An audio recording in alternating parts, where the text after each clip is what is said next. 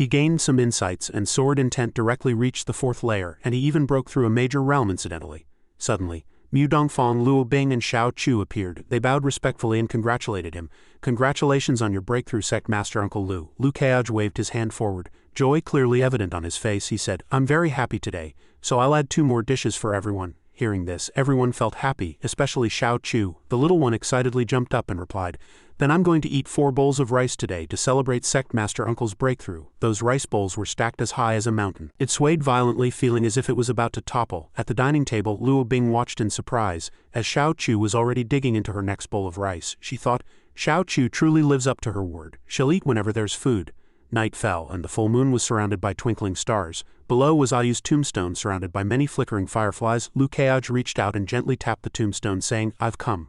Ayu's spirit immediately manifested. It gently replied, "You're here." He held out his hand, which held many purple moon grasses. He then said, "I've been a bit busy, only now having time to see you. I've brought you the purple moon grass." Seeing this, the little fox immediately wiggled its ears, filled with excitement. Ayu quickly took them, hugging the pile of purple moon grasses to its chest, and said happily, "So many, 1, 2, 3. It turned to look at him and asked, "You've given me so many purple moon grasses, how many sets of sword techniques and cultivation methods do you want?" Hearing this, Lu Keaj's eyes lit up, and he immediately rushed to its side. He eagerly asked, "You'll give me as many as I want?" Ayu tilted its head, pretending not to remember, and asked in confusion, What did you just say?" Lu Keaj, an annoyed expression on his face, replied, "There, Ma Dongmai, you fainted as soon as you heard that classic line." He spread his hands, a dejected look on his face, and sighed. He then continued, "You see for yourself, I need some relatively basic sword techniques, and defensive spell or movement techniques would also be good." He thought, now that Mo Gate has so many neurotic players, there's a huge demand for low-level skill books. Hearing his request, Ayu happily replied, "Basic cultivation methods are fine." No sooner had it spoken than hundreds of cultivation methods fell from the sky. Lu Keaj's eyes widened in astonishment, and he said with an open mouth, "So many? You've brought out all your basic cultivation methods?" As the cultivation method books continuously fell, Ayu stroked its chin, a puzzled expression on its face. "Are these considered a lot? I still have more of these." It then added, "I have many, many more." No sooner had it spoken than a continuous roar sounded, and many more low-level cultivation method books appeared. Lu Keaj looked up, his mouth wide open in astonishment, dumbfounded. He hastily praised, "Excellent, as the ancients truly said, an elder in the family is a treasure." Lu Keaj immediately clasped Ayu's hand, a brilliant smile on his face. He continued excitedly, "These purple moon grasses for 200 basic cultivation methods, it's settled." Ayu immediately responded, "Settled." After the transaction was complete, Lu Keaj waved his hand, and hundreds of cultivation methods were immediately swept into the ring on his hand. He exclaimed excitedly, this was a huge gain. Ayu wasn't to be outdone, and carefully picked up the pile of purple moon grasses. It turned and walked away, saying as it went, all right, all right." Suddenly, Lu Keaj called out to it with a serious expression, "Wait, I have something else, see if you recognize it." Ayu turned its head curiously, only to see a tattered small piece of paper appear in his hand. He continued, Ayu, do you know what this is?" Ayu leaned in and observed it carefully for a moment, then nodded and replied, "It's dead." Lu Keaj then said, "Damn it, isn't that obvious?" He suddenly squinted, a comical expression on his face, and whispered, "Ahem, I understand." Ayu held the piece of paper, and he secretly admonished himself, "Endure, its personality is just like a child's, it's just a little fox nearing 10,000 years old." Ayu tilted its head and replied, I don't know what this is either, but the characters on it seem to be written with the essence blood of a mutated beast, though the essence blood seems to have lost its effectiveness. However, there's still a faint lingering aura of a divine soul on it. In a few more days it will completely dissipate too." Hearing this, he stroked his chin, pondering thoughtfully. "This thing was taken from the back of that demon cultivator, who used blood to draw this and then affixed it to her back, and she later transformed into Chiliao, so it wasn't merely affixed, but parasitic." The image of that terrifying flower immediately appeared in Lu Keaj's mind. Its body was composed of countless red spider lilies. What was that? An artificial mutated beast. Was it meant to revive an ancient mutated beast? He then recalled the scene of the dead moon gathering, where everything was gloomy under the light of the blood-red crescent moon. If the dead moon gathering possessed such abilities, it would be powerful enough to defy the heavens. He suddenly broke into a foolish grin, thinking to himself, "Truly as formidable as I am." Lu Keaj looked at Ayu, continuing to ponder. It was a pity. He had received a pile of purple moon grasses but hadn't gained any new clues. The system probably felt he already knew too much, so it didn't give more hints, but it did give him the coordinates of the dead moon altar. His gaze swept over the paper, and he mused, "Is the altar related to this paper? The system said I need to reach level 50 to go with a team. Going now would definitely be suicidal." Ayu's voice interrupted his thoughts. It called out, "This month, is it time for—" He immediately understood Ayu's meaning. Lu Keaj sighed, a helpless expression on his face. As a gleaming golden needle appeared in his hand, he replied, "I know, once a month, empty my body once." He He made a small cut on his fingertip and offered it to Ayu. Its ears twitched excitedly, and it exclaimed, "Essence!" Blood immediately bit his finger and sucked continuously. Lukeage's face was pale and haggard. He cried out frantically, "Hey, hey!" Lukeage pulled back his hand, clenching his finger tightly, his back to Ayu, his face full of caution. His face was livid, and he roared, "Only one drop, you can suck someone else's blood." Ayu suddenly collapsed to the ground, rubbing its little belly, and replied contentedly, "You've worked hard, I'm satisfied." He looked utterly dazed, not understanding. Its wish fulfilled, Ayu hastily moved away, gradually disappearing behind the tombstone, urgently saying, "You should go back now." Leaving Lukeage completely bewildered, he watched the dissipating purple smoke, thinking to himself, "You're very much like a demoness obsessed with my body right now." Under the moonlight he swayed ceaselessly like a piece of paper, his face haggard and lifeless. He thought to himself, "I feel completely drained." Lukeage dragged his heavy body into the bamboo house, his face pale as if he were on the verge of death. He thought to himself, finally back, "I thought I'd collapse on the road and be picked up by some demoness." He immediately lay down on the bed. He let out a long breath, thinking, "I'll just sleep like this today." Closing his eyes, Lukeage immediately dreamed of himself in his previous life using virtual reality goggles, scoffing, "Go, kill them." He dreamed of frolicking with sexy beauties in bestiar costumes. He shouted loudly, "Charge," he then said. "Whoever makes me happy, I'll give them more money." Next, he was driving an orange luxury convertible, cheering excitedly, "Woohoo!" Outside the bamboo house, moonlight streamed down. Tonight, Lukeage dreamed of things that had once happened, things almost forgotten. He slept very deeply. Late at night, in the quiet of the night, this was the heavenly secret pavilion. Inside the main hall, Xuanji bowed respectfully, thinking to herself, "The pavilion master is checking Mo Gate's information again. Lukeage has done many great things recently. I knew I should have been a bit more uninhibited at Mo Gate back then." She suddenly recalled Lukeage's handsome figure, her cheeks flushed, her face full of excitement, and improper thoughts surfaced in her mind. What if something really happened between us? Xuanji looked shy, quickly hiding her improper smile. She fantasized, wouldn't I then be involved with a genius who has shaken the Tianquan realm? He is a genius after all, constantly achieving great feats. Above, the pavilion master crushed the paper scroll in his hand, saying with a gloomy expression, "A breakthrough, yet it can cause a monstrous phenomenon covering hundreds of li." He held the crumpled paper scroll before him, gritting his teeth, his face filled with fury, thinking to himself, "I am the chess player of the heavenly Tao. He is a deliberate player. He creates these phenomena. Is the heavenly king helping him?" The pavilion master's face was full of cunning. He mused, "Impossible, impossible. I am the right-hand man of the heavenly Tao. What is he?" Sunlight streamed through the crack in the door. He was thoughtful and uneasy. Mo Date had recently grown from a small sect of only a dozen people to a large sect with thousands. Lukeage had also gradually achieved balance and comprehended the true meaning within the sword. This was not something a small sect could accomplish. His face was gloomy, and Lukeage's majestic figure appeared in his mind. "Lukeage, it seems encountering you was planned." The pavilion master crushed the paper scroll, his eyes glinting with blood-red murderous intent. He muttered to himself, "Once I complete the guidance of the spear of the heavenly Tao, I will personally come for you." Thinking of Lukeage's appearance, his trembling hand touched his blind eye, and he cursed in his heart, "I haven't forgotten the grudge of having one of my eyes blinded." Below, Xuanji chuckled with amusement, some improper thoughts in her mind. "I heard Lukeage comprehended the power of water. That power of water is a good thing indeed." The pavilion master placed his hand on the armrest of his chair and called out, "Xuanji." She immediately bowed respectfully and replied, "Yes." Xuanji secretly looked up. She was a little afraid. The pavilion master's face was gloomy and a dark aura permeated his surroundings. She thought to herself, "The pavilion master's expression seems unwell. Is he going to cause trouble for Lukeage again? When two tigers fight, one must be injured." Her gaze became cunning, and a smile played on the corners of her lips. She mused, "Wouldn't I then be able to take advantage of Lukeage's injury to show concern and meticulously care for him?" The pavilion master walked towards her and commanded in a deep voice, "I am going out for a trip. You are to continue meticulously collecting information on Mo Bate and Lukeage. Do not miss a single detail." Hearing this, she slightly raised her head to look at him, asking with a bewildered expression, "How, weren't you going to Mo Gate?" He suddenly waved his hand, slapping her fiercely, sending her falling to the ground. He cursed, "How dare you try to instruct me? You deserve that beating." Facing the pavilion master's rage, Xuanji quickly knelt and kowtowed, admitting her mistake. Xuanji knows her mistake. Xuanji will definitely collect all information on Mo Bate and Lukeage without missing a single detail. His face was gloomy, his eyes glinting with blood-red murderous intent, and his voice was low and full of menace. "HMPH, if you dare to make another mistake, I will not let you off lightly." After speaking, his figure flashed, transforming into a wisp of black smoke and swiftly departing. Xuanji sat up, rubbing her swollen cheek, biting her lip tightly, cursing the despicable bastard in her heart. If it weren't for the past kindness, I would have betrayed the heavenly secret pavilion long ago. She clutched her wound, her face full of resentment, recalling the scene of him and Lukeage clashing like fire and water. Once that old man and Lukeage truly come into conflict, I'll take all of the heavenly secret pavilion's information and resources and defect to Lukeage. She then recalled those unspeakable scenes between herself and him, this time completely uprooting the heavenly secret pavilion.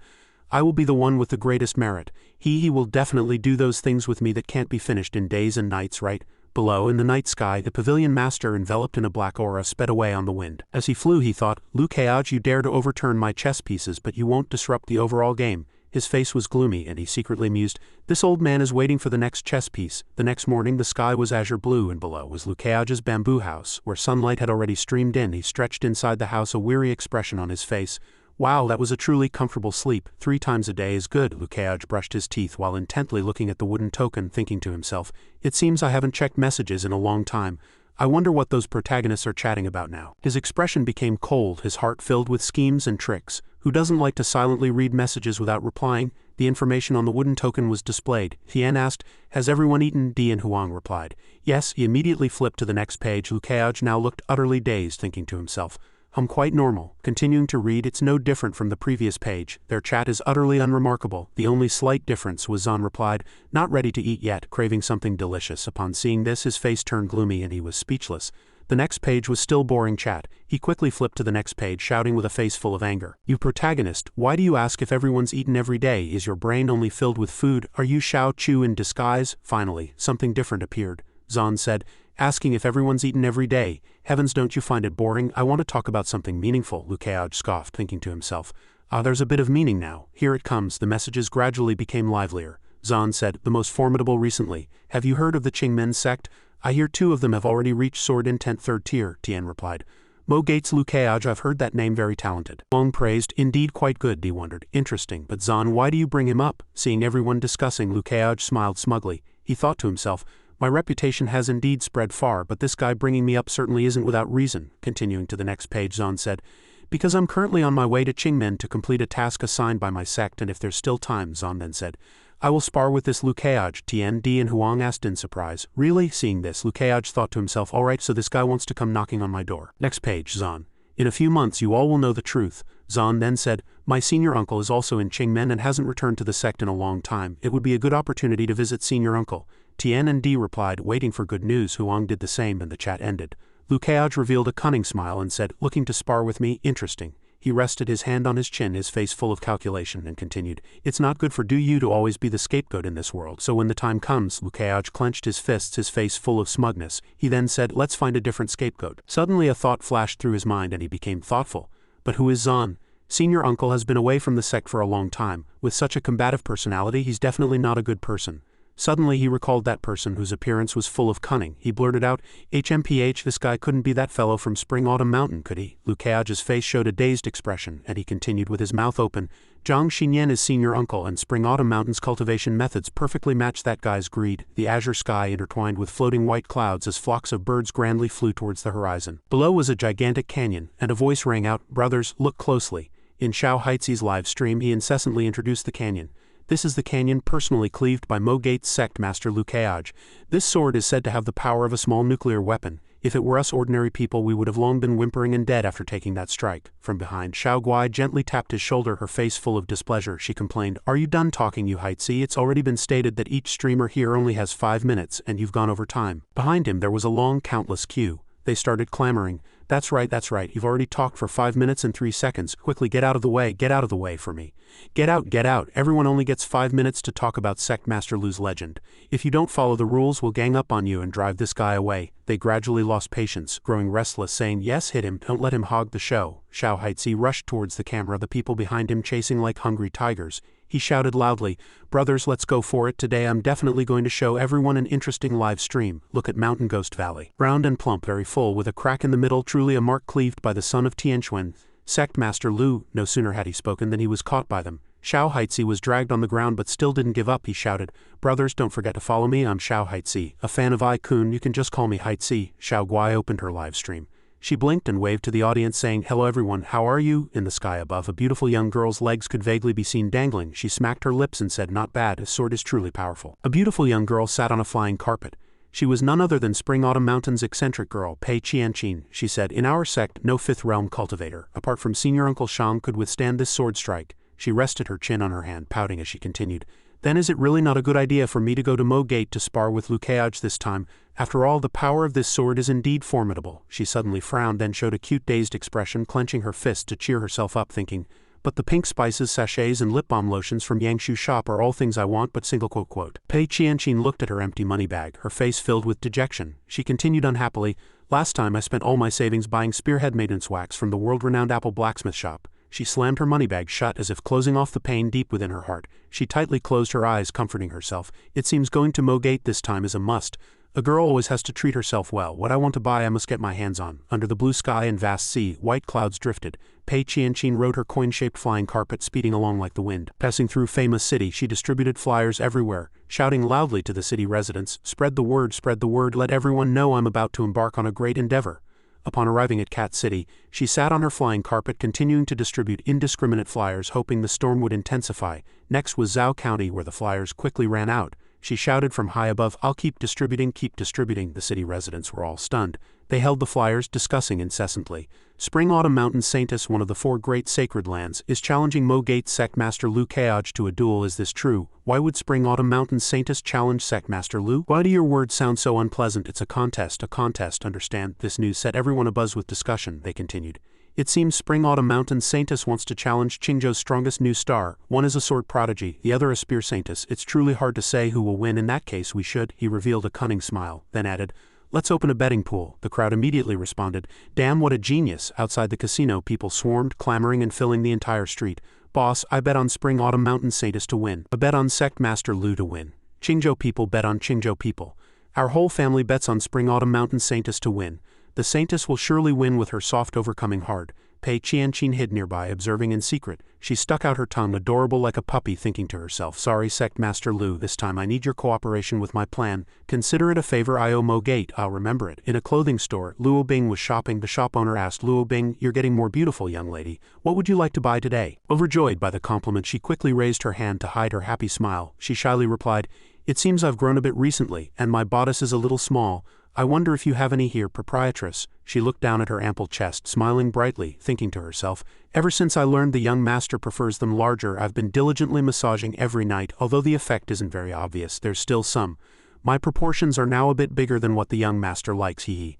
The proprietress then pointed to a room, smiling kindly as she replied, then you've chosen well, young lady Luo Bing, come into our shop. She pulled aside a red silk curtain and introduced enthusiastically. We have all sorts of styles here. There are some that wrap around the neck and tie at the back in 2 seconds, and we even have a new style called alluring to death without recompense. Luo Bing's eyes sparkled with surprise, thinking to herself, so there's so much to know about bodices. The proprietress continued to enthusiastically recommend the fashionable bodices hanging on the rack. Alluring to death without recompense, that's the one. All the young ladies who've bought it say so. Luo Bing looked at the bodice before her, very satisfied, her eyes gleaming, thinking to herself, if I really wore this, maybe I could charm the young master. Suddenly a commotion broke out outside. Niu, is your leg all right? Who cares, it's just a broken leg, isn't it? Hurry, go to the casino, bet 10 strings of cash for me, bet on Sect Master Lu to win. Hearing someone mention Sect Master Uncle, Luo Bing couldn't help but look back, her face full of confusion. They mentioned the young master's name, so she left in a hurry. The proprietress, not understanding, quickly chased after her. Young lady Luo Bing, what are you going out for? Take another look. At the shop entrance, people swarmed, rushing towards the casino, shouting incessantly, Spring-Autumn Mountain Saintess and Sect Master Lu are having a contest. I'm betting on Sect Master Lu to win. Are you crazy? Although Sect Master Lu is a genius, she's still Spring-Autumn Mountain Saintess. I bet on the Saintess to win, not Sect Master Lu. Not betting on Qingzhou people is gambling without morals? Hearing the public's discussion, Luo Bing grew even more confused. She thought to herself, Spring-Autumn Mountain Saintess is challenging the young master to a contest, and casinos have even opened betting pools. Suddenly a flyer was blown to her. Luo Bing quickly caught the flyer, holding it in her hand, utterly confused. What's going on? I must tell the young master immediately. Under the blue sky, in a hexagonal wooden house, Zhang Xinyan asked, fellow Taoist Lu, have you encountered anything good these past few days? Lu Keaj and she were drinking together, chatting. He asked fellow Taoist Zhang why she said that. She looked thoughtfully at her wine gourd, replying with a touch of melancholy, fellow Taoist Lu is usually very busy. If there wasn't something good, why would you come drink with me? Hearing her express her feelings, Lu Keaj's eyes crinkled with a smile. He quickly drained the wine gourd. He thought to himself, so this young lady is mad at me, upset that I haven't come to accompany her for a long time. It seems our sect's forbidden matters are close. From a distance came an urgent voice. It's bad, young master, it's bad. Hearing this, he looked up at the confused face, thinking to himself, HMPH. Luo Bing, holding the flyer breathless, said urgently, young master, someone is distributing these flyers down the mountain, spreading rumors and slandering you. She looked up at him, her posture graceful, her cheeks flushed like a delicate young lady, and lightly coughed. Luo Bing suddenly froze, staring stiffly at Zhang Xinyan. She stammered, Senior Zhang is here too, Lu Keaj holding the flyer, his face serious. Then asked, Spring Autumn Mountain Saintess Pei Qianqin wants to challenge me to a contest? Hearing her junior sister's name, Zhang Xinyan couldn't help but hum in surprise. Luo Bing stood by looking shy, her face flushed and sweating. Suddenly she raised her hand to cover her blushing face, filled with shame.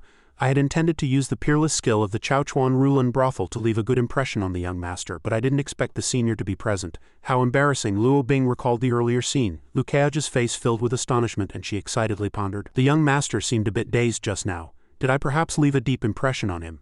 If so, then being embarrassed doesn't matter. Interrupting her thoughts, Lu Keaj's face held a cold and detached expression. He asked, That's it, Spring Autumn Mountain Saintess challenging me to a contest, is that even a big deal? Hearing this, Luo Bing immediately regained her serious demeanor, stammering, No, it's not just that. All the casinos down the mountain, including those in the surrounding counties, have opened betting pools. It seems everyone in Qingzhou is betting on who will win between you and her. Suddenly she lowered her head, her face filled with worry, and continued, If you lose, wouldn't everyone in Qingzhou know? Faced with this unease, Lu Keaj remained composed. He replied, Do you think this venerable one will lose? Luo Bing tightly clenched her hands, affirming resolutely, In Luo Bing's heart you are the strongest cultivator in the world. Even if the opponent is a sword master, I believe you will definitely win. She intertwined her pinky fingers, her face shy, and continued, But Luo Bing can't help but worry for you. I apologize. Luo Bing was out of line. Zhang Xinyan secretly observed Luo Bing's expression. She thought to herself, Fellow Taoist Lu's disciples all respect him. But why do I always feel that this girl has some strange feelings towards Keaj? She was annoyed like a jealous young girl, secretly thinking, I must watch her. I can't let her get too close to Keaj. Suddenly Lu Keaj smiled faintly and asked her, What are your thoughts on this matter? Zhang Xinyan slightly lowered her head. She replied calmly, Ridiculous. Even a Saint Lord's disciple shouldn't come to Mo Gate so presumptuously. Seeing the firmness in her words, he smiled and continued to ask, Then is she really coming? Her face held a serious expression, her tone firm as she replied, I will never underestimate her. She thought to herself, How can it be called a contest when coming to compete with Keaj? One can only use respectful terms when addressing a senior. He reached out his hand, his face wearing a gentle smile, and quickly replied, I don't mind. If she comes, this venerable one will personally give her guidance. He smiled cunningly to himself, secretly calculating. Besides, with the betting pools open, it would be unreasonable not to make some money. Lu Keaj immediately recalled the message from the person named Zan in his text messages, his face showing a triumphant expression, secretly thinking, It seems I guessed correctly. She is Zan. Perhaps the four of them had already guessed my identity, which is why she dared to be so blatant. On this side, Zhang Xinyan was full of worry. She sighed, pondering, Alas, Pei Qianqin's eyes have been blinded by the desire for cultivation techniques. On the surface she loves money, but in reality it's not so. Zhang Xinyan's mind conjured an image of Pei Qianqin with sparkling eyes, holding mountains of items. Her desire for what she wants is too great. He rested his chin in his hand, his face thoughtful, thinking to himself, How much should I bet this time to win? What a headache, I'll have to go find little Li Zi later. Thinking of Lu Dongli fiercely guarding mountains of gold, Lu Keaj's eyes couldn't help but well up with tears. After all, Mo Gate's financial power was in her hands. Although I have my own private stash, it's clear I can use the public funds right now. The city residents were spending lavishly, betting on the outcome of this fierce contest. The counter boss's voice rang out, Place your bets, place your bets. Once placed, no regrets on this side. Lu Keaj looked up at the distant sky, his expression solemn. On the other side, Pei Qianqin leaned against a wall, equally silent. Both were evenly matched, their faces filled with cunning, their hearts brimming with schemes. It seems I must act. In a crowded restaurant, Du Yu and Chen Xiao were enjoying a meal together. Chen Xiao picked up a dish and said, Senior brother Du Yu, the Mandarin fish here is very famous in Qingzhou. If not for this sect mission, I don't know when I would get to taste it. Suddenly, the two unintentionally overheard the enthusiastic discussion of customers behind them. Brothers, have you heard about Spring Autumn Mountain Saintess Pei Qianqin challenging Mo Gate Sect Master Lu Keaj? Hearing this, Du Yu glanced back, secretly surprised. Senior brother Lu and Pei Qianqin are challenging each other? Chen Xiao, mouthful of food, still tried to interject. Sect Master Lu is going to fight Spring Autumn Mountain Saintess? The customers, seeing their ignorance, immediately explained, This matter has already spread far and wide. All the casinos in Qingzhou have opened betting pools. I bet 20 taels of silver on Sect Master Lu to win. Hearing this, he suddenly slammed the table, startling the person opposite him, and food spilled everywhere. The loud noise made everyone in the restaurant look at them in confusion. Chen Xiao, seeing that something was wrong, stammered, Senior brother, what's wrong? Is the fish not good? He still ignored the question, his face grim, his expression both anxious and terrified, pleading in his heart. Pei Qianqin challenging senior brother Lu. No, this can't be. Only I can challenge senior brother Lu. So Du Yu suddenly stood up, quickly grabbed his sword and urged, Let's go.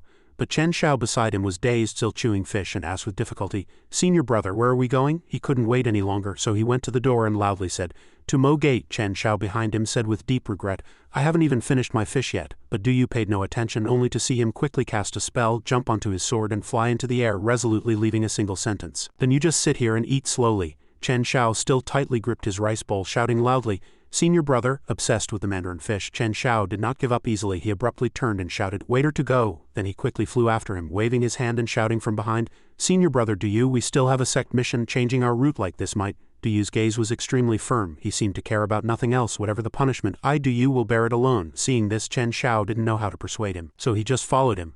"Alright, but what are we doing at Mo Gate now? Going to watch Sect Master Lu's and Pei Qianqin's contest?" Du Yu frowned, a clear plan already in his mind. He replied resolutely, "Not to watch." The person behind them asked in surprise. "Not to watch?" he thought to himself.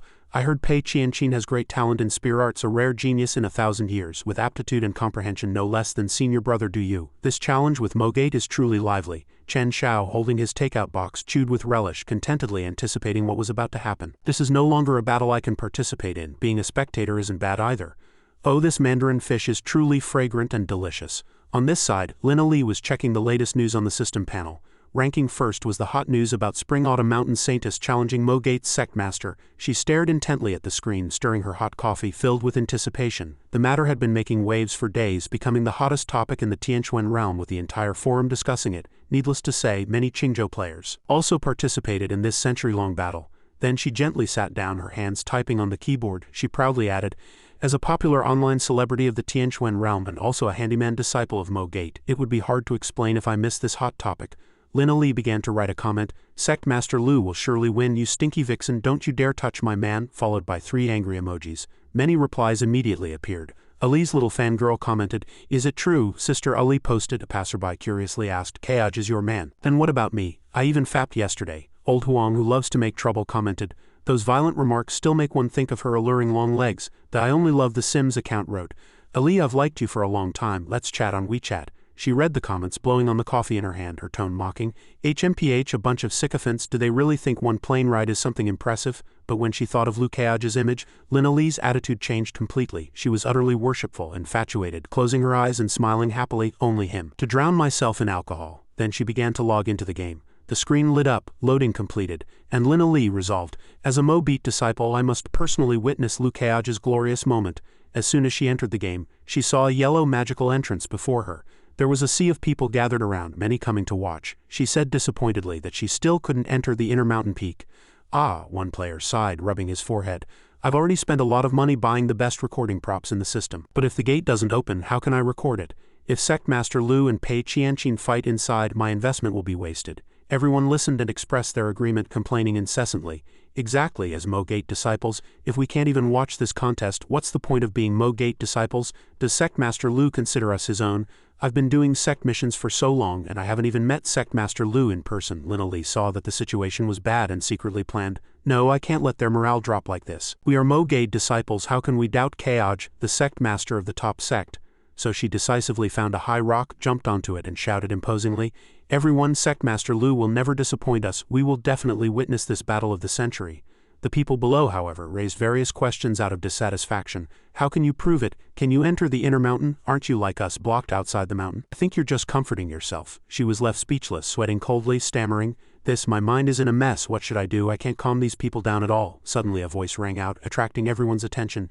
"Everyone, look what's happening here." In the distance, Lin Wagon walked over with an imposing air. Everyone saw him and exclaimed, "That's Sect Master Lu's favorability. That kid can actually gain Sect Master Lu's favorability. Am I dreaming?" He smoothed his hair, appearing handsome and dashing, a proud smile on his face. "You didn't see wrong, this is Sect Master Lu's favorability. 5 out of 5 points are mine. As disciples chosen by Mo Date, do you think it's good to speak ill of Sect Master here?" Everyone heard Lin Wagon's words and wanted to retort, but could only stammer. "But we only see ourselves having the advantage." The more he spoke, the more enthusiastic he became. He raised his fist to the sky and shouted, "No matter what, we must believe in Sect Master Lu. He will not forget us." Long live Sect Master Lu. However, the expressions of those around him still didn't show much belief. Lin Ali saw this and understood that more people were needed to boost morale. Lin Wagon, on the other hand, felt very awkward. He had tried so hard, but the only response was silence. He thought in dissatisfaction, "Their morale is already this high, why isn't anyone shouting with me?" Is it fun for me to be the only one like this? Just as the atmosphere gradually quieted down, Ali suddenly jumped up and shouted loudly, "Long live Sect Master Lu, this battle of the century. We will definitely witness it with our own eyes." Thus, the two successfully boosted the morale of their fellow disciples. Everyone was enthusiastic, continuously shouting, "Long live Sect Master Lu, long live Sect Master Lu, long live Sect Master Lu." The two exchanged smiles but secretly evaluated each other. Ali praised, "This kid, you're good, you're my capable assistant." Wagon, on the other hand, narcissistically thought, "Little sister is also good. You're not coveting Sect Master Senior Brother's body, are you?" While thousands of Mo-Bade disciples were devising their own strategies, Kaj was pacing like an anxious man outside a delivery room. He was anxiously pacing back and forth outside the room, worriedly thinking, "It's been so long, why is there still no movement?" He couldn't help but look back, his eyes filled with anxious anticipation. From the room a powerful surge of spiritual energy continuously emanated, making him watch intently and ponder. "This morning I felt that my junior sister's realm was loosening, and the spiritual energy of heaven and earth was pouring into the room, but she hasn't broken through to the 6th realm yet. The power of the body refining school can be strengthened. Breaking through realms is common but also very difficult to cross." Kaj walked forward, his hand touching the still tightly shut door, his mind filled with thoughts. "In my previous life, junior sister never broke through to the 5th realm. I wonder why she's breaking through so quickly in this life." Then he speculated, "Could this also be a butterfly effect caused by my transmigration to this world?" Then he couldn't help but imagine Xinyan after her breakthrough, when he would have to contend with her. He would be like an ant, he panicked. "But if junior sister breaks through to the 6th realm, wouldn't it be even harder for me to break through her defenses? What kind of predicament will I face when the two of us get married? If I can't break through the defenses at some critical moments, it would be a joke." Thinking of this, Kaj opened the system and muttered, "Why don't I level up too?" Before he could implement it, a powerful surge of spiritual energy suddenly erupted from the room, like a huge flame shooting straight into the sky, making him watch in panic. But this phenomenon reassured him a bit. A smile appeared at the corner of his mouth and he said, "She broke through." A golden light appeared outside the inner mountain, attracting the attention of all the disciples. "Look quickly, Mo Gates mountain peak has been struck by lightning. Who's the foul-mouthed ruffian here? Tisk, which fellow Taoist is undergoing a breakthrough?" The magical power became more and more violent, scattering and forming a terrifying sight. Inside the room, Xinyan lay quietly, her eyes closed, her entire body enveloped in golden energy. Kaj cautiously stood outside, thinking, "The spiritual energy vortex is so strong her clothes definitely can't withstand it.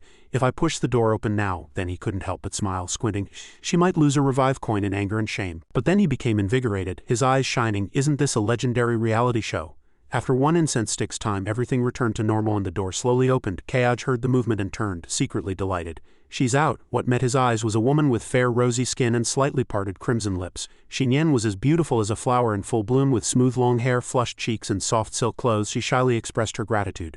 "Thank you for your protection, fellow Taoist." Kaj's heart pounded when he saw her. His cheeks flushed, his eyes filled with surprise. He secretly sighed. "In my previous life I never saw Master wear clothes like this. As expected, she truly meets all my aesthetic preferences." He immediately felt excited, his eyes shining, even roaring in his mind. "This is truly an excellent leveling experience. I want to level up, I want to break through her defenses, but I still need to maintain some image." Kaj merely smiled faintly and replied, "No need for formalities, fellow Taoist, it was my voluntary choice." Xinyan felt a bit awkward upon hearing this. She turned her head, her face red. Looking away, she murmured, "Voluntary choice?" Then she took out her wine gourd and invited, "Then why don't you drink with me, fellow Taoist, until we're both drunk?" He gladly accepted the invitation, feeling very honored. So the two went together to the rustling bamboo forest where the bright moonlight spilled over their romantic shelter. Kaj picked up the wine gourd, smiling and joking, "With my drinking capacity, I'm afraid fellow Taoist will have to spend a lot of money." Xinyan, however, focused intently on the object in her hand. A thought was on her mind. "Today I will make the most important decision of my life." A gold coin with many patterns lay in her palm. She thought to herself, gold coin, my destiny is intertwined with yours." Kaj and Xinyan thus enjoyed wine under the full moon. After 3 jars of wine, the space gradually quieted down, leaving only the whispers of the wind and the green bamboo. Under the eaves she was leisurely taking large gulps of wine, already a little tipsy. She urged, "Don't be shy, fellow Taoist. Drink quickly, the more handsome." "Didn't you say that?" He picked up the wine gourd, his face flushed, and sighed with a smile. "Good wine." He secretly guessed that Master was very strange today, as if she was. Then he looked directly at Xinyan, who was drinking carefree, and became even more certain that she was deliberately feigning drunkenness. She took out a small gold coin, placed the wine jar on the table, and said, "Let's play something fun. Heads you drink, tails I drink." "How about it?" he responded excitedly. "Sounds good." Then he reached out and took the coin, flicking it into the air with his thumb. Kaj added, "Many times we flip a coin to make a choice, but actually," he looked intently at the coin spinning in the air, continuing, "when we flip it, we already have a choice in our hearts." Her eyes widened. "The choice is made the moment it's flipped." She was astonished by these words. She looked up at the coin, placed her hand on her chest, nervously following it, her heart full of anticipation. Heads landed.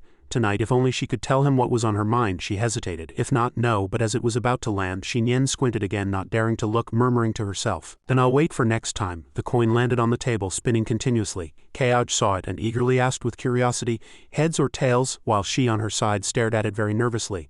"Are there any scratches?" In the end it was heads. He saw it and said, "I'll drink. It seems my luck isn't very good." With that, he raised the wine pot and drained it in one gulp. Xinyan was a little disappointed by the result, but at this moment she was thinking, do I really have to wait longer to tell him what I think? She lowered her head slightly, closed her eyes and thought carefully. Her fair hand rested on the table, her thoughts rippling. He said that the moment the coin was flipped I had already made a decision. Gently looking at the scratched gold coin in her palm, Xinyan smiled and thought, it seems heaven agrees with me. Against the backdrop of rustling wind, swaying bamboo shadows and a bright moon, the two stood silently together. She sighed, so beautiful, it's a pity the moon didn't bring wine. Keoj also agreed. You're right. Sensing something, he turned to look at her, a little surprised. When he saw Xinyan looking directly at him, he couldn't help but ask himself, why is fellow Taoist Zhang suddenly staring at me like this? She finally spoke, fellow Taoist, may you enlighten me. Then she cast her gaze to the bright moon and asked, what is love? Hearing this familiar question, his eyes widened in surprise. He suddenly remembered Xinyan's past self, secretly pondering, in my previous life, Master asked me the exact same question. In this life she asked it again. Past and present lives seemed to overlap at this moment. Keoj smiled faintly and gave his answer. I don't know what it is. I only know that when a person has no one they like in their heart, that's her most beautiful time. Images from his previous life flashed before his eyes, seemingly merging with them in this life. He thought to himself, this is the second time I've said these words to her. She heard the answer and marveled. So that's how it is? Then she turned and left, gently stroking her hair, but suddenly her foot slipped on the stairs. Keoj saw this and panicked, immediately rushing forward, even throwing away the wine pot in his hand, shouting careful, and then catching her. The intimate scene of the two under the bright moon seemed to radiate light. Their eyes met, and she leaned into his arms, softly saying, but fellow Taoist, her eyes sparkled like rubies, her cheeks flushed with alcohol, and she added, I am no longer beautiful now. Keoj's heart pounded upon hearing this, his excitement clearly visible on his face. He remembered her being similarly drunk in his previous life. He lowered his head, his gaze gentle as he looked at her, and chuckled softly, not rushing to say anything more. Suddenly, Xinyan shyly stammered, fellow Taoist, even as friends, why don't you send me off? But then she tightly clutched his clothes, covering her face, and said in shame, fellow Taoist, just pretend I said nothing. I spoke nonsense after drinking too much strong wine. Please forgive my indiscretion. Keoj remained gentle, quickly responding, ah. Suddenly he saw that she had already fallen asleep like a kitten sleeping in his arms. Keoj was surprised and disappointed that he hadn't had a chance to confess, thinking, she just fell asleep like that. Despite his thoughts, he carefully picked her up. Gentle breezes blew. Seeing Xinyan sleeping peacefully in his arms, he sighed. She fell asleep right after confessing. It seems she has a very new way of confessing. Keoj carefully carried Xinyan into the room, a thought crossing his mind. Spring-Autumn Mountain's cultivation method amplifies certain desires while weakening all others. Gently placing her on the bed, he pondered again. Some people amplify their desires. When they like something, they express their love. He slowly reached out his slender hand toward Xinyan's shoulder. Keoj thought again. And some people truly like someone, and then they carefully pull up the soft silk covering her still sleeping bare shoulders. He looked at her pure appearance, muttering to himself, but they can only say part of it. Having arranged everything, Keoj breathed a sigh of relief. Such an enchanting sight, if it were anyone else they would truly be unable to resist. Then he gazed at the sleeping beauty again, smiling indulgently. When speaking of love, his words were witty, and when he liked her, he hesitantly said, we're really like this, quote. Seeing the necklace she was wearing, he couldn't help but smile, his eyes filled with love, stroking her long hair and leaving with a good night. Keoj left the room, looking up at the night sky, a wine gourd in his hand. His gaze was focused as he slowly said, I can't believe I'd protect a woman's reputation. It seems I've also gotten into trouble. Then he raised the wine gourd and shouted. I suddenly remembered an old song. Standing under the bright full moon, he drank and softly sang love songs about fleeting romance, songs that wouldn't wait for anyone. If you want to give it, kiss it. The next morning, as the first ray of sunlight entered the room, Xinyan slowly opened her eyes. She turned over, looking at the golden sunlight, thinking, is it morning? Then she sighed. Suddenly remembering how disoriented she was from drinking last night, she shyly covered her face with the quilt and shouted, what did I do? What on earth did I do last night? She immediately sat up, her face flushed with shame. She was at a loss, panicking. He heard it all. What should I do? Run away? Leave Mogate? She unconsciously looked at the pendant she wore around her neck. Thanks to it, Xinyan calmed down. She held up the pendant, her tone becoming firm. Even if I leave, I want to hear his answer. She walked step by step towards the door, but her heart was in turmoil. But what if his answer isn't what I want to hear? She gently placed her hand on the door, her gaze fixed outside. She asked herself, but Xinyan, do you really want to procrastinate like this? Then the door slowly opened and light illuminated her beautiful face. At this moment she had made her decision. There had to be an outcome. The cool morning scenery was also refreshing. Xinyan saw a large tree laden with orange ripe fruits and unconsciously said, "Vermilion Phoenix life fruits, these fruits are born after a Vermilion Phoenix gains spiritual consciousness." She slowly walked forward, stood under the tree, looked up at each tall branch and then said, "He said that spring slumber wine would taste even better with this juice. He really remembered all along. Is this what he gave me?" Suddenly, Lukeaj appeared from behind holding 2 bowls of plain kanji and said loudly, startling her, "You drank a lot last night, have some kanji this morning." Her face unconsciously flushed. He picked up a bowl, gently blew on it a few times to cool it and then said, "Last night I wanted to speak but someone kept interrupting me.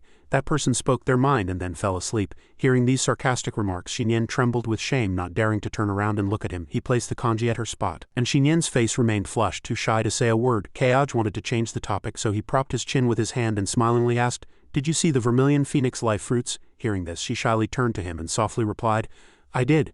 Then he looked up at the ripe fruits on the branches and recalled that fruit was given to me by a Vermilion Phoenix life fruit after it gained spiritual consciousness. "The first time I saw it, I thought of you." Hearing these sweet words, Zhang Xinyan turned around in surprise, her eyes wide, her mouth stiff, unable to utter a word. He continued to pour out his heart. "When I realized this, I found it wasn't a good sign, it was truly dangerous." She gently frowned, her eyes filled with worry, and retorted, "Dangerous?" Both unconsciously looked at a ripe fruit on the branch. Lukeaj then said, "But I still want to find it." Looking at it, the image of the Vermilion Phoenix life fruit sparkled. It truly resembled a glittering jewel captivating one's gaze. He sincerely told her, "My heart is on the tree, you can do whatever you want." Upon hearing these words, Xinyan's face immediately flushed crimson, his words constantly echoing in her mind.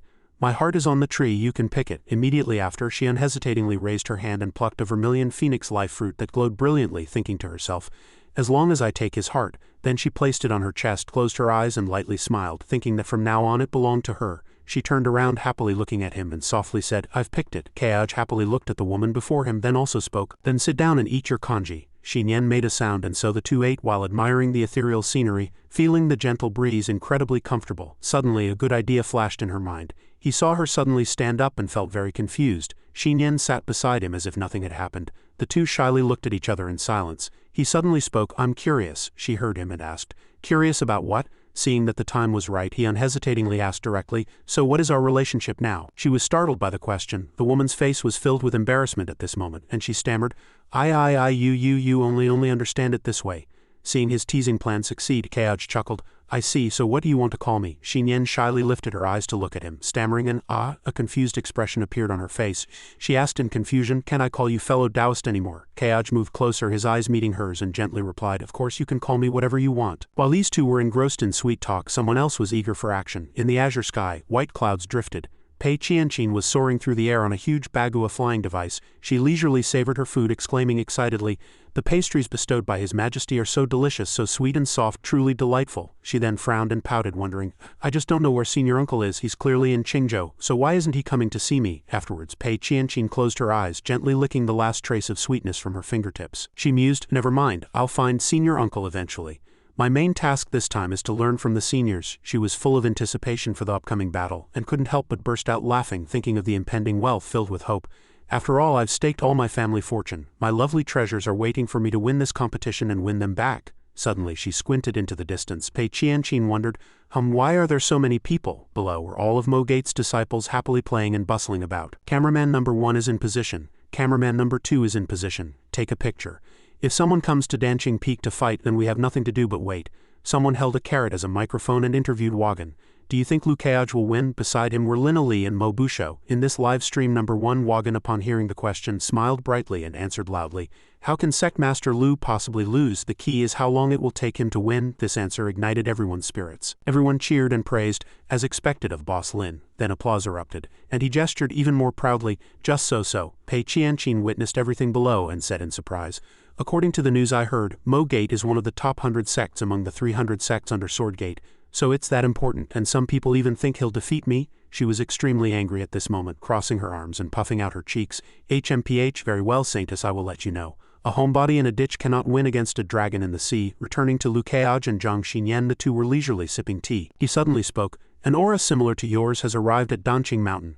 She immediately recognized the person's identity upon hearing this, and quickly replied, "It's Pei Qianqin, fellow Taoist. Do you need me to drive her away?" She gently lowered her head, secretly grumbling in dissatisfaction. "This troublemaker, how dare she interrupt my good fortune? I must deal with her properly later." but Keoj was very calm, holding the hot tea in his hand, and said, "It's fine, it won't take too long." Suddenly, he sensed another aura, but this aura made him panic. Then he looked up at the sky. Zhang Xinyan was astonished. He spoke in confusion. How did he find this place? Pei Qianqin was still sitting on a huge bagua flying device. She saw a strange man in front of her, who was Du Yu. He held a long sword in his hand and politely greeted, "I am Du Yu, Sword Venerable. May I ask if you are the Saintess Pei Qianqin of Spring Autumn Mountain?" Standing before Pei Qianqin at this moment was a handsome and dashing man. She scrutinized Du Yu from head to toe, secretly thinking, Du Yu, Sword Venerable, if it weren't that he's decent, if he dared to block this Saintess, I'd have to fight him first. He maintained a cold demeanor and politely said, "Nice to meet you, please enlighten me." Then he mumbled the character, Zan. As soon as she saw him, she was surprised and quickly recognized that he was mouthing Zan. She fell into thought, he knows my identity, so he might be. Then Pei Qianqin smiled meaningfully, and she also mumbled the character Tien. The two were in a very mysterious state at this moment. Colloquially speaking, it was like online friends meeting. Their eyes met and they smiled at each other as if both were anticipating something. Below, the disciples immediately discussed animatedly. Swordmaster Du Yu, a swordsman, the only flawless sword body in the world. Many also lamented, "Amazing, I've directly approached a genius and he's here too." Keoj turned to Xinyan and asked, "Do you want to come with me?" She agreed immediately. Then the two stepped onto flying leaves, soared into the sky, and headed for Danqing Mountain. He gently frowned, secretly grumbling in dissatisfaction. "This brat, I've pledged so much money, does he want to ruin my good fortune? Does he want a beating?" He clenched his hand in annoyance. "This venerable one will grant your wish." Pei Qianqin realized something was amiss but happily waved to him from afar. "Senior brother Du Yu, Qianqin is here to seek guidance from Mo Gate's sect, Master Lu. I'll come find you after my match." As she moved her copper coin to fly to the other side, he also quickly intercepted her with his sword. She still smiled brightly and politely said, "Please move aside, Senior brother Du Yu." Du Yu remained very serious, his sharp gaze sweeping over her, and said, "What a coincidence, I'm also here to seek guidance from Sect Master Lu." Pei Qianqin, upon hearing this, her eyes widened in surprise. "You've also pledged," she hastily corrected herself. "Are you also here to spar?" The onlookers all exclaimed in surprise. Du Yu is also here to spar with Sect Master Lu. Is he trying to contend for the title of Qingzhou's top new sword prodigy? They shouted in turns. "This is even more interesting now. What a huge event. Never mind, I need to post this. I want to make players from other states green with envy." She thought of the item she had already pawned and frowned anxiously. No, if I don't win I'll be instantly bankrupt." She then crossed her legs. Her gaze became resolute, thinking, "I still want to buy Jade Dragon Jade, Warm Snow Swallow Silk, and a glazed wind sheltering pearl." She then said, "So Senior brother Du Yu, what is your intention in blocking me here?" Du Yu tightly gripped his long sword and spoke challengingly.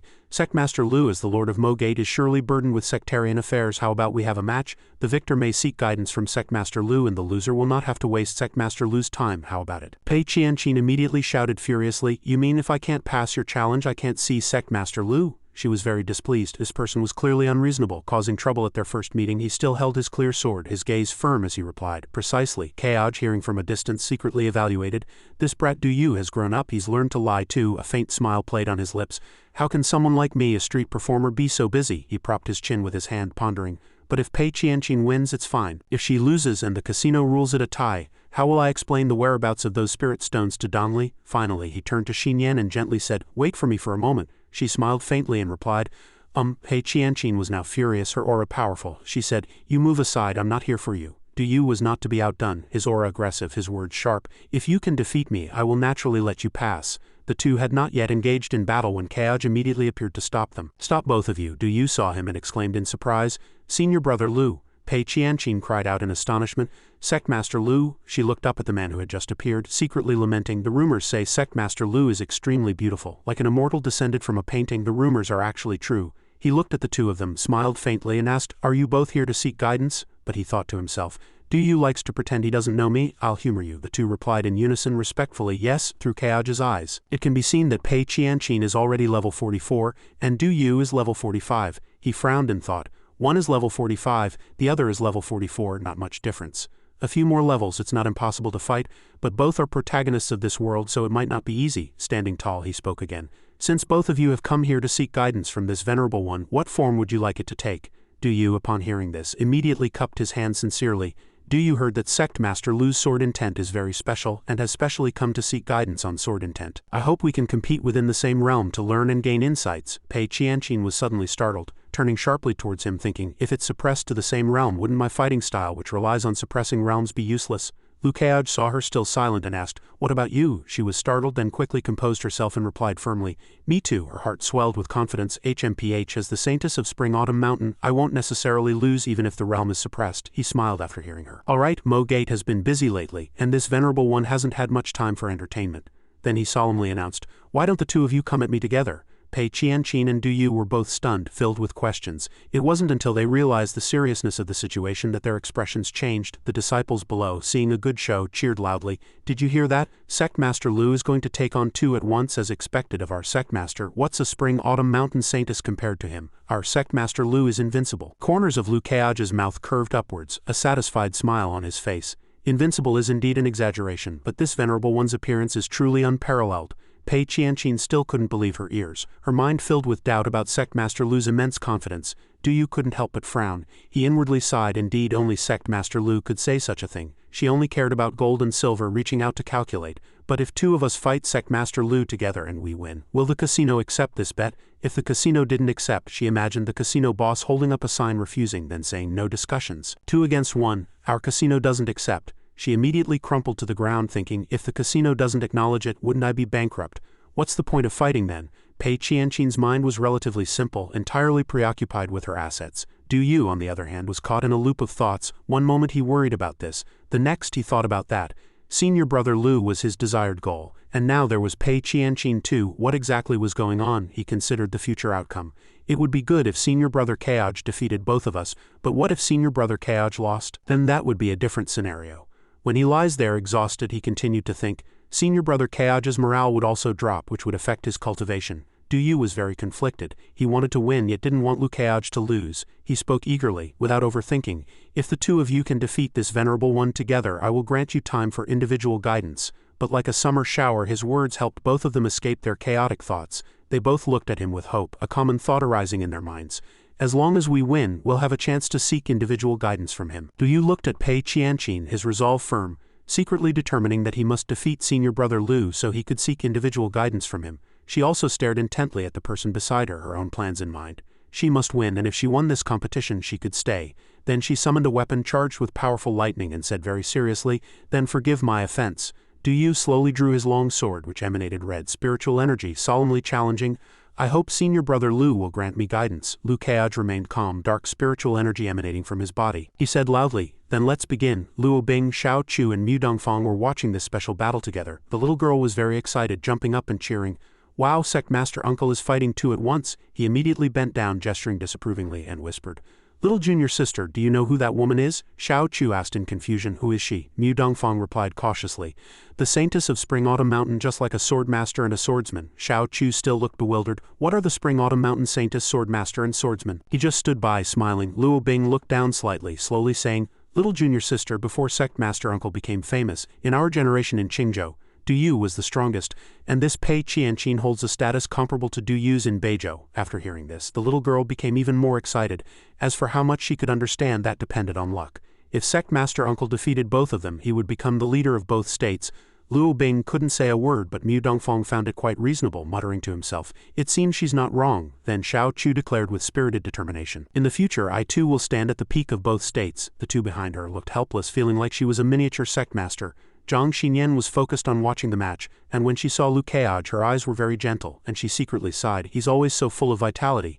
Lu Dongli happily called out, "Sister Zhang." This startled her. Zhang Xinyan thought, has this girl already found out about me and Keaj? Lu Dongli gently turned to her, smiling and asking, "Sister Zhang, do you think Big Brother can win?" That resolute gaze alone was enough to show her level of trust in this man. She immediately affirmed unequivocally, "He will definitely win." After speaking, she looked at Lu Dongli again, a question lingering in her mind. Her cultivation was clearly lower than my own, but why did I feel suppressed by her at this moment? The Mo Bait disciples continued to cheer excitedly.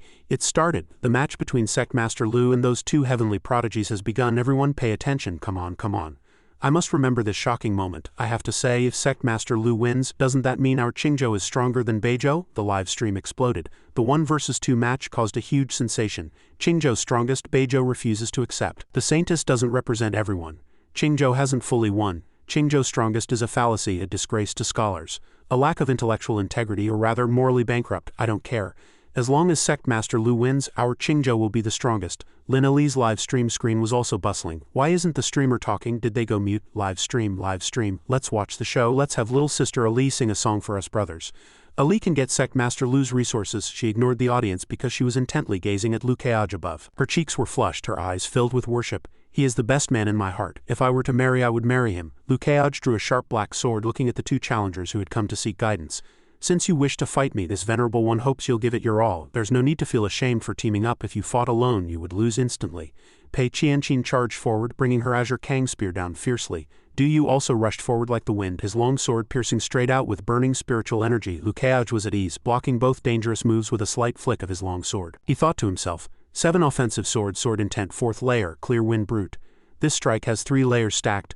Let's see if you can handle my moves. The two charged forward. Pei Qianqin was very determined. This Sect Master Lu is underestimating me too much. For my fortune I must win. Du Yu on the other hand was full of fighting spirit.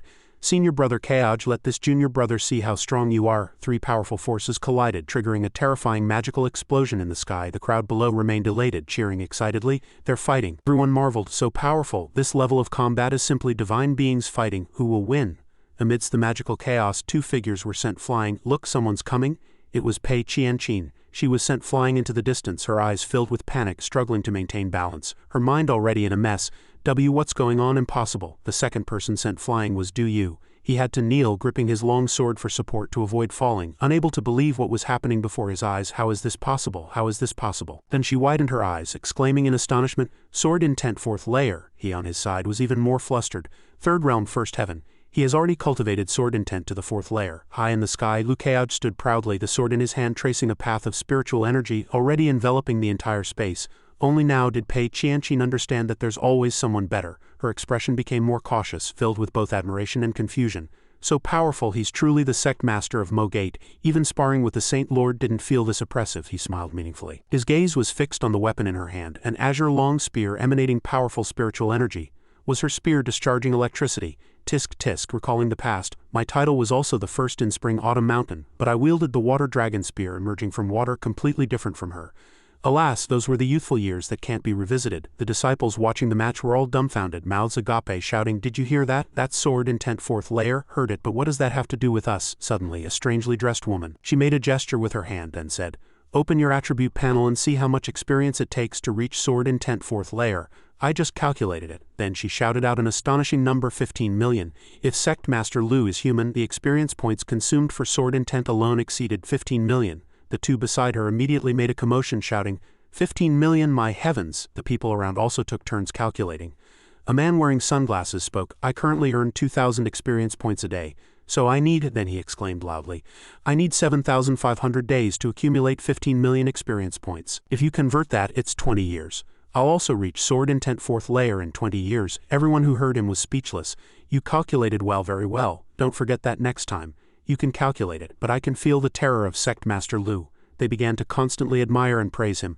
So he's the legendary prodigy. Liu Keaj still held his sword horizontally in front of him with ease, looking like he was playing rather than fighting. He even loudly reminded his opponents to be careful. I'm getting serious now. The two were still very surprised when he announced this. Then they prepared to strike. They just looked bewildered and confused.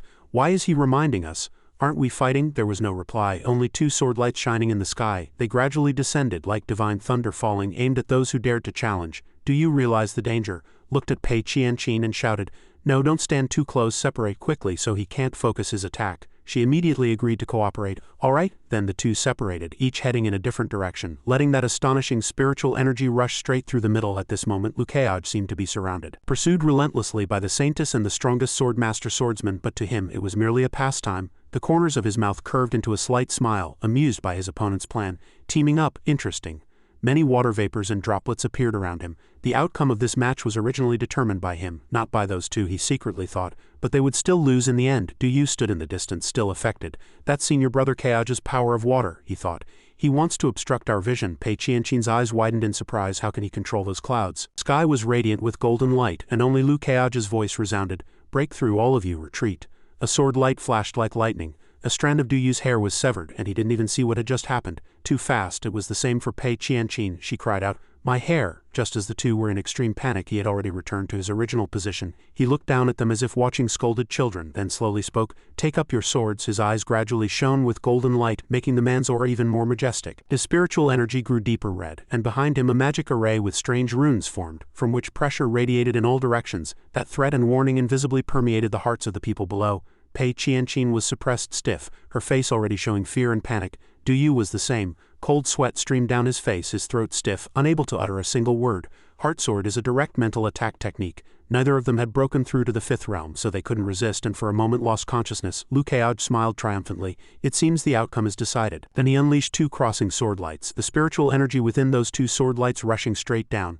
Two sword lights carrying deep black spiritual energy rushed down, seeking to tear apart their prey. The two below were still dazed. Zhang Xinyan saw this and spoke. It seems the outcome is decided.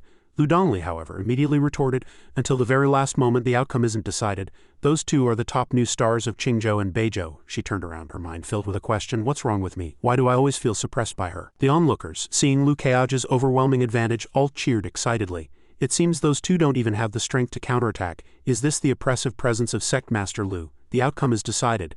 At this moment in the sky where the two sword lights descended, two massive explosions were triggered, shaking the entire space. They thought the match was over, but he smiled, secretly praising them. Interesting, as expected of a disciple of the Sword Venerable and the Saint Master. An unexpected twist occurred.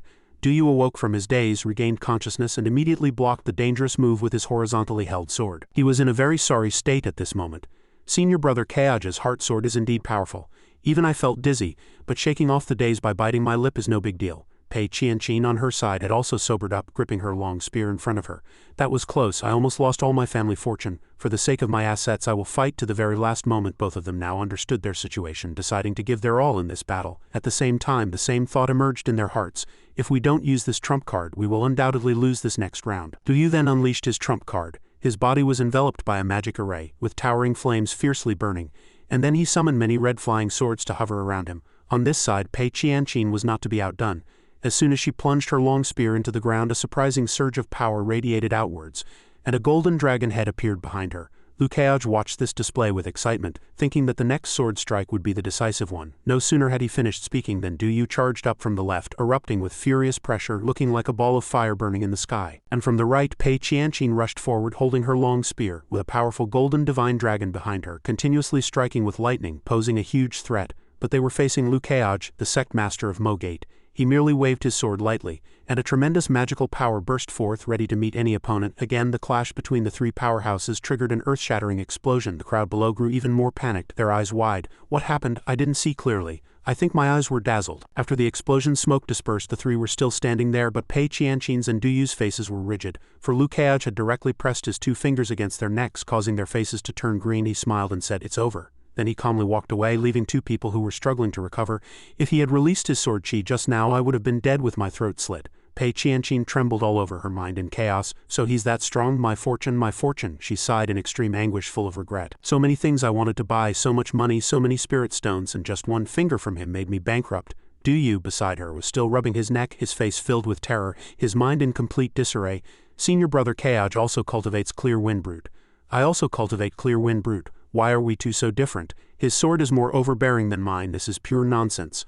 Aren't Liu Keaj's regular attacks with critical hits every strike overbearing enough? Could it be that my comprehension of this sword technique is on a completely different level from senior brother Keaj's? Lina Li's face was flushed, her heart pounding with silent admiration. That finger, I lament that with just one finger he not only struck their necks but also hit my heart. Zhang Xinyan saw the result and smiled with delight. Keaj won. Lu Dongli beside her was equally ecstatic. He won. Sister Zhang, you seem very happy that brother won. This made Zhang Xinyan's face flush crimson. She could only lower her head, casting a shy glance. She murmured to herself, although I am a Spring-Autumn Mountain deacon, and Pei Qianqin is the saintess of Spring-Autumn Mountain, I'm very happy that he won. Liu Keaj slowly landed. All right then, we need to quickly send them to collect resources from the various casinos. Let them accumulate more resources this time, Du Yu said. Sect Master Liu, please wait. Hearing this, he turned around, puzzled. His gaze was incredibly firm, and he questioned, Sect Master Liu's Clear Wind Brute, was it also a sword technique you comprehended on your own? Hearing Du Yu's question, Liu Keaj frowned and squinted, secretly thinking, calling me Sect Master Liu one after another. This brat seems to be thinking crookedly again. Do you really not consider me your senior brother? He said in a deep voice. Yes, Du Yu's face showed surprise upon hearing this, continuously sighing in his heart. As expected, senior brother Kaoj. He also received the recognition of the first sword venerable master. The disciples below discussed in confusion. What does that mean? I don't understand. I think I've heard of the sword steel. It's in the sword sect, but what does that have to do with their match? A man with orange hair and red clothing came over to explain. Sword venerable Du Yu meant to ask Sect Master Lu if he also received the recognition of the first sword venerable master. Because the clear wind brute sword technique was used by the first sword venerable master when he cleaved the stone steel, and Du Yu also recognized clear wind brute. The crowd hearing this explanation was scared out of their wits, their voices filled with disbelief, and one could even say that there were now 2 people above who had received the inheritance of the first sword master. The orange-haired man suddenly realized. So that's how it is, a green-haired disciple with glasses enthusiastically interjected. As the saying goes, one mountain cannot hold 2 tigers. Isn't this exactly that situation? The brown-haired man behind him chimed in. Unless it's a man and a woman. Here, Du Yu's gaze was incredibly firm. He cupped his hands, tightly gripping his long sword, and respectfully said, Du Yu wishes to seek guidance on clear wind brute from Sect Master Lu. The disciples below cheered excitedly. Fight, compete for the inheritance of the first sword venerable master, the same sword technique, the same inheritance, who will win? Lukeoj chuckled, a plan already in his mind. Brat, I've been waiting for you for a long time. Today, even if you become the protagonist of this world, I'm going to teach you a good lesson. Kaoj accepted the challenge, calmly saying, make your move. Du Yu asked in surprise. Senior brother, you don't need to draw your sword, he replied with confidence and certainty. No need, this venerable one has no sword in hand, that way you can comprehend more. Du Yu suddenly understood. He tightly gripped his sword, uttering a sound of "oh." The live stream screen was as lively as ever, and seeing the 2 facing off again, many enthusiastically left comments. Round 2, is round 2 about to begin? Awesome. 2 enjoyments for the price of 1 ticket. Lina Lee looked up anxiously. My man isn't drawing his sword, will he be in danger? The women beside her heard this and angrily cursed. Shameless, he's my man, everyone shut up, he's my person. She flared up in anger. Everyone shut up, my person is about to make a move, whoever dares to contradict me again, I'll deal with her. Back at the match site, Du Yu prepared to draw his sword and make his move. He said, Sect Master Lu, take this. In an instant, Du Yu unleashed the starting move of Clear Wind Brute. The space was tinged with purple, and many of his clones surrounded Lukeoj, but he remained motionless, merely observing calmly. Du Yu prepared to draw his sword, and a flash of light gleamed from the blade. Kaoj's sharp gaze was drawn by that sword light. He revealed a victorious smile. Lukeoj instantly moved in front of Du Yu, gently extended his hand and pushed the sword back into its sheath, leaving Du Yu dumbfounded. Kaoj decisively announced, You lost. Du Yu was in disbelief and doubt about everything that had just happened. No sooner had he finished speaking than he turned and walked away, leaving Du Yu still standing behind him. Utterly bewildered, Du Yu dazedly said, I lost just like that? The disciples below had been watching intently. But they too were dumbfounded, everyone filled with questions. Lost just like that? It was too fast, I hadn't even gotten into it yet.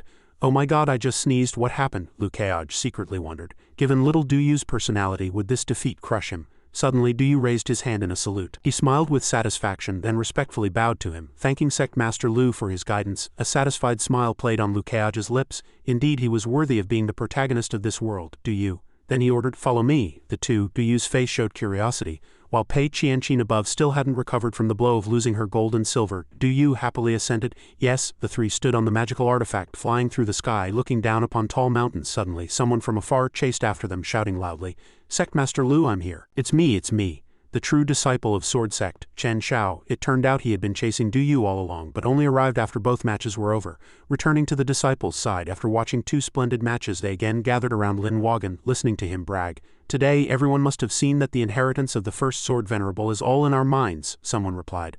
That's right, everyone saw it. Lin Wagen triumphantly pointed forward, decisively stating, Then everyone, tell me, how should our Mo gate develop upwards? From a handyman disciple to an outer disciple. From an outer disciple to an inner disciple, is there a chance to learn the inherited sword technique of the first sword venerable master? They heard this, their eyes lit up full of excitement, continuously praising Du Yu. This brother is a genius. Mo Busho took the opportunity to speak. The first sword venerable, I have already memorized all the introductory materials of the Tianquan realm by heart. I am very familiar with him. Legend has it that he was the last cultivator of the 9th realm in our Tianquan realm. His majestic image appeared in the narration. After him, there were no more 9th realms in the Tianquan realm. He was truly the son of heaven. After listening, the other senior and junior brothers were all excited. 9th realm, the last one. Wouldn't learning his inheritance be like instantly ascending to heaven? Another added. Damn, I didn't expect my little 8th grade Mo gate to be so profound. Mo Busho smiled sinisterly, calculating in his heart. If I can learn it, accumulating over time, once my level increases, I will open up a huge gap with those rookies. He imagined himself standing at the peak. His senior and junior brothers piled up helter-skelter beneath his feet. Mo Busho laughed with satisfaction. Then from now on the Tianquan realm will be mine. But Mo Busho didn't expect that everyone present had the same thought. Lin Wagon also smiled cunningly, secretly pleased. I'm currently the only man who has gained Sect Master Lu's favorability, so of course I'm the one to learn this inheritance. On this side, Lin Li was secretly rejoicing in her heart. Sect Master Lu's gaze at me is clearly different from other female players. I'm definitely the most special one. As time goes by, our feelings will deepen. That inheritance must be mine.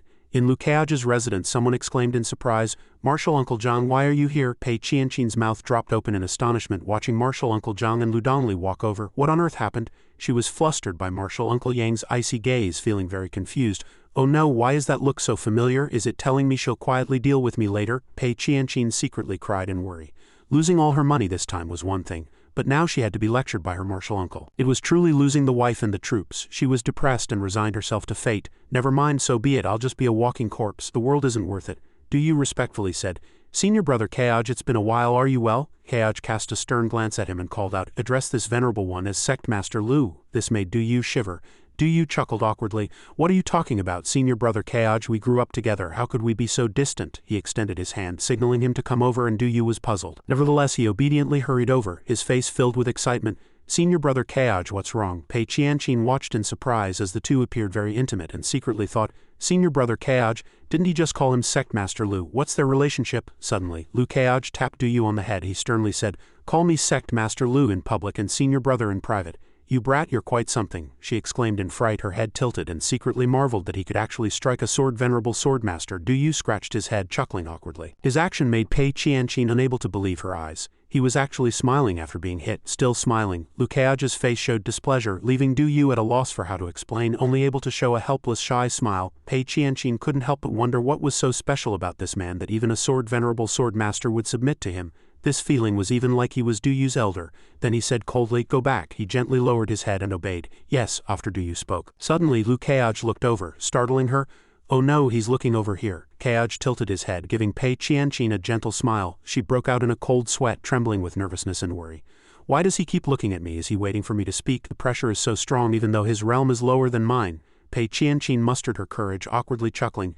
Sect Master Lu, is there something you want to say to me? Lu Keage smiled and gently explained. I just want to tell you there's no need for formalities and no need to call me Sect Master Lu. By rights you should actually call me Martial Uncle Lu. She was stunned, confused for a long time, and then Pei Qianqin roared in dissatisfaction, though only in her heart. Scolding me is one thing, sabotaging is another. Losing a 2-on-1 fight is also embarrassing. But how did I inexplicably become his martial niece? She looked at Zhang Xinyan in confusion, her eyes full of appeal. Martial Uncle Zhang, as a Spring Autumn Mountain Deacon, don't you think this is very strange? Get angry already. Not only did she not get angry, but she calmly nodded slightly. Pei Qianqin stiffened as if petrified. This was like a bolt from the blue, making her feel incredulous. Huh? Martial Uncle Zhang actually nodded. Martial Uncle Zhang, what are you nodding about? Pei Qianqin suddenly felt terrifyingly small in front of Lu Keage. Who exactly was Lu Keage? Late one night, the moon hung high, round and bright, very beautiful. Someone was confiding.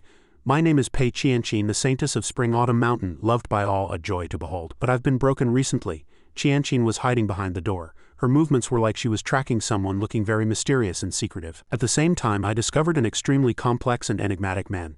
Qianqin continued to talk to herself ahead. Lu Keage was walking in behind him. Qianqin hid behind a rock, observing and trailing him.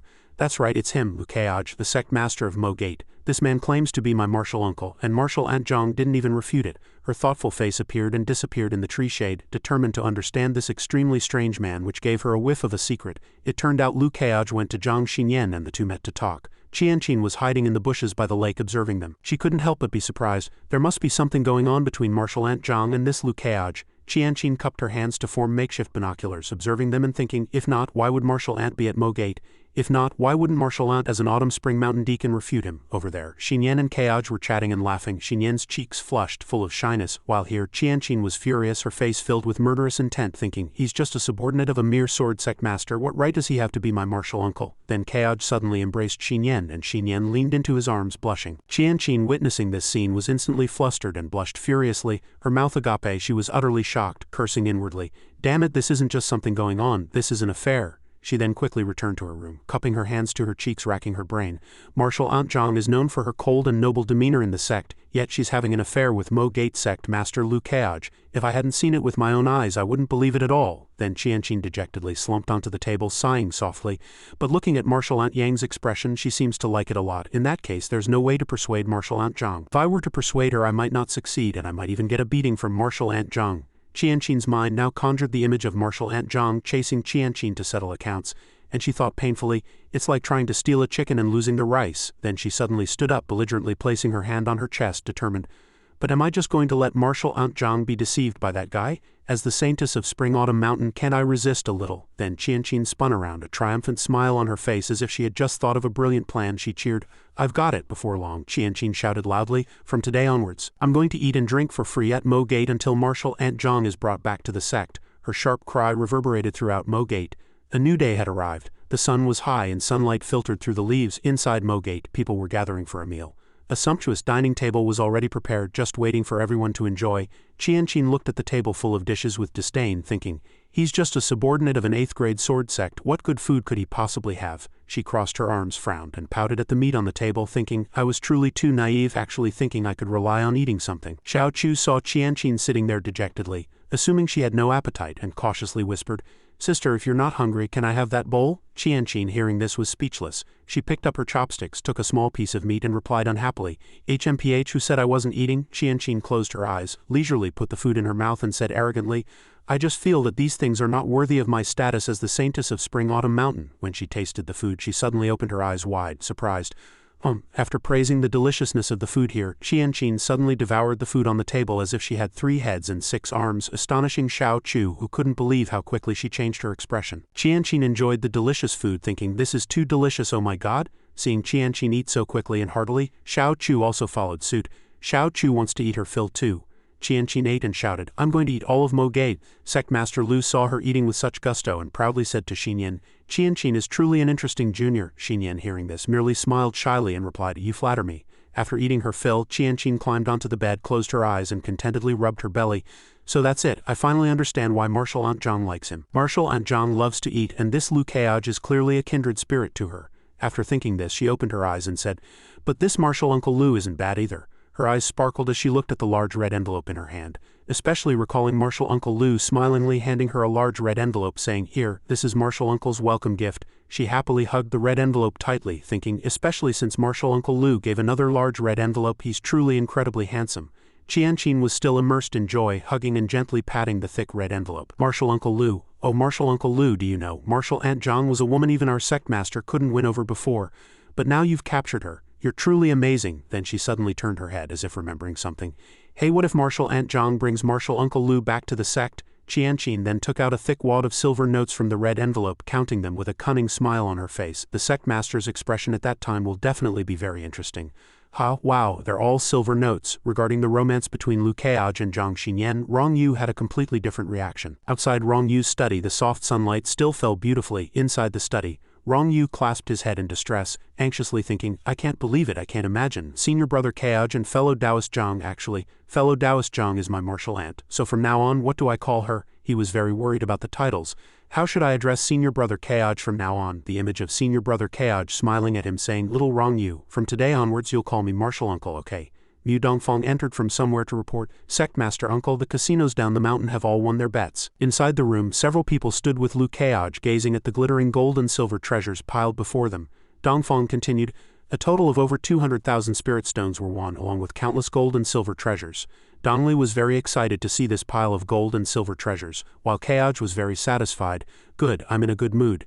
Elder Dongli, please take a sum of money to purchase spirit medicines, elixirs, and everything that aids in cultivation, and everyone should buy a set of luxurious clothes. Lu Keaj looked at his reputation ranking, very satisfied. Not only did I get those things, my reputation value has also greatly increased. This Pei Qianqin has helped me achieve a great harvest. Next it's time to leverage Rong Yu's role. He still wore a cunning smile, lost in thought by himself. It's also time to push forward with the matter of the Sword of the Underworld King. As a protagonist of the Qingzhou world, he will also know some things. The next morning, everyone was seeing Rong Yu off. At this moment, Rong Yu was cupping his hands, bidding farewell to his senior brother. "Senior brother Kaoj, this junior brother still has a sect mission. I've already delayed for 2 days and can't postpone it any longer." Outside, Chen Xiao was curled up in a corner, shivering with cold under a blanket and painfully said, "Does anyone remember I've been waiting here for 2 days?" Rong Yu was about to leave, but Kaoj called out to him, "Wait, come here." Rong Yu was a little surprised, not knowing why his senior brother wanted him to stay. Rong Yu stood before his senior brother asking curiously, "Senior brother Kaoj, is there something you need?" Sect Master Lu suddenly looked serious. "How much do you know about the Underworld King?" Rong Yu found it strange that Kaoj would ask this. He gently stroked his chin, pondering thoughtfully. "The name Underworld King, I think I've heard it somewhere." Hearing his disciple say this, Kaoj's eyes sparkled like stars, and he happily opened the door, thinking, "It's exactly as I thought. As a protagonist, he definitely has clues." According to the setting, he might even lead players through the main quest. He suddenly remembered that he recalled the progress being 6.7 when it was first unlocked. And now the progress bar for the Sword of the Underworld King showed 6.9. Seeing the progress actively change, he grinned triumphantly. "Great, all the players' efforts have finally increased it by 0.2. These players are truly invaluable." After a while, Rong Yu finally recalled his memories about the Underworld King. He was suddenly startled and quickly reported to his senior brother, "Senior brother Kaoj, when I was in the sect, this junior brother once read ancient texts related to the Underworld King." Rong Yu imagined scenes of many skulls piled together, surrounded by mysterious black-purple gas. He reached out and continued, "Perhaps senior brother Kaoj also knows that when all things die, they don't completely dissipate, but leave behind an aura in the world. These auras form unsettling and terrifying shapes." Sect Master Lu mused in response to his junior brother. "That's natural. If all things die, their aura will also be drawn, thereby creating demons. Surrounded by a strong aura, if left unchecked, it will become a ghost king." Rong Yu immediately pointed in agreement. "Exactly," he then continued nervously. "The book records that the Underworld King was the most powerful evil ghost in history, and it was once one of the greatest disasters in ancient times." Lu Kaoj was very curious about this Underworld King. He thoughtfully stroked his chin. "The Underworld King was an ancient calamity and the most powerful ghost in history. This explanation is very reasonable. I wonder if there are other records in the ancient texts, such as its attack methods." Rong Yu seemed to read Kaoj's mind, and he continued. "The book also says its power reached the 9th realm, capable of manipulating death chi to create demons." Sect Master Lu's face clearly showed worry upon hearing this. "Manipulating death chi to create demons and anything else," he mumbled to himself. "This ability is indeed like zombies in apocalypse novels, continuously creating minor ghosts." Rong Yu quickly replied that the book only recorded this much, only saying that the Underworld King was ultimately killed by the Azure Emperor. Kaoj seemed to have heard the name Azure Emperor multiple times, so this time he was very calm and not surprised. He just asked again with doubt, "Azure Emperor, there have been many rumors about the Azure Emperor recently. That little attendant also seems to be related to the Azure Emperor." Rong Yu suddenly remembered something and cheered. "That's right." This startled Kaoj slightly. He then reached into his clothes and pulled out an item. The item Rong Yu produced suddenly emitted a dazzling glow, a mysterious blue light. He said, "Senior brother Kaoj, although I don't know much about the Underworld King, 2 months ago I obtained this item in a secret realm." Sect Master Lu was very surprised to see this item. "This is," in Rong Yu's hand was a palm-sized jade exquisitely carved with strange patterns. The jade emitted a beautiful pale blue light. Rong Yu handed the jade to his senior brother and said, "Such a complete piece of soul jade and so large." Lu Kaoj still couldn't believe his disciple had actually obtained a soul jade. He eagerly pressed, "Did you accidentally discover this in a secret realm?" Rong Yu held up the soul jade, examining it as he replied, "Indeed, I just felt curious while passing through a secret realm, searched for a while and found this item." After hearing this, Kaoj smiled slightly. "Excellent, so this is what it means to be a protagonist of the world." Kaoj stared at the soul jade, lost in thought. Jumping off a cliff to get a secret technique, casually searching to find soul jade. "You aren't just blessed by heaven, it's practically being spoon-fed." Then Kaoj coughed a few times to clear his throat and then asked Rong Yu, "Do you know what this is?" Rong Yu's face darkened. He too curiously didn't know what it was and nervously replied, "I'm not very clear, I just feel this thing is lifeless and its appearance is unusual, possibly related to the Underworld King." Then Sect Master Lu snatched the soul jade from Rong Yu's hand, feigning profundity. "As far as I know, this thing is called soul jade." Rong Yu, hearing this, was overjoyed. "Senior brother Kaoj, are you very knowledgeable about this thing?" Kaoj held up the soul jade, walking and saying, "If nothing unexpected, this is a remnant left behind after the Underworld King's death, but most of it shattered, leaving only fragments. The piece of soul jade you obtained is quite rare." Rong Yu eagerly pressed, "Senior brother Kaoj, what exactly is its purpose?" Kaoj's gaze was fixed on the glittering soul jade. "If demons absorb it, it can enhance their power, but if absorbed by living people, they can obtain its terrifying power. However, this energy is uncontrollable and will lead people astray into evil paths." After hearing his senior brother, Rong Yu immediately drew his sword, intending to destroy the jade. He shouted, "Then it must be destroyed. This evil artifact cannot be left behind. It should be eliminated forever." Liu Keaj immediately sternly stopped Rong Yu's intention. Nonsense, do you think it can be easily destroyed? Rong Yu stared blankly at the soul jade, asking in confusion, how aren't we supposed to destroy it? Keaj still gripped the soul jade tightly. Liu Keaj closed his eyes, shaking his head helplessly, and explained, if you were to be wounded by a sword and death chi leaked out, that would undoubtedly cause harm to an area. What's more, with that, Keaj tossed the soul jade, letting it float in the air, then said, Rong Yu, try to strike it with your strongest power. Rong Yu looked at the soul jade with some fear and hesitantly said, but wouldn't that cause death chi to leak out? Keaj nonchalantly told Rong Yu, just try it. Rong Yu agreed, immediately drew his sword, gathered his strongest power, and prepared to destroy the soul jade. After gathering his power, Rong Yu decisively struck the soul jade with his sword, red-hot power emanating from his body. After Rong Yu's strike, the soul jade remained perfectly intact without a single crack, only wisps of green smoke encircling it. He couldn't believe his eyes. Why is this happening? Liu Keaj retrieved the soul jade, stared at it and said, this object is extremely difficult to destroy. External forces cannot easily break it, but my Mo gate happens to have a secret technique that can destroy it. Rong Yu, hearing his senior brother say this, asked worriedly, Senior brother Keaj, won't you bear immense pressure if you destroy it? Keaj clasped his hands behind his back, turned to look up at the sky and said cautiously, it's fine, don't forget. This object's evil chi will plague the human world. After pondering for a moment, Keaj continued, his gaze still fixed on the sky. Everything is for peace in the world. At this moment, withered leaves suddenly flew high into the sky, swirling around Keaj's body. It seemed he had activated the spirit wind armor spell. Rong Yu was very surprised by his senior brother's thoughts. He stared intently at Keaj, deeply moved by Keaj's chivalrous spirit. He cupped his hands and placed them on his sword, saying admiringly, Senior brother Keaj possesses great righteousness. From now on, if I obtain this item, it will also be thanks to Senior brother Keaj. After Rong Yu finished speaking, Sect Master Lu waved his hand, signaling him to leave. Go, Rong Yu obeyed. All right. After bidding farewell to Liu Keaj, Du Yu's sword grew enormous and he flew away on it. After flying a short distance, Du Yu turned his head, looking back admiringly at Sect Master Lu, thinking, Senior brother Keaj possesses great foresight and is full of righteousness, truly a role model for us cultivators. I must find all the soul jade fragments and prevent them from harming the world. Once Du Yu had flown far away, Liu Keaj chuckled smugly, cradling the enormous soul jade in his hand, thinking, I wonder if such a large piece of soul jade could blow He Ding up. After Du Yu disappeared, Liu Keaj still held the soul jade tightly in his hand, a cold smile playing on his lips, and said, perhaps there will be many more such large soul jade pieces in the future. Using a protagonist as a pawn, I'm probably the only one who does that right. It turned out Liu Keaj was merely using Rong Yu to achieve his own goals. Suddenly, the soul jade emitted strange purple gas, and a mysterious voice nearby whispered, consume me. Liu Keaj watched in alarm as the soul jade emitted gas and repeatedly whispered, consume me, consume me. He then suppressed the soul jade with his own power. This power of mental enthrallment is indeed potent. Perhaps only He Ding in this world can absorb it. Suddenly, Liu Keaj gently waved his hand. Immediately, the ring on his index finger emitted a strong light. He thought to himself, although Du Yu has a good personality, it's better if fewer people know about He Ding's matter. After a long period of contemplation, Liu Keaj turned and walked towards Mo Gate, thinking, I trust Rong Yu, but I don't trust this world. As he reached Mo Gate's threshold, he continued to ponder, right, I want to use the protagonists of this world as pawns to collect soul jade. My wooden token identity seems useful too. After all, the main storyline of Tianquan's Four Continents is all about soul jade. After a moment immersed in thought, he clenched his fist, silently cheering for himself. A faint smile played on his lips. Perhaps Rong Yu can even be my babysitter then. Using the world's protagonist as both a pawn and a babysitter, that's truly me. Liu Keaj continued to think. He Ding absorbed half a soul jade. His strength should greatly increase after breaking through to the third realm. By then, the sect will only be 2 ranks away from becoming a 7th grade sect. Luo Bing and Mu Dongfang are now good choices. Then Liu Keaj suddenly remembered Luo Bing. She went down the mountain to buy spirit elixirs. She should be back by now. Why hasn't she reported to me yet? He decided to close his eyes and use his divine sense to find her. To see where she was, Liu Keaj used his divine sense to check the foot of the mountain. She said she was going to buy spirit elixirs, but she wasn't there at all. He then checked his own room and found Luo Bing there. Why is she in my room? Is that the new clothes she bought for me? In Liu Keaj's room, Luo Bing was admiring the new military uniform she bought for him, saying tenderly as she looked at it, young master will surely look so handsome in this outfit. Then she suddenly became pensive, a hint of sadness on her face. Now young master and Miss Zhang have an established relationship. They're a perfect match. I, however, am of humble origin. She recalled the scene of Liu Keaj and Zhang Xinyan laughing together, thinking to herself, a perfect couple like celestial beings.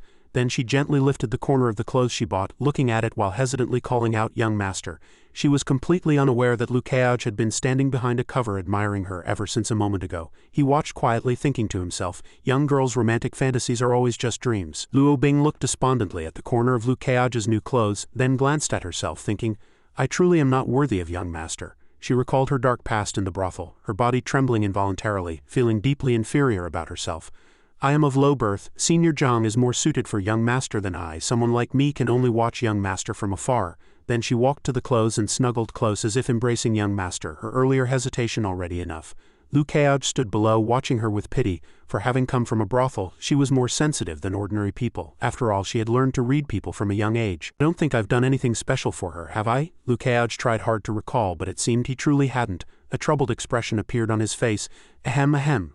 Someone completely unaware he was doing anything wrong openly stroked his chin, thinking awkwardly, indeed I haven't. Having said that, Liu Keaj felt a little guilty. He put his hands behind his back, continued to watch her and wondered, so what exactly does she like about me? Perhaps he did nothing, or perhaps he inadvertently did many things and was then innocently, passionately loved. Seemingly sensing someone watching her from afar, Luo Bing suddenly turned around and saw that person was Liu Keaj.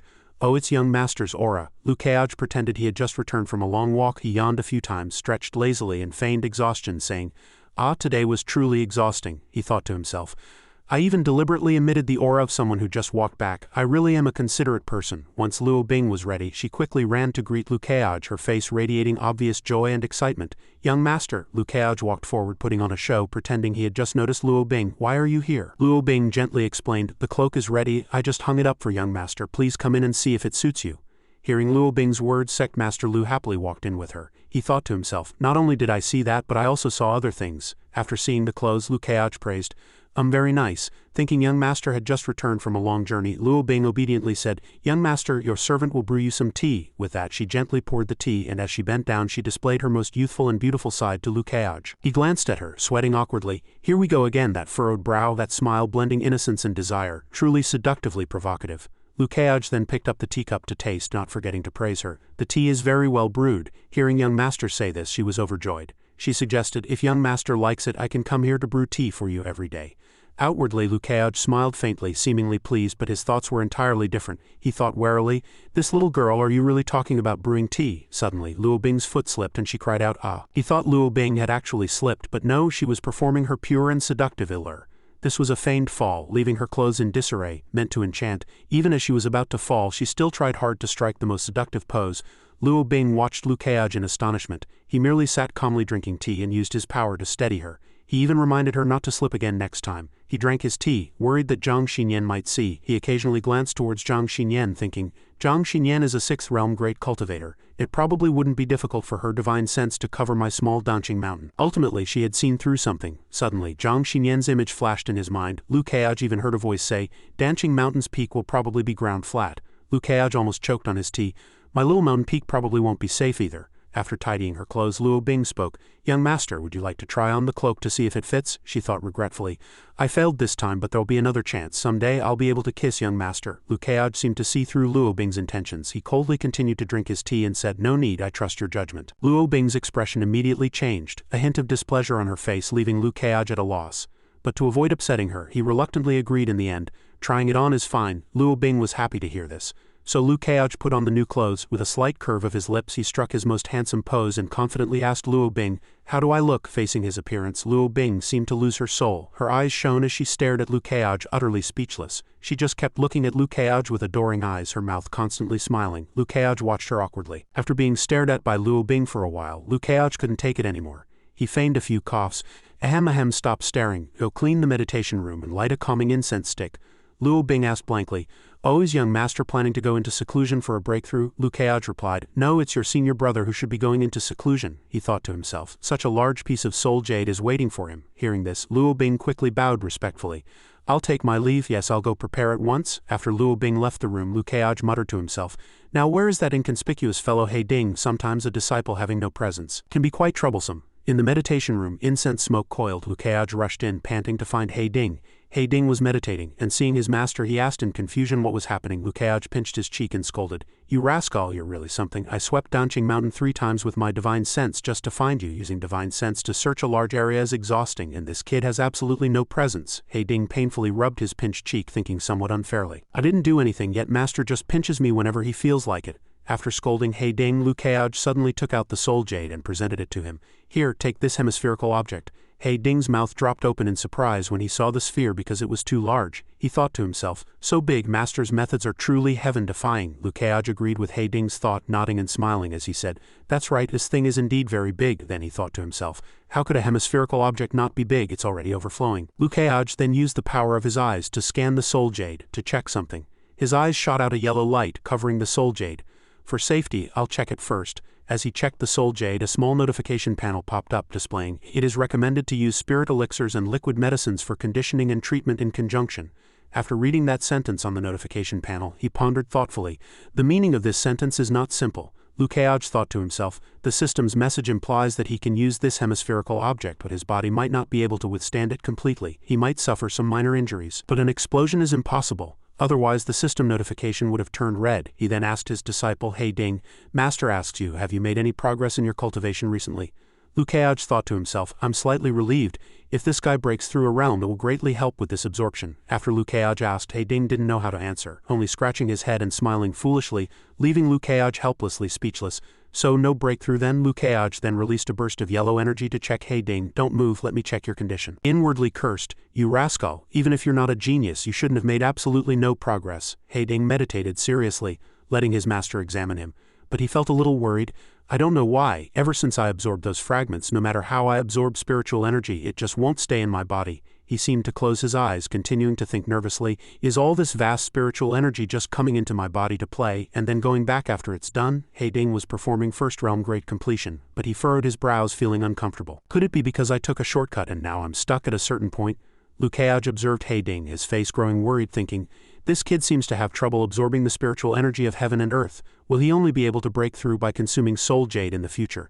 He thoughtfully stroked his chin, thinking, even if he can only break through with soul jade, if I were useless, then he'd be completely finished in this life. He Ding suddenly opened his eyes and looked at Liu Keaj. Seeing his master remain silent, he also found it strange. Why isn't master speaking? Is he unhappy with my recent cultivation? Then Liu Keaj suddenly chuckled slyly, still stroking his chin, lost in thought. Fortunately, his master is a chosen one. He Ding watched his master, sweating. Why did master suddenly laugh? Liu Keaj then regained his composure, picked up the soul jade and said to He Ding, close your eyes and focus your mind. It might not be as easy as the previous 2 times, so prepare yourself. He Ding looked nervously at his master, but then he obeyed the command and closed his eyes. I completely trust master. Liu Keaj began to cast a spell. The soul jade hovered in his hand, emitting a strange blue light. Liu Keaj thought to himself, He Ding's consumption and a demon cultivator's consumption sound similar, but in reality they are completely different. The soul jade emitted a strong luminescence. Liu Keaj stared at He Ding, thinking, demon cultivators constantly devour others and their spiritual treasures, while He Ding purifies those evil objects that can lead people astray. Then the soul jade suddenly flew above He Ding's head, emitting a green light that enveloped him. Just like that, the light was slowly permeating He Ding's body. His expression at this moment was somewhat contorted. The soul jade had already fully integrated. Half of the incense in the meditation room had burned away and the smoke continued to coil. Suddenly a strange aura mixing blue and black was released from He Ding's body.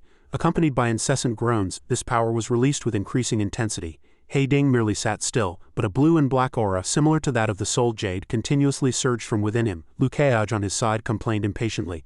What's with the noise? It's too loud. Then suddenly the fiercely releasing power began to condense. What did Liu Keaj see? He thought, a shadow behind him is changing again. The dark shadow clearly manifested as a tall and robust man. Liu Keaj wondered, why is this shadow so strange? Suddenly, the shadow bowed to Liu Keaj, making him ask himself in surprise, is it bowing to me? Liu Keaj was greatly surprised by the shadow's action. A revived shadow bowing to a person, an ordinary person would probably be scared to death. Liu Keaj's attitude then shifted from surprise to amusement, but he felt that this bow was one he deserved. Liu Keaj chuckled with interest, thinking, a dark shadow can transform into its current state thanks to my soul jade, so accepting this bow is perfectly reasonable. After bowing to him, the shadow dissipated its divine soul and vanished, leaving only He Ding's ordinary shadow behind the wall. He was surrounded by countless turbulent blue auras. Liu Keaj calmly observed He Ding's condition. He nervously assessed in his mind, these burned-away dark shadows are scourges of the world. If left unpurified, these evil entities will sooner or later cause great chaos. They all deserve to go to hell. 2 enormous earth pillars entwined with chains rose up with He Ding at their center. Watching him sweat profusely, even Liu Keaj couldn't help but sigh. But at this moment He Ding had already severed the sins of hell. For others, they were indeed hell itself. After a period of concentrated, secluded cultivation, He Ding finally succeeded in breaking through to the third realm. Liu Keage's eyes widened in surprise. How could his disciple's advancement speed be so fast? Although He Ding's face was somewhat disheveled, his cultivation continued to skyrocket from third realm first heaven to third realm second heaven, and then to third realm third heaven. Liu Keage exclaimed excitedly, "Excellent, this is more exhilarating than my own hard-earned experience," he smugly made a judgment. "This kid did nothing, and even the soul jade is mine. Is this what it feels like to be a master?" A system notification suddenly popped up. Master and disciple gain 150,000 experience points. Upon reading it, Liu Keage blurted out as if he had inadvertently acquired a secret technique. His eyes shone like light bulbs, and he cheered for He Ding with high spirits.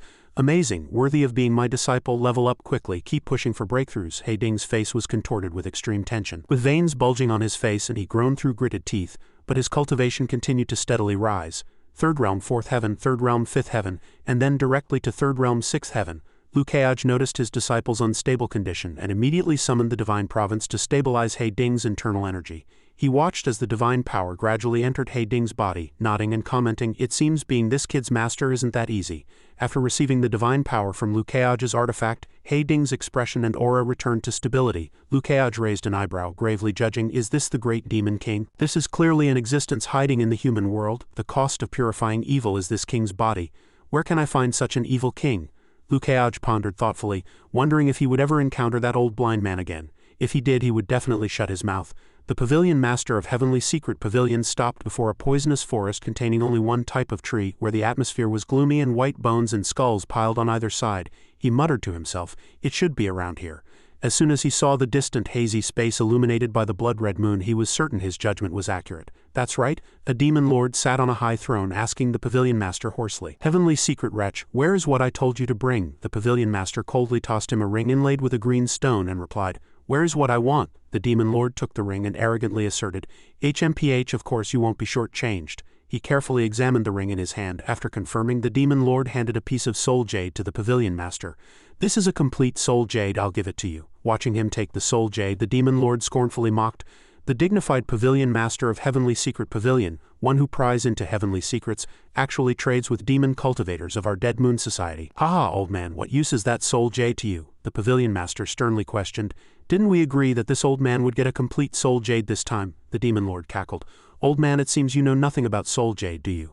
"Old man, the soul jade I gave you, that's what a complete functional soul jade looks like." The pavilion master's eyes widened and he asked in astonishment, "Functional? What do you mean?" Holding a piece of jade, he arrogantly explained, "Soul jade was sealed and scattered by the power of the underworld king, old man. They were originally meant to be complete," the demon lord emphasized to the pavilion master. "But if the soul jade is complete, its power cannot be absorbed. Its integrity must be broken to correspond to the seal." The pavilion master still seemed to disagree with the demon lord's argument, angrily retorting, "Then you could also give this old man a complete soul jade, and this old man would find a way to remove the seal himself." The demon lord laughed cunningly, as if he had encountered something extremely amusing. The pavilion master frowned, not understanding his meaning. The demon lord narrowed his eyes and arrogantly sneered, "The seal on the soul jade requires the power of the ninth realm to break. Are you of the ninth realm?" Only then did he realize that the cracks in this soul jade had already been broken. At that time there were no ninth realm experts. Who had broken these soul jades? The demon lord propped his chin, raising his face to ask the pavilion master, "Do you want to know? People often say, if you don't understand, humbly ask for guidance." He softly replied, "Can you tell me?" The demon lord cunningly dangled it before him. "I know the answer, but I don't want to tell you. Aren't you very capable? Go calculate it yourself." The pavilion master angrily gritted his teeth and whispered, "You." His eyes flickered with eerie blue light. He arrogantly cursed in his mind, "HMPH, then this old man will see what fate awaits you, you shameless scoundrel." After casting his spell, the demon lord was terrified and dizzy, trapped by the pavilion master's ultimate move. "What is this? It can actually stop my actions?" He secretly cast a spell and then it automatically ended, enough to make the demon lord much more obedient. He asked himself blankly, "Did it disappear?" The pavilion master grinned triumphantly, "You've already seen your fate." The demon lord still stubbornly retorted, "HMPH, trying to scare me." The pavilion master quietly exposed him. "Your name is Changwei, right?" His secret revealed, he frantically denied it. "You're playing divine tricks. You must have learned my name from the tower, right?" The pavilion master, grasping Changwei's thoughts, happily nodded. "If you say so, then it must be." The pavilion master had cast a divination spell on him, and thus clearly knew he would die by a black sword. There was no need to waste words with a dying man. Wait, a black sword? Thinking of this, he immediately recalled the sword Liu Keage used. He guessed suspiciously, That kid's sword is black, it couldn't be such a coincidence, could it? He quickly interrogated Changwei. This old man heard that one of your Dead Moon Society's strongholds somewhere in Qinglong Chuan was wiped out by a young man with only second realm cultivation. Changwei's sore spot was hit, his face darkened, and he said unhappily, HMPH old man, don't ask what you shouldn't ask. The demoness also died there, but although she was a July deacon, her strength was not as good as mine. He thought of the demoness in his heart. The reason she was July was because she was very special. The scene of the demoness being consumed by the altar flames flashed in Changwei's mind.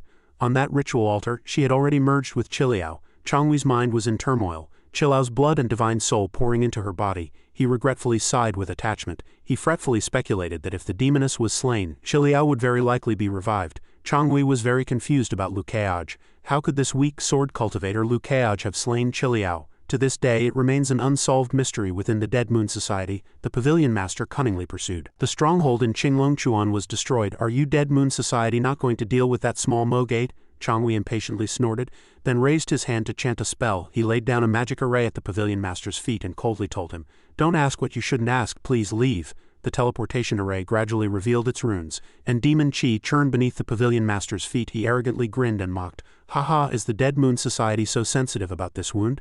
His body soared into the air with the magic array, leaving only his voice echoing. It's time for this old man to cast the 16th chess piece. The moonlight was bright, shining down on a small seaside village on the border of Qingzhou. Recently, some of the aunts in this small village had begun a fierce competition due to the appearance of a certain middle-aged Confucian scholar. Needless to say, that person was the Sword Venerable. He stood by the window, speechless, watching several women in their 40s shouting by the fence. Yang Shu, doing chores outside, also noticed the commotion. He helplessly watched the group of women as fanatical as fangirls chasing a star, relentlessly pursuing the Sword Venerable. Recently, these aunts had become increasingly diligent. Some even tried to break into the house. He laboriously carried the water buckets, thinking that something very strange had also happened recently. Yang Shu remembered Luo Heshan's instructions. "From now on, don't call me master anymore, call me grandfather," he asked himself in confusion. "I originally called him grandfather, then master, and now I'm back to calling him grandfather again." Luo Heshan's thoughts were in turmoil, full of contradictions. He mused, "Gui Changkong took Lu Dongli as his disciple. I've acknowledged this messy connection, so wouldn't I be Gui Changkong's disciple? No, if I take this grand disciple, I must teach him as a grandfather." The Sword Venerable respectfully cupped his hands and reported to him, "Senior Luo, this junior has disturbed you for half a month and it's time for me to leave." Luo Heshan simply, not surprised. The Sword Venerable gracefully suggested to him, "Before leaving, however, this junior would like to take a look at the Eye of Chaos. May I?" Yang Shu secretly observed the conversation between the Sword Venerable and Luo Heshan, thinking to himself, is Sword Venerable going to leave? Is the Eye of Chaos also like a well? Luo Heshan, holding a half-woven straw sandal, sternly asked in return, "Do you really want to see it?" The Sword Venerable resolutely confirmed, "I do." He looked at Yang Shu, who was busy outside, and said to the Sword Venerable, "Then take this kid with you too." Yang Shu was startled, uttering a stunned ha, unable to believe it. Luo Heshan sternly scolded, "What ha? My grand disciple has already accepted this old man's inheritance. It's time he knew his responsibilities." Without waiting for Yang Shu to say more, he shouted, "Let's go," and simultaneously cast a spell, teleporting all three to the place called the Eye of Chaos. After a gust of wind swept up, the room was empty. Not a single person remained. The women watching the commotion outside mumbled blankly, "Where are they? How did they suddenly disappear?" The three had arrived in a vast boundless area on the border of Qingzhou, known as the Endless Sea. Yang Shu's eyes widened in astonishment, exclaiming, "Ah, grandfather, is the Eye of Chaos here? So it's not a well but a sea." Luo Heshan kindly explained to him, "Kid, the Eye of Chaos is located in the deepest part of the Endless Sea. With your current cultivation you can't see it." Yang Shu's eyes widened as he asked, "So that's it, what is the Eye of Chaos?" Luo Heshan narrowed his eyes and gravely told him, "The Eye of Chaos is where exotic beasts appear." Yang Shu repeated in surprise, "Exotic beasts?" He gently answered Yang Shu's question. The earliest exotic beast to appear in the Tianquan realm came from the Eye of Chaos in the deep sea. Yang Shu looked at the bottomless giant whirlpool before him and hastily said to Luo Heshan, "Then let's quickly go and block it." He smiled faintly, entrusting to Yang Shu, "When you grow up, if you have the ability to destroy it, that will be an immense merit." The more Yang Shu listened, the more bewildered he became, each sentence imbued with profound reverence.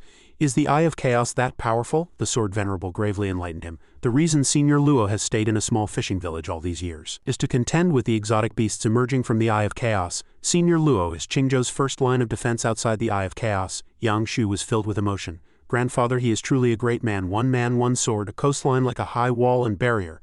Luo Heshan earnestly instructed his true disciple, "If this old man dies, this matter will be entrusted to you." Yang Shu was astonished, doubting himself. "Me? Can I bear this heavy responsibility?" He held Luo Heshan's wheelchair, secretly trembling with worry. "If I can't do it, wouldn't that be? Luo Heshan, sharp-eyed, gently patted Yang Shu's shoulder, reassuring him. Isn't this old man still alive? You want to bear heavy responsibilities, but it's not your turn yet. And besides, for nearly 10,000 years the Eye of Chaos hasn't shown any anomalies. The Sword Venerable smiled, secretly observing Yang Shu. This beautiful and timid child can actually gain Senior Luo's high regard. He recalled mentioning this during a discussion with Luo Heshan. Senior, have you truly chosen that child? Luo Heshan's gentle tone was filled with absolute trust in Yang Shu. This kid will face tribulation, but he is very brave. The Sword Venerable seemed to draw strength from Luo Heshan's conviction. If Senior Luo hadn't misjudged this child, perhaps one day he would wield the sword of his generation's grandfather. After admiring the scenery, he immediately cupped his hands and respectfully reported to Luo Heshan, "If the Eye of Chaos is all right, this junior will take his leave." Luo Heshan waved his hand decisively in reply. "Go." The Sword Venerable flashed and used a spell to disappear, leaving only Luo Heshan and his disciple. Yang Shu hesitantly asked him, "Grandfather, can I look at the Eye of Chaos now?" He slapped Yang Shu on the head and sternly admonished, "Foolish child, with your current cultivation, one glance and your soul will scatter." He covered his head, crying out in pain. "Ow, ow!" Yang Shu rubbed his head, his eyes filled with awe. "How that powerful?" Luo Heshan gazed thoughtfully into the distance. "Yang Shu, how long has this old man sealed your cultivation?" he replied excitedly. "Grandfather, it's definitely almost a year and a half now." He glanced at Yang Shu and said in a deep voice, "A year and a half is enough time for a solid foundation and enough tempering for you." He couldn't express how happy he was inwardly. "Grandfather, do you mean you want to remove my seal?" Luo Heshan used the tip of his index finger to open a small cut. A wisp of golden true energy as fine as hair emerged from the wound. Luo Heshan gently entrusted to Yang Shu, "This lineage, we must pass it down from generation to generation. Only when you have assimilated this wisp of true energy from this old man's hand can you truly master the sword nurturing art and the broken sword." That wisp of true energy swiftly flew into Yang Shu's glabella, catching him off guard. The magic array that had been suppressing him gradually dissipated. Yang Shu was in his element, bubbling with excitement. The seal within him was broken, his power fully unleashed and unstoppable. Heaven and earth seemed to resonate with Yang Shu. True energy surged, tightly embracing his hovering form. He let out a joyful roar. After this realization, Yang Shu let out a long breath, adjusting his breathing. His cultivation had now reached the third realm. Yang Shu suddenly opened his eyes, one of his pupils turned a dazzling gold. A year and a half of accumulation had allowed him to break through from the initial realm to the third realm. At this moment, Lukeage was yawning, his jaw almost dislocated. "Why isn't it over yet?" He Ding's cultivation progress was still steady, with bright prospects ahead. From third realm 7th heaven, third realm 8th heaven, to third realm 9th heaven, Lukeage was overjoyed. At this rate he would probably soon break through to the fourth realm. Half a soul jade's effect was indeed powerful. Suddenly the system chimed, catching Lukeage's attention. Upon receiving the system notification, he murmured, "A system notification?" The system chimed again, happily reporting good news. "Congratulations, Mo Gate Cultivator. Third realm 1." Lukeage's eyes were filled with astonishment. Another person. Who was it? Impatient to know who it was, he quickly used his divine sense. "Is it Luo Bing or Mu Dongfang? Let me check." He cast his gaze towards where Mu Dongfang was in secluded cultivation, proudly praising, "This kid actually made so many great sage equaling heaven statues undergo such miraculous changes, and he still has a bit of that aura about him. Could he have broken through? Could it be Luo Bing?" As he observed Luo Bing, he saw the young lady's fragrant shoulders faintly visible beneath the water. She was soaking in a hot spring, wholeheartedly thinking of Lukeage, muttering to herself, "Tonight I must work even harder. Of course, consistent effort every day will make them bigger and bigger. Go Luo Bing for young master." He secretly admired her, blushing. This girl wasn't cultivating in the first place. He excitedly speculated. Could it be Xiao Chu? Impossible. Would someone with her fortune still have another chance? Lukeage peered into Xiao Chu's room with his divine sense to observe the situation. He saw her dreaming about food, so she was constantly chewing on a towel, muttering to herself, "Why are these 2 pieces of beef so weak?" Crunch, crunch. After a check, Lukeage withdrew his divine sense and affirmed, "If it's not a disciple on the mountain, then it can only be a disciple who is out traveling. These well-behaved disciples all strive for my Mo Gate." He remembered Yang Shu and excitedly speculated, "Although everyone was meticulously chosen by me to be able to break through to the third realm, they must have obtained some great fortuitous encounter." The more Lukeage thought about it, the more smug he became. Most of the core disciples were from Zhao County. "My Zhao County truly produces outstanding talents." He narrowed his eyes, smiling, as he positively deduced, "Perhaps it's also related to my special fortuitous encounters as a chosen one." Having guarded his disciple all night, the eastern sky was already showing the first hint of dawn. Lukeage thought to himself. Dawn broke. He Ding slowly opened his eyes, taking a calm, deep breath. After ending his cultivation, he had reached fourth realm, first heaven. Lukeage smiled and praised, "This kid is one realm higher than his master again, but it's nothing special. After all, I just smacked 2 protagonists above level 40. the system displayed the following notification: "Congratulations, you have received a Master Disciple reward." His eyes widened in astonishment, unable to believe that merely his disciple leveling up could grant him such a generous reward. Liu Keaj was visibly delighted, excitedly reading the notification. "Holy cow, millions of experience points. If I take on disciples and let them level up, that would be incredibly satisfying," He Ding stammered, realizing his cultivation had advanced by leaps and bounds. "I've reached the 4th realm, it's all Master's doing. Master even guarded me all night." He looked at Liu Keaj, his eyes filled with immense gratitude as vast as a mountain. He Ding kowtowed to Liu Keaj. Liu Keaj, with a prim and proper demeanor, hands behind his back, magnanimously told his disciple, "Rise, you know I don't like this." He stepped forward, placed a hand on He Ding's shoulder and gently said, "Stand still, your master will check your condition." Liu Keaj closed his eyes and used his divine sense to perceive, but he was bewildered, as there was nothing before him, not sensing anything at all. Where was He Ding? Liu Keaj's divine sense searched the room for He Ding. Where is he? Where did that kid go? Strange, he was just here a moment ago. Suddenly he remembered, wait, this kid's innate skill is that even if I'm right in front of you, you can't sense my super presence concealing technique unless. Liu Keaj immediately withdrew his divine sense to confirm this, seeing He Ding still standing before him. He secretly cursed in annoyance. Damn it, just as I thought, one more try. Liu Keaj closed his eyes and used his divine sense to perceive, but the result was the same. He saw no trace of He Ding during the spell. Liu Keaj then withdrew his divine sense, opening his eyes in surprise. Before him, He Ding was still standing blankly, bewildered about what had happened. Liu Keaj was thrilled. He eagerly scrutinized He Ding, sincerely praising, "Damn it, this kid is a born assassin, silent and invisible, killing without a trace." He stroked his chin, secretly evaluating. Moreover, this kid's shadow is even stronger than his actual strength. At a critical juncture, he will effectively be 2 4th realms. Liu Keaj pondered, half a soul jade actually has such a miraculous effect. I wonder how many soul jades there are in this world. According to Rong Yu, soul jade is the power left behind after the Azure Emperor was killed by the Underworld King. He smugly did a simple calculation in his mind. If I diligently collect all the soul jades, cultivate 9th realm disciples, or even cause some attrition among 8th realm disciples, wouldn't that be amazing? This perfect plan made him beam, and he patted He Ding's shoulder. "Excellent, worthy of being my protege." Liu Keaj regained his composed expression and solemnly told He Ding, "Next, your master is going to impart a secret inheritance to you. Most likely from the Sword Sect's first patriarch." He Ding's eyes lit up, thrilled. The Sword Sect's first patriarch's inheritance? Liu Keaj closed his eyes and began to demonstrate the secret technique, calmly explaining, "Watch closely the spiritual energy your master circulates. This sword technique may seem ordinary, but it can make every strike you deliver have double the effect." He smoothly and gracefully wielded each sword stroke full of allure, gentle yet incredibly powerful. Opening He Ding's eyes, he decisively thought to himself, "That's right, I'll teach He Ding basic attacks. Critical hits with every blow are most suitable for a hidden assassin." He Ding observed with rapt attention, his eyes not leaving for a second. After the demonstration, Liu Keaj withdrew his power and then asked with concern, "Did he remember it?" He Ding nodded assertively, indicating he understood. Liu Keaj, somewhat unconvinced, calmly ordered, "Then give it a try." He thought suspiciously. He remembered it so quickly. I learned this through the system, so I just made something up a moment ago."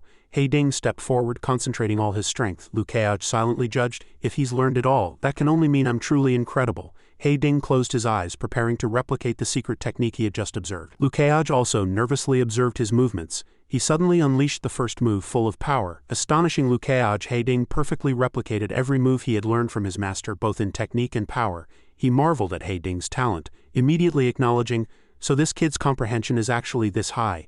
This is only his first attempt and he's already so proficient." Liu Keaj happily praised, "Excellent, you've already completed the practice of the entire sword technique." There was still something unusual in his mind. "It's very strange, He Ding's innate talent isn't the best, so why is he learning so quickly?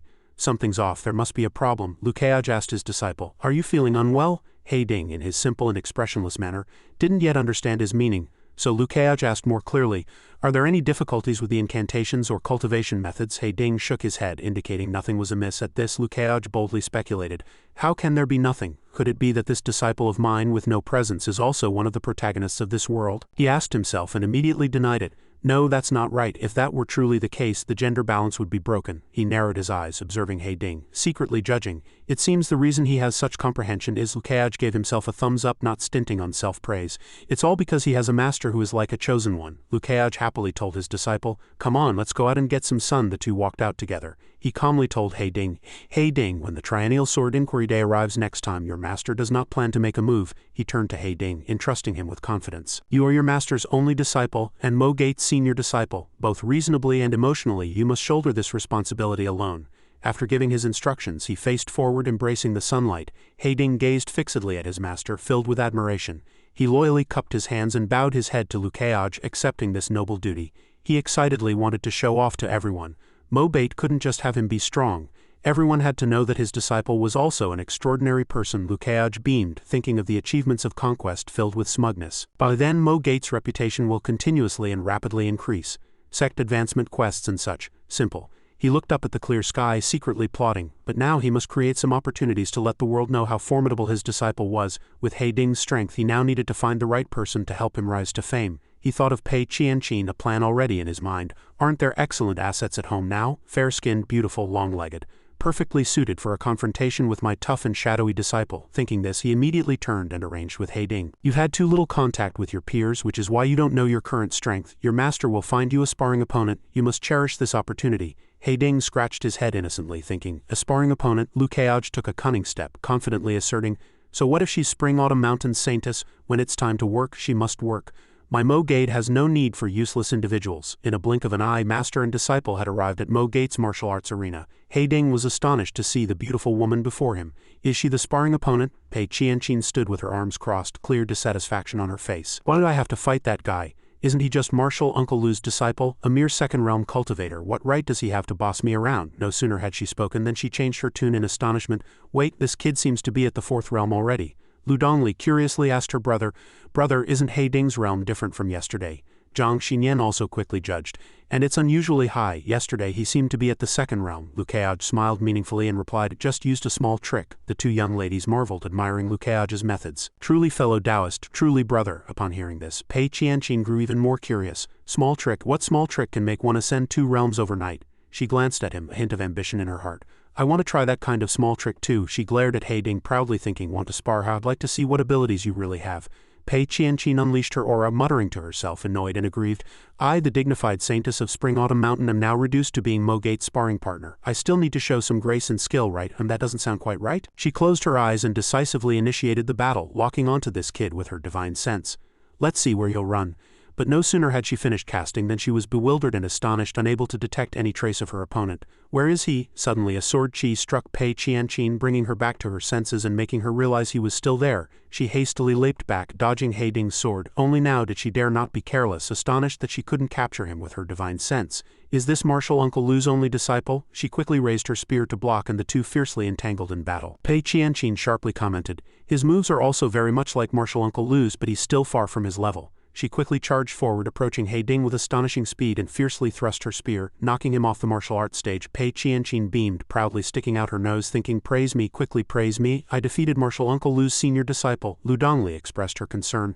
Brother, actually He Ding isn't very suited for this kind of sparring. Zhang Xinyan also chimed in. That's right, fellow Taoist, how about not restricting the sparring area and letting He Ding play to his strengths? Pei Qianqin pouted unhappily, retorting, it's one thing to belittle me, the victor, but you want another match? Lukeaj looked at He Ding's defeated figure below the martial arts stage and said with a smile, my purpose in doing this is to let him lose a few more times so he can understand his strengths and weaknesses. He unequivocally ordered, another match. Watching He Ding decisively step onto the martial arts stage again, Pei Qianqin secretly cursed in annoyance. Damn it, if it weren't for Mo Gate's delicious food I would have turned and run a long time ago. But in a blink of an eye, He Ding, who had just been standing before her, had now vanished without a trace. Looking at the silent, empty martial arts arena, with only herself remaining, Pei Qianqin was astonished. Even his physical body disappeared. Wasn't that his full strength just now?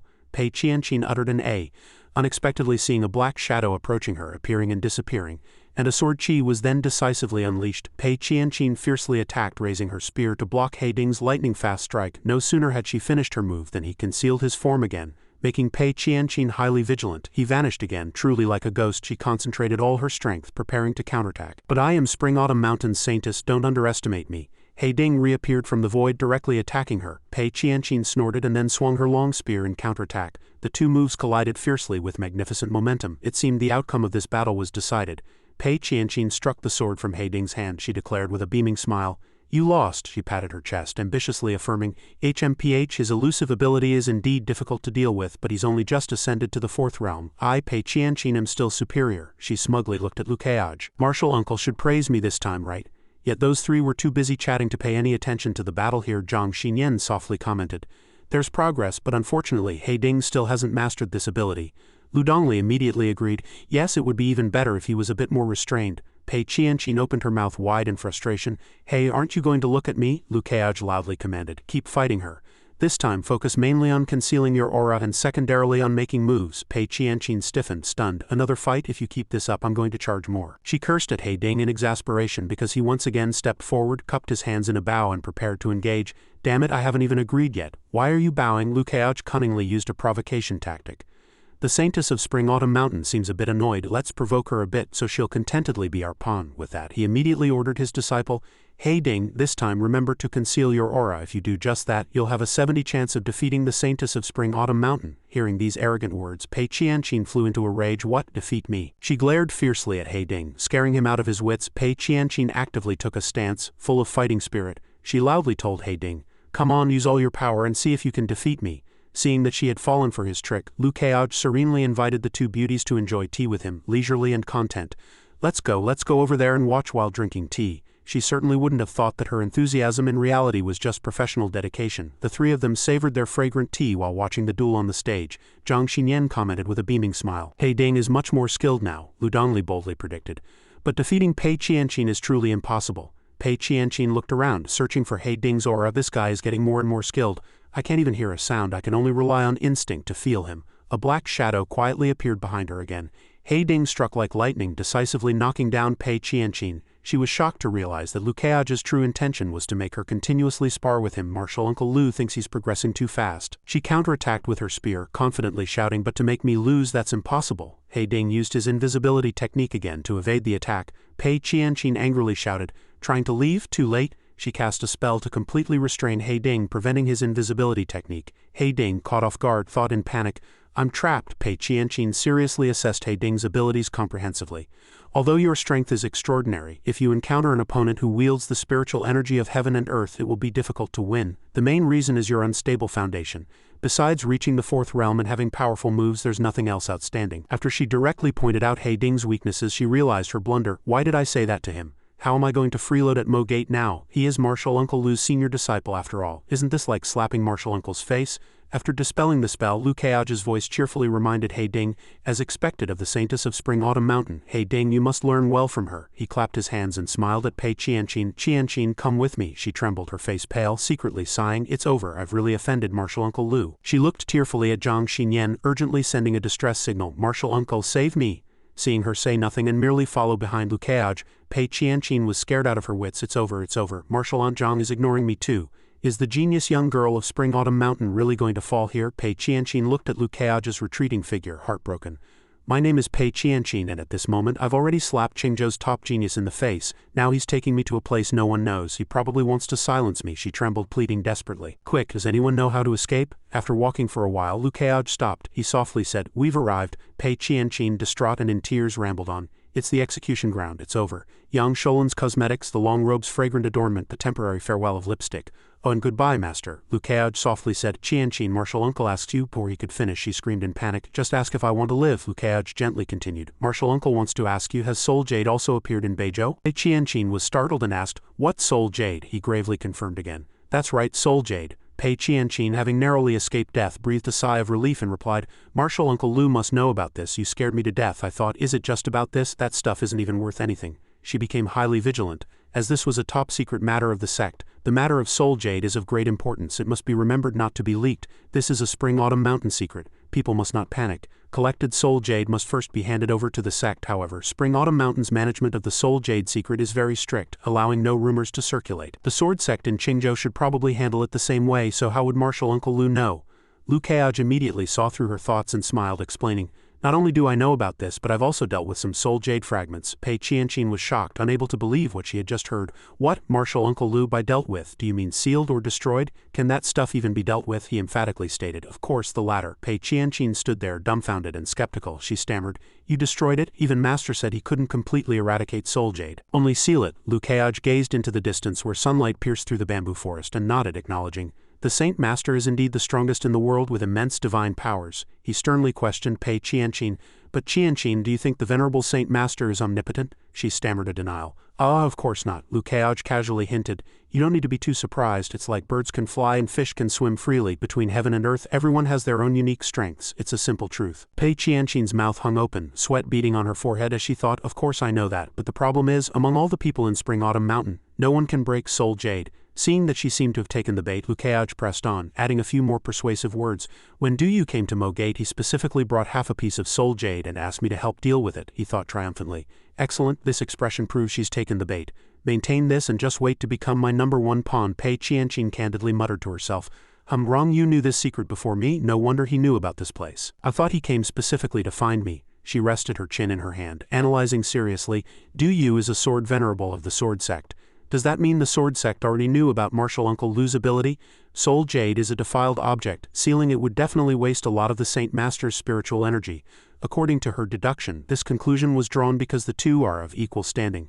Similarly, the Sword Venerable would also waste a lot of spiritual energy to seal Soul Jade, but if Martial Uncle Lu's ability is utilized, the Sword Venerable wouldn't need to waste spiritual energy. If this accumulates over time, her mouth hung open, startled by her own hypothesis. Wouldn't the Sword Venerable become stronger than the Saint Master? Wouldn't Qingzhou become stronger than Beizhou? Pei Qianqin rushed forward and asked him, Martial Uncle Lu, if I get Soul Jade, can I also bring it to Mo Gate like Du and ask you to help deal with it? She innocently believed she was the saintess of Spring-Autumn Mountain and would never allow such a thing to happen. Lukeaj chuckled triumphantly, but he had to use his innate acting skills, keeping a straight face. Pei Qianqin immediately fell for it. Is Martial Uncle Lu's expression indicating it's difficult? Has he already made some secret deal with the Sword Sect to agree to help deal with it? He triumphantly curved the corners of his mouth, thinking the time is right, dragging it out further would be overdoing it. He accepted Pei Qianqin's suggestion and smoothly cajoled her. Fine, you are a very cherished junior. Every time I don't see you, she often mentions you, she asked in surprise. Really, Martial Uncle thinks of me, Lukeaj cunningly demanded. I can destroy Soul Jade for you, but you must promise me one thing. Of course not, she's never mentioned you once. Pei Qianqin stammered, her heart anxious. What is it? If it's about money, that won't do. I don't have any right now, and Master probably won't give me any funds, he gravely instructed her. Without my permission, this matter must not be told to anyone. She breathed a sigh of relief and immediately agreed. No problem, I can agree to 10 conditions like that. Looking at Lukeaj's composed demeanor, she still had some doubts. But about Martial Uncle Lu dealing with Soul Jade, it's probably very troublesome, right? I still need to keep it a secret and only hand over the Soul Jade after I've collected it. After thinking it through, she immediately became even more resolute. Anyway, he's Martial Aunt Yang's man, so he can't be broken. Besides, I can't possibly encounter Soul Jade every time I go out, right? Ultimately, she was right this time.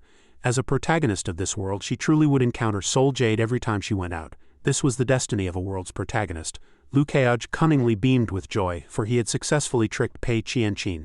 Besides making the saintess of Spring-Autumn Mountain his worker bee, there was an even more important matter. His ambition extended far beyond that. He wanted to stand in both worlds and complete Beizhou's main quest.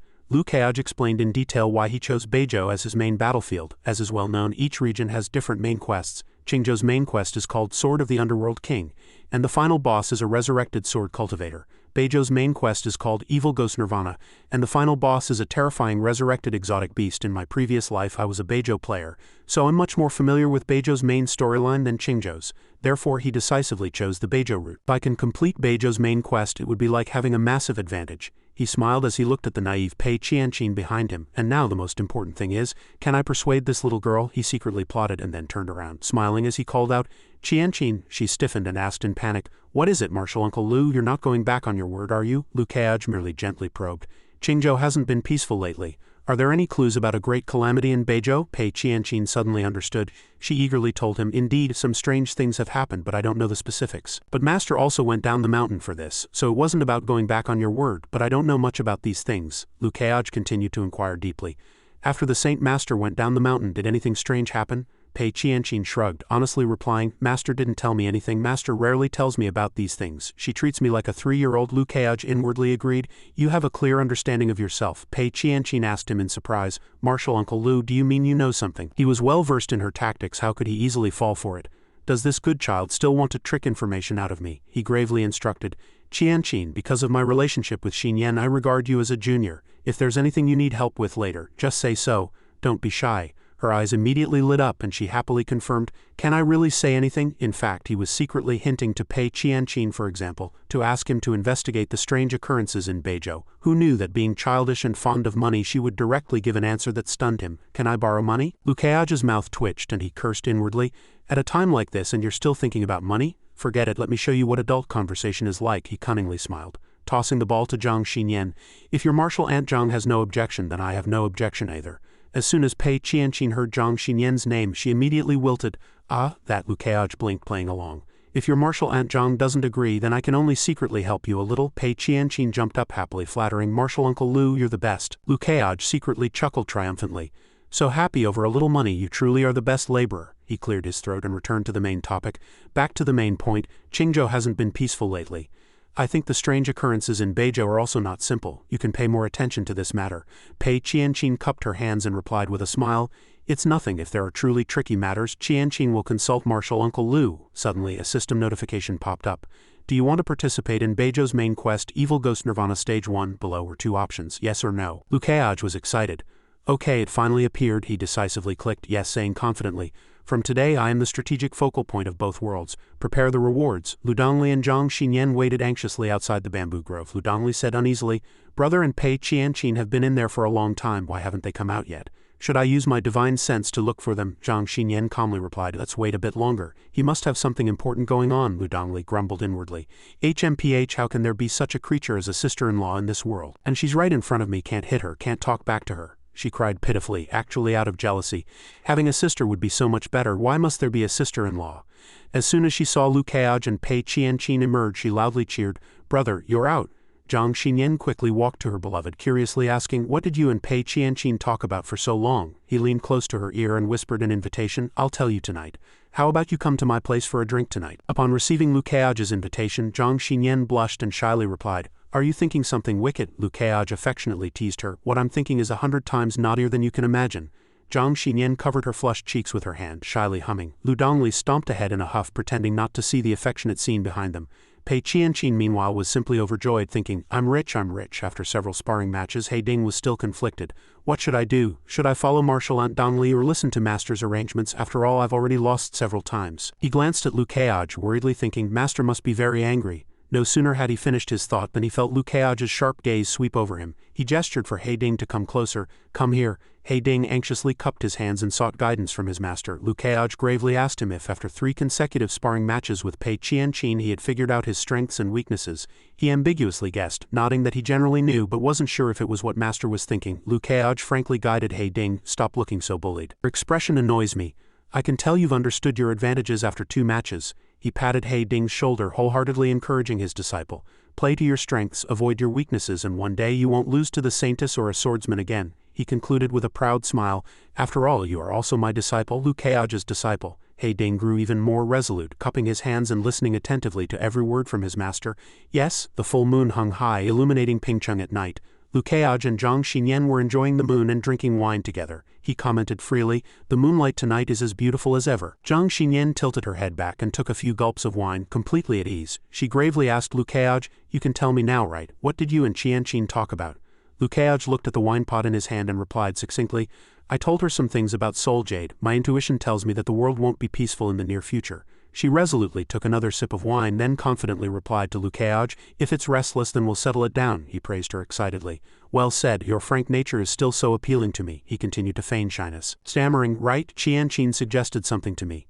Zhang Xinyan gravely asked, what suggestion? Lu Keaj continued with a bright smile, that I should take this opportunity to return to Spring Autumn Mountain with you, to meet someone, and to say something else. He recalled the mischievous information Pei Qianqin had revealed to him. I can tell you, Senior, our Spring Autumn Mountain Sect Master was rumored to have pursued Martial Uncle Lu in the past. Once you return to Spring Autumn Mountain, the Sect Master will definitely be unhappy. He mused, mentioning the Sect Master's rumored romantic interest, without explicitly refuting it, likely means it's true. I didn't expect to not only have found a beauty, but also to have agitated Spring Autumn Mountain's Sect Master, who is quite the catch herself. Zhang Xinyan blushed, somewhat worried as she replied, I'm concerned this might cause you trouble. He gently held her fair hands. Lu Keaj firmly reassured her, it's all right, we're destined to walk this path together anyway. At most, some people will dislike me and make things difficult once or twice. He chuckled and joked, surely Spring Autumn Mountain's Sect Master wouldn't personally step in, right? Zhang Xinyan still wasn't completely at ease. Did Qianqin tell you? That was all from my younger years. I didn't expect so many years to have passed. Lu Keaj firmly affirmed, then Spring Autumn Mountain's Sect Master lost. Spring Autumn Mountain is a must, even if it's a mountain of daggers and a sea of fire. Even if 10 Ninth Realm disciples threaten to punish me, I must still go. Zhang Xinyan smiled reassuringly, thinking, that's right, he fears nothing. Following Lu Keaj's lead, she enthusiastically asked, then when would you like to return to the sect with me? Lu Keaj firmly replied. In the next few days. Zhang Xinyan was a little surprised. So soon? He held her hand and confessed deeply, All in all, I won't let go. I will cook for you for a lifetime. Zhang Xinyan looked at him seriously, asking him face to face, "You said you'd cook for a lifetime, is that true?" He tightly held her hand, his gaze gentle, his tone firm. Of course it's true. He was a little puzzled in his heart. Why was she suddenly so serious? Hearing his affirmative reply, Zhang Xinyan's eyes lit up like light bulbs. She quickly raised her hand and began to list a series of dishes. "Then I want steamed lamb, steamed bear paw, steamed deer tail, roasted duck, roasted chicken, roasted goose, stewed pork, soy sauce duck, fried chicken pieces, smoked meat, sangwa dried meat."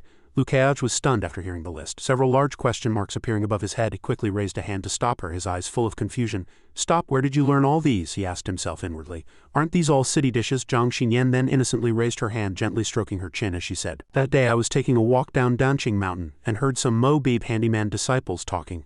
I thought it was interesting, so I listened, and I didn't expect to hear more and more all delicious dish names." Liu Kaiage listened dumbfounded, thinking helplessly, this is reverse cultural output into another world. At this, Zhang Xinyan seemed to notice Liu Kaiage's predicament, and she said wistfully, "I know many ordinary people might not have heard of these dishes. If it's too difficult for you, I can do without them." She hesitated, then added sadly, "Anyway, as long as it's your cooking, I'll like it." Liu Kaiage was momentarily stunned after she finished speaking, thinking, her appetite has been amplified, yet she can still control her desires and consider me. Indulgence is the easiest, but restraint is extremely difficult. He quickly replied, "As long as it's something you love to eat, it won't be difficult for me." At this, he raised his storage ring, and a pen and a book immediately flew out from the ring. Liu Kaiage smiled and said, "If you don't believe me, we can sign an agreement." Zhang Xinyan looked at the two items floating before her, her eyes filled with joy and anticipation. She exclaimed happily, "You said it yourself, you know." She quickly picked up the book and the pen, writing with full concentration. Liu Kaiage rested his chin in his hand, gazing at her affectionately. He secretly thought, even the most decisive woman becomes tender amidst these small rituals. That's the most adorable thing about women. The moon now hung high, its light clear and bright. After a while, Zhang Xinyan also finished writing. She picked up the book and handed it to Liu Kaiage, softly saying, "I'm done writing, take a look." Liu Kaiage quickly took it. He opened the book and began to read.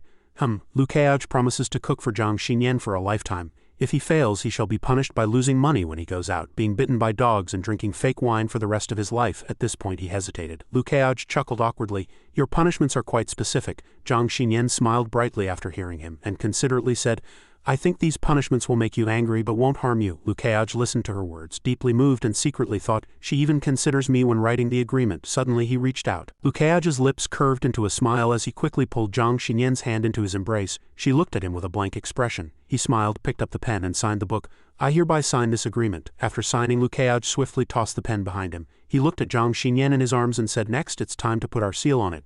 She still didn't understand what was happening, asking blankly, "Seal?" Suddenly, Liu Kaiage's head moved closer to hers. Zhang Xinyan's cheeks flushed crimson when she saw this, and she stammered, You want to seal?" Before she could finish, her soft lips were covered by Liu Kaiage's kiss. She was completely held tightly by him, her eyes wide with surprise and shock. After a while, Liu Kaiage finally moved away from her lips. He smiled, looking at the blushing Zhang Xinyan, his eyes full of triumph, and softly said, "Seal successfully applied, agreement in effect." Liu Kaiage was in an extremely cheerful mood, overjoyed. "Master, tastes so good, but everything must be gradual. Taking too big a step will only ruin things." Suddenly Zhang Xinyan spoke, murmuring indistinctly, "Seal? What kind of seal? Who seals things like that?" Zhang Xinyan was completely stiff, her face as red as a tomato. Liu Kaiage was completely stunned by her words. Suddenly, Zhang Xinyan forcefully pushed Liu Kaiage to the ground, making him break out in a cold sweat. She shouted, "If we're putting our seal on it, let's go all the way." In the silent night sky, kissing sounds came from the pavilion. In a corner of the room, Dongli was lying on her bed, covering her head with a quilt to block out the harsh sounds from afar. She pouted, thinking with confusion. Sealing? She tried hard to concentrate, but it was in vain. The sounds grew louder and louder. She tightly hugged her head. Dongli's emotions were complex at this moment, and she said with a sense of helplessness, "Brother, sister-in-law, don't forget, Dongli's divine sense covers all of Danqing Mountain." So Dongli buried her face in her pillow, covering herself completely with the quilt, trying to block out the intimate sounds. Her small hands rubbed her head as she asked herself in confusion, "Should I bless them or be angry? My emotions are too complicated. I don't know. Should I keep watching?" At this moment, a Dongli angel and a Dongli devil appeared above her head. She emerged from under the quilt, pouting and deep in thought. The devil Dongli's face wore a sinister expression, and she said, Look, isn't that what I most want to see?" She glanced at the angel Dongli and asked, "What's your opinion?" The angel Dongli replied with an innocent expression, Don't look." After hearing the angel Dongli's words, she said coldly, "Then I'll look." At this, Dongli closed her eyes and used her spiritual power to go to the pavilion. However, the entire pavilion was enveloped in a thick fog, obscuring the indecent scene. Dongli thought in frustration, "It's covered in fog. If I force my way through, brother will discover me." Dongli quickly withdrew her spiritual power. She pouted, asking herself in confusion, "If brother knew I was secretly watching him, would he be angry with me?" Dongli slumped onto her pillow, her face blank, muttering, "If I keep being so stubborn, will brother stop liking me?" At this, Donnelly sighed. Alas, the price of being sensible is having to internalize everything yourself. Donnelly curled up into a ball like a pupa entering its cocoon, wriggling continuously in the silence of the room. The next morning the sun shone brightly. The sky was blue and the air was fresh. Pei Qianqin was currently bringing fruit to her mouth. She lay lazily on the long chair, enjoying the cool air and savoring every slice of fruit. Xiao Chu, like a professional server, presented the juice to Pei Qianqin with an unhappy expression. Here, senior sister asked me to bring you this juice. Pei Qianqin took the cup, smiling brightly. Thank you, Xiao Chu. She picked up the juice and took a few comfortable sips. Pei Qianqin sighed contentedly. Phew, this sunbathing area at the foot of the mountain was suggested by the handyman disciples. It's really too comfortable. The player's reverse cultural output was becoming more and more severe. Xiao Chu left with her fork, but her eyes secretly glanced at Pei Qianqin. She pouted, her heart filled with disgust and dissatisfaction. HMPH, shouldn't you be sparring with the senior brothers and sisters here? If not for that, I would have chased you away long ago. And with you here, Xiao Chu hasn't been able to eat her fill for a long time. You're so thin but eat so much? At this, Lu Keaj was sitting and drinking tea, listening to Luo Bing report from beside him. Luo Bing said with a serious tone, Young master, most of our handyman disciples have reached the peak of the initial realm. While a few haven't reached the peak, they've also reached the 7th stage of the initial realm. He took a sip of tea, then asked Luo Bing, Are there any other issues regarding the handyman disciples? Lu Keaj was very satisfied.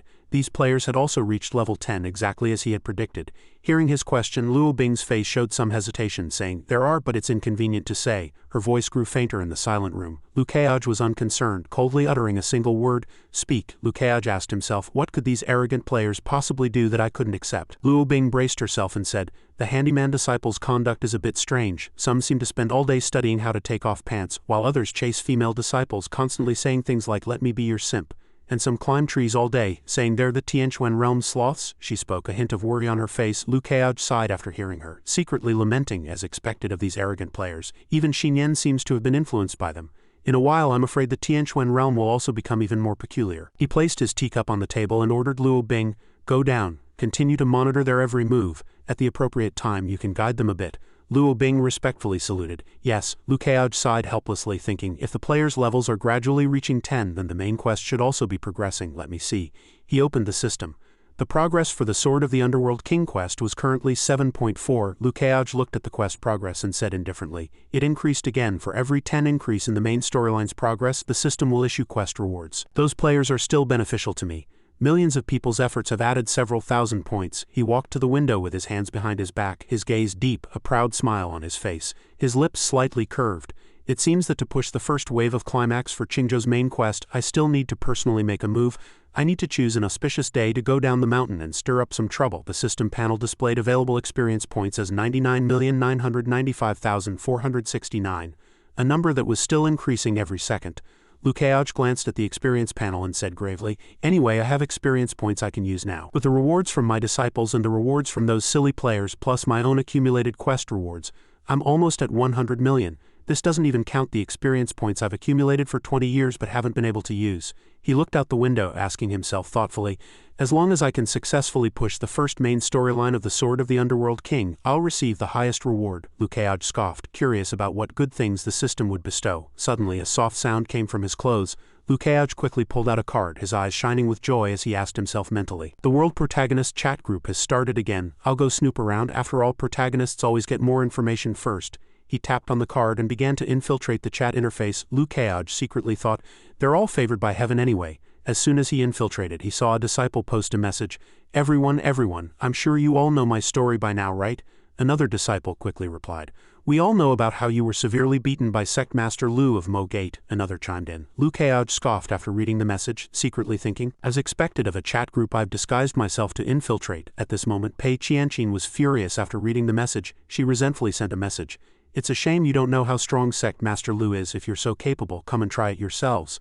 Another disciple immediately replied, If I have the chance to go to Mo Gate, I will definitely seek guidance from Sect Master Lu. Another chimed in. The poor monk as well, Lu Keaj secretly thought after reading, Poor monk kid, you've exposed your identity too. He smiled sinisterly, thinking, If I'm not mistaken. In reality, this bald monk practices closed-mouth meditation, but now he's speaking. So closed-mouth meditation means closing your mouth, but you can still speak in the chat group, right? At this moment, the invisible Lu Keaj's mouth curved upwards, praising, This kid is good. A new loophole in closed-mouth meditation. He stroked his chin, his face cunning and calculating. Instead of letting them continue to say boring things, I should plant a seed here and incidentally see what news these protagonists have. Lukács quickly sent a message in the chat group. Everyone quiet down for a moment. Immediately, all users were stunned. Their eyes widened when they saw his message. Pei Qianqin was savoring her drink when she saw the message and exclaimed in surprise, "Senior has spoken." Du Yu also shouted in shock. "Senior," he held the card in his hand thinking seriously. "Senior hasn't spoken for many years but has suddenly appeared today. I'm afraid something big has happened." That's right, Lukács had been lurking in this chat group for several years, truly reaching the bottom. Suddenly, Lukács sent another message. "Everyone please remember what I'm about to say. Chaos is coming. Disaster is descending. Everyone must pay close attention to your surroundings." This message was like a bolt from the blue, shaking everyone. They all widened their eyes upon seeing the senior's sudden warning. Pei Qianqin quickly sat up straight after reading, asking herself in astonishment, "Disaster is descending. Is it related to what Martial Uncle Lu mentioned?" Du Yu was also stunned at this moment. He widened his eyes and stammered, "Disaster is descending. I need to confirm this." He sent a message in the chat group asking, "Senior, can you reveal what kind of disaster it is?" Lukács smiled with satisfaction after seeing Du Yu's message, saying, "Good disciple, I was waiting for that question from you." He quickly replied, "Soul Jade has appeared." After reading the message, Du Yu and Pei Qianqin both exclaimed simultaneously, "Soul Jade as expected, it's that." Pei Qianqin held the card, sweating coldly. She worriedly thought, "Soul Jade contains immense evil energy and even Master the Saint Lord cannot destroy it. If this spreads, it will likely breed countless evil cultivators seeking power and demon cultivators craving evil aura will become even stronger." Even with such thoughts, she couldn't give up the delicious juice in her hand. Pei Qianqin drank while thinking this is indeed a disaster. However, a disciple with the surname Huang saw them discussing Soul Jade and also asked, "Soul Jade, last month I killed a corpse monster and also obtained a piece of Soul Jade fragment." Lukács kept tapping on the card. He scoffed, saying, "It's no surprise to me that world protagonists pick up Soul Jade fragments." A person with the surname Wu sent a message.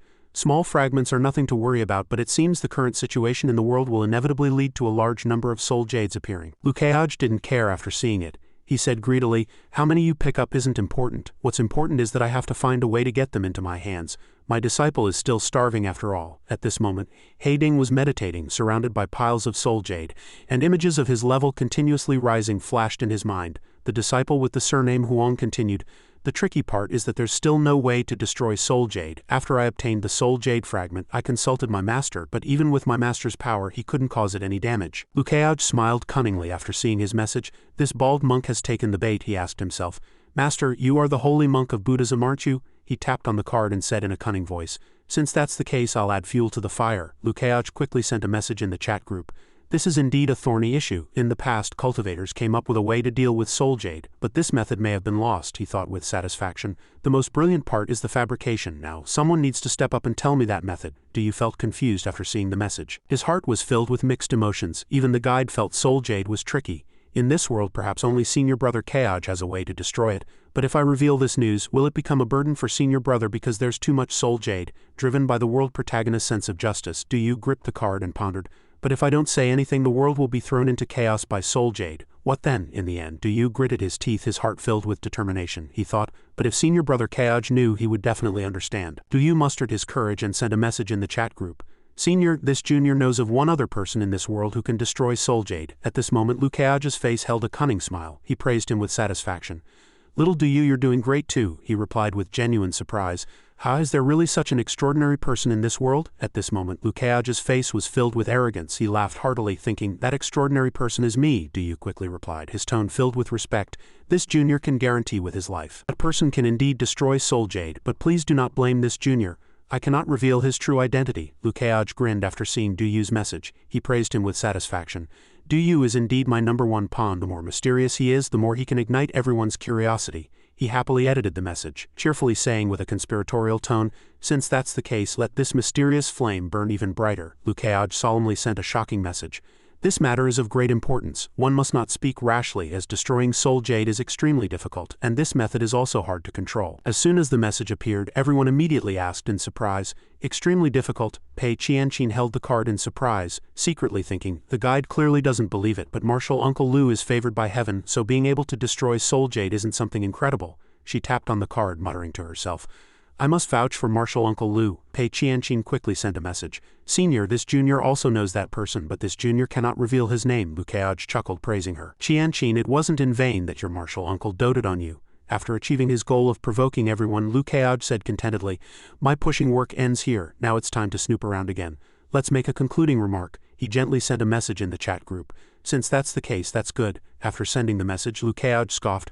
I declare myself out of the chat room. You can begin now. Don't disappoint me, you bald monk and demon race. Someone curiously sent a message asking, who are the two people you're talking about? Can you really not say? At this moment, Lukeaj held a water cup, his eyes full of anticipation as he looked at the large screen ready to watch the show. It's starting, it's starting. Pei Qianqin did not answer. Do you immediately replied, cannot say. That person quickly explained, I don't mean anything, please don't misunderstand both of you, it's just that I also obtained some soul jade these past few days, Lukeaj said excitedly. Here it comes, another person also quickly replied, me too, that soul jade fragment is still in my hand and there's no way to deal with it. Du Yu fell into deep thought after seeing the message. He continued his internal struggle, secretly thinking, I didn't expect everyone to have encountered such an evil object as soul jade. If I turn a blind eye, it will harm the entire world. Thinking of this, Du Yu hesitated. But if some ill-intentioned people know that senior brother Keaj has a way to destroy soul jade, what if, thinking of this, a terrifying scene appeared in Du Yu's mind. He asked himself, what if senior brother Keaj has to be sacrificed to protect the entire world? What should I do? Du Yu frowned, his eyes filled with determination as he said, loyalty is truly a dilemma. If anyone dares to frame senior brother Keaj like this, I, Du Yu, will fight them to the death. After an intense internal struggle, Du Yu finally decided with an unshakable tone, I must uphold righteousness, but I must also protect senior brother Keaj. After editing the message, he sent it. In the future, if anyone has the opportunity to obtain soul jade, we can set up such a rule internally. Hand all soul jade over to me, and I will take it to him. After seeing Du Yu's message, Lukeaj finally achieved his cunning objective. He stretched and let out a big yawn, saying, this brat has finally come to his senses. This is a qualified worker. That man had no idea what kind of intense internal struggle Du Yu had gone through. Lukeaj walked out of the corridor with his hands behind his back, breathing in the air, looking up at the sky and saying contentedly, things are developing as I expected, and my mood is indeed better. Suddenly, a thought flashed in his mind. He smiled, his tone full of interest. Why don't I go see Xinyan? He secretly thought. As for going down the mountain to push the main quest, I'll wait 3 days. In Zhang Xinyan's room, Lukeaj's voice rang out confidently. Fellow Taoist, I'm here to stamp again, Zhang Xinyan asked confusedly. Stamp again? How long will it be this time? Lukeaj quickly replied. Starting tonight, how about it? Zhang Xinyan was full of questions. A suggestive sound permeated the entire room, and the atmosphere became romantic. 3 days later, at the foot of Danqing Mountain, Dongli and the disciples stood to see Lukeaj, Zhang Xinyan and Pei Qianqin off as they went down the mountain. Lukeaj asked, Elder Dongli, are you really not coming down the mountain with me? Dongli replied coldly. The situation is unstable now, so it's inconvenient to go down the mountain. Although she said that, her heart was full of disgust. I hate being with creatures like sisters-in-law the most, at least I don't want to be alone. Luo Bing stood by, her eyes filled with regret, asking herself, is young master really not taking me with him? Xiao Chu said excitedly. Sect master uncle Xiao Chu also wants to go down the mountain to play and cultivate. Lukeaj listened and bent down and stroked her head. He said softly, this trip is not something Xiao Chu can handle. When you're a bit older, you'll be able to handle it yourself. Luo Bing, hearing him say this, clenched her hands. She asked nervously, then what about me? She secretly asked herself. Am I old enough? Lukeaj said with a smile. Now Mogate has so many handyman disciples and your master still needs your help. Will you take good care of Mogate? Hearing Lukeaj's sweet voice, Luo Bing happily smiled, her heart feeling like it was about to burst. Ah, is young master asking me for a favor? Young master asked me, Luo Bing, for a favor? She quickly bowed, her tone firm as she replied, Luo Bing will definitely not disappoint young master's expectations. At this moment, the three of them had already boarded the magical artifact, ready to leave Danqing Mountain. Wave goodbye. Lukeaj's voice rang out, I'll be back soon. Xiao Chu waved her small hands, shouting loudly, Xiao Chu will definitely grow up quickly, and Sect Master Uncle must take me with him next time. They quickly flew away. The handyman disciples below, seeing his magical artifact, discussed animatedly. One disciple shouted, look up at the sky, that's Sect Master Lu's flying artifact. Another disciple, seeing it, looked up excitedly. That's right, it's Sect Master Lu, I've rewatched his video many times. That must be Sect Master Lu, a handyman disciple curiously asked. Sect Master has never left the mountain before, what is he going for this time? Is something wrong with the Tianquan realm? Mo Busho put his hands on his hips and sighed. It seems our Qingzhou is about to experience another turmoil. Lin Wagan stood by and added, and it's because we, Mo Gate, stirred it up. Lin Ali blushed, looking at Lukeaj's retreating figure. If possible, I also hope Sect Master can stir me up. After hearing her words, the two handyman disciples were puzzled, turned their faces, looking bewildered. At this moment in Qingzhou, a small river flowed gently between two mountains. This was the Wen River, a river that remained warm all year round. In other words, it was a wild natural hot spring. At this moment, a hand slowly touched the water's surface. The steaming water spread out, causing the person to involuntarily let out an ah. Suddenly, an unexpected burning sensation was transmitted to the palm, causing the person's hand to smoke. Looking at his smoking hand, the old man frowned, complaining, the water here is hotter than before. His face was filled with helplessness. Never mind, we'll choose this place for now since we're already here. The old man blew on his hand, making a huff sound. He turned his face and ordered the person behind him, Wen Qing, come with me to the riverbed. Yes, Pavilion Master, she responded quickly. Wen Qing is one of the 12 Pavilion Masters of the Heavenly Secret Pavilion, responsible for gathering all intelligence from pleasure quarters. The command flag in her hand glowed, forming a thin protective shield that enveloped both of them. Under this protection, the two of them descended together into the dark riverbed. Indeed, she was a Pavilion Master, and both of them were now gradually sinking into the dark riverbed. It is said that all the Pavilion Masters of the Heavenly Secret Pavilion are beauties. While not all are peerless, each possesses her own unique charm. Therefore, anyone who aspires to inherit the position of Pavilion Master of the Heavenly Secret Pavilion must be a beauty. At this moment the two had reached the riverbed, and the old man spoke. This is it, but this old fellow is too wicked. He doesn't need it himself, yet he won't give it to those who do. Before him was a cave emitting a dazzling red light. He began to unleash his dark spiritual energy, saying with a sharp gaze, guiding the heavenly Tao to this Pavilion Master was also he could be resurrected in this very place. That dark spiritual energy quickly enveloped the entire cave. At this moment the cave had cracked into many fragments, revealing a glowing coffin suspended in the river. Wen Qing witnessed the scene before her, dumbfounded and staring intently. She thought in astonishment, a bronze coffin. The old man stood nearby, stroking his grizzled beard. Wen Qing, do you know who is in this coffin? Wen Qing lowered her head, respectfully smiling as she replied. Wen Qing naturally does not know. Please enlighten me, Pavilion Master. The old man glanced behind him, asking with a sly smile, do you know Du Yu of the Sword Sect? Wen Qing heard this and quickly replied, naturally. The perfect sword body, sword venerable swordsman, once revered as the foremost swordsman in Qingzhou, but to my knowledge, Du Yu is still alive. A look of doubt appeared on her face. The old man scoffed, recalling, the Sword Sect doesn't have only Du Yu. There was another who was as renowned as him but died young. Wen Qing suddenly understood, her eyes wide. She whispered, could it be the disciple of Sword Sect Master Li Zuofeng who was once groomed to be the next Sword Sect Master? Her tone was filled with extreme doubt. Upon hearing this, the old man's eyes immediately sparkled with an undisguised satisfaction.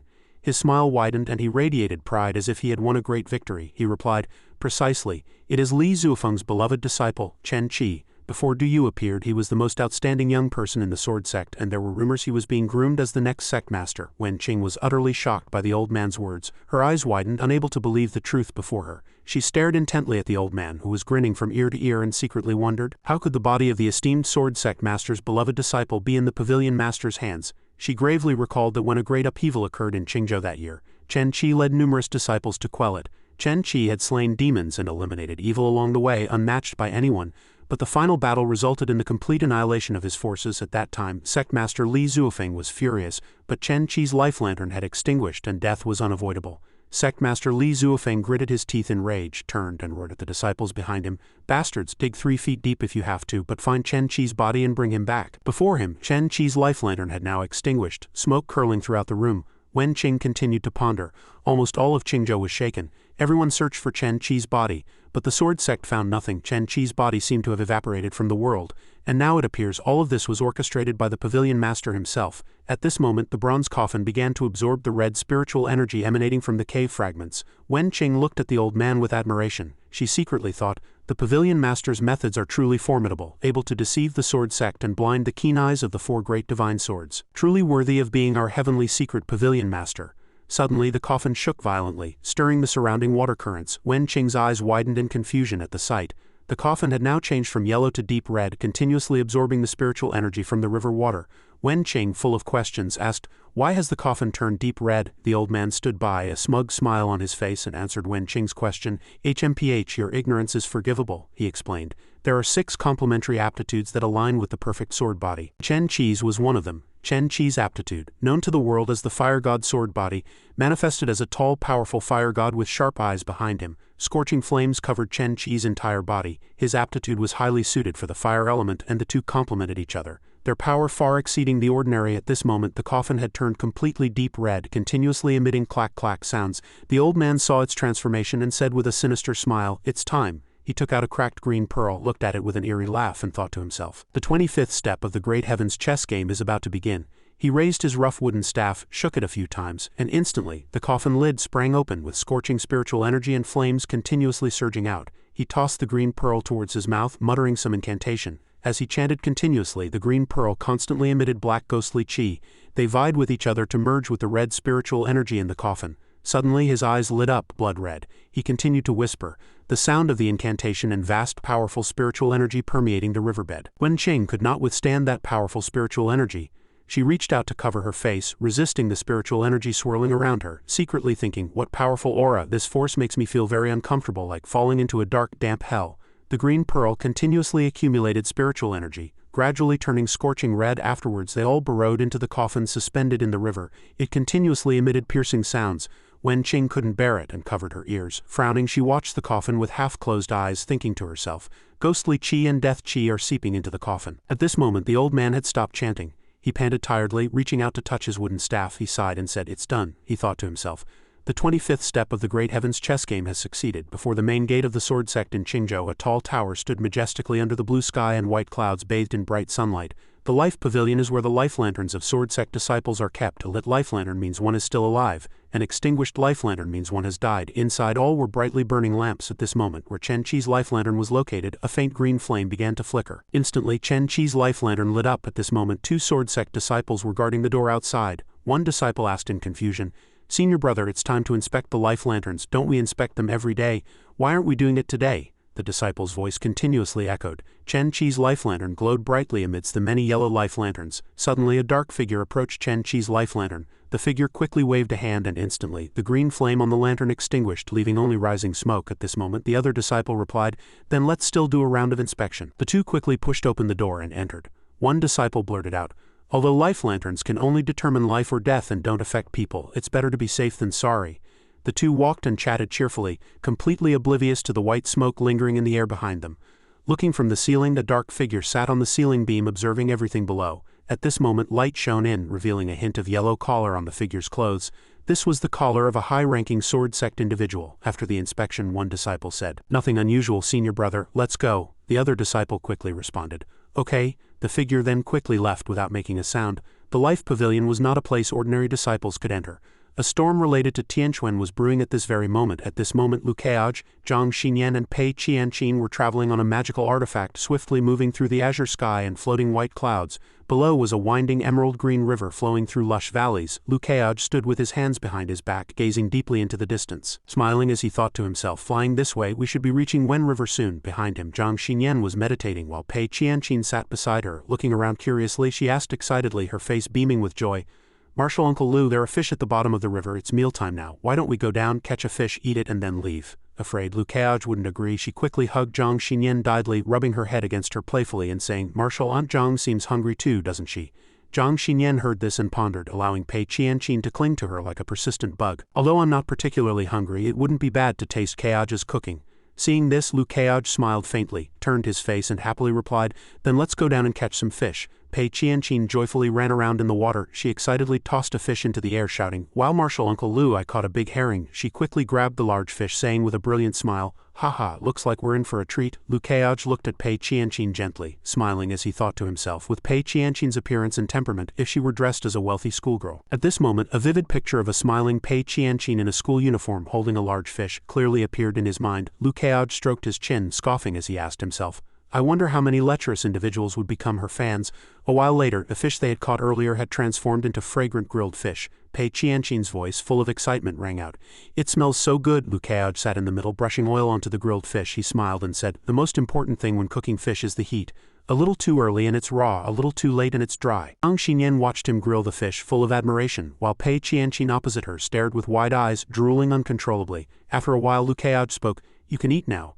Zhang Xinyan and Pei Qianqin quickly sampled the delicious fish he had grilled. Pei Qianqin picked up a piece of hot fish meat and blew on it near her mouth. She said impatiently, "Just the smell makes my mouth water. What will it taste like? I can't wait." She quickly popped the fish meat into her mouth, chewing it with great relish. After tasting it, Pei Qianqin's eyes sparkling like stars, and she couldn't help but exclaim, "It's so delicious. Marshal Uncle Lu, your cooking is incredible." Lu Keaj turned his face, watched Pei Qianqin chewing the fish with relish, and asked, "Want to learn?" Pei Qianqin froze upon hearing him. She whispered, "To be honest, I don't want to learn. Ha ha ha, I just like eating, not cooking." Pei Qianqin's eloquent words just blurted out. Suddenly, Pei Qianqin turned her face, winked at Zhang Xinyan beside her, and said with a mocking tone, "It's Marshal Aunt Zhang who should learn that way. If you return to the sect later and miss Marshal Uncle Lu's cooking, you can make it yourself." Zhang Xinyan was startled by her words, breaking out in a sweat. Lu Keaj suddenly spoke, "She doesn't need to." Zhang Xinyan held a fish fork, looking at him blankly. Lu Keaj winked at her, smiling as he said, "We already have an agreement, and the seal has been stamped." Zhang Xinyan heard this, blushed, covered her mouth and nodded with a smile. Pei Qianqin sat there watching the two of them being affectionate, her head filled with big question marks. She muttered to herself, "Stamp? What kind of stamp? A stamp for eating a lifetime? I don't understand, not at all." At this moment, Lukeaj said in a serious tone, "After we've investigated the situation here, if there are no hidden dangers, I can then go with both of you to Spring Autumn Mountain." Upon hearing this, Pei Qianqin's eyes immediately lit up, her face brimming with excitement. She continuously asked, "How really?" Pei Qianqin happily continued, "Doesn't that mean I can also eat Martial Uncle Lu's delicious food at Spring Autumn Mountain?" Lukeaj gazed intently at Zhang Xinyan's flushed cheeks. He smiled gently and said, "It's true." Pei Qianqin happily raised her hands above her head, overjoyed. She continuously cheered in her heart. "Wow, something's going to happen, something's going to happen." Lukeaj glanced at her, smiling, and silently reminded himself. But this trip to Wen River is not for fun. According to the posts he had seen on forums in his previous life, the first boss of Qingzhou's main quest, Sword of the Underworld King, first appeared in Wen River. The clear emerald-green river sparkled in the sunlight as if concealing a profound and unfathomable threat. In his previous life, Lukeaj saw news on forums that a mysterious boss had appeared in Wen River, and many players were subsequently killed. He muttered to himself, 70 or 80 people, yet they couldn't defeat one boss. After reading the news, he curled his lips in disdain, secretly thinking, they only figured out it was a 5th realm boss after a lot of fumbling. Tisk tisk tisk, you guys are too useless. When it first appeared, that boss was only in the early stage of the 5th realm, but by the time it was defeated it had already reached the 7th realm. This means that if left unchecked it would become even stronger in the future. Lukeaj now gazed into the distance at the steaming river. Suddenly he scoffed, filled with confidence. "As a chosen one, what I love to do most is take his life while he's weak." That said, the reason he had come here first was actually because this boss had once had ties with Mo Gate. This boss was named Chen Qi, a disciple of the Sword Sect. Before Du Yu appeared, he was once the Sword Sect's foremost disciple. At this moment, Lukeaj's expression gradually grew serious. Lukeaj gravely thought to himself. That year he was sent to quell the chaos and recruited many from surrounding sects to go with him. The image of a white-haired man appeared in Lukeaj's mind. He silently continued to think, and my Mogate was also on that recruitment list. That year, except for the young parents and an elderly elder, everyone from Mogate acted with all their might. The scene of them seeing off other disciples on their journey clearly appeared before his eyes. But that time, everyone from Mogate died. The painful memory of blood-soaked swords and the scattered corpses of disciples clearly resurfaced in Lukeaj's mind. Lukeaj stood with his hands behind his back, his eyes deep, lost in thought. That was 30 years ago and his parents always mentioned it. It was the regret of their lives, and Chen Qi also died in that incident. So this matter was unavoidable, he mused with doubt. But how could Chen Qi be resurrected? Back then, the Sword Sect caused such a commotion and still couldn't find his body. With all these different traces, there must be another story behind what happened 30 years ago. Thinking this, he looked at the calm river before him and muttered to himself that when he found Chen Qi he might be able to uncover the truth. At this moment he looked up at the sky, leaves drifting in the wind, a determined expression on his face. Somewhere along the Wen River a young man stood on the bank, smiling as he took off his clothes. He stretched, began to limber up, and confidently muttered, "Great. The mission this time is to catch 3 azure forest fish, right? Watch me complete it for you." He was the familiar Money Not Enough. Do you remember this unfortunate man? The young man who was imprisoned, whose nickname was Money Not Enough LV2. He was back, starting his game from prison. After warming up, Money Not Enough laboriously entered the water. He put one foot in and asked, "Oh, is the water warm?" This time he came to Wen River to catch fish to complete a mission. Incidentally, after several months of effort, he had now reached level 9. Suddenly, Money Not Enough turned his head sharply as if he had sensed something. On the bank beside him, a brown-haired girl in green clothes stood looking down at the river. She began to roll up her sleeves, muttering, "Catching azure forest fish, looks like I'll have to get in the water." Money Not Enough looked at her, filled with regret, thinking, "She looks pretty good, too bad she's so covered up." The girl didn't notice Money Not Enough's gaze. She started rolling up her pant legs, preparing to enter the water, muttering, "Since I'm catching fish I can't let my clothes get wet.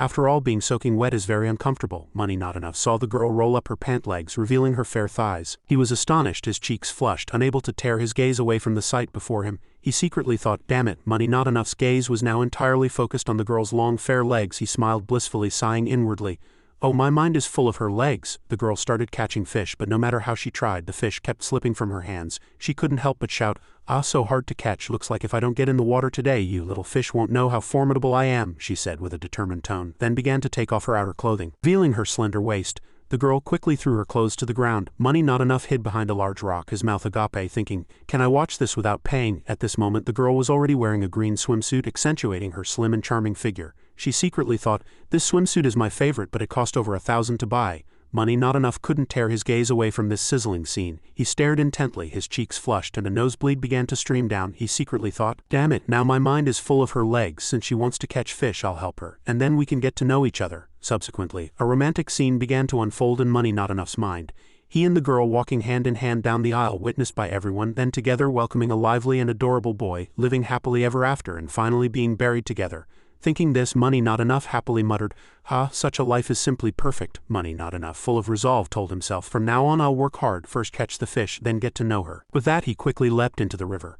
Money Not Enough dove underwater, his gaze constantly scanning around, muttering, Azure Forest Fish, where are you? Come out and give yourself to me. He swam around for a while and suddenly Money Not Enough's eyes widened as if he had just seen something. The girl's buttocks. Money Not Enough blushed, his gaze fixed on her, exclaiming in surprise, holy cow, holy cow. The girl seemed to sense Money Not Enough's gaze and she spun her head around sharply. She looked at Money Not Enough, saw his gaze fixed on her and felt a surge of disgust, blurting out, what a pervert this bastard, I must get rid of this pervert quickly. She quickly swam away, leaving Money Not Enough far behind. Money Not Enough was still immersed in happiness and joy, even drooling. He excitedly thought, she looked at me, she actually looked at me, how happy. Suddenly, a black aura appeared beneath his feet. Churning up from the riverbed, a coffin lid flew straight into the sky, hitting Money Not Enough squarely in the face, making him dizzy and his HP bar plummeting. Money Not Enough turned around blankly, asking himself, what happened? What just flew past? Did it come from below? Money Not Enough bent down, secretly thinking, let me sense it. He bent over and activated the system's detection. The system warned of deadly danger below. Money Not Enough asked himself in astonishment,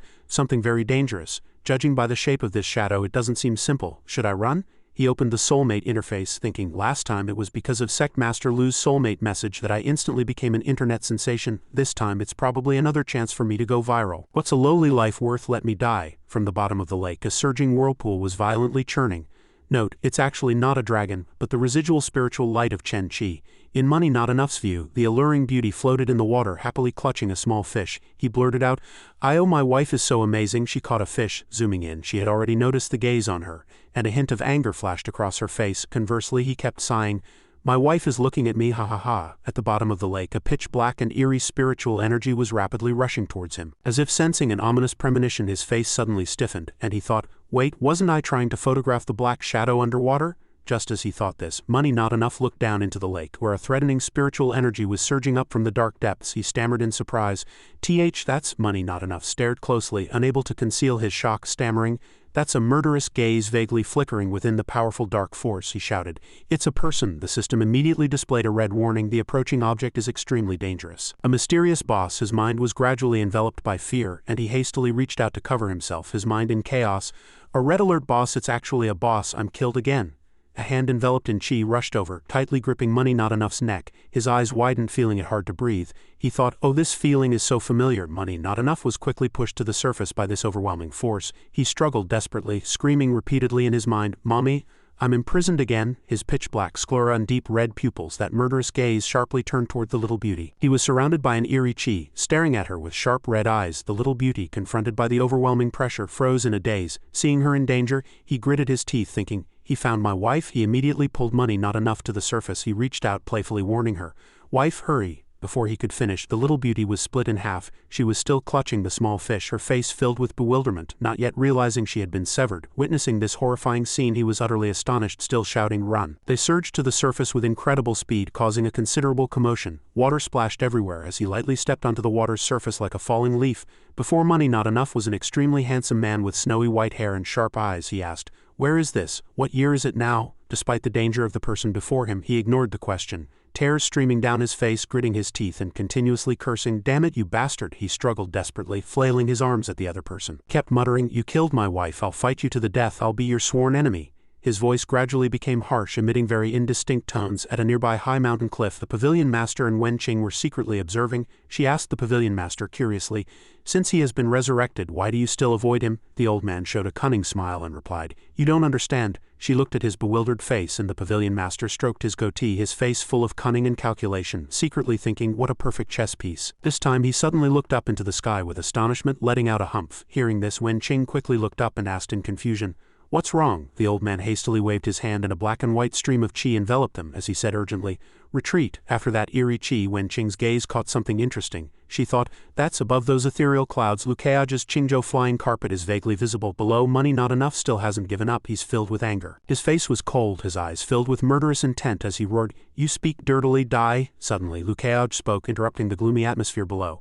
He's just an initial realm cultivator, ignorant. Why don't you ask me if you have any questions? Hearing this, both of them looked up simultaneously. He seemed to recognize the familiar voice, thinking, that voice is that. Beyond the white clouds, Lukács appeared, bathed in sunlight. He was like a celestial being, a challenging expression on his face, and then he added, been lying in a coffin for so long, next probably crooked, eh? He remained expressionless, answering coldly, who are you? Lukács stood tall and imposing, chest out, calmly replying, Lukács of Mogate? Suddenly a light enveloped Chen Chi's body and he slowly repeated, Mogate. The old acquaintance Money Not Enough met again, filled with joy, waving at him repeatedly and shouting, Sect Master Lu, it's me, Money Not Enough, you saved me last time too, do you remember me? He looked at Lukács in surprise, secretly thinking, this kid, so it's him. His human camera kept flailing its arms and beaming, but tears streamed down his face uncontrollably.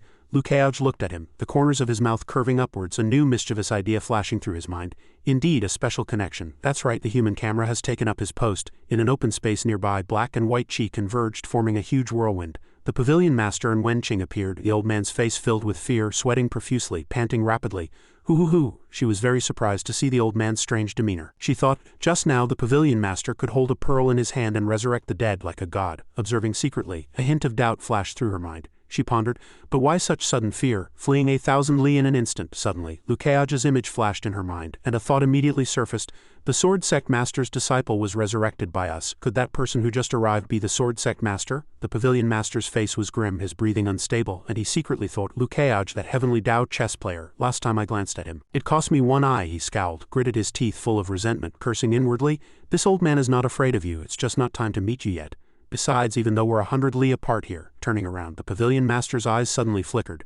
A deep red light emanated intimidating chi, and he secretly thought, this old man can still observe them. In his line of sight, Lukács, his martial uncle, and his Spring Autumn Mountain junior sister stood on Qingzhou. Below the lake were Chen Chi and Money Not Enough. He thought HMPH found them. Here, Chen Chi tilted his head left and right, making savage cracking sounds. Zhang Xinyan saw him and, greatly surprised, immediately asked, how is he still alive? Hearing this, Pei Qianqin immediately turned to her and couldn't help but ask curiously, Martial uncle, do you know him? Zhang Xinyan kept observing him, replying, but he died 10 years ago. Hearing this, her face turned pale and she stammered in return, dead, then how could he? Many questions popped into her mind. Isn't he standing right there? Is he a ghost? She hastily reached out to cover her mouth, unable to conceal her fear, retreating behind her martial uncle. Zhang Xinyan still didn't avert her gaze. She mused, the aura on him is clearly not spiritual energy. There must be another reason. A system panel popped up. You have activated an important character storyline. Do you accept the mission? Just as he expected, Lukács sneered, thinking, I knew it.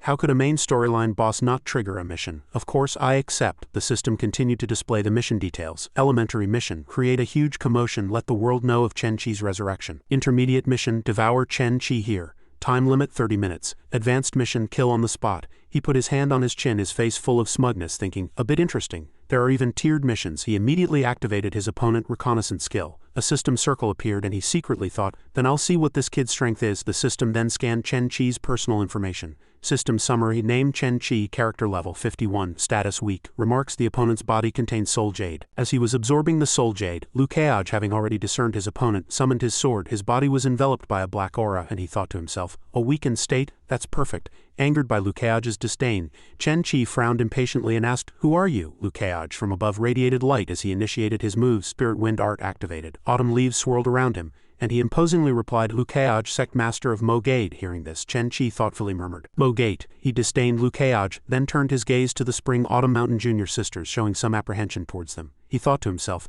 this kid is only at the 3rd realm, not worth fearing, but the 2 women behind him have astonishing cultivation. Mogate, what kind of sect is that? Chen Chi slightly tilted his head, a look of disgust on his face, saying he had no impression. Hearing this, Lukács' face darkened. He recalled scenes of corpses strewn across the ground, blood-staining sharp swords with an angry Mo carved upon them. My Mogate was almost wiped out because of you. And you have no impression? In an instant he vanished, leaving only the gentle breeze stirred by his pressure.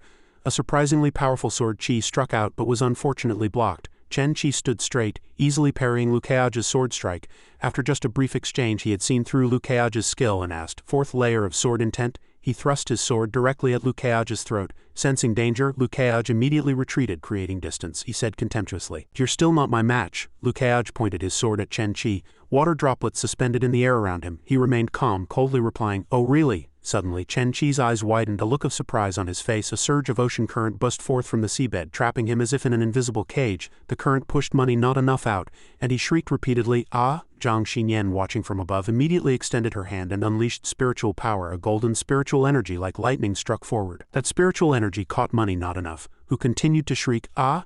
He was brought aboard the Qingzhou by Zhang Xinyan and incessantly bowed, his face showing delight, saying, "Thank you, two beautiful ladies, for saving my life."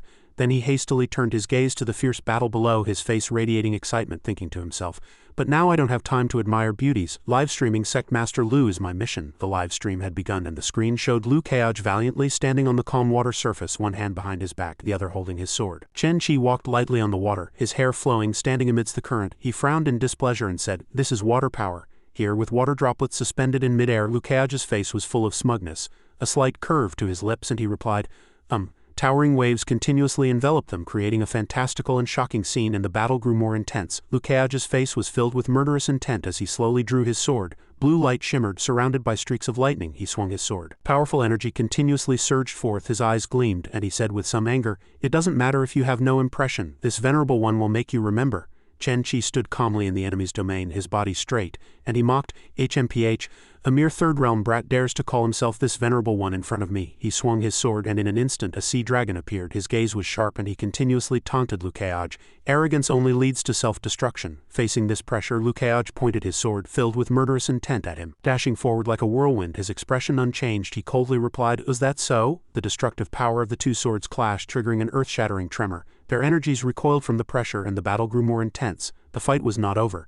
The two continuously attacked each other. Explosions echoed one after another. On the live stream screen, the audience count had reached 666,688. The audience could no longer remain calm. "Seriously, this boss is so handsome, with silver hair, tisk tisk tisk. Just standing in front of Liu Keaj, it's almost not enough. Within 5 minutes I want all his information. Who can tell me who this person is? Can you not ask us everything?" On the Qingzhou, Zhang Xinyan and Pei Qianqin observed the match with full concentration. Qianqin asked, "Martial uncle, he also has firepower on him. I've never heard of this person. Who exactly is he?" she wondered. "Is he a ghost?" Her gaze still on the match. Zhang Xinyan replied with a serious face, "He died too early. So you naturally wouldn't know, but you must have heard his name," she continued in a low voice. "He is Chen Qi of the Sword Sect." Hearing this, Pei Qianqin's mouth dropped open. She couldn't help but ask in surprise, "Chen Qi?" She clasped her hands together, a hint of excitement on her face, and eagerly asked, "Before I was born, he was the fire god Sword Body. He was once famous throughout Tianquan as the Sword Sect Master's disciple." "Is it him?" Zhang Xinyan calmly replied, "That's right." The live stream room gradually became lively as Liu Keaj wrestled with the boss. "Holy cow, people in my sect often mention him. I heard he was very cute when he was young and was groomed as the sect master's successor. Haha, I've joined the Sword Sect. My master told me. I used to suspect my master had a crush on him when he was young. To clarify, my master is male. I heard my master was his named disciple. So this means I've met my grand ancestor. What are you waiting for? Stop talking nonsense and quickly kowtow. Damn it, your grand ancestor is about to be chopped down." Sword moves were continuously unleashed, and Liu Keaj was no less skilled. He continuously counterattacked. Their moves clashed, sending seawater splashing like bomb explosions. The audience discussed animatedly. "Sect Master Lu seems to be suppressed. Will Keaj lose? If Keaj loses, I can't. Isn't he level 50-something? Keaj hasn't not killed before." Above, Zhang Xinyan observed quietly, thinking thoughtfully, "Keaj is only at the 3rd realm. It's still difficult to face a 5th realm opponent. Moreover, this person has already sensed my 6th realm cultivation, yet still hasn't fled." No sooner had she thought this than she gently closed her eyes, transforming into battle mode. In an instant, Zhang Xinyan was clad in formidable armor, holding a sharp long spear, her body brimming with surging power. She thought to herself, "Although I don't know what he's relying on, if he dares to harm my Keaj, I will kill him." Seeing her martial uncle's murderous aura, Pei Qianqin panicked, thinking to herself, "HMPH, is martial uncle about to make a move? Excellent. Indeed, no one can touch martial uncle Keaj." Although Liu Keaj petitiously counterattacked, he was still beaten back again and again. He pounced like a tiger hunting prey, a smug smile on his face, mocking, "A level like this dares to call itself this venerable one?" Liu Keaj raised his sword to his front, a worried expression now on his face. He thought with some hesitation, "Indeed, even a weakened 5th realm is still 5th realm after all. I must act quickly, otherwise his condition will only improve." He closed his eyes, a flash of light appeared, and he thought to himself, "Even if I, at level 31, am not your match, I can only unleash this." He waved his hand and light surged around him like a volcanic eruption. Pressure made Chen Qi stop abruptly, his level continuously increasing, level up continuously. Facing this sudden overwhelming power, Chen Qi raised a hand to shield his face, frowning. "This sudden breakthrough in battle, this kid actually has such means to raise a realm in a short time. I only know of the sword venerable." The two above were equally surprised. Zhang Xinyan thought to herself, "Keaj is breaking through in battle." The nearby Pei Qianqin's mouth dropped open, and she hastily said, "Martial Uncle Lu has actually reached 3rd realm great completion in an instant." He slowly opened his eyes, which contained surging power, his hair flowing. Liu Keaj quietly observed the boiling spiritual energy around him. This was 3rd realm great completion, and a hint of satisfaction was on his face. He thought to himself, "Since I'm leveling up, I might as well go all the way to the top." After all, I have nearly 10 million experience points I can use. Liu Keage's lips curved into a smile, and he thought to himself, additionally, each major realm breakthrough also grants an additional advancement quest. Chen-Chi, the system should let me choose the quest objective this time, right? No sooner had he thought this than the system panel popped up. Seeing it, he smiled smugly. Here it comes, main quest and advancement quest together. One matter earning 2 sums of money, even capitalists would run from me.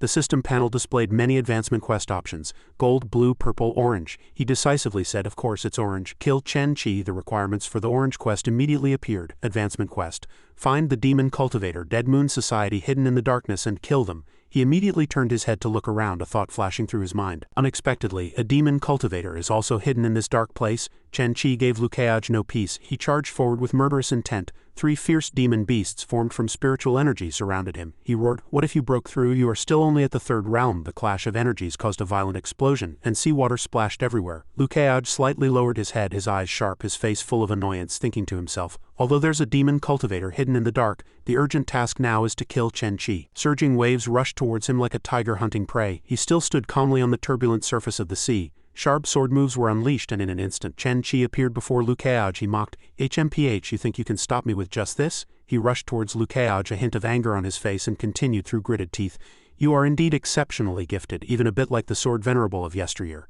The same breakthrough in realm, the same young age." He swung a sword imbued with powerful spiritual energy at Liu Keage. His face filled with resentment, he continued, "But if it were me back then, I could have slain you within 10 breaths. An explosion occurred again, shaking the entire vast sea. After the smoke dissipated, their figures gradually appeared. Liu Keage had blocked that sword. His lips curved into a cold smile, and he replied, "It seems I guessed correctly." Liu Keage's face held a determined expression. His lips curved into a cold smile, and he continued, "Your face is written with jealousy." Hearing Liu Keage's taunt, Chen-Chi seemed to go mad. He continuously swung his sword, roaring loudly, "You're lying." Faced with the slaughter-like sword moves, he remained calm. He casually parried those sword moves, continuously reopening his old wounds. Once hailed as a genius, you never became a sword-venerable swordsman. Explosions due to clashing sword chi echoed one after another, faintly discernible. Liu Keage's face wore a smug smile, and he continued, "I'm afraid that matter has become your inner demon, hasn't it?" As if struck in a sore spot, he froze, his original resentment now tinged with a hint of panic, revealing a flaw. Liu Keage's water power struck him. Half of his face was twisted in pain from the impact, that incredibly powerful strike sending him flying far away. Chen-Chi desperately used his feet to grip the water surface, plunging his sword into the water for support. He knelt, his face showing exhaustion, sweating profusely. A flicker of unease in his mind. Do I have an inner demon? Giving Chen-Chi no time to catch his breath, Liu Keage dove straight down from high above, unleashing a fatal sword strike. The sword move was incredibly powerful, churning the seawater. Liu Keage's face showed a cold smile. He said, "Indeed, I guessed correctly." Sharp sword strike was unleashed. Chen-Chi had no time to react and could only block with his bare hands, shouting, "You're lying." He immediately stood up, refusing to be at a disadvantage, and then unleashed a move. A huge whirlwind appeared, tearing through this space like the scythe of death. Seeing this, Liu Keage retreated, enveloped by a spiritual energy like blue flames. His tone was filled with anger, breaking through to 9th realm in one breath. Truly miraculous. Chen-Chi's entire body was perfectly intact, and the sword marks on his hand gradually healed. His spiritual energy continuously surged violently. He said with a serious expression, "But my body is now immortal." Hearing him say this, Liu Keage fell into thought, feeling a little uneasy. "Once you reach the 9th realm, you will indeed be considered immortal, but now?" He pointed the tip of his sharp sword at him, and a black aura immediately enveloped his body. He replied, "You, immortal, my ass." No sooner had he thought this than the space before Chen-Chi turned completely white. A blood-red light flashed before his eyes, making him freeze as if dead, and his heart gradually reacted to this overwhelming power. He blinked, thinking to himself, "Indeed he is very strong." A sword strike passed through Chen-Chi's abdomen. He was incredibly shocked, having not even noticed this sword. Many uneasy thoughts flashed through his mind. Indeed, he is very strong. The wound healed quickly. He turned around, thinking to himself, "But I haven't fully digested the soul jade yet, and I have more important matters. There's no need to entangle myself with this guy here." Chen-Chi fled from the scene like a gust of wind, still feeling smug. "I am immortal. As long as I want to leave, no one can stop me. Even the 6th realm guy." Seeing his intention to flee, Liu Keage immediately flew high into the sky. He retracted his hand, preparing to unleash a palm strike, and shouted downwards, "Trying to run?" Chen-Chi heard this, glanced back, and thought, "So what if I take a palm strike from you? My body will recover anyway." Suddenly he froze, a sharp pain inside him. He widened his eyes, mouth agape, utterly shocked. He quickly looked back, but it was too late. Liu Keage's hand had already pierced through his body, his face filled with terror. Liu Keage immediately pulled his hand out. Chen-Chi was sent flying 100 li, his body slamming into the water, creating ripples. Liu Keage held Chen-Chi's enormous soul jade, smiling as he continued, "Ha, immortal body is it?" Behind Chen-Chi an unhealing hole appeared. from which crimson energy continuously seeped out. He struggled to sit up, stammering, "You, how could you see its location?" On this side, the pavilion master was observing the battle with his sight, letting out a furious roar, breaking through to the ninth realm in one step, breaking through to the ninth realm in one step. Ah, seeing him so frantic, Wen Qing thought to herself, breaking through to the ninth realm in one step? The sword venerable can no longer break through realms. You are not the sword venerable. Wen Qing was flustered, her face full of thought. Who exactly are you then? Why did you scare the pavilion master so much? Chen Qi stretched out his hand, frantically shouting, "No, how could he know the soul jade's location? Did he also receive a hint?" Wen Qing was very surprised by the old man's words. She stood there in a daze, thinking to herself, I wonder what kind of person he is, able to break through to the ninth realm and also see the soul jade's location. Suddenly she felt a surge of curiosity as if driven mad. Chen Qi stretched out his hand towards the sky, shouting loudly, I haven't lost yet, I can still handle it, but I can't stand steadily. The pavilion master, leaning on his wooden staff, his face filled with anger, gritted his teeth, continuously muttering to himself, That's right, I still have backup plans. One shouldn't play chess one move at a time. Meanwhile, due to his body losing the soul jade, Chen Qi gradually became gaunt, suffering immensely. Lu Keaj mockingly said with satisfaction, Your immortal power all comes from this soul jade. This venerable one saw through it at a glance, on the live stream screen. The viewership had reached 666,667. Chen Qi collapsed at Lu Keaj's feet, energy continuously dissipating from his body. A scene that thrilled the audience. Is Soul Jade the key item for the main quest, Sword of the Underworld King? Lu Keaj seems to know a lot about it. Isn't it obvious that he knows? Because he's a key NPC in the main storyline, what else is there to say? I'll say it again, if Lu Keaj isn't an NPC in the Tianquan realm, I'll chop off my head as entertainment. The entertainment bro is back. Everyone sharpen your knives. Lu Keaj's eyes emitted dazzling light as he calmly said, All the ghostly chi and death chi and the soul jade within your body, nothing escapes my eyes. You have no immortal body at all. He turned to Chen Qi, speaking cutting words repeatedly. You should have died with my Mo-Bade elders more than 10 years ago. If you come back to life once, I'll kill you once. Chen Qi suddenly stood up, turned around in anger, and swung his sword at him, shouting loudly, Lu Keaj, give me back the soul jade. Before Chen Qi could even touch Lu Keaj, he was struck by a single move. His face turned pale, his pupils wide. Lu Keaj's face darkened, and he said with disgust, You truly look unsightly without the soul jade's support. Lu Keaj swung his sword, and one of Chen Qi's arms was severed. Chen Qi's sword was lifted by the power of water floating to the surface. Chen Qi knelt at Lu Keaj's feet, looking utterly wretched. Lu Keaj's face showed a triumphant smile as he thought to himself, The bait has been cast, that guy hiding in the shadows. You should take the bait now. Chen Qi still didn't give up, rushing towards Lu Keaj like a moth to a flame, reaching out to grab the soul jade, continuously letting out fierce roars from his gaunt face. Soul jade, I need soul jade. With soul jade I won't die. Lu Keaj easily sidestepped, and Chen Qi painfully collapsed onto the water surface. Lu Keaj gazed at him, his tone full of mockery. Without the soul jade, your movements are truly unsightly, like a drug addict's. Suddenly, a blue energy appeared behind him. Changwei turned to look at Lu Keaj, a scornful smile on his face, and said, Finally, you've taken the bait. This venerable one has been waiting for you for a long time. A system notification immediately popped up. A demon cultivator is approaching. The mission is about to fail. The demon cultivator in front was desperately fleeing. Lu Keaj thought to himself, How can I let you escape? As soon as he finished thinking, Lu Keaj shot his black sword towards him. Behind Changwei, an ugly demon beast suddenly appeared, its mouth wide open, almost engulfing him. Facing this predicament, Lu Keaj remained calm, a faint smile on his lips. Thinking to himself, let me just add, Lu Keaj's crazy fighting style is trading life for life. Even if your exotic beast bites me to death, I will still pierce you with a sword. From high above, a red lightning bolt struck down, emitting a deafening roar and tearing through the space. Lu Keaj looked up at his fairy, a satisfied expression on his face, thinking to himself, I still have a big move hidden, summoning my wife. The exotic beast gradually dissipated, and above, Zhang Xinyan descended like a fairy. Their eyes met, creating a dreamlike scene. Her eyes red, she softly asked, Fellow Taoist Keaj, are you all right? On the Qingzhou, Pei Qianqin and money not enough couldn't hide their surprise, continuously exclaiming in their minds, an exotic beast boss at level 41 killed in one hit. Martial Ant Zhang is too exaggerated. If that hit me, I'd probably be shattered to pieces. On the live stream screen, the enormous water vortex was created by Zhang Xinyan's spear strike. After seeing it, 66,666,667 viewers could only utter one word, Holy cow. The live stream viewers were all shocked, continuously discussing, This cold and elegant big sister is too strong. Who is this sister? She's not Lu Keaj's romantic interest, is she? If so, Lu Keaj's romantic interest is too strong. Seeing Zhang Xinyan's imposing display just now, many male viewers were attracted to her, praising continuously, Amazing, where can you find a wife who's both beautiful and strong? My stomach isn't good, I want to live off a woman. Back in the Tianquan realm, Lu Keaj and Zhang Xinyan were observing the exotic beast's gradually dissipating body. He said, This exotic beast is an invisibility worm. No wonder that demon cultivator was hidden so well. She immediately replied, Its ability is also inferior to He Ding's. He Ding's concealment ability is innate. Hearing this, Lu Keaj quickly turned to look at her. He gave a dry laugh and replied, "Fellow Taoist, you're right," he pondered deeply. "It is indeed an invisibility worm with the ability to conceal its aura, but it can't compare to He Ding." In the distance, the demon cultivator Changwei was painfully sprawled on the water surface, his figure faintly visible. He then continued, "Since I'm fine now, I'm going to go see him. Fellow Taoist, please don't intervene, let me handle this." Over here, the demon cultivator Changwei had already been stopped by Liu Keiage's sword. He was terrified. Many questions welled up in his mind.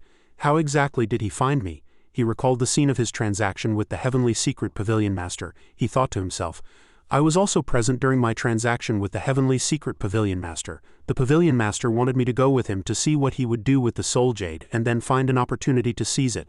Liu Keiage calmly walked towards Changwei, who became increasingly panicked upon seeing him. Above him, Liu Keiage stood straight. Radiant and bathed in sunlight, Changwei was filled with shock, unable to believe this guy could actually discover him.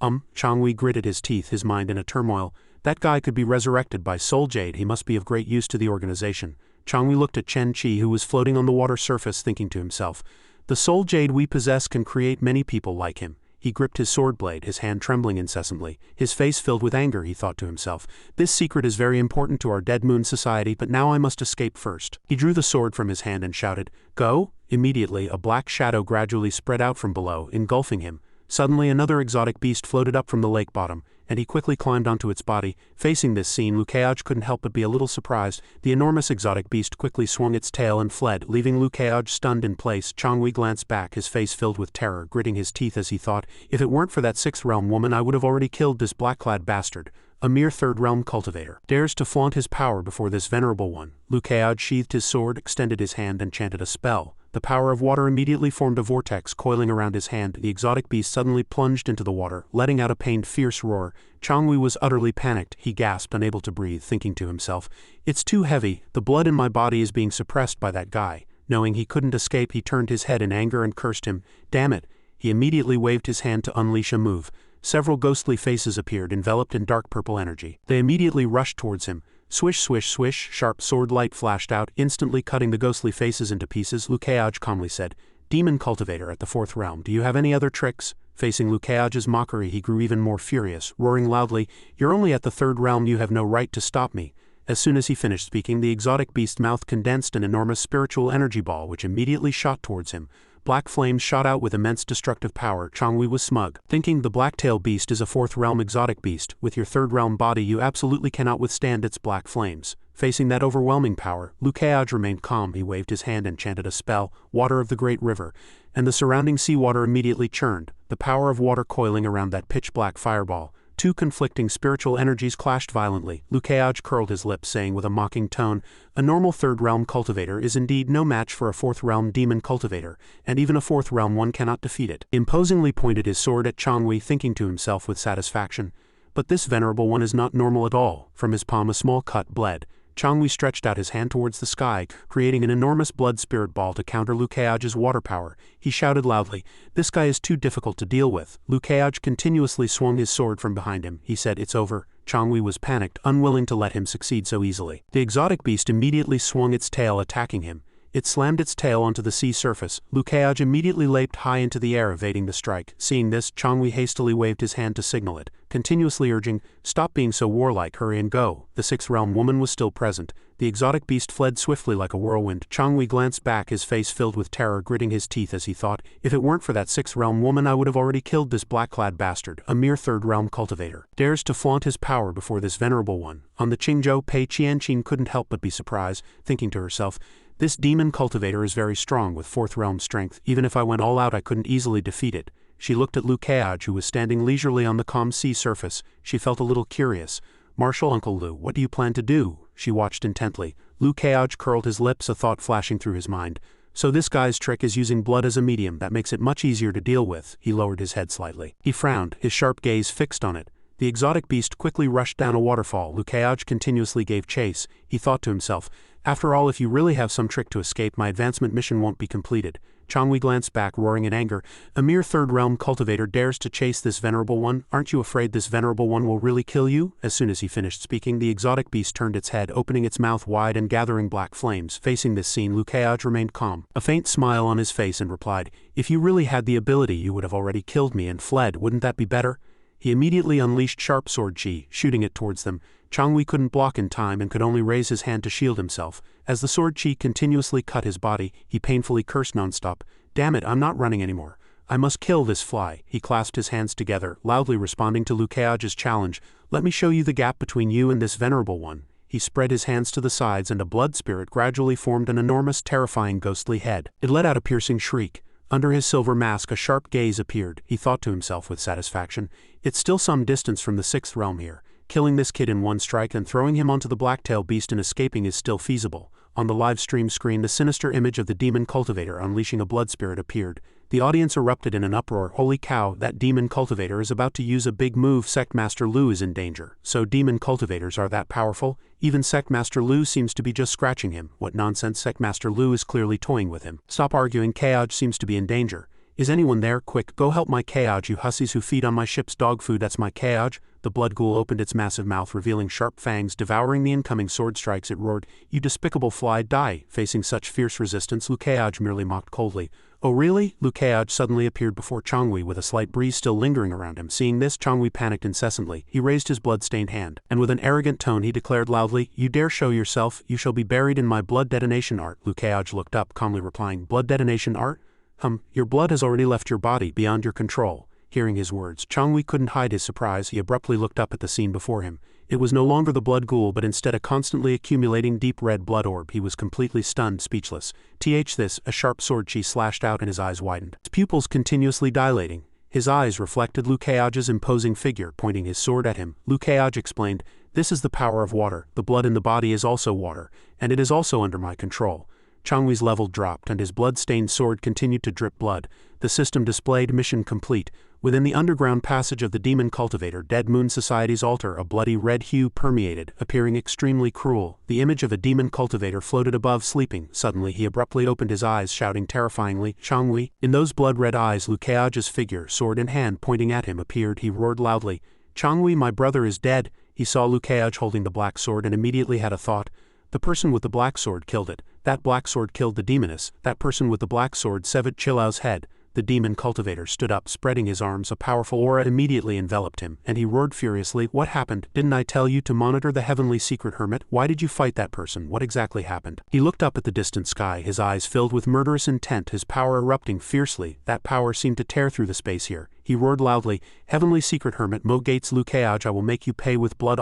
In an open space 100 li away, the pavilion master was observing the battle with his sight. He stretched his hand forward, continuously shouting, "It's over, my trump card is dead." At Liu Keage, who exactly is he? Seeing his resentful expression, Wen Qing was very surprised. She thought to herself, the incoming person is Mo Gates Liu Keage, the one renowned in Qingzhou. Liu Keage's portrait flashed in her mind. Her face flushed and she thought shyly, "I've seen his portrait before. It's a face that captivates at first sight." Suddenly she slapped her own face vigorously, shaking her head incessantly, collecting her thoughts. "Wen Qing, oh Wen Qing, how can you be swayed by that handsome face?" She looked up at the pavilion master, who was seething with rage, her face full of confusion. Yet according to intelligence, that Liu Keage was only at the 3rd realm. How could a cultivator only at the 3rd realm make the pavilion master retreat 100 li? Wen Qing's face sank in contemplation. She pondered, could there be a hidden secret? And judging by the pavilion master's demeanor, has Chen Qi already been killed by Liu Keage? The pavilion master's face was grim and he commanded through gritted teeth, "Let's go." Wen Qing immediately replied respectfully, "Yes." On Liu Keage's side, the exotic beast let out continuous roars, its mouth dripping with viscous saliva, appearing very disgusting. Liu Keage thought to himself, this guy is still here. After losing its master, it will become even more savage. It struggled violently, even flinging its master's corpse into the water. A thought suddenly flashed through Liu Keage's mind. Witnessing the exotic beast opening its massive mouth and devouring its master's body, Liu Keage remained calm. He observed secretly, pondering, it will immediately choose to devour its master's corpse. Conversely, if it dies, it will also be devoured by its master as long as I can seize the opportunity. Liu Keage continuously observed it, a hint of fatigue on his face with a few drops of sweat still on his cheeks. He secretly calculated in his mind. Changwei's storage ring must contain many treasures. I can't let it devour them. But that sword strike has already drained my spiritual energy. I am very weak now. Suddenly a cunning smile played on his lips and he said, but that was all just a pretense. The system immediately displayed advancement mission completed. Do you wish to claim the reward? Liu Keage's face was filled with satisfaction. He smiled smugly and eagerly replied, claim, advancement. A surge of powerful spiritual energy rushed forth mixed with black and yellow hues. The spiritual energy continuously spread outwards, tearing through the surrounding air. Breaking through, 4th realm.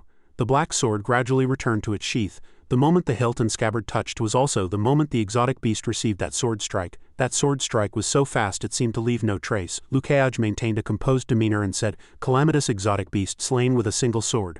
Fragments continuously appeared, and due to the pressure of that sword, the calamitous exotic beast was defeated. Lukeaj's face held an expression of satisfaction. He stared intently at the exotic beast, which was gradually dissipating in the void, thinking to himself, "Worthy of being my fourth realm." That exotic beast had seemed a bit troublesome just now, but now it's resolved with a single sword. Aside, others might say, "Worthy of the fourth realm."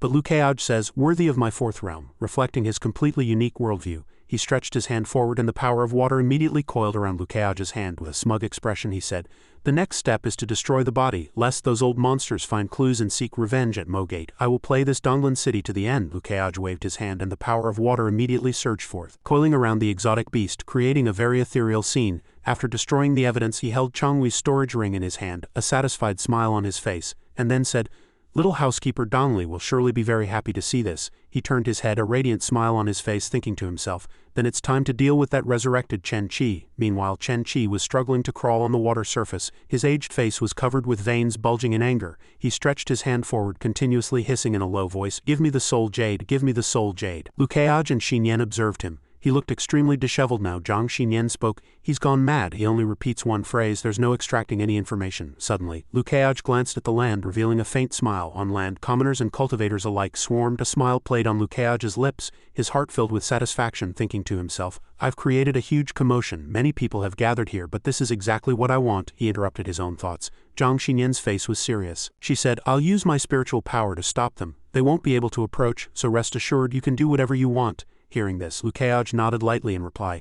"Thank you, fellow Taoist." Suddenly, Zhang Xinyan blushed. She turned her face away, a hint of displeasure flashing through her mind. She asked, "Do you still need to thank me?" Seeing her a little unhappy, Lukeaj reached out to stroke her head, coaxing her with a smile. He said, "You've worked hard." His attitude changed as quickly as turning a page. With a cold expression on his face, he said to Chen Qi, "Want the soul jade, and I ask you, do you remember the Mogate elders?" His face was haggard, appearing very disheveled. He replied furiously and with difficulty, "Mogate? What Mogate?" Lukeaj remained calm. He frowned slightly, retorting, "Tell me, what exactly happened back then?" Chen Qi was like a madman. With a mocking expression on his face, he excitedly replied, "Guess, just guess." Having reached his limit, Lukeaj's face darkened, his eyes filled with murderous intent, and he said coldly, "Do you really think I don't know?" Rewinding to the past, Chen Qi walked cunningly ahead, and sect masters from various sects respectfully cupped their hands to him. He said, "These weak, mundane sects, even if all of them are killed, no one will care." Lukeaj spoke, "Your death back then was a grand act from the beginning. The corpses of disciples from various sects littered the path you walked. A terrifying scene," he continued.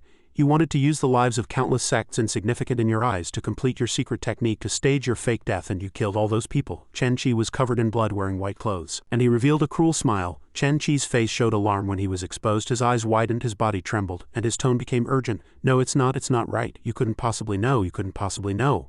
No one was supposed to know about this." Lukeaj's face was grim. He gritted his teeth as he exposed Chen Qi's long-buried secret. "Not only do I know, I also know why you faked your death." Chen Qi, his secret revealed, could only look up, for he had always believed no one knew what he had done. He approached Chen Qi, his words like a dagger, peeling him layer by layer, exposing him to outsiders.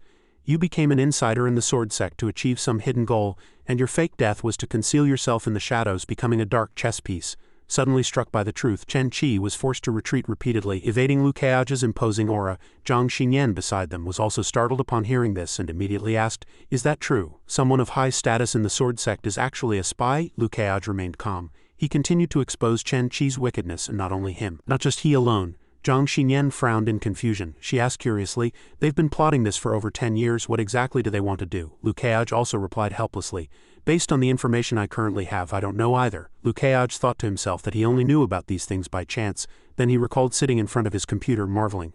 Beizhou cultivators should have united to be strong, but instead leaked Qingzhou's sovereign secrets. He moved his mouse and clicked on the news headline breaking, revealing Qingzhou's main quest, then silently read Qingzhou's main quest. Although I'm not a Qingzhou player, it's not bad to look at their main quest. As soon as he clicked in to understand, Chen Qi's image appeared. He had white hair, a terrifying expression on his face, sharp teeth, blood-red veins covering his body, and something like a demonic eye on his chest. Lukeaj exclaimed in surprise. Chen Qi, a boss, first stage, because he wasn't eliminated in time. He's already risen to level 70-something. These Qingzhou players are too foolish, he thought to himself. The background of Qingzhou's Sword of the Underworld King surely involves someone of high status in the Sword Sect doing evil, that Chen Qi is a Sword Sect disciple, and his resurrection must be related to someone of high status in the Sword Sect. I once gathered some information about Chen Qi in the Sword Sect. This bastard massacred many small sects to fake his death, truly heinous. Liu Keaj, seeing this interesting news in the past, laughed happily. There's such a plot? This Qingzhou is really interesting. Suddenly, a notification came from outside the room. Someone's here. Hearing this, he quickly got up from his gaming chair, thinking to himself, they're here so fast today. The person who arrived was Lin Ali. She wore pink cat ears and revealing sexy clothes and said sweetly and charmingly, "What are you doing? Have you missed me?" He lived in a spacious and luxurious mansion. His voice rang out again, every day.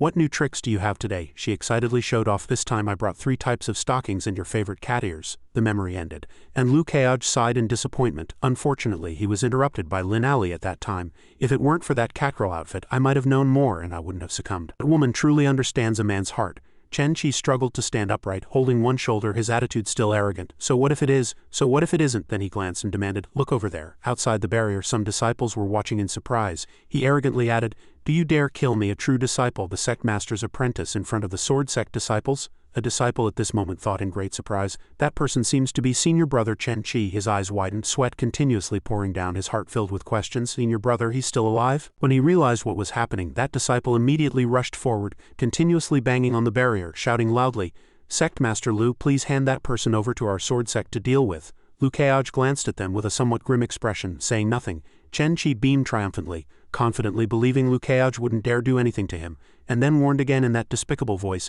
"See, they've already found me. If you dare act rashly." Suddenly, a flash of sword light quickly cut across and black blood splattered. He now had a long wound running across his chest. The move was as fast as lightning, leaving him unaware he had been attacked. He painfully clutched his chest, quickly and vigilantly retreating.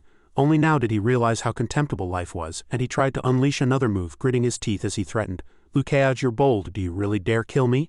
As soon as he finished speaking, Liu Keaj's sharp sword tip was pointed at his neck. Liu Keaj remained composed, his hand firmly gripping the sword, and he mocked him with his usual playful tone. "Guess?" The disciples outside watched this scene in horror, their faces stiff, frantically shouting, "What does Sect Master Liu intend to do? How dare he lay a hand on the Sect Master's disciple? How could he do such a thing?" They pounded harder and harder on the barrier, shouting until their throats were hoarse, trying to stop him. "Sect Master Liu, stop it, stop it, Sect Master Liu, do you know what you're doing?" Liu Keaj ignored them. His sword still pointed firmly at Chen Qi. He said, "Do you understand my resolve now?" Like a madman, Chen Qi roared angrily, "Hypocrite, if you're so capable, just kill me." Liu Keaj had no time to argue with him and said decisively, "Unafraid of death, and unafraid of a damaged reputation.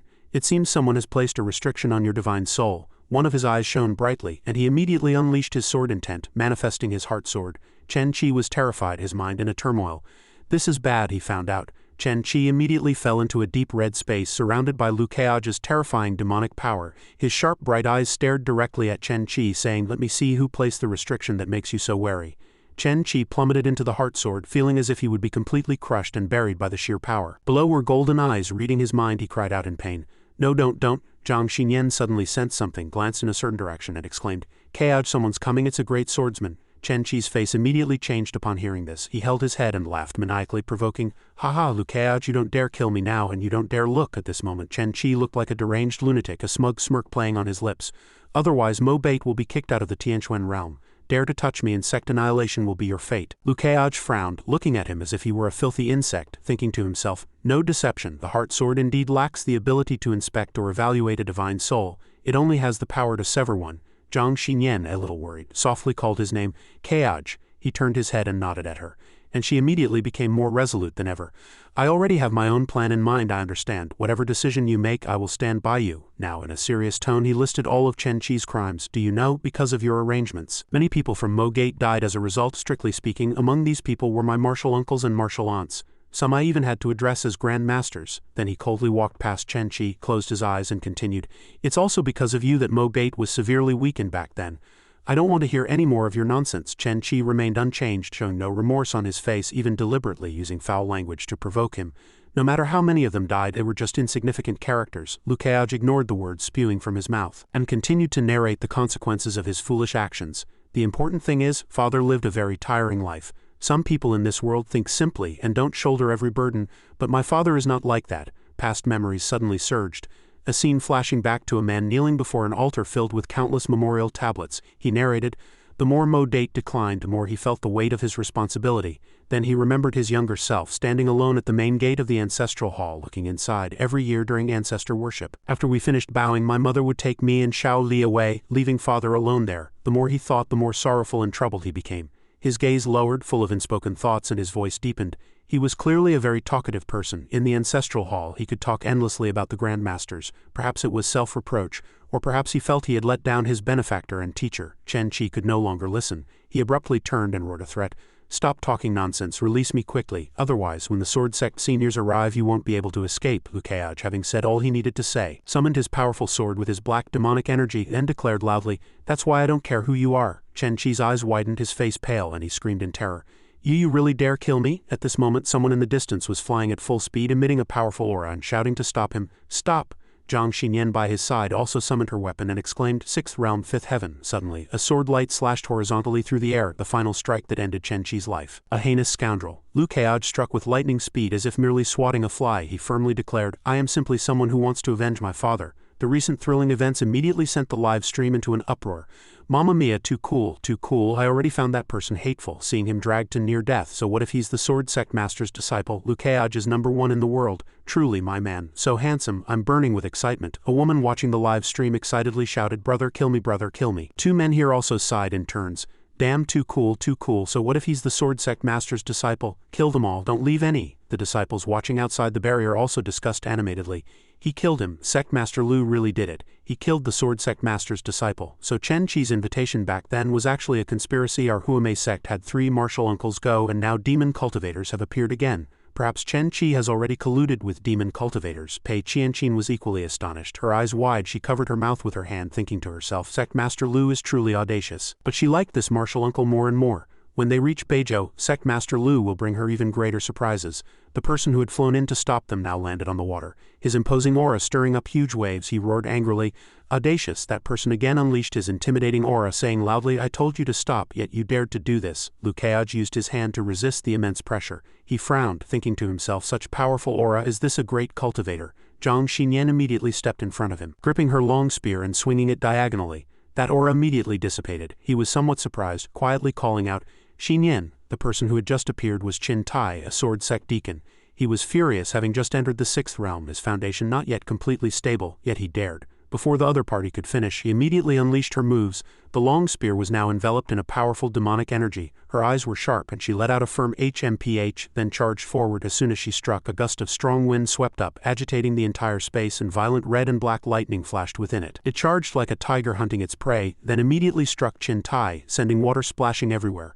A earth-shattering roar. He had to quickly retreat to avoid the dangerous strike, his feet struggling to maintain balance on the water, his hands held defensively across his chest, his brow furrowed, his eyes showing surprise, thinking to himself, a body-refining spear cultivator no less. Just one strike from Zhang Xinyan made Qin Tai's hands tremble. A body-refining spear cultivator, even if his realm was higher than hers, he was definitely no match for her. He spoke with a formidable aura, questioning loudly, "Who are you? Mo Gate belongs to my Sword Sect. Why are you meddling in my Sword Sect's affairs?" Upon hearing this, she directly stated her name, Spring Autumn Mountain, Zhang Xinyan. The Sword Sect disciples witnessed this scene and all exclaimed. Deacon Qin Tai was repelled in one move. Those clothes and decorations, they seemed to be from a Sword Sect deacon. Disciples from other sects praised. She rendered the Sword Sect deacon speechless in one move. That beautiful senior is truly amazing. I wonder what her relationship with Liu Keiaj is. Qin Tai recognized the name, and his face instantly darkened. His heart was filled with doubt. Zhang Xinyan of Spring Autumn Mountain? I remember rumors that she was only at the 5th realm. Why has she now broken through to the 6th realm? If Spring Autumn Mountain is involved in this matter, it will be even more troublesome. He pondered for a long time, then declared loudly, "This is a matter between my Sword Sect and its subordinate sect, Mo Gate, and has nothing to do with Spring Autumn Mountain." But in his heart, he reassured himself, "The 4 great sects have equal power. I don't need to fear her. I just need to give her no reason to act." To his surprise, Zhang Xinyan's attitude was very firm. Refusing to yield in the slightest, she declared unequivocally, "Keiaj and I are Dao companions. His matters, Mo Gate's matters, are my matters." Behind her, he saw the beauty protecting him and smiled smugly. As soon as her words came out, Qin Tai's eyes widened, astonished. Dao companions? The Sword Sect disciples were equally shocked. Dao companions? He froze completely, as if this were an elaborate joke, his heart filled with disbelief. How could a 6th realm body-refining spear cultivator be the Dao companion of a 4th realm Liu Keiaj? Those disciples were dumbfounded, their minds filled with questions. No way, such a beautiful and powerful woman, is she actually Sect Master Liu's Dao companion? If it's for profit, I might find it more believable. Qin Tai stopped discussing this matter and immediately returned to the main point.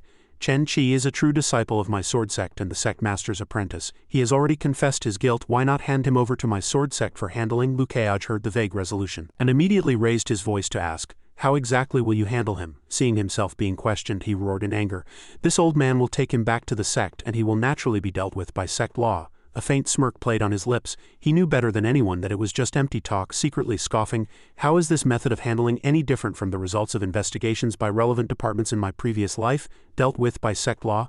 Many of my Mo-Bade elders died at his hands. Can Sect law repay this blood debt? The space gradually fell silent, both sides in a stalemate, their gazes clashing. Neither would yield, only the flowing water gurgled incessantly. Chin Tai now frowned, his voice laced with mockery. HMPH, do young people nowadays only know how to hide behind women?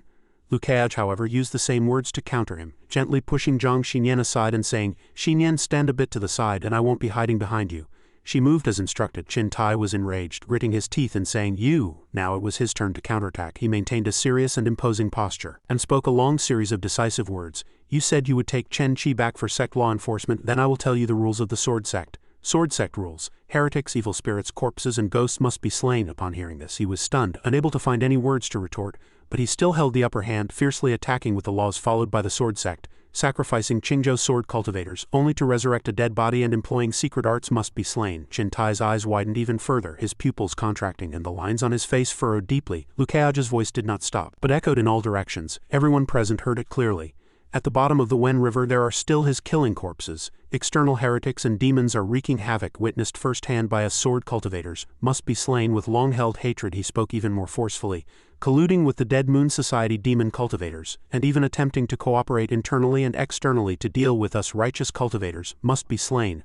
I ask you, sir, what rule dictates that I cannot kill him, that I cannot kill him? Chin Tai was rendered speechless because every word he spoke was in accordance with ethics and morality. He could only stammer, You are Lu Kaiaj. He did not give way, his gaze fixed firmly forward, asserting, My conscience is clear. Why can I not kill him openly and on the spot? He stood imposingly, eclipsing the sunlight, his eyes like rare jewels shining in the night, and declared decisively, My conscience is clear. Kill him then. He waved his hand to the side, and a figure from beneath the water shot out like lightning, its true appearance impossible to discern. It was only when it settled firmly in his hand that it became clear it was a sword. He spoke, Leave him his natal sword. Swords return to the sword tomb. This is my respect as Mo Gate's sect master to the Sword Sect. Then he unceremoniously threw it before Chin Tai, saying something meaningful, If it is worthy of entering the sword tomb. Chin Tai's face was ashen. He stared fixedly at the object at his feet, his voice trembling with rage. You. The onlookers were already discussing animatedly.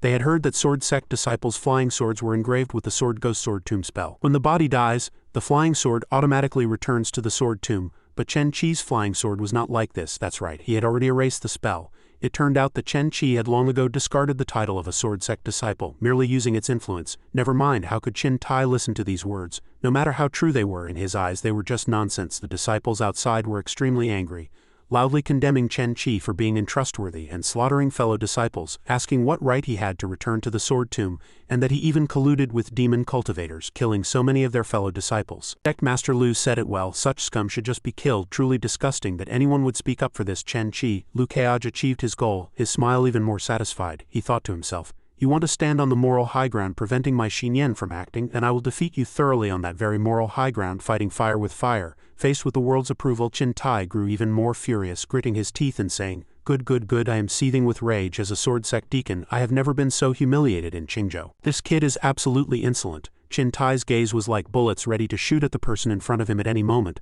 but under the gaze of everyone he could only give way to Sect Master Lu. Then would it be convenient for you to return to the Sword Sect with me?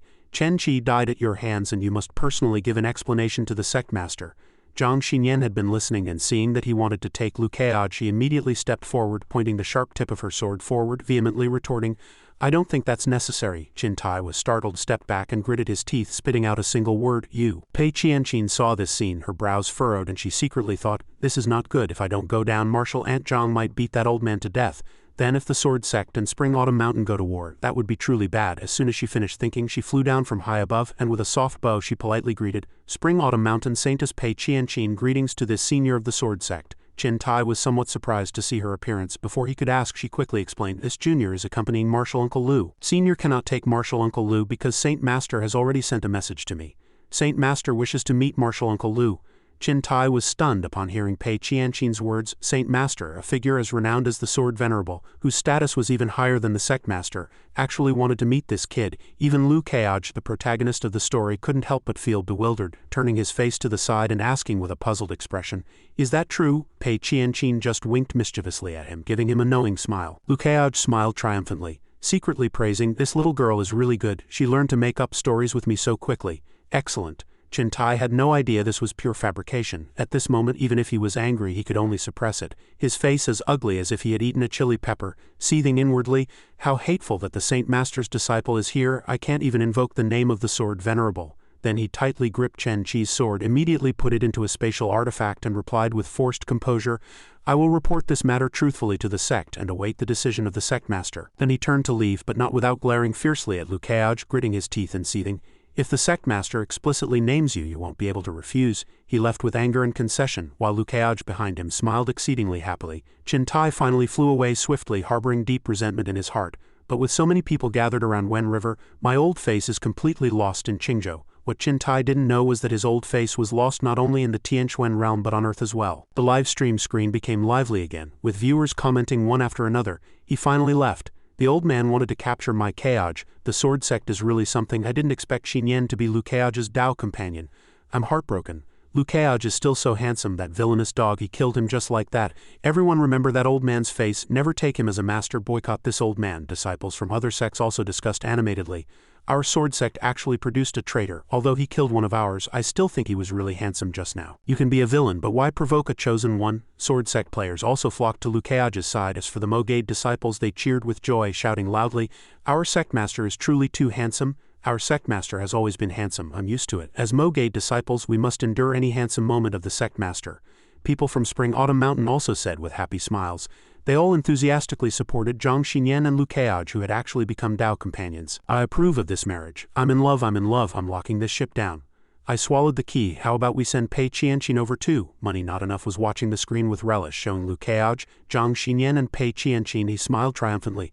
Finally, I can photograph Liu Keaj up close. But suddenly he was transported by an unknown force. Winds raged all around and leaves swirled. When he came to his senses, Money Not Enough was already in a strange forest. He looked around, asking in a panic, how did I get here? Turned out he had entered the Tianquan realm. Players exclaimed in admiration. Were you the one live streaming from up there just now? Quick, tell us what's it like to live stream from Liu Keaj's flying artifact. Is it awesome? Take me with you next time, bro. I also want to see my husband up close. Money Not Enough was surrounded by everyone's cheers and applause, extremely happy, his mouth almost splitting into a grin. He sighed inwardly. Is this what it feels like to go viral? So awesome. Liu Keaj smiled and said, let's leave here first. I need to find a place to adjust my body and consolidate my realm. Pei Qianqin's eyes suddenly widened, and she secretly thought, Martial Uncle Liu is finally acting like a person.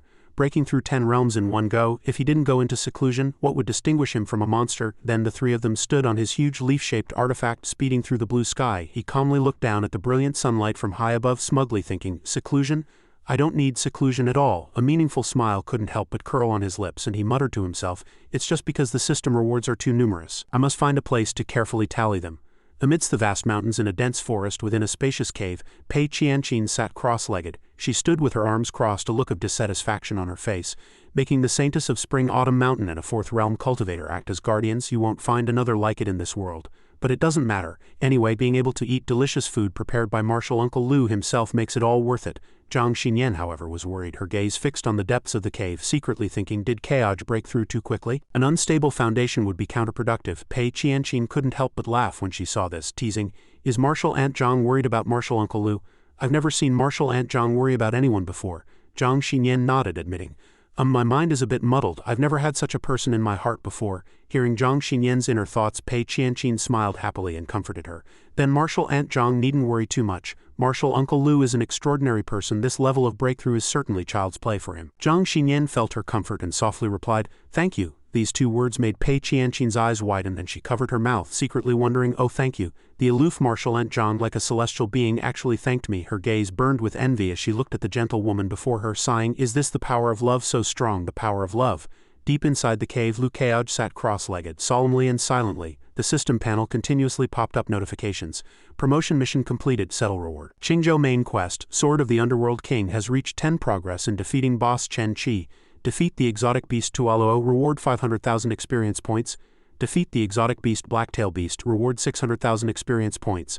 Defeat the demon cultivator Changwei, reward 600,000 experience points. Defeat the evil cultivator Chen Chi, reward 1 million experience points. He smiled triumphantly, looking at these generous rewards. Good heavens, just for killing these bosses the system gave 2.7 million experience points. This wave is truly a huge profit. He had leveled up 10 times in one go, and experience points were still continuously increasing. Liu Keaj lightly tapped the system screen, then said, first, submit the main quest clues. This seems to have a settlement delay. The system popped up another notification. Qingzhou Main Quest Sword of the Underworld King progress has exceeded 10. Congratulations to all players for completing the first stage. Rewards will be issued after 48 hours. Upon receiving this message, he said with satisfaction, 48 hours, indeed the same as in my previous life. The settlement of main quest clues. Involving many NPCs, therefore, the data allocation and reading time will also increase. But at the moment Liu Keaj clicked to submit the quest, the entire Tianquan realm was also ignited at this moment. From a narrow mountain crevice, a golden light soared into the sky, illuminating the entire world. A blue system panel appeared with Qingzhou Main Quest, Sword of the Underworld King progress has exceeded 10. Congratulations to all players for completing the first stage. Rewards will be issued after 48 hours, written on it. It seemed these notifications were sent to all players. No matter where they were or what they were doing, they received it. Someone was eating noodles and couldn't help but exclaim, "Holy cow!" They were panicked and the entire land was abuzz. Discussions rose one after another. The main quest is actually complete, so fast, how is that possible? When I looked yesterday there was no progress. What exactly happened? Even money not enough was astonished. He shouted, "What's going on?" The crowd around him again burst into an uproar. What magical thing happened? Holy cow, am I dreaming? The completion is already 10. Is it going to be settled soon? Suddenly, money not enough realized. He raised his hand and loudly announced, "I know what happened." He puffed out his chest and continued to explain his point of view to everyone. It's Sect Master Liu Chen-Chi is a resurrected sword cultivator. Isn't he the Sword of the Underworld King? It was Sect Master Liu who killed the boss. He personally advanced the clues of our main story. The crowd heard money not enough's words and all thought it made sense. Now that you say it, it does seem to be the case. The Sword of the Underworld King is a resurrected sword wielder. I never expected Sect Master Liu to revitalize Qingzhou single-handedly. Other provinces will envy us. Truly amazing, letting you all get experience points for free. Money not enough saw his point of view receive enthusiastic responses, so he puffed out his chest and smiled triumphantly, secretly proud. As Sect Master Liu's professional photographer, I truly didn't lose out. This way I can receive everyone's cheers again. Everyone liked him, lifting him high like a king. Money not enough felt immensely satisfied. The feeling of being supported was truly wonderful. The excited crowd exclaimed, "In the future, we should ask Brother Huang to record more videos of Sect Master Liu. The filming of our Qingzhou's world protagonist will depend on Brother Huang." At this moment, the Tianquan realm was hotly discussing various trending topics. When will other provinces rise up? Trending topic. Qingzhou's Liu Keaj alone pushed the main quest to 10. I heard Liu Keaj is coming to Beizhou.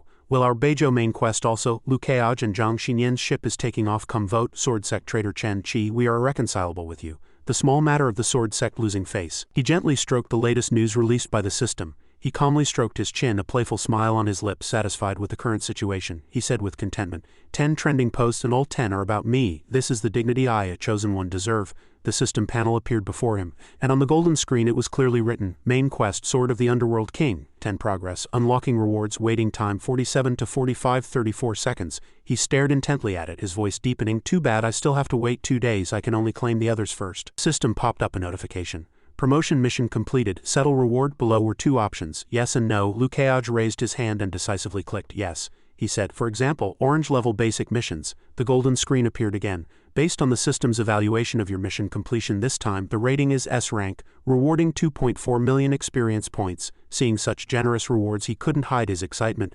Excellent. It actually rewarded 2.4 million experience points. Killing Chen Chi was only 1 million. Various rewards continuously popped out. Now it was the completion of the intermediate mission. A mysterious reward could be obtained, and below still were 2 options, yes and no. Liu Keaj was already accustomed to the rewards obtained after completing challenges, he said. Just like before, orange-level general missions always have mysterious rewards. At level 10 it was an Epiphany voucher. At level 20 it was a duplication voucher. At level 30 it was a sword intent upgrade voucher. Then he couldn't help but reveal a sly smile, looking around, and said in a very curious and expectant tone, "So what will level 40 have?" Suddenly remembering something, his eyes widened, and he excitedly speculated, "My innate divine ability Heart Sword is only at level 2 right now, unless this mysterious reward is a divine ability upgrade voucher." He couldn't wait to reach out and select, then said, 8, 9, 10. If that's the case, then what about Sword Intent? I'll upgrade Heart Sword first. The system popped up a notification. Upgrading Heart Sword requires 4 million experience points. Upgrade. Seeing the experience points required, Liu Keaj was overjoyed. He could now easily afford it. Holding an energy orb that had accumulated a large amount of experience points, he proudly said, 4 million isn't too much. The next level will probably be 8 million. After upgrading the skill, he immediately unleashed it, shouting, "Upgrade!" Instantly his eyes sparkled with demonic power, and Heart Sword LV2 upgraded to Heart Sword LV3. A deep crimson aura burst violently from the cave, rushing towards the two women waiting outside, forcing them to cover themselves with their hands. Zhang Xinyan was overjoyed when she saw this. She smiled, secretly cheering. Kayaja's innate divine ability has broken through again. Pei Qianqin was once again utterly shocked. Martial Uncle Lu's innate divine ability at this moment manifested before her as a colossal radiant eye, staring down at the woman, its gaze full of menace as if it would incinerate anyone. Pei Qianqin's cultivation was close to Lu Kayaja's, so what she saw differed from Zhang Xinyan. It was a divine-level fear. The immense pressure suffocated her, and she tightly clutched her already purpling face, silently affirming, "Martial Uncle Lu is indeed not human." She then wore a grim expression, helplessly questioning life. Who would break through their innate divine ability while stabilizing their realm? Is this called stabilizing a realm? Who would break through again after stabilizing? She then turned to Zhang Xinyan and asked, "Martial Aunt Zhang, what level is Martial Uncle Lu's innate divine ability approximately?" She gently turned her head and calmly replied, "Level 3. Pei Qianqin was even more surprised, immediately and eagerly replying, "Level 3, when we came down the mountain earlier I still thought I could beat Martial Uncle Lu, which is why I dared to challenge him and even boasted about it." But now she immediately became serious, frowning and asking bluntly, "Martial Aunt Zhang, between Martial Uncle Lu and me, who do you think is stronger?" Zhang Xinyan heard this and replied, "If you don't use secret techniques you might not be his match." She thought to herself, "After all, you are a Saint Master's disciple, highly gifted. If it were just an ordinary fourth realm cultivator, I would have removed the might long ago." She impudently pressed on, "What if I use secret techniques?" Zhang Xinyan, now very serious, replied somewhat angrily, "Qianqin, the Saint Master must have warned you not to use secret techniques unless absolutely necessary to avoid backlash." Pei Qianqin was a little scared, forcing a smile and rubbing Zhang Xinyan's shoulder, trying to lighten the atmosphere. I know, I was just asking casually." Then she leaned in and whispered, "Martial Aunt Zhang, does Martial Uncle Lu have any trump cards or secret techniques? I haven't seen any yet. Could you tell me secretly?" Zhang Xinyan merely closed her eyes tightly, succinctly replying, "I don't know." Pei Qianqin exclaimed in surprise, "Ah, your sleeping partners, don't you know any secrets at all?" Hearing this, Zhang Xinyan immediately blushed, shyly pretending to refute. "What sleeping partners? What nonsense are you talking about?" Pei Qianqin pressed her advantage, slyly smiling and teasing, "Are they you too?" Zhang Xinyan immediately flew into a rage, her eyes turning crimson as she stared directly at Pei Qianqin, scaring her into stiff immobility. Pei Qianqin knew she was scared, quickly covering her mouth with both hands, reminding herself not to say another word, not to say another word. But Zhang Xinyan's face was still flushed, and she secretly thought, head bowed in shyness, "Kayaj has never forced me in that regard. But I also don't know what he thinks." Her expression became incredibly gentle, and she asked herself, does he truly look forward to that day? Inside the cave, Lu Kayaj's eyes streamed blood red. He let out a long breath. "Phew, it's finally over." He gently stroked his tired face, secretly thinking, "My eyes feel like they're about to burst. Thankfully I'm a child of Tianquan. Anyone else would surely not be able to endure." Wiping away the crimson blood, a subtle smile played on the corners of his lips, a little curious. "With my current full display I can only see the innate divine ability Heart Sword, so what will I see?" He slowly lowered his head, closed his eyes and said decisively, "Let's try it." Then he unleashed his move. His eyes immediately lit up and a powerful aura spread outwards. The aura erupted from his body like a volcano, filling the entire cave, seemingly wanting to devour all living things, including the soil and rocks. Outside, the two women were once again controlled by the pressure. Before this astonishing burst of demonic power, they were like tiny ants, powerless to resist. Zhang Xinyan's eyes widened in surprise. She exclaimed inwardly, "The divine ability's impact is too strong. Kayaj's innate divine ability has broken through again in such a short time." Pei Qianqin, meanwhile, was having a very difficult time. She was struggling to endure, her face gradually showing discomfort, her eyebrows tightly furrowed. "Oh, it hurts so much. Martial Uncle Lu's innate divine ability is too powerful." Zhang Xinyan then suddenly realized that the person next to her was greatly affected, so she stepped forward and hugged her tightly. She spoke to comfort her. "Qianqin, steady your mind," Pei Qianqin weakly replied. Only then did Zhang Xinyan abruptly turn her head to look into the depths of the cave, secretly wondering, no, Kayaj always acts with discretion. How could he suddenly disregard others and unleash his divine ability?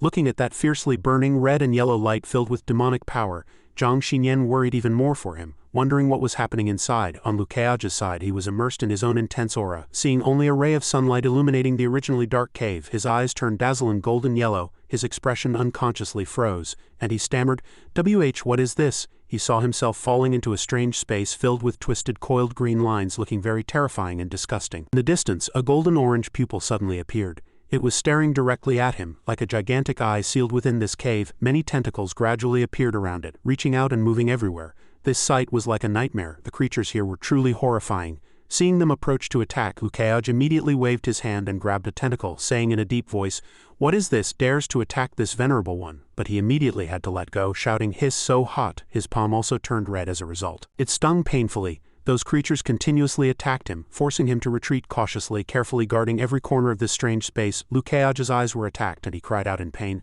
Ah, then quickly squinted his eyes. He was now enraged. Damn it, just because there are many of you. Then he gently turned around, unleashed his moves and those dangerous barriers and provocatively declared, let's see who has more. But at this moment the surrounding space had returned to normal without tentacles or that terrifying eye. Lukeage frowned, utterly confused by his previous situation, and said blankly, it's gone. He was caught off guard, unable to judge his recent experience, and secretly pondered, what was that thing just now? I've never seen it in my previous life, nor heard of it on player forums. He gradually became serious and cautious, inwardly guessing, is it related to my innate divine ability Heart Sword?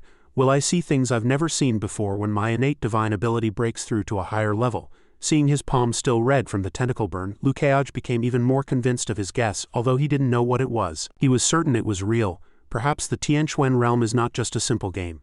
He thought about the origin of the Tianquan realm and suddenly realized something. When the game Tianquan realm first came out, no company operated it, and there were no advertisements. Everything relied on player promotion. It eventually became popular worldwide, but behind that popularity, no one seemed to know where it came from. But this only made him more interested, a strange smile playing on the corners of his lips, and he whispered, I know. Then Lukeage activated his spirit wind art. His tone was very confident despite having no concrete evidence. It seems this world was created for me, Lukeage, from the very beginning. This is truly the world of my chosen one.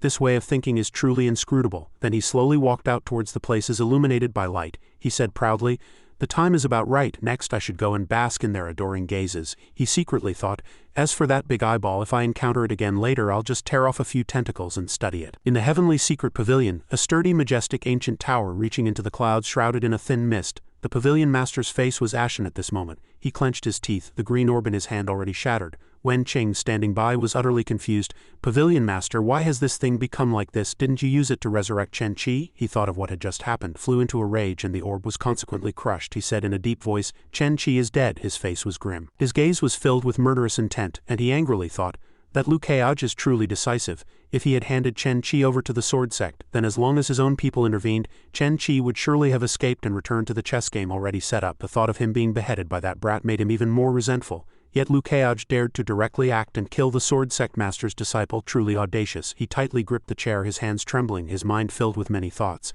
But ultimately, Chen Qi was indeed the Sword Sect master's disciple. Lukeage, you killed him. You must bear the Sword Sect master's wrath. Just wait. The one who broke the game for the heavenly Tao will ultimately pay the price. He suddenly stood up and asked the person beside him, Wen Qing, has Wu Ru replied to you? She bowed respectfully and replied, Pavilion Master Wu Ru has already replied. What you asked for is prepared, just waiting for your departure to Beizhou. Wu Ru is one of the 12 Pavilion Masters of the Heavenly Secret Pavilion, beautiful in appearance and responsible for intelligence in Beizhou. He did not turn around, merely replied briefly, good. Then he turned into a wisp of black smoke and flew away, not forgetting to leave a few instructions. Closely observe the Sword Sect. Report any news about Lukeage to me immediately. Wen Qing bowed and accepted the order. Yes.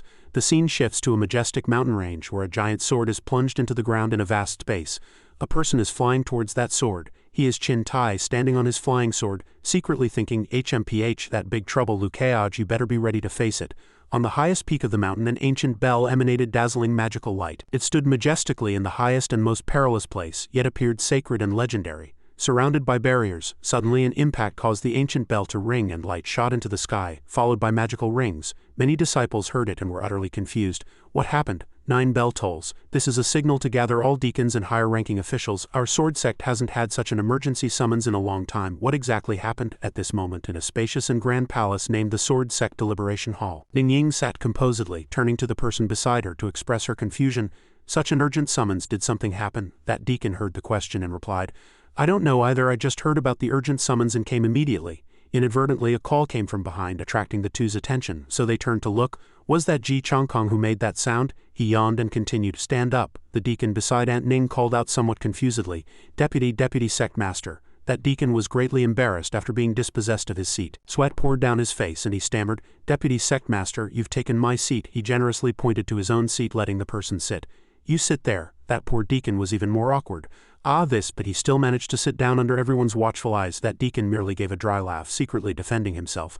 I told you I was forced, would you believe me? Ji Chongkong leaned back impatiently, saying, what a hassle. I wonder what it is again, this kind of boring meeting. Senior brother doesn't even have to go, so why should I bother to humor it? Ning Ying merely smiled and replied, just listen for now, it has nothing to do with us anyway. He stroked his beard and returned to his cheerful state, saying, "Indeed, after the meeting, how about we go stay at Mo Gate for a few days? I want to give my little Dongli some guidance in her cultivation." Aunt Ning readily agreed. Of course. Then she secretly pondered the luggage to bring and the juniors who would be cultivating there. Since she was going, she couldn't go empty-handed. According to Liu Keage's cultivation speed, he'll probably reach Third Realm Great Completion in about half a year, right? Then I'll prepare a breakthrough pill for him. Just then the sect master walked in majestically and said, "Everyone." Ning Ying, seeing his grim expression from the side, couldn't help but wonder. The sect master is here. He usually never shows anger or emotion. Why does he look so upset today? The sect master decisively sat in his seat, placed his sword on the table beside him, and then, with an angry expression, his eyebrows already tightly furrowed, he loudly commanded, "Junior brother Qin, please explain the situation in detail again." Qin Tai immediately obeyed, sprang to his feet, pointed directly at the sword beside the sect master and said, "Everyone, this sword is Chen Qi's sword, and today Chen Qi has returned from the dead." The entire room heard this astonishing news and immediately erupted in commotion. "Returned from the dead? How is that possible? Junior brother Qin, don't joke." He smirked cunningly and continued, "HMPH, everyone, don't worry, this matter is even more complicated than you imagine. Chen Qi not only returned from the dead, but he also fell into the path of evil ghost corpses." One person spoke up. "But how did he resurrect?" He immediately replied, "It was Soul Jade." The entire room was shocked again, crying out in alarm. "Soul Jade? Has Soul Jade appeared again?" Ji Changkong then spoke. "Where is that brat now? Why didn't he return with his flying sword?" Chen Tai, head lowered, said grimly, Chen Qi was beheaded." Then he pointed straight ahead, his voice so loud it seemed to be roaring, "Beheaded by Liu Keage of Mo Gate." Ning Ying immediately stood up and said furiously, "Senior brother Qin, stop talking nonsense. Liu Keage of Mo Gate has only just entered the third realm. How could he possibly kill Chen Qi, who is in the fifth realm?" Qin Tai loudly answered her question. Spring Autumn Mountain Deacon Zhang Xinyan and Saintess Pei Qianqin were both present. Many cultivators were also at Wen River at the time, and they can all testify. Furthermore, junior sister Ning, you were wrong about one more thing. He recalled the scene with Liu Keage and continued, "According to my disciple's report from the scene, Liu Keage beheaded Chen Qi. He broke through 9 realms in one step, reaching third realm great completion." Everyone who heard this couldn't believe their ears, panicking. Breaking through 9 realms in one step, what kind of genius is this Liu Keage? Unlike the general panic, Ning Ying was extremely happy, smiling with satisfaction. Keage has progressed. Beside her, Ji Changkong stroked his beard, proudly laughing, as expected of my disciple Ji Changkong of one sword. Ji Changkong sat there, stroking his long beard, and asked anything else. Qin Tai responded blankly, "Deputy Sectmaster, you're asking about..." The Deputy Sectmaster chuckled and continued, "Is there anything else about Liu Keage? How did he behead Chen Qi? Third realm great completion, killing fifth realm seems a bit unrealistic, doesn't it?" Qin Tai quickly replied, gesturing with his hand as he explained, "Yes, a demon cultivator appeared afterwards. Liu Keage smoothly broke through to the fourth realm while fighting the demon cultivator alone." After Qin Tai finished speaking, everyone present was shocked. Someone even asked in disbelief, "Broke through to the fourth realm?" Someone else interjected in confusion, "Wait, let me confirm. Liu Keage broke through 9 realms, entered third realm great completion, battled a demon cultivator intensely, and then ascended to the fourth realm." "Did all of this happen at the same time?" Qin Tai replied helplessly. "Yes." Ji Changkong was greatly surprised by Liu Keage's prowess. "This kid has truly progressed," Aunt Ning Ying secretly praised. Keage, you are truly becoming more and more exceptional." The deputy sectmaster stroked his beard in thought. He recalled the images of his senior brother and Keage. What Keage had done already surpassed his senior brother in his youth, meaning Keage had already surpassed his senior brother. "And I am Keage's master, one sword." He proudly ranked himself above Keage and his senior brother, continuously chuckling happily to himself. "This means I have completely surpassed my senior brother." Ji Changkong was overjoyed at the thought of surpassing his senior brother. "Once this meeting is over, I'll go tell senior brother immediately. I can't leave now. After all, some in our sword sect want to impede my disciple, one sword." Then his joy suddenly turned into vigilance as he thought, "I'd like to see what anyone dares to do while I'm sitting here." Qin Tai stood before everyone and suggested, "Everyone please calm down first." After beheading the demon cultivator, Liu Keage had already gained control of Chen Qi. He helplessly closed his eyes, sadly recalling, by the time I arrived he had already severed one of Chen Qi's arms. Chen Qi was covered in wounds, clearly no longer able to fight. Suddenly, Qin Tai covered his mouth, secretly glancing at the sectmaster's demeanor, a cunning look in his eyes. He deliberately said this to make the sectmaster resent Liu Keage for harming Chen Qi. Meanwhile, the sectmaster sat cross-legged, immersed in his silent space. Ning Ying looked at the sectmaster and sighed softly. Damn it, the bond between Chen Qi and the sectmaster was not merely that of master and disciple from back then, it was the sectmaster himself who had descended the mountain and found an abandoned infant. Memories from the past surfaced. The sectmaster holding a newborn Chen Qi. It was the sectmaster who had personally descended the mountain back then and found an abandoned infant. The sectmaster's wife walked over and asked him, "Whose child is this?" He replied, "I don't know either." He was discarded in the mountains and I found him. Look at his face, doesn't he resemble my junior brother? The sect master's wife looked at the child and gently suggested. He does bear some resemblance. How about he takes my surname Chen? The sect master immediately agreed happily. Of course. The sect master pondered for a moment and gave the child a name. Since he was an abandoned child, let's call him Chen Chi. His virtuous wife gently stroked the child's forehead, admonishing him. Chen Chi, my dear child, you must grow up well. After recalling these memories, Aunt Ning Ning Ying continued to ponder. Chen Chi adopted the surname of the sect master's deceased wife. Although master and disciple, they were effectively father and son. Aunt Ning Ning Ying worried. If no one speaks up for Kaoj today, Mo Gate will surely face the sect master's thunderous wrath. After all, Mo Gate is just one of the sword sect's 300 subordinate sects, and among the 100 lowest ranked, it's the worst.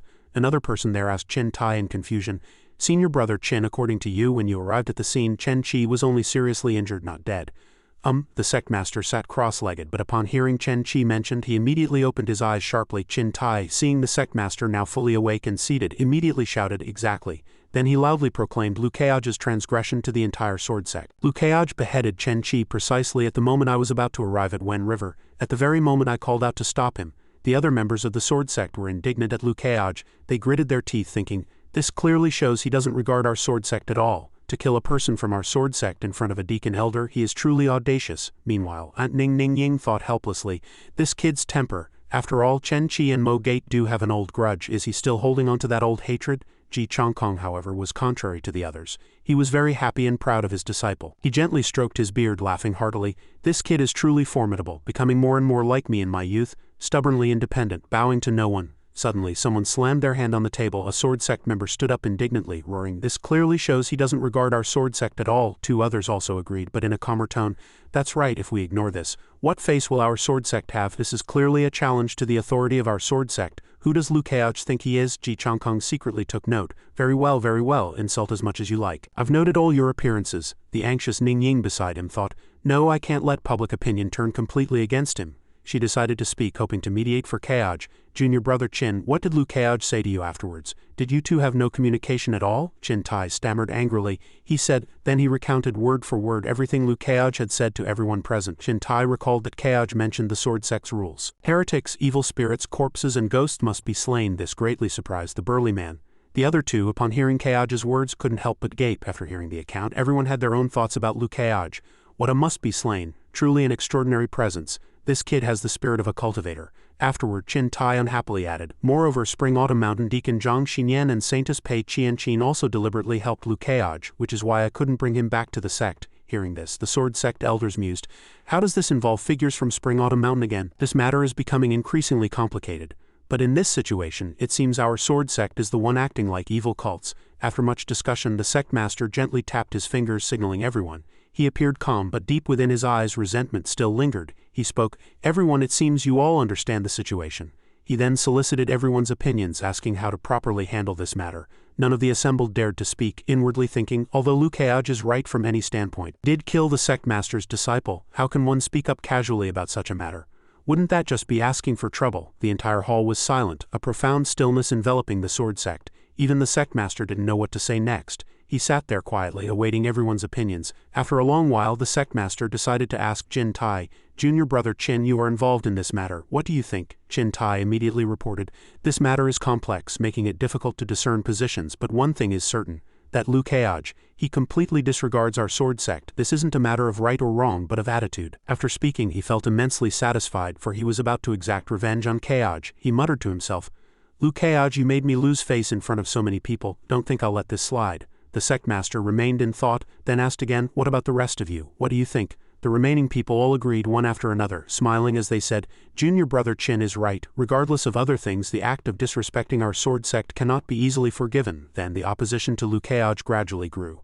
Lu Kaoj of Mo Gate dares to act presumptuously, completely unaware of his own standing. Since he disrespected the sword sect, let him be dealt with according to sect rules. Ning Ying heard this and was very indignant. She immediately spoke, you? Ji Chongkong, noticing Ning Ying about to stand up and oppose them, waved to her, signaling, calm down, don't be impulsive. Chin Tai, eager to punish Kaoj, immediately interjected, good, it seems we have reached a consensus. Then let us punish Lu Kaoj of Mo Gate according to sect rules. Before he could finish, he heard the sound of someone tapping on a table. Chin Tai unhappily turned his head to see who had interrupted him. The sect master also looked in surprise at the person who had interrupted Chin Tai. It turned out to be Ji Chongkong who had interrupted Chin Tai.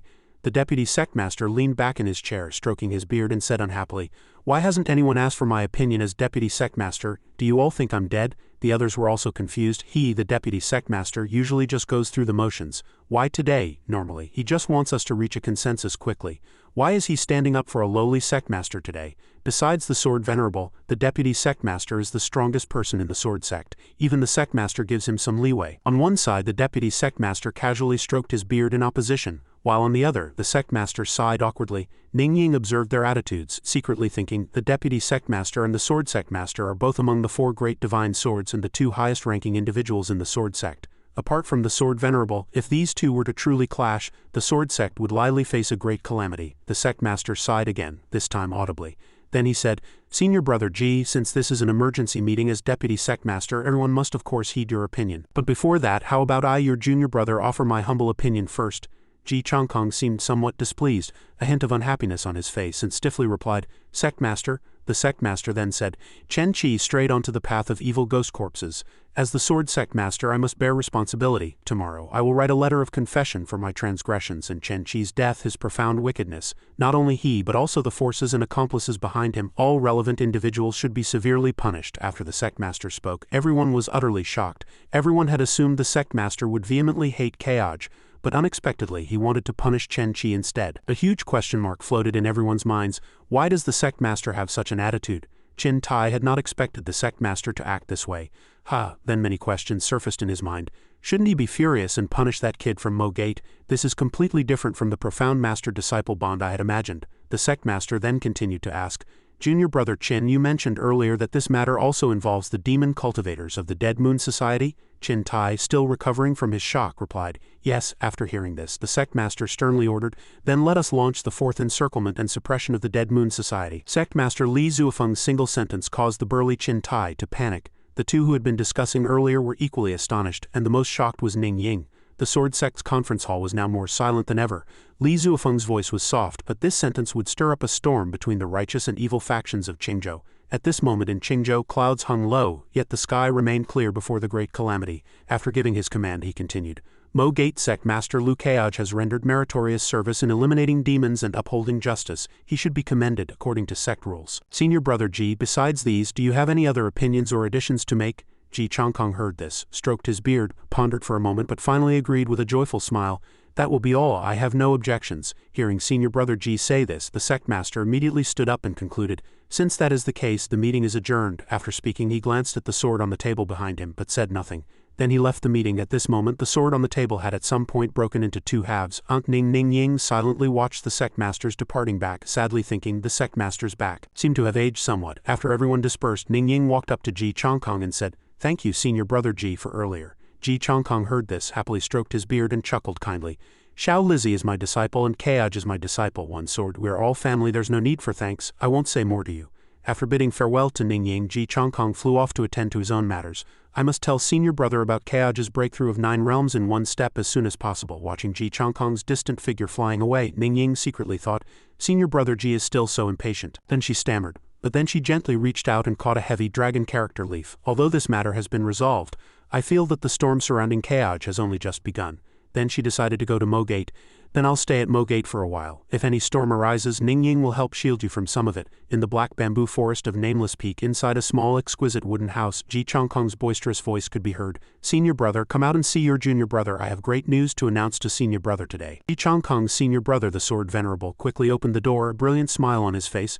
"What great news brings you here, junior brother?" Ji Changkong stroked his beard, grinning proudly. "My disciple Lu Keoj of one sword broke through 9 realms in one go. Tisk tisk tisk, even more impressive than you were back then. Tisk tisk tisk, my disciple has now forever surpassed your sword. Tisk tisk tisk." The senior brother also rejoiced for Changkong, acknowledging it was indeed a miracle.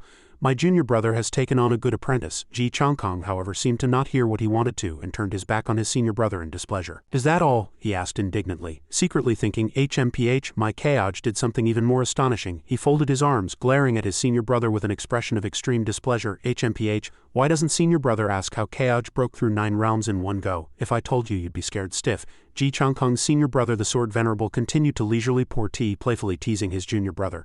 Yes, yes, junior brother, you've said so much your mouth must be dry, no? Seeing no reaction from his senior brother, Ji Chongkong proudly boasted, Kaoj as a third realm cultivator, fought against Chen Qi who was already dead and resurrected at the fifth realm, participated in the battle, then broke through and even beheaded Chen Qi who had fallen into evil ways right in front of that old Qin Tai.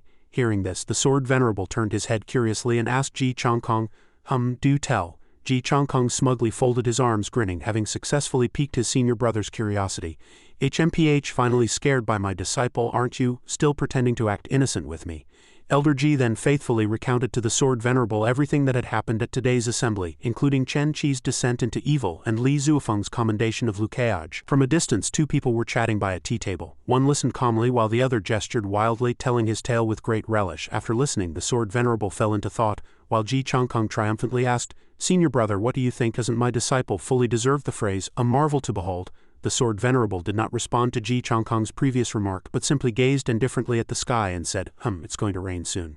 Ji Chongkong flew into a rage, grabbing the sword venerable's clothes and shouting, Speak normally? The sword venerable waved his hand helplessly and said, All right. At this moment, what was Lu Keaj, the instigator of all this turmoil in Qingzhou, doing? In a cave, Pei Qianqin was watching what Martial Uncle Lu was doing. Then she enthusiastically asked, Keaj, Martial Uncle Lu, do you really not want to spend more time consolidating your realm? With spirit wind art already activated, Lu Keaj replied, It's fine. Zhang Xinyan gazed tenderly at Keaj, thinking to herself, Keaj's aura and realm are truly stable. Pei Qianqin also secretly envied him. To consolidate to this extent in such a short time, every step contains the solid power of the fourth realm. That's right, the one who stirred up Qingzhou was currently pretending to be fierce with the little girl. Pei Qianqin shyly suggested, Martial Uncle Lu, your business is done. Shouldn't we head to Beizhou now? I'm already looking forward to seeing the esteemed Spring-Autumn Mountain Sect Master and the exceptionally talented Lu Keaj compete for Martial Aunt Zhang. Zhang Xinyan felt a little worried upon hearing this. She stammered as she asked Keaj, Are we going back now? She was concerned that Keaj might mind the rumors about her and the Sect Master. Lu Keaj walked over to Zhang Xinyan, held her hand tightly and said affectionately, Let's go, I'll return to the Sect with you. Zhang Xinyan's cheeks flushed and she shyly looked at Keaj, secretly thinking he's holding my hand so tightly. Is he expressing his resolve? As Keaj held Zhang Xinyan's hand, he thought, The settlement for the Qingzhou main quest is still about 2 days away. This time is perfect for traveling. Moreover, I've already triggered the Beizhou main quest from his past life as a Beizhou player. He was suddenly overjoyed, thinking, I'm very familiar with the Beizhou main quest under the setting sun in the high sky. A flock of birds soared with outstretched wings. Martial Aunt Zhang, I'm telling you this. The staff at that shop cracked me up last time. They actually suggested I use anti-aging products. We cultivators focus on maintaining our appearance, so they were clearly trying to trick me into spending money. On the way to Beizhou, Lu Keaj was secretly checking the information on the bulletin board. He thought to himself as he read, Players' movements are the most flexible. Now that I've killed Chen Qi, the Sword Sect should be reacting right. While browsing, he stopped at a sensational headline. The Sword Sect Master is actually such a person. He actually did such a thing. He was first shocked, then incredibly astonished again after reading the headline. Isn't this just the clickbait of the 21st century? How are people still using it in the 22nd century? Tisk, he scoffed, but decided to click on it anyway. As he read, he thought, So that's it, just as I expected. Li Zuofeng will issue a letter of confession for his transgressions at noon today. Midway through, Keaj felt a little confused. He thought it was strange. How could the Sect Master do such a thing? He even personally severed Chen Qi's sword. This could be said to have completely cut off Chen Qi's status as a disciple. He continued to browse the bulletin board, a faint smile playing on his lips. He even wants to reward me according to sect rules. I killed the Sect Master's most beloved disciple, and the Sect Master truly has a broad mind. The end of the message read that the Sect Master would commend Lu Keaj according to sect rules, and all cultivators in Qingzhou who had jointly punished heretics and evil cults. Keaj asked himself in surprise, Is that all? Is it over here? Afterward, Keaj cautiously pondered the Sword Sect. Strange, didn't the Sword Sect conduct an internal investigation? With Li Zuofeng and the Sword Sect's high-ranking officials' abilities, it's impossible they didn't know there were problems within the sect, right? He was still pondering, are they planning to quietly resolve this matter internally, like a family shame that shouldn't be aired? A moment later he continued to think, forget it, Chen Qi has been dealt with for now, which is a good start. Keaj thought heavily about what was to come. Many people in Qingzhou will die this time. He recalled his previous life, how the bosses of each major region's main quests were bloodthirsty. The images of those cold, bloodthirsty giant bosses slaughtering everyone flashed through his mind. Then he worriedly continued to think, Qingzhou will be no exception. Suddenly a small snowflake landed on his hair. Keaj abruptly looked up and saw the beautiful snowy scenery. He exclaimed in surprise, Snow! Suddenly the system announcement displayed, You have left Qingzhou and arrived in Beizhou. Before him were the snow-capped mountains and falling snowflakes of Beizhou. In the far northern continent there are only winter and autumn. Beizhou is no exception. Zhang Xinyan and Pei Qianqin also arrived in Beizhou at the same time. Pei Qianqin shouted excitedly. Beizhou, I'm back. Beizhou is located in the far north of the Tianquan continent. Perhaps related to the earth veins or some other mystery, Beizhou experiences extreme heat for half the day and extreme cold for the other half, with only winter and summer, no spring or autumn. Spring-Autumn Mountain, however, sits atop a high peak. In contrast to Beizhou's harsh cold, Spring-Autumn Mountain enjoys a warm and pleasant climate, with lush, vibrant vegetation. Perhaps to compensate for the climate, Beizhou established a first-rank major sect called Spring-Autumn Mountain. Kayaj reached out and caught the small snowflakes. So familiar, I was also a part of Beizhou back then. From Qingzhou by chance, I traveled thousands of miles to Beizhou and eventually became Zhang Xinyan's disciple, a player specializing in water element spells. Then he gently looked at his beloved Zhang Xinyan, smiling softly, thinking, now just like then I've returned to Beizhou with that woman. Zhang Xinyan also gently and shyly turned to look at him, her eyes filled with love. Kayaj continued to think, the only difference is that my filial piety has become even more steadfast. Pei Qianqin walked from behind to the front enthusiastically, suggesting to Kayaj, Martial Uncle Lu, this is my territory now, Beizhou. I can be your free guide. You can play however you like, whether we fly directly to Spring-Autumn Mountain or tour as we go. Seeing Qianqin's enthusiasm, Kayaj readily agreed to let her be his guide. All right then, if I see anything interesting, I'll go explore it. Qianqin readily replied, okay, leave it to me. Lu Kayaj smiled smugly, calculating his itinerary. On the surface it's sightseeing, but in reality it's to complete the main quest. His plan is seamless. As a Beizhou player in my previous life, I'm quite familiar with Beizhou's main quest. Then a boss's image suddenly appeared in his mind. Kayaj was a little curious. I wonder if I'll encounter the first stage boss again. If it grows, it might also become a high-level boss like Chen Qi at level 70. To satisfy this curiosity, Kayaj immediately opened the system panel. The system opened the Beizhou main quest interface. The system panel immediately displayed Beizhou main quest Evil Soul Nirvana. Then it showed the explanation for Beizhou main quest Evil Soul Nirvana. Explanation. The mission objective is to find and resurrect a powerful exotic beast. The area is within Beizhou, current progress 2.09. Seeing the current progress, Kayaj was slightly shocked. 2.09, those clumsy players truly did their best. If Beizhou's main quest were to be sabotaged, then Beizhou's villainous organization would be the primary responsible party. Then Kayaj suddenly fell into deep, serious thought. Beizhou's villainous organization, like Qingzhou's Dead Moon Society, is called the Yellow Spring Society. The Yellow Spring Society's representative image is a skull head with long fangs, burning with flames. In terms of strength, the Yellow Spring Society might be slightly weaker than the Dead Moon Society, but in terms of ideology, the Yellow Spring Society and the Dead Moon Society are completely different. The Dead Moon Society seeks the heart of the Azure Emperor, pursuing ultimate power, while the Yellow Spring Society desires world destruction. Kayaj recalled the Yellow Spring Society's scenes of fighting desperately to change the world. Those people are insane. They believe the world is flawed and want to create a new one. What kind of family is this? Does the world change at a whim? It's simply a terrible waste. Somewhere in the northern sect, the snow on the ice plains grew heavier, and two figures were walking on the snowy mountains in the distance. The pavilion master was striding forward, leaning on his staff. The woman walking beside the pavilion master was Wu Ru, one of the 12 pavilion masters of the Heavenly Secret Pavilion. Looking at the pavilion master's expression, she secretly wondered, the pavilion master's face and mood are not good. Is he troubled by something recently? Suddenly, the pavilion master forcefully plunged his wooden staff into a patch of snow and said, "We're here." Wu Ru was confused and didn't understand where the pavilion master meant here. She turned to look at the surrounding scenery, wondering, there's nothing around here.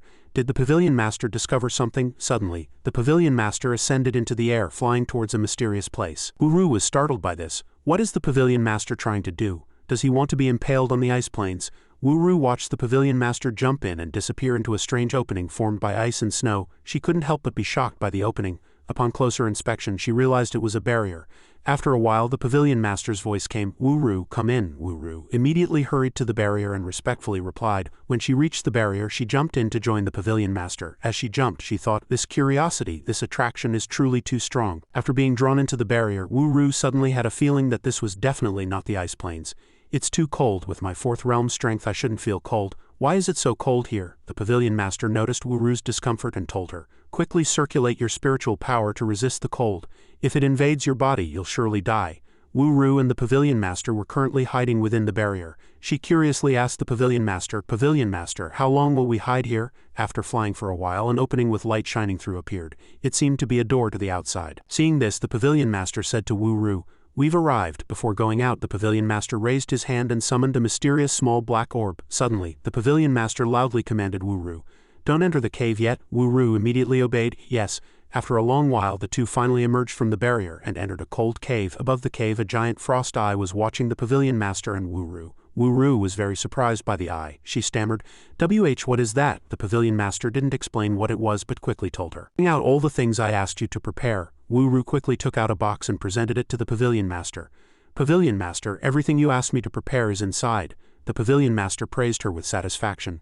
Good. He looked up where mysterious branches, stones and other items were enveloped by a strange black mist spiraling into a circle. That strange circle surrounded the eye. The pavilion master produced 2 gleaming red and blue gems and with a triumphant smile continued, "This old man is about to carry out the will of heaven." The pavilion master reached out and held the 2 colored gems he had just produced towards the circle surrounding the giant eye. Wu-Ru's gaze was fixed on the red eyeball, filled with curiosity.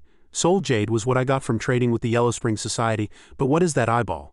The red eyeball and blue gem that the pavilion master had just produced suddenly drilled into the giant frost eye. Wu-Ru was startled and asked herself, did they drill in? The objects forming the circle after the red eyeball and blue gem drilled into the ice eye suddenly grew strange red tentacles. Suddenly the giant frost eye seemed to gain endless power. Under the gaze of the pavilion master and Wu-Ru, it emitted immense red power.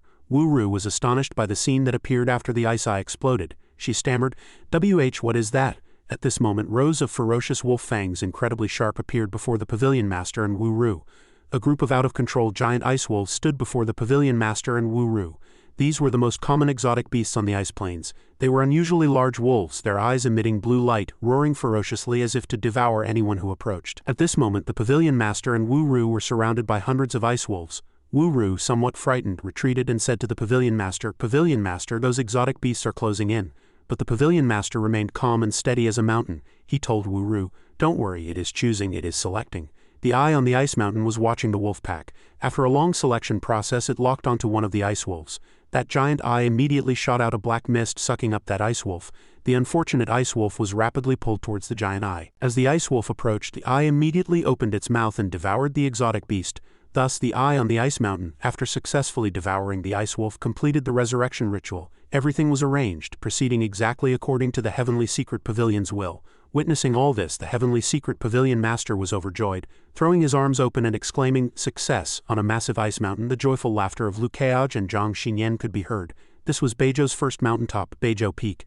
"Marshal Uncle Liu, is the scenery beautiful here?" "Yes, it truly is beautiful," Zhang Xinyan replied, a boundless sea of clouds stretching across the sky. The 3 stood high above gazing at the magnificent sea of clouds. Pei Qianqin excitedly exclaimed, Right, this is my favorite place to come when I'm tired from cultivation."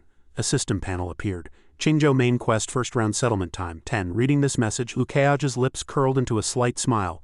The scenery was beautiful, but even more beautiful was the main quest settlement nearing. He continued to ponder, "Nearly 80 of the contribution is mine." Liu Keaj wondered curiously how much reward the system would give him for such a high contribution. At this moment the settlement panel reappeared. Qingzhou Main Quest First Round Settlement Time 1. Disciples everywhere cheered upon seeing the settlement time. Not only Liu Keaj but all Qingzhou players saw this countdown appear in their eyes. This was the value of a Grand Prefecture level main quest. The notification panel appeared again.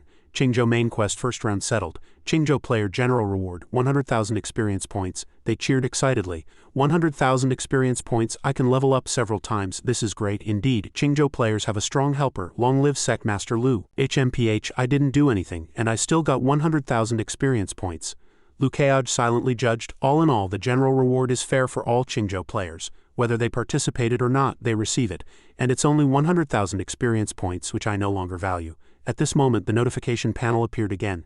Qingzhou Main Quest First Round Settled. Contribution Reward. Liu Keaj saw it and smugly smiled. "Here it is, this is what I was waiting for. Your contribution to this Qingzhou Main Quest was extraordinary. Reward 8 million experience points." Liu Keaj's smile froze. He couldn't help but feel strange. 8 million experience points? Is that all? It seems all the experience points for the first round of the main quest are only 10 million. The first round is indeed not that impressive. No sooner had Liu Keaj finished pondering than the notification panel appeared again. Your contribution to this Qingzhou main quest was extraordinary, rewarding random attribute points multiplied by 8. At this, Liu Keaj was truly astonished. He exclaimed loudly, "Wait, what is this? 8 random attribute points?" He was ecstatic as if he had found a treasure, holding the notification panel tightly in his hands and laughing heartily.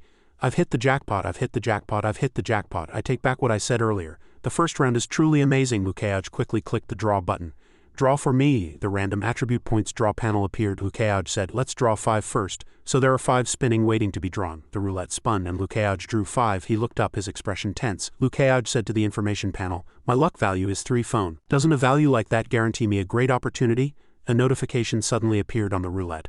Business aptitude X1. Lukeaj's face went pale. Business aptitude, I'm a sword cultivator right now. What special use does this have for me? Then the system displayed staff aptitude X1. Lukeaj suddenly thought of Zhang Xinyan, pondering with some caution. Is this system hinting at something? First business, then staff. Is it preparing me to break through my defenses early? Suddenly 2 more cards appeared. Stealth X1, Stealth X1. Right, 2 purple cards, it's actually stealth. Hey Ding's attribute. Maybe stealth will go straight to max 10 points. This is truly good stuff in the hands of a master assassin. 4 have already changed color. 1 white, 1 remains. He secretly guessed there's still 1 on the left. Dare it be an orange one? At this moment Lukeaj observed with cold sweat dripping down. The white one slowly changed color and in the end it turned out to be a Physique X1 green card. Lukeaj felt regret. Physique, though important, wasn't that important. After all, I'm not a tank.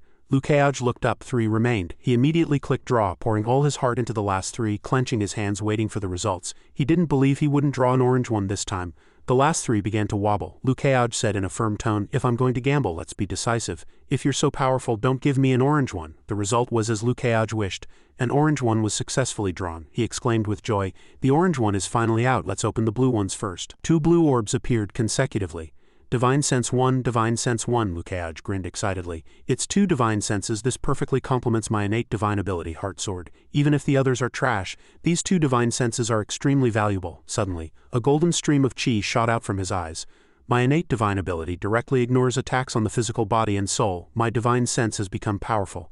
Then my 4th realm body can slay higher level souls. Slaying 5th realm cultivators is not impossible. Then Lukeaj reached out to open the orange orb. What surprise would that orange orb ultimately bring him? Pei Qianqin quietly looked at Zhang Xinyan, curiously asking, Martial Uncle Lu has been silent since just now. Is he really just looking at the scenery? Pei Qianqin looked at Zhang Xinyan with a suspicious gaze, suddenly a little curious. Lukeaj was surprised by the result of the orange orb just now. The orange talent was this thing dubbed by players as the most useless orange attribute point. The card in that orange orb was Heaven and Earth Fire Body 1. The reason players called it most useless is that to use this there must be a prerequisite.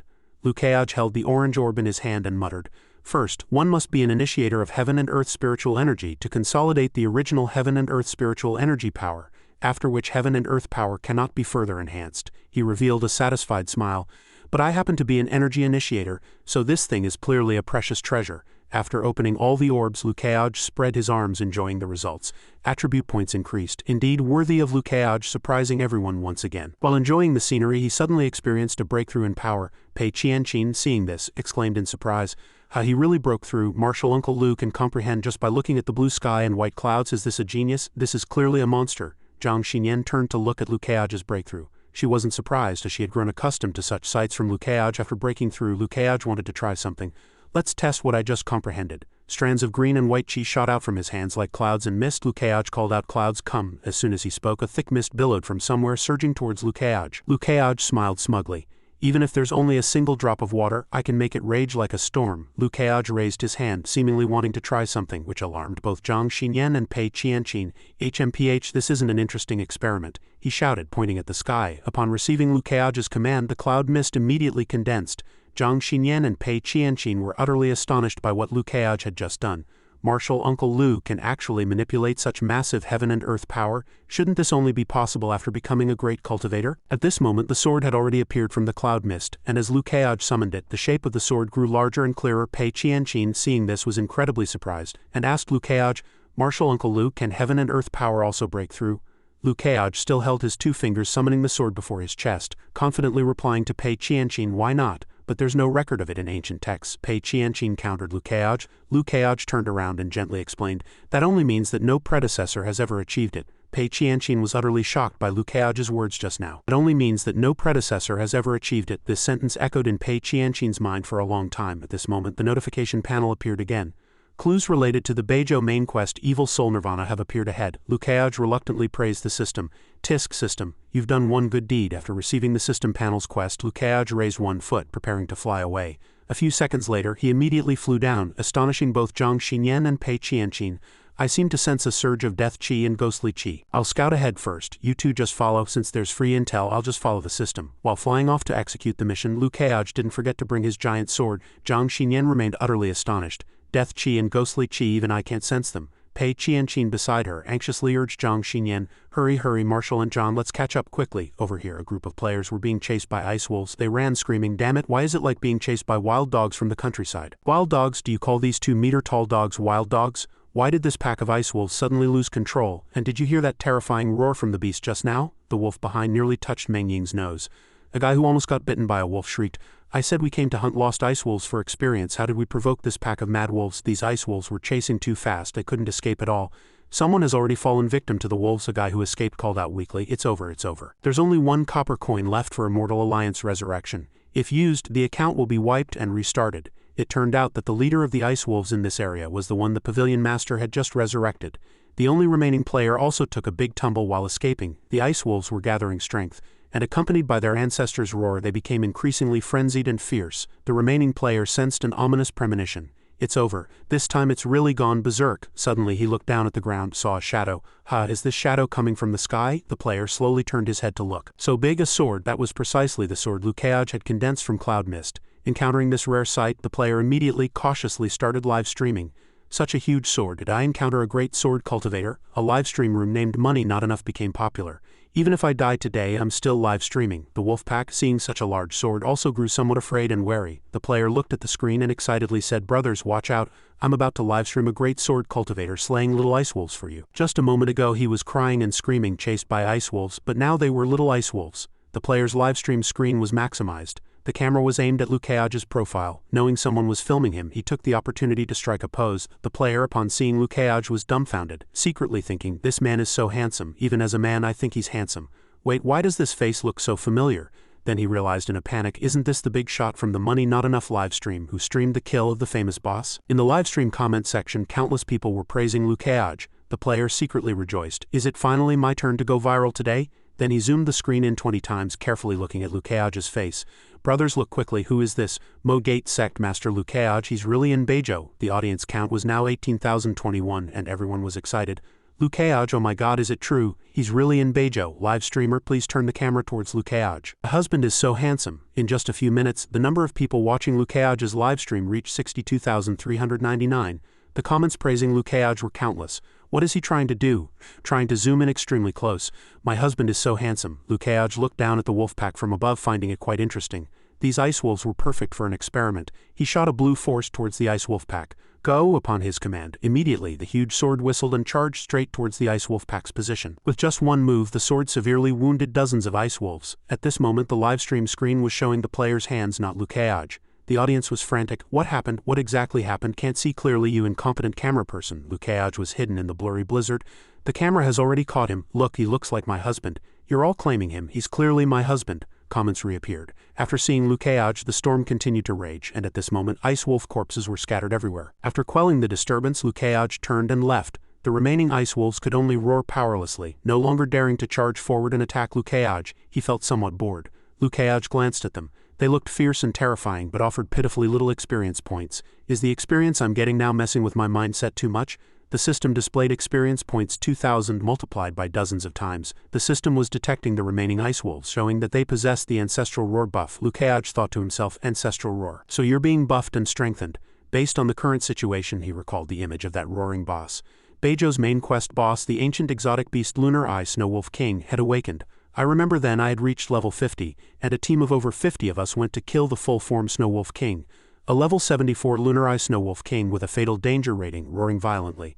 We thought 50 players, all level 50 or above, would be able to kill it. The result was tragic. The entire team was wiped out. The corpses of that group of people lay scattered before the Snow Wolf King. At that time, I'd burned through all my resurrection currency. That guy, in its full form, was indeed unbelievably powerful at that time. Someone made it scream in agony. It wasn't until Pei Qianqin broke through to the 6th round that Beizhou players, under her leadership, completed the first stage of the boss kill. From then on, Pei Qianqin was officially recognized as the world's protagonist, Liu Keaj recalled. Liu Keaj hesitated whether to draw it out. Now the Snow Wolf King might be level 50 like Chen Qi, and with my current strength, I can turn the tide. He looked at the two buffed ice wolves roaring before him, then made his decision.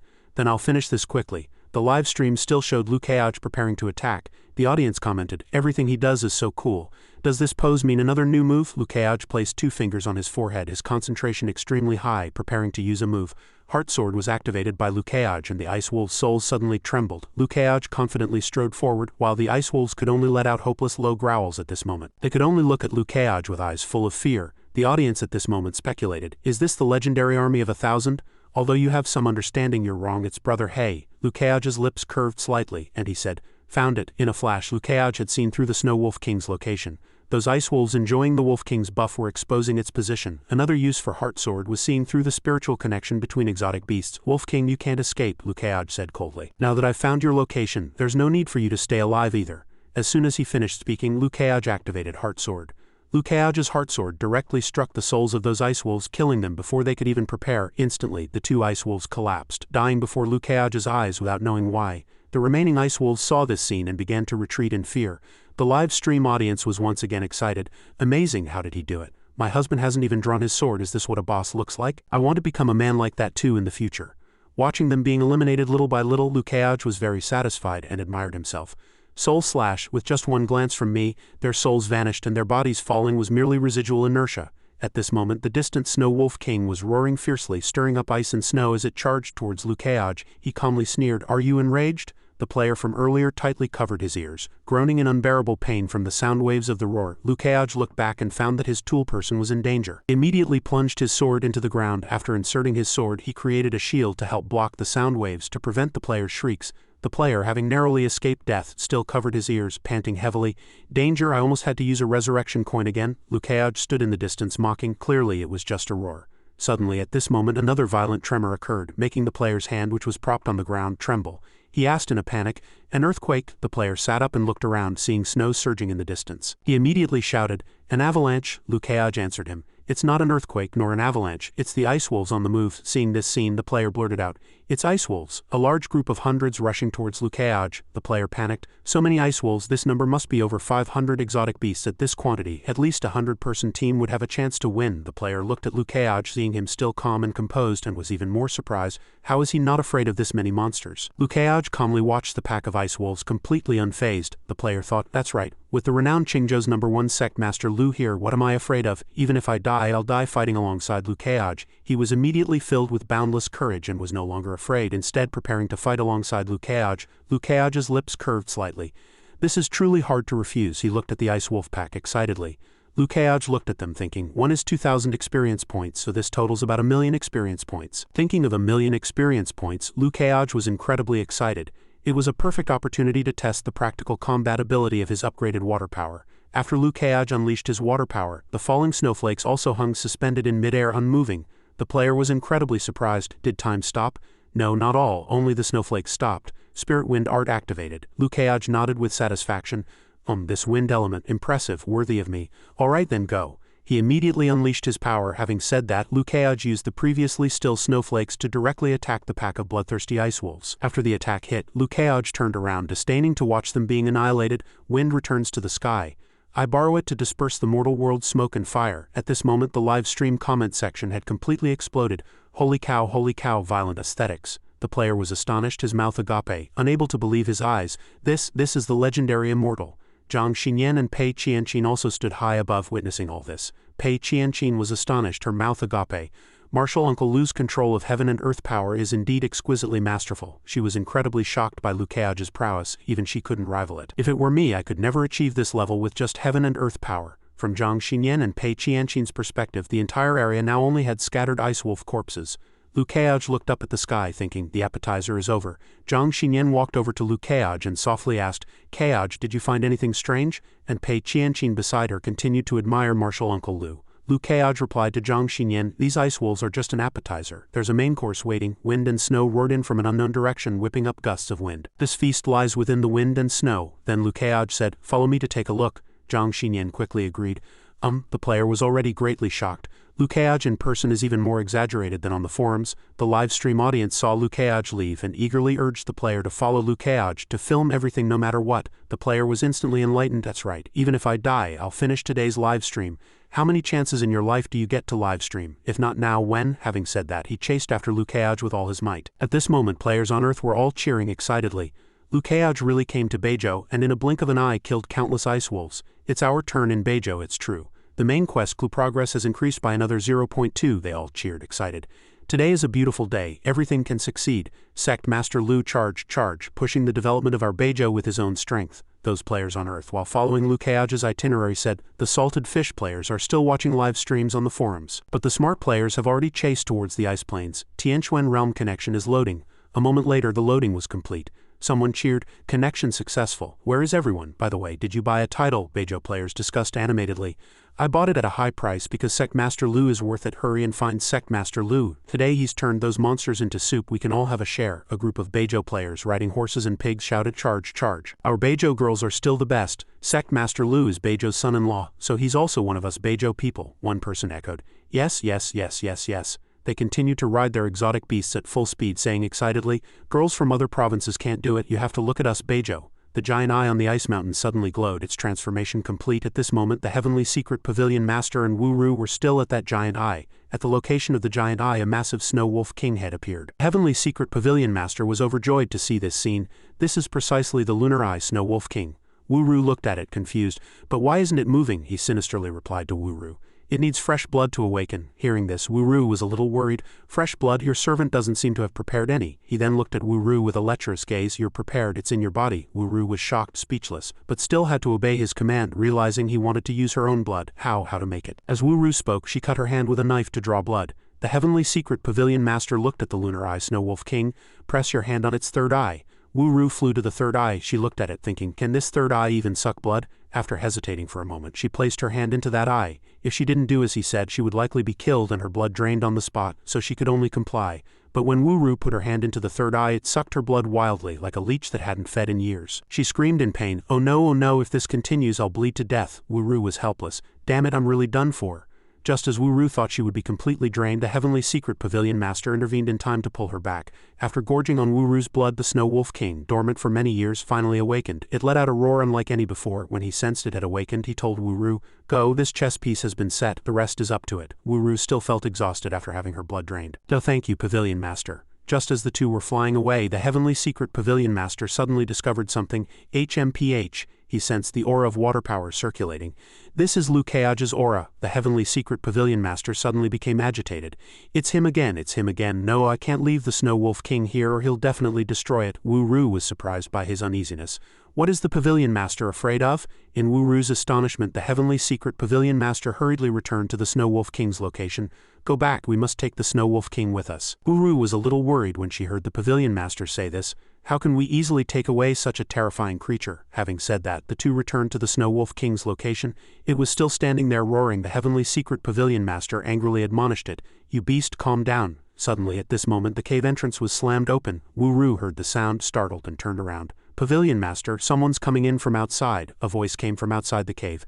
An aura I'm very familiar with. Someone's hiding here. The Heavenly Secret Pavilion Master retreated in fear. It's his voice. The Snow Wolf King continued to roar. He realized there was no time left to save the Snow Wolf King and immediately pulled Wu Ru to escape. As the two were preparing to leave, the Snow Wolf King suddenly slashed at them with its claws. Wu Ru was unfortunately slashed with a long wound on her thigh by the Snow Wolf King. As they left, a wisp of black chi was suddenly blocked by a red current of chi which said, trying to leave? It was Zhang Xinyan. She unleashed an attack to block the two. Unfortunately, Zhang Xinyan's attack was a beat too slow, allowing them to successfully escape. Liu Keiage and Zhang Xinyan stood at the cave entrance they had left, and Liu Keiage asked Zhang Xinyan, Sister Xinyan, did you get a clear look at those two people just now? Zhang Xinyan carefully recalled only seeing one person, a person bleeding profusely and with a severe leg injury. When Wu Ru was scratched by the Snow Wolf King, her face was pale as if her soul had fled. Zhang Xinyan recalled but still found it difficult to describe Wu Ru's expression at the time. If Liu Keiage had seen it, he would definitely know how to describe it. This is clearly bad. Liu Keiage then asked, any other information? Zhang Xinyan regretfully replied, I feel that woman is a little familiar but I can't recall now. Liu Keiage said, that's enough then, we'll meet them again sooner or later. But he secretly mused, for the person manipulating the big picture from behind the scenes, just digging up their intelligence is enough. Whether to kill or not depends on if that guy is worth it. But first, what needed to be concerned about now was the fiercely roaring Snow Wolf King. The three of them stood below looking at the Snow Wolf King. Qianqin saw it, incredibly surprised. Lunar Eye Snow Wolf King, a terrifying ancient exotic beast from legend. From its birth, it possessed the strength of a fourth realm cultivator. Liu Keiage grumbled, it's at the fourth realm right from birth. he thought enviously. Damn it, I've toiled so hard cultivating for so many years only to reach the level it was at its birth. He couldn't help but feel a little annoyed. Zhang Xinyan added, this kind of top-tier ancient exotic beast, as long as it can devour, can grow to the 7th realm and possibly even the 8th realm in the future. I heard that in ancient times there was an 8th realm lunar eye snow wolf king that single-handedly annihilated a major sect. At that time the colossal snow wolf king stood majestically, proud of having just annihilated everything. Pei Qianqin asked in confusion, but aren't these monsters supposed to have long been extinct? Why is it appearing here? Lu Keaj looked up at it and explained to Qianqin, it is the lunar eye snow wolf king, but not entirely. Qianqin was puzzled. Oh, after inspection it can be seen that it is a 4th realm fusion exotic beast. Within this exotic beast the 2 powers of the lunar eye snow wolf king and soul jade are being digested, and its strength is continuously increasing. As Lu Keaj inspected it, he thought to himself, it's a fusion exotic beast with 2 forces within its body, and its strength is growing incredibly fast. Then Zhang Xinyan stepped forward preparing to act. Keaj, Qianqin, step back, let me handle this. Seeing Zhang Xinyan about to eliminate the Snow Wolf King, Lu Keaj unexpectedly took her hand. He suggested that he handle the Snow Wolf King. Let me do it? I have some questions and perhaps I can find answers in its body. Hearing this, Zhang Xinyan agreed to let Lu Keaj act, but warned with some concern, Keaj, then you must be careful. Lu Keaj then flew before the Snow Wolf King. If it's a fusion exotic beast, and this exotic beast might originally have been just an ice wolf. He activated Heart Sword. Then as expected, the original soul of that wolf is being devoured. Its original soul was slowly being consumed by another soul, several times larger. Lu Keaj decisively drew his sword. If you haven't fully merged yet, then now is the best time to kill you. At this moment Lu Keaj was enveloped by a black aura. He pointed his sword downwards and said, in this world of ice and snow this venerable one shall make the first stroke. In a snow mountain cave 100 li away, Wu-Ru was leaning against a stone, her face haggard, groaning in pain. Seeing Wu-Ru severely wounded, the heavenly secret pavilion master threw her a pill. Wu-Ru quickly picked it up and consumed it, stammering her thanks. Thank you, Pavilion Master. As she took the medicine, she recalled what had just happened. She thought to herself, I've never seen the Pavilion Master look so flustered, anxious and fearful. She wondered, was it because of that sword cultivator? But what exactly does that young sword cultivator possess that makes the Pavilion Master avoid him so thoroughly? He doesn't even dare to meet him directly. Meanwhile, the old man was deep in thought.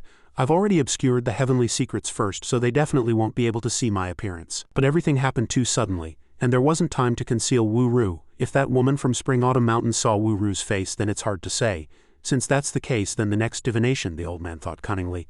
Lu Keaj, though I cannot divine like you, I can calculate. An image similar to the last divination appeared in his mind. With that he began to cast a spell, gazing at the blue light in his hand and muttering, Lord of Heaven, please grant me some revelation. Having said that, the heavenly secret pavilion master placed 2 fingers before his eyes, activating a skill. In an instant his divination eye opened. Heavenly secret divination, Wu-Ru exclaimed in surprise from outside, is the pavilion master divining? Even though she had seen it many times, she still felt it was a profound power. Before Wu-Ru could finish speaking, the heavenly secret pavilion master suddenly spat out a mouthful of blood, startling Wu-Ru, who cried out, How is that possible? He panicked. What's happening? I can't calculate it, and the heavenly secrets are still obscured. Could her heavenly secrets also be obscured? Impossible. Her cultivation is only at the 5th or 6th realm. She couldn't possibly possess the power to contend with the heavenly Tao. The heavenly secret pavilion master was furious. Is it him, or is there another reason? He sat there guessing what exactly happened. Could that blue lotus be enough to contend with the mighty power of the heavenly Tao? Or he suddenly erupted in rage. This cannot continue, or this old man's century-long plan will be ruined. I cannot lose this game, I cannot lose. Seeing this, Wu-Ru fearfully huddled in a corner.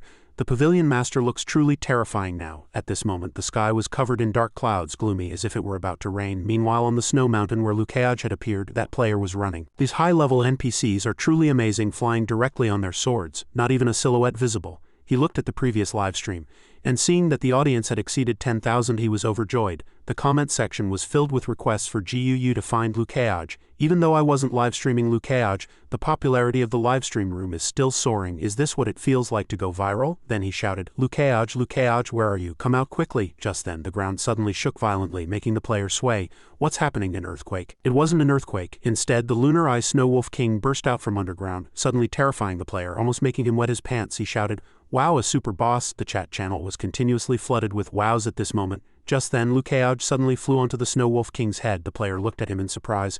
It's Lu Keaj, it's him. He immediately recognized Lu Keaj. The livestream screen was magnified twofold, showing Lu Keaj's figure, and the comment section exploded again. Keaj, husband. Ah, so he's fighting a boss, no problem. Awesome. He's actually soloing this level of boss. The player squeezed to the side, filming Liu Kaioj fighting the boss. He was incredibly excited, having captured a rare scene. Here it comes, here it comes. The livestream's popularity is still soaring. Tomorrow's headline will be mine. The Snow Wolf King let out a roar and the entire ground seemed to shake again. He shouted, "Brothers, look quickly. The boss is using a skill." In an instant, the Snow Wolf King attacked Liu Kaioj with huge chunks of ice. The player was terrified for Liu Kaioj. "Brothers, this is bad. With so many massive ice pillars, I'm afraid Sect Master Liu won't be able to withstand them." But who was Liu Kaioj? For him, ice was merely water condensed. He commanded, "Forbidden." With just that single word, forbidden, the ice chunks that had been rushing towards him completely obeyed his command, hovering before him. The comment section was instantly flooded with 666,666. Liu Kaioj's lips curled slightly. Controlling snow and ice, is it? He effortlessly controlled the ice chunks, making them obey his will. He mocked smugly, "Too bad, this venerable one's understanding of heaven and earth power is deeper than yours." Having said that, Liu Kaioj released a stream of water. No sooner had he spoken than the ice chunks controlled by Liu Kaioj immediately turned around, counter-attacking the Lunar Eye Snow Wolf King. Hundreds of gigantic ice chunks thus thrust directly towards the exotic beast's head, using its own methods against it. Truly impressive. Witnessing the scene, the player no longer held back, thinking to himself, "Liu Kaioj is so strong, if I get a little closer, nothing bad should happen, right?" Having said that, the player took a few steps forward. After just a few steps, his body stiffened in place. He was very confused, wondering why he couldn't move. "What's happening? Is my body no longer obeying my soul?" As soon as he looked up, he froze in place. The reason he froze was because he saw Liu Kaioj standing right in front of him. Liu Kaioj was looking at him, stopping him from moving forward. Liu Kaioj sternly warned him, "A cameraman should stick to a cameraman's duty. If you move any closer, this venerable one will genuinely be displeased." At this moment, the livestream comment section was again filled with, "My husband is looking at me." When Liu Kaioj flew high into the sky, the player, unable to move, couldn't get closer to film. People in the livestream room were furious that the player couldn't get closer to film Liu Kaioj. The player helplessly complained, "It's not that I don't want to move, I've been fixed in place by Liu Kaioj. He can even use immobilization spells, so strong and handsome, yet he can use an immobilization spell. Immobilize me. I wish I could also learn this move." Liu Kaioj stood in the distance, but the people in the livestream room still guessed what he was about to do. Returning to Liu Kaioj's battle with the Lunar Eye Snow Wolf King. Just then, a system notification popped up. Lunar Eye Snow Wolf King has risen to level 47 and its health has fully recovered. Liu Kaioj read the notification and thought to himself, "It still has some tricks, it actually leveled up again. If this drags on, it will only be to my disadvantage." No sooner had he finished speaking than Liu Kaioj unleashed 2 sword strikes at it. It also countered with a few claw strikes in defense. The Snow Wolf King lay there, groaning in despair. "Ah, snowstorm control." Then it suddenly struggled to its feet from the blizzard, roaring, "Ah, I am the king of snowstorms, I will never surrender." The Lunar Wolf King continued to create an incredibly powerful snowstorm vortex intending to attack Liu Kaioj. He calmly watched it struggle. "Oh, this guy isn't convinced, still wants to compete with this venerable one in controlling snow and ice." Liu Kaioj confidently challenged the Lunar Wolf King. "Since that's the case, then this venerable one will simply show you the true extent of the difference in heaven and earth power between us." The vortex created by the Snow Wolf King grew larger and larger. But just as it was about to reach Liu Kaioj, it suddenly split in two. Liu Kaioj said proudly, "This is the true water power of an initiator." The Lunar Wolf King panicked. "My goodness, what's happening? Why isn't the snowstorm attacking him?" Even an 8th realm ancient cultivator couldn't do this. Qianqin stood outside, dumbfounded and full of admiration. This is too incredible. It's almost as if every snowflake has its own consciousness." Witnessing this unbelievable sight, Qianqin's eyes were opened once again. Such precise control was partly because Liu Kaioj was the first to possess water power, and partly because he had also gained a point of heaven and earth fire body attribute. Soon after, the Snow Wolf King suddenly went berserk, becoming unusually agitated. "Ah, I must kill you. I will never allow any human to control snowstorms better than me." Hearing this, Liu Kaioj coldly pointed his sword directly at it and shouted, "What are you howling about?" No sooner had he spoken than Liu Kaioj slashed its face with a sword, immediately reducing its health by 50. But then it leveled up to 48, and its wounds completely recovered at an unbelievable speed. Liu Kaioj looked at it in surprise. Still leveling up, it has a soul jade inside which replenishes its health and levels it up automatically. Killing it is useless. Heart Sword activated. Liu Kaioj immediately activated Heart Sword. "Let me see, where exactly are you hiding the soul jade?" After inspecting, Liu Kaioj was utterly shocked. "No soul jade, how is that possible?" The Lunar Eye Snow Wolf King suddenly rushed forward to attack Liu Kaioj. Liu Kaioj cleverly used Clear Wind Slow Blade True Sword to counterattack, but his slashes were all ineffective. Now, no matter how Liu Kaioj slashed it, it remained completely unharmed. After the slashes, Liu Kaioj was panting heavily. Since the start of the battle, those small wolves had continuously drained blue energy, and now it was finally depleted. Seeing this, Qianqin was incredibly anxious for her martial uncle. Martial Uncle Liu has been fighting continuously since just now, and now he's entangled with the Snow Wolf King. His spiritual power is probably Before Qianqin could finish speaking, Liu Keaj leveled up again, recovering his spiritual power through the second heaven of reincarnation. Liu Keaj thought smugly, could such a minor issue stump me? Seeing this, Qianqin scratched her head sheepishly. It seems I worried too much when it comes to breakthrough in battle. Martial Uncle Liu is truly the best. Zhang Xinyan stood by, watching Liu Keaj with eyes full of pride and admiration. Qianqin suddenly realized something was wrong. She looked up at the sky and was startled. Has it gotten dark? It was just dim moments ago. Just then, the moon suddenly turned a bizarre red. Qianqin immediately told Martial Aunt Zhang. The moon's shape is a bit strange. That player also looked up at the sky, feeling exactly like Qianqin. It feels really strange. Suddenly, an oppressive aura violently emanated from the moon. This oppressive sensation severely affected Zhang Xinyan, Qianqin, and the player. They felt extremely unwell, even spitting blood. Liu Keaj remained unharmed. He looked up at the moon, silently realizing. So this is what resurrecting evil souls means. Evil soul impact. The red moon shone upon the lunar wolf king, making it let out a violent roar. Liu Keaj's momentum soared in battle. He calmly analyzed, the resurgence of evil souls is different from the sword of the underworld king. Their greatest reliance is indeed on the divine soul. The Lunar Eye Snow Wolf King roared. Even an 8th Realm Spring Autumn Mountain Overlord would slowly be immobilized under the influence of the divine soul. Die, brat! He effortlessly blocked the Wolf King's attack, praising loudly. You are indeed very strong, capable of both manipulating ice and snow and launching divine soul impacts. Liu Keaj walked on a thin layer of ice in the air, continuing in a low voice. But as he unleashed his moves, his aura erupted, and he arrogantly mocked the Wolf King. You are utterly useless to me. Seeing him effortlessly withstand its barrage of furious attacks, the Lunar Eye Snow Wolf King panicked, asking itself, what's happening? Why is he like this? Liu Keaj decisively extended a hand, and in an instant the Wolf King was suppressed by an invisible force.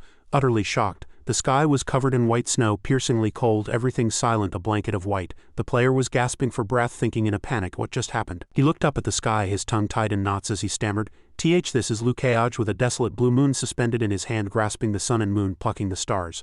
I ask, without me, who in this mortal world can contend? In the livestream room, countless god comments flooded the screen. The Lunar Eye Snow Wolf King groaned in pain. My divine soul, let it go quickly. Liu Keaj glanced at its miserable state, then decisively chanted his move. Heart sword attachment. This venerable one shall slay the moon with my heart today. The Wolf King's divine soul, shaped like a desolate blue crescent moon, was shredded into 1,000 pieces. It writhed and twisted, clutching its head in agony. So painful, stop it. He was stunned, unable to understand why Liu Keaj could crush him so easily. Why? Why could I once manipulate humans to fight their own kind with such tricks? Why did it not work on him? Liu Keaj's domineering figure reflected in the Lunar Eye Snow Wolf King's eyes, bringing extreme fear. Who exactly is he? Liu Keaj, sword in hand, controlling its soul, stood on auspicious clouds in the air, sharply muttering to himself. Soon, he closed his eyes, quickly deploying his divine sense. He walked towards the Snow Wolf King, who was wailing on the ground. His eyes flashed with brilliant light as he scanned its entire body. Upon seeing the Soul Jade's location, he excitedly muttered to himself.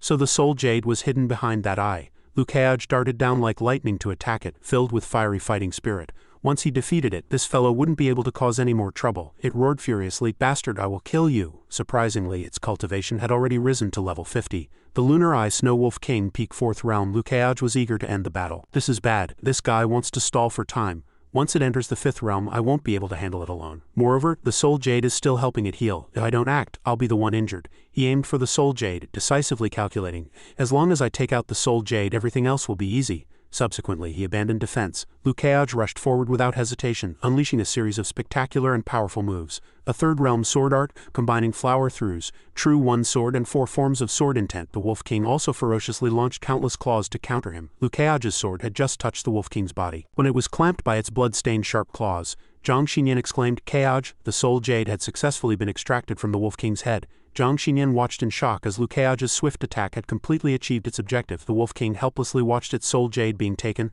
Soul Jade, my Soul Jade. Liu Keaj's aura quickly enveloped the Soul Jade and sent it into his hand. He formally gripped the Wolf King's Soul Jade in his hand. He sheathed his sword, arrogantly provoking it. Sorry, want it back? Not so easy anymore. The Lunar Eye Snow Wolf King charged forward, roaring furiously to reclaim the Soul Jade. Give it to me, give it to me. Liu Keaj effortlessly dodged, smiling and nodding, acknowledging that this item indeed proved addictive. Watching the Lunar Eye Snow Wolf King furiously attack him with its gaping maw, he decisively intended to completely eliminate it. If the Soul Jade is in hand, next I should thoroughly deal with you, the main quest boss of Beijo. A man's word is his bond. Liu Keaj decisively initiated battle. Thus the demon slaying began. The Lunar Eye Snow Wolf King opened its huge mouth, instantly devouring him. On the livestream channel, the viewership had exceeded 100,000. The comment section instantly erupted, with various opinions pouring in. Where is he? Where is he? This man is too fast, so fast we can't even see him. Who's so bold as to say my husband is fast? Sisters, don't daydream during the day, alright, but I have to clarify, my husband is only fast in speed. This livestream room isn't a chicken farm, first warning. Pei Qianqin looked around in astonishment, asking, where's Martial Uncle Lu? I can't see him either. Zhang Xinyan looked up at the sky, simply saying, in the air. Pei Qianqin muttered in astonishment, in the air? Lu Kaiage's figure, silhouetted against the moon, was indeed magnificent. The Wolf King found itself lunging at empty air, so it looked around for Lu Kaiage. Lu Kaiage observed from above, proudly exclaiming, indeed, the stealth attribute is so convenient. My eldest disciple will surely become a god-tier ninja in the future. Lu Kaiage coldly opened the battle with a powerful sword move. The Wolf King took the fatal blow head-on, falling onto the snow. It sinisterly released all its vengeful spirits to attack Lu Kaiage. Lu Kaiage remained unfazed, disdainfully curling his lips, thinking, I'm too familiar with these things. He coldly unleashed his divine sense, completely unafraid of death. All lingering souls and vengeful thoughts were completely cleared by a single move, leaving no trace. The Wolf King trembled in fear, stammering, Soul Jade, give me the Soul Jade. Watching a group of masters rapidly approaching Lu Kaiage's battlefield, Pei Qianqin said worriedly, Martial Uncle Lu's movements are too grand, the seniors are all coming over. Zhang Xinyan's fighting spirit soared, her aura surging, preparing for a big fight. They can only be spectators. No one can disturb Kaiage, Pei Qianqin excitedly responded. Then I'll lend a hand too. Martial Aunt Zhang and I will stun those cultivators. We're both very strong. The seniors quickly recognized a familiar face. Deacon Zhang of Spring Autumn Mountain. Everyone exclaimed in admiration. Deacon Zhang has broken through to the 6th realm, but who is fighting the exotic beast? This sword cultivator is too terrifying. Pei Qianqin angrily cursed. Don't you see I'm here too? The seniors merely gave a perfunctory comment. Oh, the Saintess is here too? Then everyone focused on the distant battle. Look over there, the appearance of the person fighting that black longsword and this special strength. Fellow Taoist, I'm thinking of someone. Fellow Taoist, I fear you and I are thinking of the same person. That legendary individual. Has he actually come to Beizhou? Pei Qianqin angrily cursed. Oh, the Saintess is here too. This is completely disregard for me. How hateful. Lu Kaiage thought to himself. That last sword strike was a wasted effort again, but it doesn't matter. Anyway, the current experience points all come from killing small wolves. Suddenly, his cultivation exploded within him, rapidly advancing him to 4th realm, 3rd heaven. The onlookers below were so shocked their mouths hung open, unable to believe it. Breaking through in battle, these rumors are true. Indeed, seeing is believing. Lu Kaiage carefully assessed the black long sword in his hand. I am currently level 43, but I still feel I cannot unleash a sword strike that surpasses Sealing's sword from 10 years ago. When he sharply opened his eyes, both his aura and will had completely transformed. He then continued, but Lu Kaiage excitedly and firmly declared, let this sword strike be my Beizhou greeting gift. With this strike I am getting closer and closer. His sword strike erupted dazzlingly to the extent that only a massive streak of light tearing through the sky could be seen. The crowd watching the battle quickly covered their eyes, discussing in fear. What happened? I can't see. I can't see either. That sword strike is too powerful. The Lunar Eye Snow Wolf King took Lu Kaiage's sword chi bombardment head-on. It furiously charged into the air. The seniors silently observed the blurry scene before them. Watching the flashing aurora, they realized in astonishment, the snow has stopped. Pei Qianqin stammered in astonishment, questioning herself. Is this really the strength a 4th realm cultivator should possess? Lu Kaiage smiled with satisfaction, thinking, I can't actually stop the snow right now. I merely used up the snow as an effect in my sword fight. It will start snowing again in a while. He silently gazed at the motionless corpse of the Lunar Eye Snow Wolf King, coldly confirming, but it is indeed dead. From the corpse of the Lunar Eye Snow Wolf King, countless lingering evil spirits flew out to attack Lu Kaiage. He disdainfully unleashed his divine sense, casually saying, you don't know death from life. Once again he cleared away all remaining evil thoughts, leaving nothing behind. Suddenly he grunted, revealing a surprised expression. Realizing something was amiss, looking at the fierce evil chi below, he suddenly widened his eyes. He anxiously thought, that thing is here again. He quickly shielded himself from the sudden cold wind, a hint of doubt in Lu Kaiage's heart. He forgot to ask Xinyan and the others if they had seen it. Constantly pondering wasn't a solution either, so he simply muttered to himself, forget it, I'll know sooner or later. The system happily popped up a notification. Item dropped. Lu Kaiage's spirits lifted, his eyes shining as he cheered. Treasure. The system gradually awarded him the reward. Lunar Eye level 60, a part of the ancient 8th realm exotic beast Lunar Eye Snow Wolf King. Its function is a one-time consumable that can summon a moon shadow once. Only then did he realize what the aura from the abyss below was. It was that special eyeball. Lu Kaiage excitedly concluded, good stuff, that lunar eye that binds divine souls is the so-called moon shadow. If that wolf could summon a level 60 moon shadow, it clearly couldn't do so just now. He was triumphant, as this personal outing was too worthwhile. This trip down the mountain yielded 2 soul jades, one of which was a level 60 natal soul artifact. Excellent. What realm will He Ding break through to after absorbing these 2 soul jades? Thinking of He Ding, he excitedly planned for his disciple. If He Ding breaks through to the 5th realm, won't our Mo Gate have another great sword cultivator appearing in a few years? Lu Kaiage grinned cheerfully. He Ding, oh He Ding, you've truly met a super good master. I'm genuinely envious. Zhang Xinyan and Pei Qianqin hurried to meet him. She shouted worriedly. Keoj, she eagerly ran forward to ask about his condition. How are you? Are you injured? Lu Keoj smiled as he answered his beloved. Just a minor injury, but nothing serious. Zhang Xinyan breathed a sigh of relief. That's good then. Pei Qianqin questioned him curiously. Martial Uncle Lu, you're a monster, aren't you? You must be the reincarnation of some ancient powerhouse, right? Lu Keoj humorously replied. Perhaps it's true. He cheerfully introduced himself in his mind. I'm from the 22nd century, a kind young man from the city doing odd jobs, second in wealth, and a driving master. That counts as a powerhouse, right? Zhang Xinyan gently chided Pei Qianqin. Nonsense, how can there be so many reincarnations? She stuck out her tongue, playfully teasing.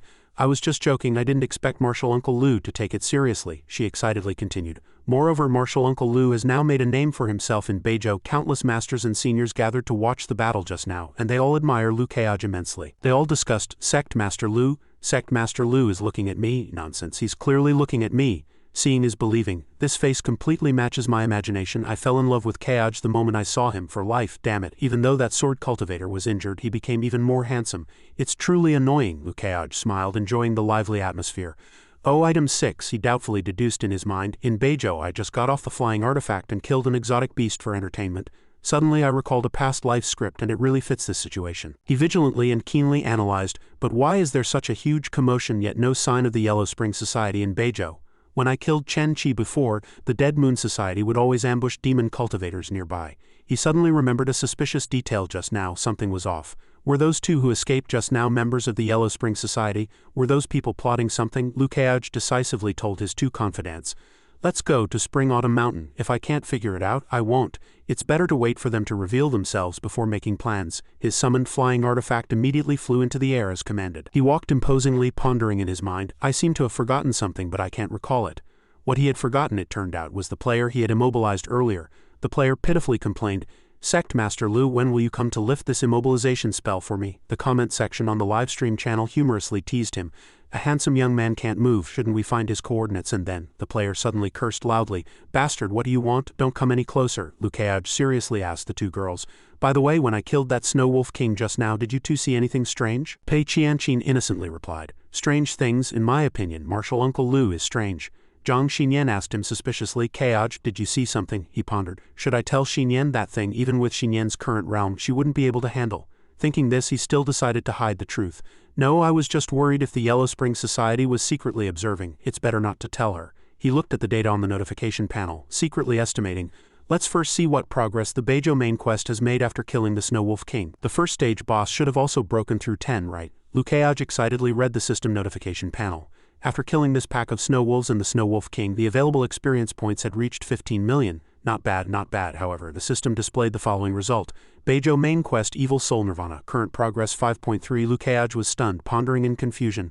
Progress 5.3, I just killed a mini-boss, is this reasonable? When I killed Chen Qi back then, the progress for Knight of the Underworld King increased by 12.9. He racked his brain, trying to understand the problem. Is it because Chen Qi's role was greater than the Lunar Eye Snow Wolf King?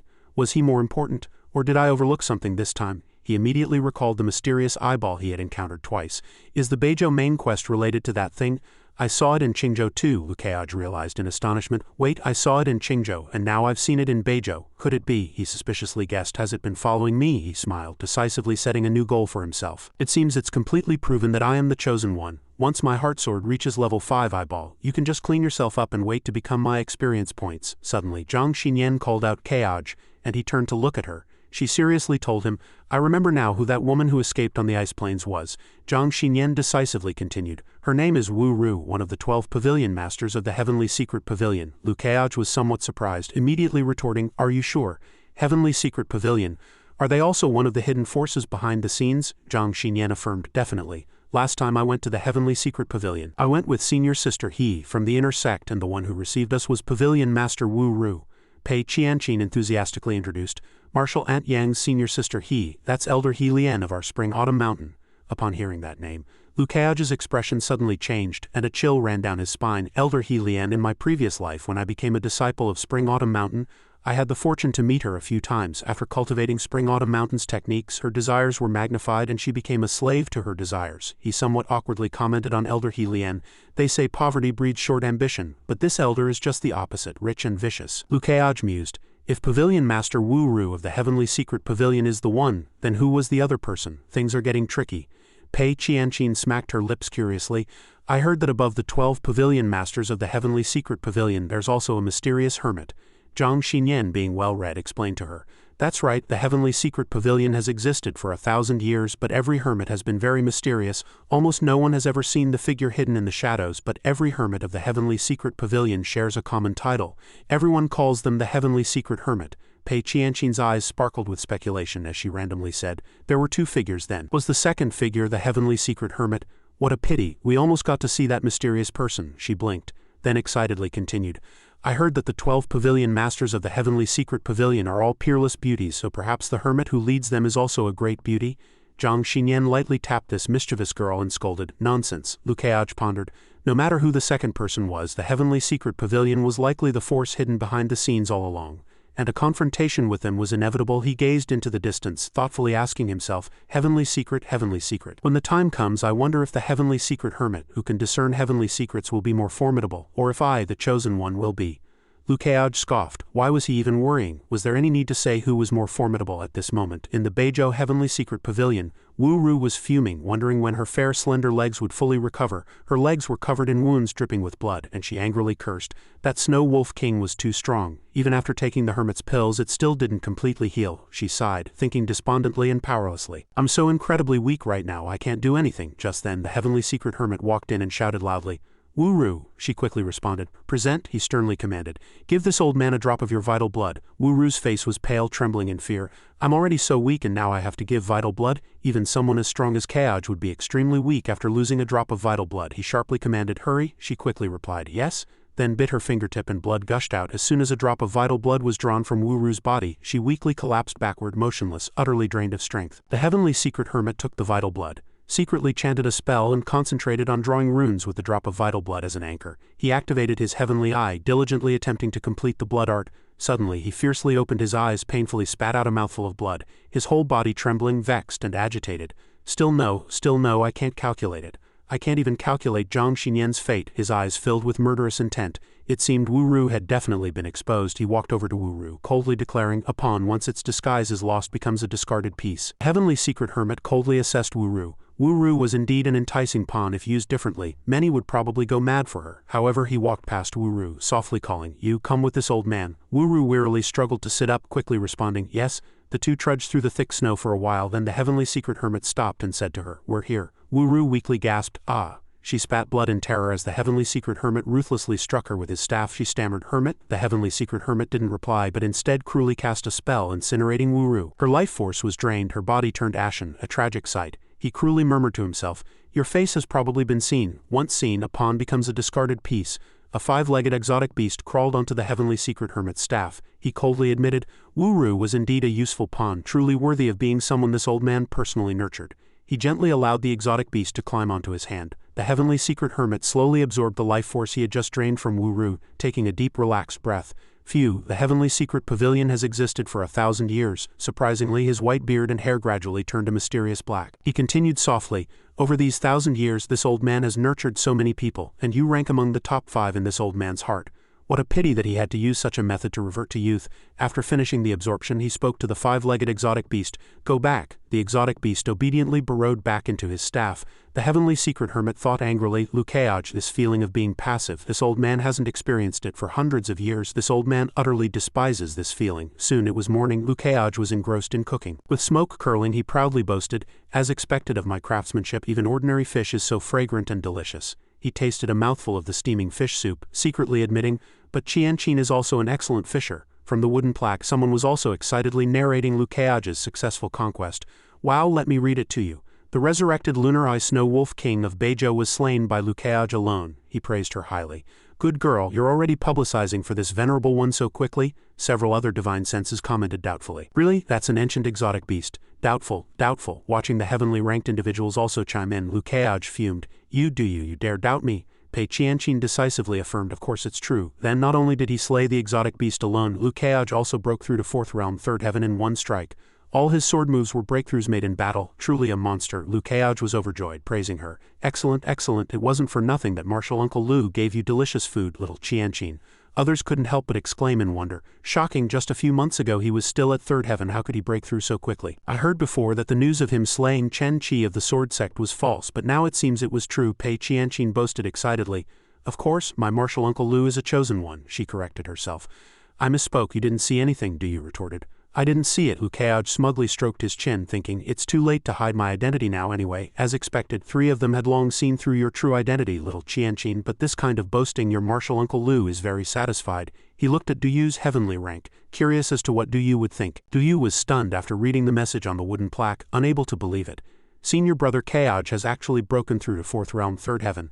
This breakthrough speed is almost catching up to my realm. He struggled to his feet, absolutely refusing to give up.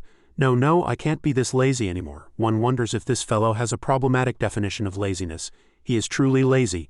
The mad demon cultivates only 16 hours a day, and if he doesn't cultivate for 24 hours, he calls himself lazy. He walked forward casually, firm in his heart, muttering to himself, it's time to visit the sword prison. Zhang Xinyan excitedly exclaimed, it smells so good. Pei Qianqin's mouth watered with delight as she commented, Martial Aunt Zhang is truly blessed. A man like Martial Uncle Lu truly makes every woman fall for him. He served her a bowl of fragrant fish soup, praising, well done, Qianqin. Qianqin in the chat group was acting as a little loudspeaker, publicizing as the world's protagonist. She took the soup bowl, puzzled. What's wrong? Why is Martial Uncle Lu suddenly praising me? So strange, she naively thought.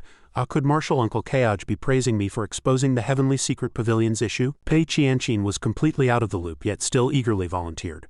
Martial Uncle Lu, Martial Aunt Zhang, do we need to go to the Heavenly Secret Pavilion together and catch Pavilion Master Wu Ru while she's unprepared? Only with benefits can one achieve the way. She quickly took a sip of soup and continued, wait, let me finish this bowl of soup first, it's so fragrant. After drinking it, Pei Qianqin wiped her mouth and excitedly proposed, since we've already targeted Wu Ru of the Heavenly Secret Pavilion, why don't we go catch her now, ask her for the reasons and find the greater force behind her? What do you two think? Pei Qianqin was thrilled, her adorable little face full of anticipation, thinking to herself, my deduction is truly flawless. I can be called a prodigy of deduction, a grand master of deduction. Pei Qianqin was immensely excited. Martial Uncle Lu, praise me quickly. Contrary to Pei Qianqin's expectations, Lu Keaj continued to calmly sip his tea. Zhang Xinyan sat beside him, also looking back at him, watching his reaction. She was also thinking to herself at this moment, whatever he decides, I will follow him. Under Pei Qianqin's eager anticipation, Lu Keaj finally spoke. Inadvisable. His stern demeanor and composed state instantly cut short Pei Qianqin's anticipation. Hearing Lu Keaj disagree with her, Pei Qianqin was so surprised her mouth hung open. She thought in confusion, inadvisable, where exactly is it inadvisable? I think it's excellent. Despite Lu Keaj's opposition, Pei Qianqin still very firmly believed in her plan. Compared to Lu Keaj's calm composure, just his single phrase inadvisable made Pei Qianqin feel continuously bewildered. She remained lost in her thoughts. But Martial Uncle Lu's attitude is so calm, as if there's some profound meaning behind it. Pei Qianqin continued to speculate, but the problem was she couldn't understand any profound meaning at all. For Pei Qianqin, her martial uncle Lu Keaj was inscrutable, his intentions hard to grasp. Pei Qianqin's expression went from bewildered and confused to increasingly anxious. She kept muttering to herself while Lu Keaj continued to leisurely savor his fragrant tea, but if she asked now, where would her face as a Grand Master of Deduction go? Pei Qianqin was sweating with anxiety, because she worried that her title as a Grand Master of Deduction would be lost if she couldn't guess Lu Keaj's meaning. Pei Qianqin thought painfully, Martial Uncle Lu will definitely think I'm stupid, this won't do. The cup of water in her hand remained untouched, not a single drop consumed. This was because Pei Qianqin's mind was entirely focused on Lu Keaj's mood. After trying every possible way and still failing to understand, Pei Qianqin's face suddenly changed, revealing a forced smile, and she looked at Lu Keaj saying, that's fine too. Pei Qianqin was a little timid in front of him, so she turned her head, comforting herself. Calm down. Whether you understand or not, as long as you stay calm, others will assume you do. Pei Qianqin's acting seemed to have improved even further. Across from her was Lu Keaj, still deep in thought, savoring the tea in his hand with his own ideas.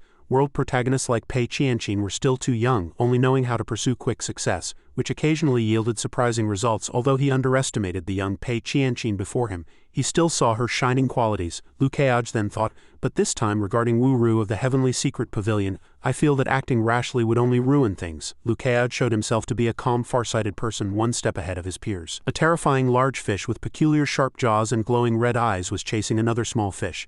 This scene appeared in Lu Keaj's mind, accompanying his thoughts. Anyway, this Wu Ru is at most just a fishing line. Only by following this line can there be a chance to catch a big fish. His allegorical way of thinking was truly profound and difficult to grasp. The sky was filled with colorful clouds, the pink hues of the sunset were beautiful, and the evening glow in the sky reflected upon layers of thick white clouds. An unidentified flying object was rapidly speeding down as if to pierce through the clouds. On that unusually shaped flying object were Lu Keaj, Pei Qianqin, and Zhang Xinyan.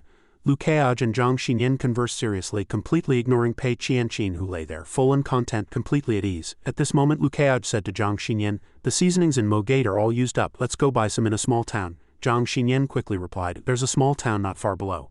No sooner said than done. Hearing that Zhang Xinyan quickly found a small town, the three of them slowly decelerated and flew towards it. That mischievous, fun-loving voice could only belong to the carefree Pei Qianqin. She said, "Look, this is a small town in Beizhou. As long as there are people, there's life and activity, it's so lively." The little girl Pei Qianqin seemed very excited to be able to stop in this bustling and lively place.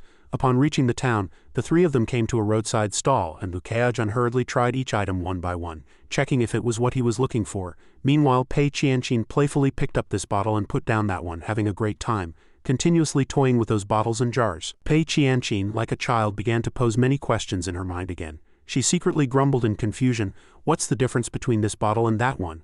Why is this bottle 2 coins more expensive than that one? They look exactly the same. I really don't know what Martial Uncle Lu is picking." As Lu Keaj and the other two were still selecting items at the old stall, passers-by began to whisper.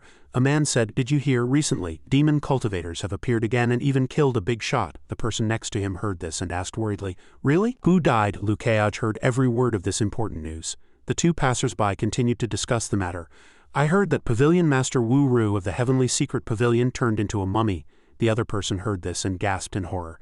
"Such a beautiful woman just withered away like that?" The man replied again. "The Heavenly Secret Pavilion even put out a huge bounty." Lu Keaj quietly watched the two passers-by's retreating figures. Although they had walked far away, he had already grasped the main point of their conversation. Lu Keaj asked the remaining two, Pei Qianqin and Zhang Xinyan, but his eyes were still fixed on the two receding passers-by. "What do you two think?" It seemed Pei Qianqin and Zhang Xinyan had both heard what Lu Keaj heard. All three pairs of eyes were focused on the two men. Zhang Xinyan then spoke. "That day, Wu Ru was severely injured, and she seemed to have lost a lot of blood." She then mused, "I wonder if she was forcibly captured by demon cultivators and then used as a sacrifice." Zhang Xinyan slowly revealed all her deductions. Upon hearing Zhang Xinyan's somewhat forceful deduction, Pei Qianqin also seriously remarked, "Perhaps she is the real victim because everything is still a mystery yet to be uncovered." Listening to Zhang Xinyan and Pei Qianqin, Lu Keaj silently asked himself, "Was she murdered then?" At this moment, two interwoven images appeared in Lu Keaj's mind, one dominated by cool tones depicting a sword, the other set against golden sunlight reflecting a looming tall tower. He thought to himself, in the previous life storyline, even several of the great holy lands in the 4 continents had traders. What role then was the Heavenly Secret Pavilion playing? The Heavenly Secret Pavilion has no problems, not even a ghost would believe that. More importantly, who exactly is the Heavenly Secret Pavilion Master? Lu Keaj pondered for a long time, still puzzled. Since his transmigration, he had never seen this person, nor were there any clues about him in all the cultivation manuals and secret texts from his previous life. Truly mysterious and unfathomable, even he was consumed by thoughts of this enigmatic figure. Interrupting Lu Keaj's thoughts, Pei Qianqin immediately said, "Martial Uncle Lu, regarding this matter, after we return to Spring Autumn Mountain, why don't I report it to the sect?" Hearing Pei Qianqin say this, Lu Keaj replied, "Qianqin, for now only tell the Saint Master and see what decision she makes." After speaking, he began to ponder again. "Spring Autumn Mountain isn't clean either, Qianqin, you're too naive." Although he didn't directly refute Pei Qianqin's opinion, he skillfully guided the matter towards a safer angle. Pei Qianqin trusted Lu Keaj and responded to him. Martial Uncle Lu makes sense." After speaking, she thought to herself that her master was absolutely trustworthy, but others might not be. Afterwards, Pei Qianqin turned around and said something that left Lu Keaj a bit confused.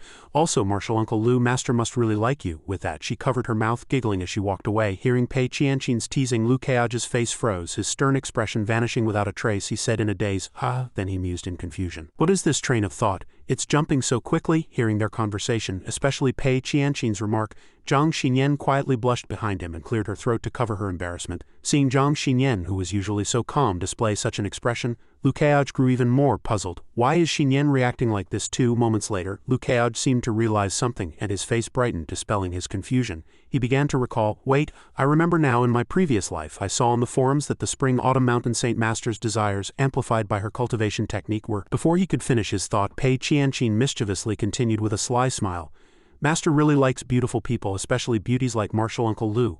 Zhang Xinyan also widened her mouth, excitedly looking at Pei Qianqin. At this moment, a chill ran down Lu Keaj's spine and his face turned ashen, as if he had seen a ghost or something terrifying. and he finally remembered, that's right, the Saint Master's amplified desire was lust. He felt his safety and good looks were no longer guaranteed. Liu Kaiaj was recalling the Spring-Autumn Mountain Saint Master's appearance. Sharp gaze seemed to peer straight ahead, he thought, an 8th realm cultivator, the strongest in Spring-Autumn Mountain, one of the current 4 great powers and also the strongest old deviant of today.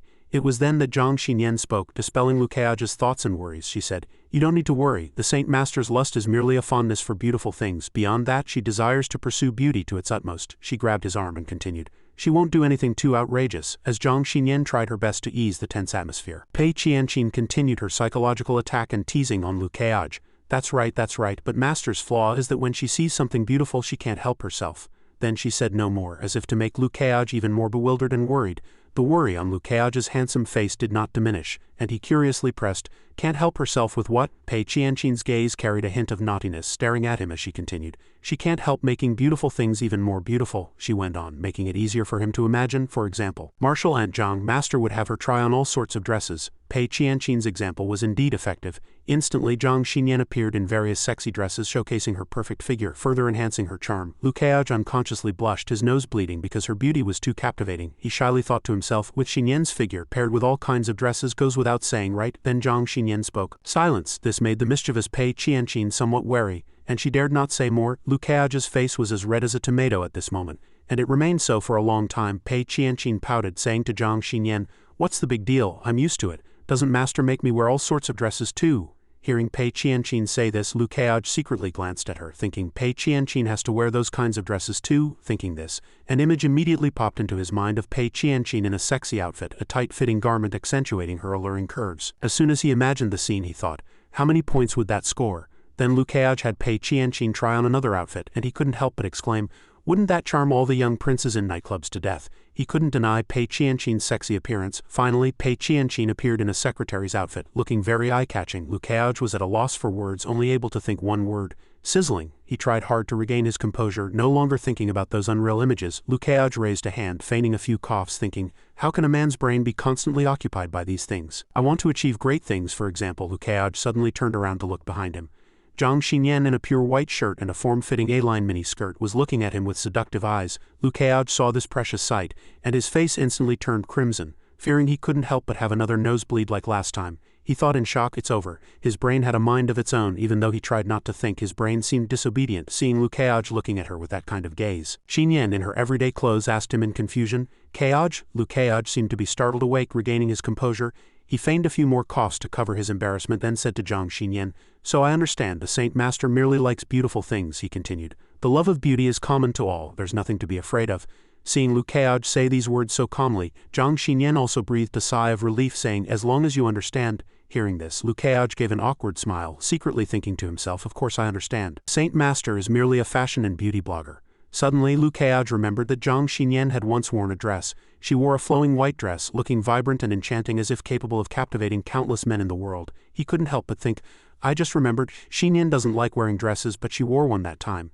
Then he gently turned around, smiling meaningfully at Zhang Xinyan. "Xinyan, you actually look very beautiful in a dress." Hearing Liu Kaiaj's sudden compliment, Zhang Xinyan couldn't help but blush. She looked at Liu Kaiaj in surprise, not knowing how to respond. Night had fallen, enveloping the small town. The bustling daytime scene had vanished, gradually settling into tranquility. After this little interlude, Liu Kaiaj and his companions were no longer in a hurry and decided to rest for the night at an inn in this small town. Sitting in a small room, despite it being late at night, Liu Kaiaj was still awake, checking information and pondering. There were indeed many explosive posts on the forum about Wu Ru's death. Judging from the body, the condition of being drained of life could only be done by demon cultivators, as no one else could drain a person's vitality like that. This cause of death was too mysterious, and Liu Kaiaj pondered ceaselessly. The heavenly secret pavilion was now playing the role of victim, but was the truth really so? Suddenly a light knock came from outside the door, and Liu Kaiaj in the room responded, "Come in." Although Liu Kaiaj had agreed for the person outside to enter, they still stood motionless outside the door, refusing to appear. Liu Kaiaj found it strange and asked, "Why aren't you coming in?" Hearing the person in the room ask again, the person who had just knocked slowly and hesitantly walked in.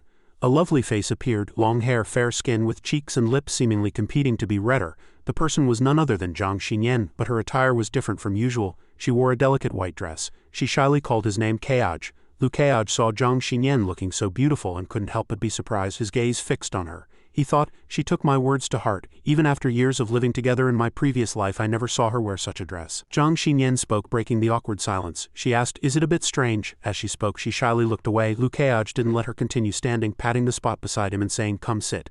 Zhang Xinyan merely softly replied, in the dim light. Zhang Xinyan's slender figure looked even more graceful in the dress she wore, her shy, gentle expression making one feel an urge to protect her. Seeing Zhang Xinyan care so much about his words, Lu Keaj pleasantly said to the shy girl before him, very beautiful, absolutely beautiful. Lu Keaj's few simple compliments made Zhang Xinyan blush. Suddenly his hand wrapped around Zhang Xinyan's waist. This sudden touch startled Zhang Xinyan, and Lu Keaj took the opportunity to pull her closer. Zhang Xinyan shyly nestled into his embrace, the atmosphere becoming ambiguous. Zhang Xinyan then softly said to him, wearing a dress is indeed inconvenient. Hearing this, Lu Keaj said to her, just be yourself. I like whatever you wear, but today you are truly beautiful. Lu Keaj's sweet words finally brought a smile to Zhang Xinyan's face. Zhang Xinyan nestled in his embrace and asked, Keaj, do you have many things you want to do in your heart? Then she moved away from his shoulder and looked directly into his eyes, which greatly surprised Lu Keaj. She thought, he has been exposed to too many demon cultivator soul jades and sometimes he gets lost in thought. Zhang Xinyan also recalled past events, secretly worrying. At that time I felt like he didn't belong in this world at all. I was scared that one day he would truly disappear from this world. Lu Keaj also remained silent, saying, I do have many things I want and need to do, but then his words were blocked by Zhang Xinyan's slender finger. She said to him inexplicably, Keaj, you don't need to tell me too much, but in her heart, she thought a great deal. You don't need to say anything, do what you want to do and I will always stand by you, in a place called Qingzhou. Before them was a magnificent boundless sea of clouds, with high mountains seemingly obscured by mist, leaving only their faint peaks visible. In this vast space there were two people. The first and second strongest of Qingzhou's 4 great divine swords traveled together, a sight that was always astonishing regardless of the circumstances. Ji Changkong was traveling with a man renowned by the world as the first and second strongest. After all, their simultaneous appearance signified invincibility. The stern-faced, slightly younger man was Ji Changkong's senior brother, who said, this trip to Mo Gate, will I be able to see Lu Keaj? Hearing this, Ji Changkong replied, that's not guaranteed, I don't even know my disciple's whereabouts. Then he continued to play with the ring in his hand, saying, but senior brother, the sect master was truly generous this time. I didn't expect him to bestow that kid with a chi sword stone. Ji Changkong's senior brother chuckled lightly, replying, a trial sword stone can help disciples temper their sword tides and sword chi, which is very useful for Mo Gate, he continued. The sect master was indeed lavish this time. After all, one trial sword stone can be used for 100 years. After speaking, the senior brother concluded, the sect master has truly worked hard. However, he thought to himself, that divine artifact came back to life and he had a father-son relationship with it, but now it's dead, so he must be burdened by a knot in his heart. But even so, he still gifted Mo Gate a trial sword stone, which only the top 50 sects are qualified to possess. His burden is no lighter than mine. Ji Changkong turned and asked, if we still don't see Lu Keaj this time, will senior brother lose hope? Hearing his junior brother Ji Changkong ask this, he too was very confused, secretly pondering, won't see him. My sword attendant once knew him. My daughter also stayed at Mo Gate for a period, and even at Elder Luo's place. I once met Mo Gate disciple Yang Shu. This fate is truly wonderful. After a period of thought, Ji Changkong's senior brother also spoke, no, because we will meet eventually. Then both old men displayed faint smiles, their expressions filled with endless contemplation. Suddenly, Ji Changkong looked at his senior brother with a surprised gaze, thinking, when senior brother said that what he was expecting was to be with Lu Keaj, he immediately cut off his thoughts and continued to ponder. Ji Changkong's mind conjured an image of his senior brother and Lu Keaj in a tense confrontation, swords drawn. He stroked his beard, thinking unhappily, to meet again at the peak of the sword Dao, how irritating.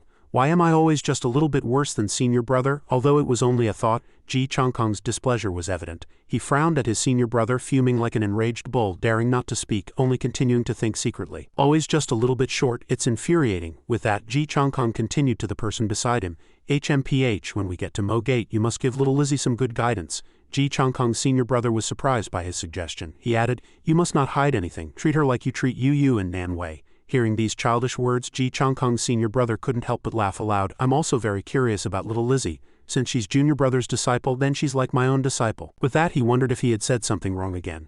Junior brother seemed unhappy again, and he seemed very concerned about his junior brother Ji Changkong. Ji Changkong immediately flew off, leaving his senior brother behind. His voice gradually faded.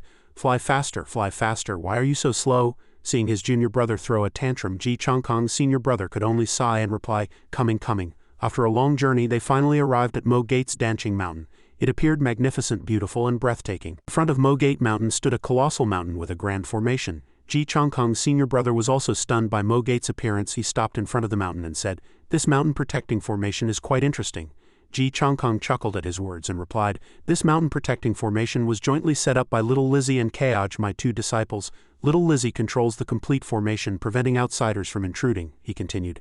"And that peculiar mist is Kaoj's mark." Ji Changkong's senior brother smiled gently upon hearing this. "So that's it. It seems your 2 disciples are both exceptional individuals." Hearing this, Ji Changkong winked at his senior brother with interest, asking, "Doesn't that kid Yu understand formations?" Ji Changkong's question somewhat embarrassed his senior brother, who replied, "Indeed, Yu of course doesn't understand, and in this aspect he is far inferior to Little Lizzie." Ji Changkong said no more, but instead took out a token from his robes, happily exclaiming, "Found it. We can go in now." Ji Changkong's senior brother immediately asked him in confusion, "Junior brother, with your strength, if you wanted to enter, you would definitely not be detected by those juniors. Why still bother with this?" Ji Changkong raised the token in his hand, pointing it at the formation set up by his 2 disciples. A huge halo immediately opened in the center of the formation, and the token also bloomed with dazzling light. It was only then that Ji Changkong resolved his doubt. Little Lizzie is the most cautious and dislikes being startled. Follow me closely and release a little bit of your aura so she doesn't entirely miss your presence. Ji Changkong's senior brother understood at his words and smiled knowingly. He thought, junior brother truly dotes on this disciple. Inside Mo-Date, Ludongli was observing her young disciple Xiao Chu cultivate. After a period of diligent practice, Xiao Chu excitedly asked Ludongli, "Master, how was my sword skill progress today?" Seeing Xiao Chu's rapid progress instead of praising her, Ludongli sighed helplessly and thought in surprise, "Oh no, Xiao Chu is completely done for. How is this like being carved out by a single person?" She continued to think, "Is brother's strange illness contagious?" But Ludongli suddenly sensed an anomaly. She immediately turned in that direction with alarm, thinking, "Someone holding a token has entered." Without thinking further, upon discovering someone had entered Mo-Gate, Ludongli immediately grabbed Xiao Chu's hand and ran, completely ignoring Xiao Chu, who was still confused and bewildered. As she pulled Xiao Chu, she thought with joy, "It's brother is back." Ludongli thought it was her brother Lu Kaoj returning, while Xiao Chu thought aggrievedly, "Xiao Chu hasn't finished speaking yet." Upon arriving at the sect entrance, she saw not her brother but her master Ji Changkong and his senior brother. Ji Changkong waved to her and said happily, "Little Lizzie, I've come to see you." Ludongli immediately bowed to the 2 in front of her. "Greetings, master, senior." When she saw the senior beside her master Ji Changkong, Ludongli couldn't help but wonder, could this senior be the senior brother master often talks about? Xiao Chu, upon seeing Ji Changkong, immediately hid behind Ludongli in fright and exclaimed loudly, "Oh no, it's naughty grandpa." As she spoke, she recalled playing with Ji Changkong. Ji Changkong always teased her and pulled her cute hair buns, short arms and legs. Xiao Chu then crossed her arms and said seriously, "Playing with naughty grandpa is fun, but if Xiao Chu plays for too long she'll get angry," she continued. Xiao Chu wants to go back." Seeing the adorable Xiao Chu turn to leave, Ji Changkong immediately leaned down to tease her, blocking her way. "Where are you running off to? You're playing with grandpa today." Then he turned and proudly stroked his beard, saying to his senior brother, "How about it? My disciple is not bad, is she?" When Ludongli greeted Ji Changkong's senior brother, he was somewhat confused, thinking, this little girl, but he immediately dismissed his doubts and also happily greeted her, saying to Ji Changkong, "Junior brother's disciple is indeed not bad." Ji Changkong was both happy and proud at his words. He continued to think, a small Mo-Gate actually hides a pair of exceptional individuals, both talented, and when Ludongli heard this senior address her master Ji Changkong as junior brother, she couldn't help but think in surprise. Calling master junior brother, then that means Ji Changkong finally introduced his senior brother to his disciple Ludongli. "This is the senior martial uncle I don't often mention to you." Hearing her master speak so frankly, she thought helplessly, "He mentions him all the time." Despite this, Ludongli quickly maintained her etiquette and bowed, saying, "Dongli greets sword venerable senior martial uncle." After bowing, Ludongli secretly looked up, thinking, "Sword venerable master stands at the peak of the sword Dao, yet he actually came to my small Mo-Gate. This is too exaggerated. Master is truly thoughtless." She then shot a bullet-like glare of blame at her master. Ji Changkong also noticed his disciple's gaze and froze in fright. He wondered, "Where did I offend my good disciple this time?" The sword venerable not only smiled gently at Ludongli but also waved to Xiao Chu. Xiao Chu also wondered, is he the sword venerable?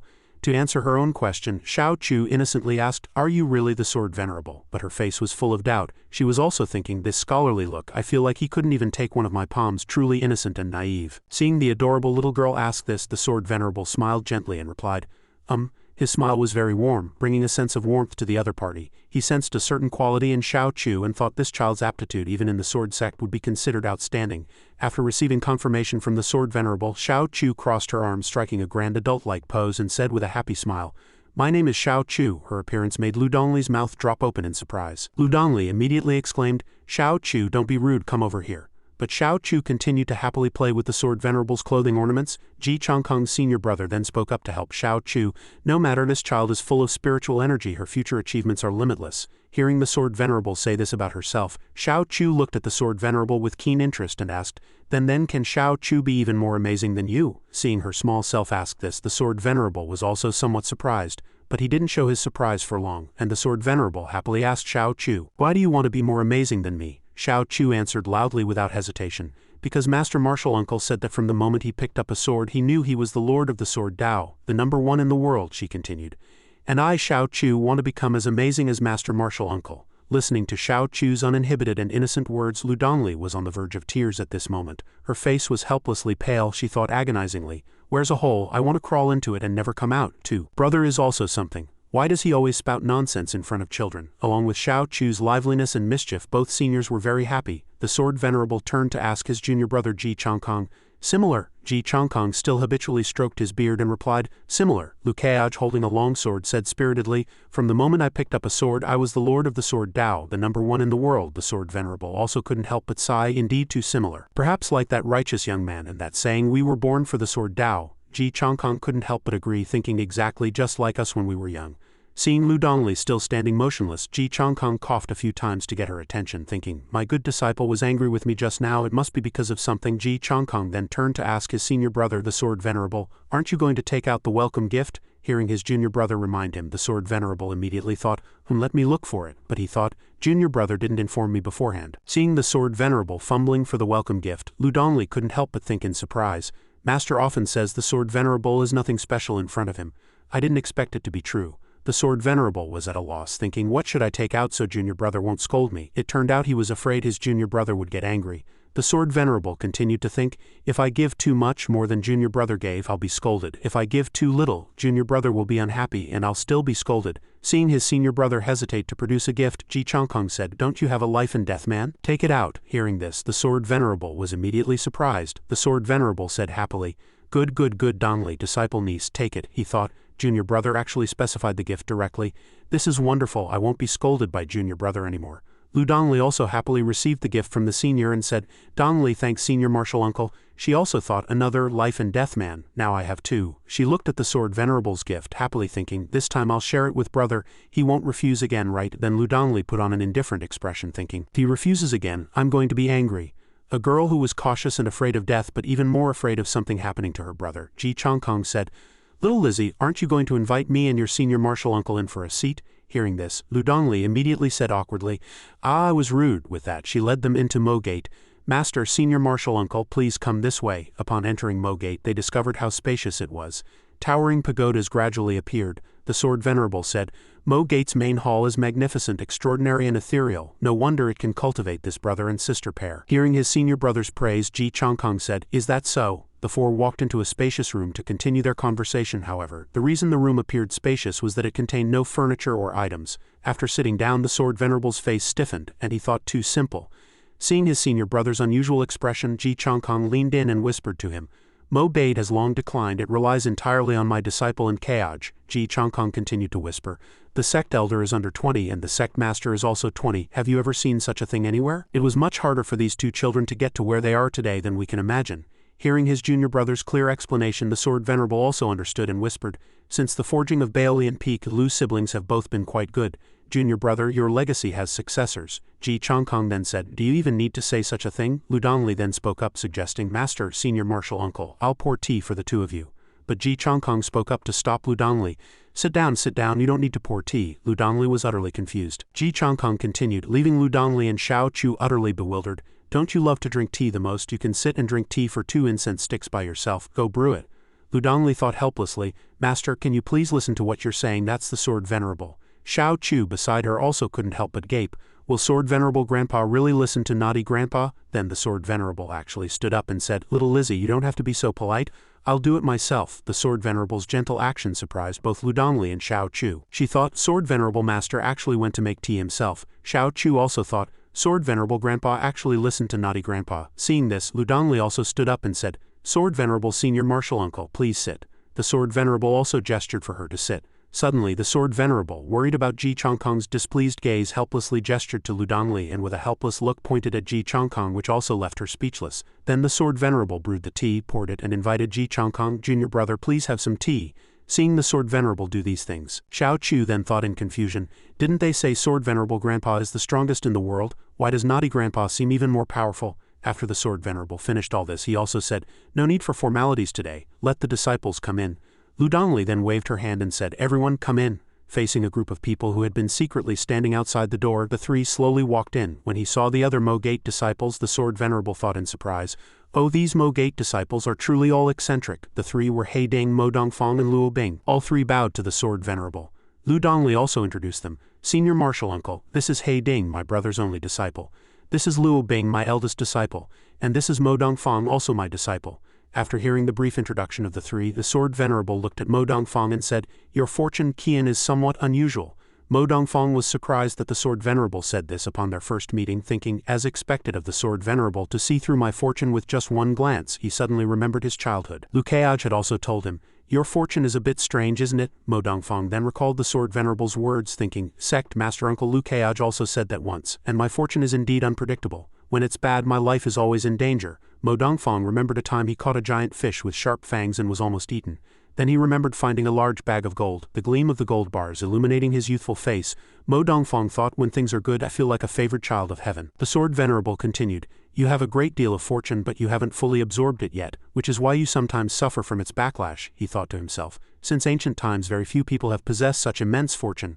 I didn't expect to find one in Mo Gate. Ji Changkong also said in confusion, fortune, why can't I see it? The Sword Venerable replied, if Junior Brother's cultivation were to advance another realm, you would surely be able to see it. This remark from his senior brother greatly displeased Ji Changkong, who leaned close to the Sword Venerable's face and said, so senior brother, are you mocking my low cultivation? Seeing this, the Sword Venerable immediately explained, I wouldn't dare. The Sword Venerable then continued to appease his junior brother's anger. Come, junior brother, have some tea. Seeing this, Ji Changkong pressed on, since senior brother can see fortune, is there a way to resolve it and prevent the backlash? Hearing that there was a solution, Mo Dongfang immediately thought in surprise, if it can be resolved, I won't have bad luck anymore. The Sword Venerable slowly raised his teacup and said, there is a solution, but it's unnecessary. Hearing the Sword Venerable's reply, Mo Dongfang asked in disappointment, Ji Changkong also didn't understand his senior brother's words, so he scoffed, speak plainly. The Sword Venerable decided to explain. The solution was to separate a portion of his fortune and disperse it into the world. He continued, with less overwhelming fortune there would naturally be no backlash. But then the Sword Venerable waved his hand at Mo Dongfang and said, but it's unnecessary, it won't be long before you can naturally absorb all this fortune. Hearing the Sword Venerable's certainty, not only Mo Dongfang but also Lu Dongli was greatly surprised. Mo Dongfang thought, so my unpredictable luck was because my body carried such immense fortune. Lu Dongli meanwhile secretly breathed a sigh of relief. Good thing brother isn't here. Otherwise, Lu Dongli then imagined her brother hearing that remark, saying, of course you have immense fortune, otherwise how would you have met me, the chosen one? Then he would burst into laughter at this thought. Lu Dongli found it utterly unacceptable. Ji Changkong then asked his senior brother, you said it won't be long. But how long exactly? Can you be more specific? The Sword Venerable remained silent, but he felt everyone's expectant gazes fixed on him. The Sword Venerable smiled and said, there's no specific time for this. Perhaps it's tomorrow, perhaps in a few years, perhaps even longer. Hearing the Sword Venerable's ambiguous answer, Mo Dongfang also thought hopefully, it seems whether I can absorb this fortune ultimately depends on me. Ji Changkong scoffed, it seems senior brother also has things he doesn't know. The Sword Venerable upon hearing this humbly replied, of course, who in this world can know everything? Ji Changkong restlessly pointed at Luo Bing and said, then senior brother, take another look at that child, does she have anything unusual about her? The Sword Venerable also subconsciously looked at Luo Bing. Luo Bing, being pointed at, felt confused, thinking, my aptitude is worse than Xiao Chu's but better than junior brother Mo's. But now that junior brother Mo possessed immense fortune, she thought with worry and sadness, here in Mo Gate I'm the most ordinary one. Luo Bing recalled her dark past, thinking, low birth, mediocre aptitude. Besides being somewhat attractive, there's really nothing special about me. Seeing Luo Bing's worries, the Sword Venerable gently said, no need to be nervous, let me ask you, do you remember where you were born? Lu Dongli, hearing the Sword Venerable's question, subconsciously looked at Luo Bing, thinking, my brother and I rescued Luo Bing from a brothel. We never asked her about this, fearing it would bring up sad memories. Luo Bing, even we don't know where you truly came from. Luo Bing immediately replied, I don't remember. She then thought to herself, ever since I can remember I've been in the brothel in Zhaoli County, personally trained by Madam. Then at 13 I met young Master Ji who bought me.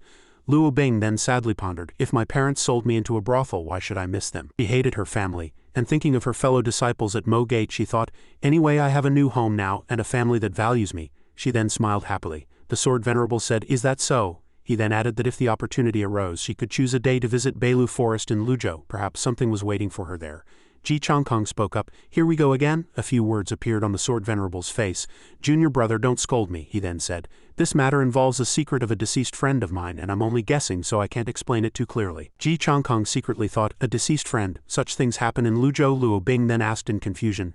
Beilu Forest in Luzhou. Luzhou is one of the 4 great prefectures of the Tianquan realm, a place I've never been to. Suddenly, the Sword Venerable asked, Who are you? Ji Changkong answered for him. He is Lu Keage's only true disciple named He Ding, the Sword Venerable repeated in surprise. He Ding you. The Sword Venerable saw He Ding enveloped in a shroud of black chi and thought in confusion. This kid has a black aura soaring to the sky, and his 4th realm cultivation is clearly very high. Everything he possesses is inconsistent with 4th realm cultivation. The realm he maintains has already surpassed the 4th realm. He looked at He Ding thinking, and I remember little Lizzie introduced him before, but I can't recall it right now. I need junior brother to remind me.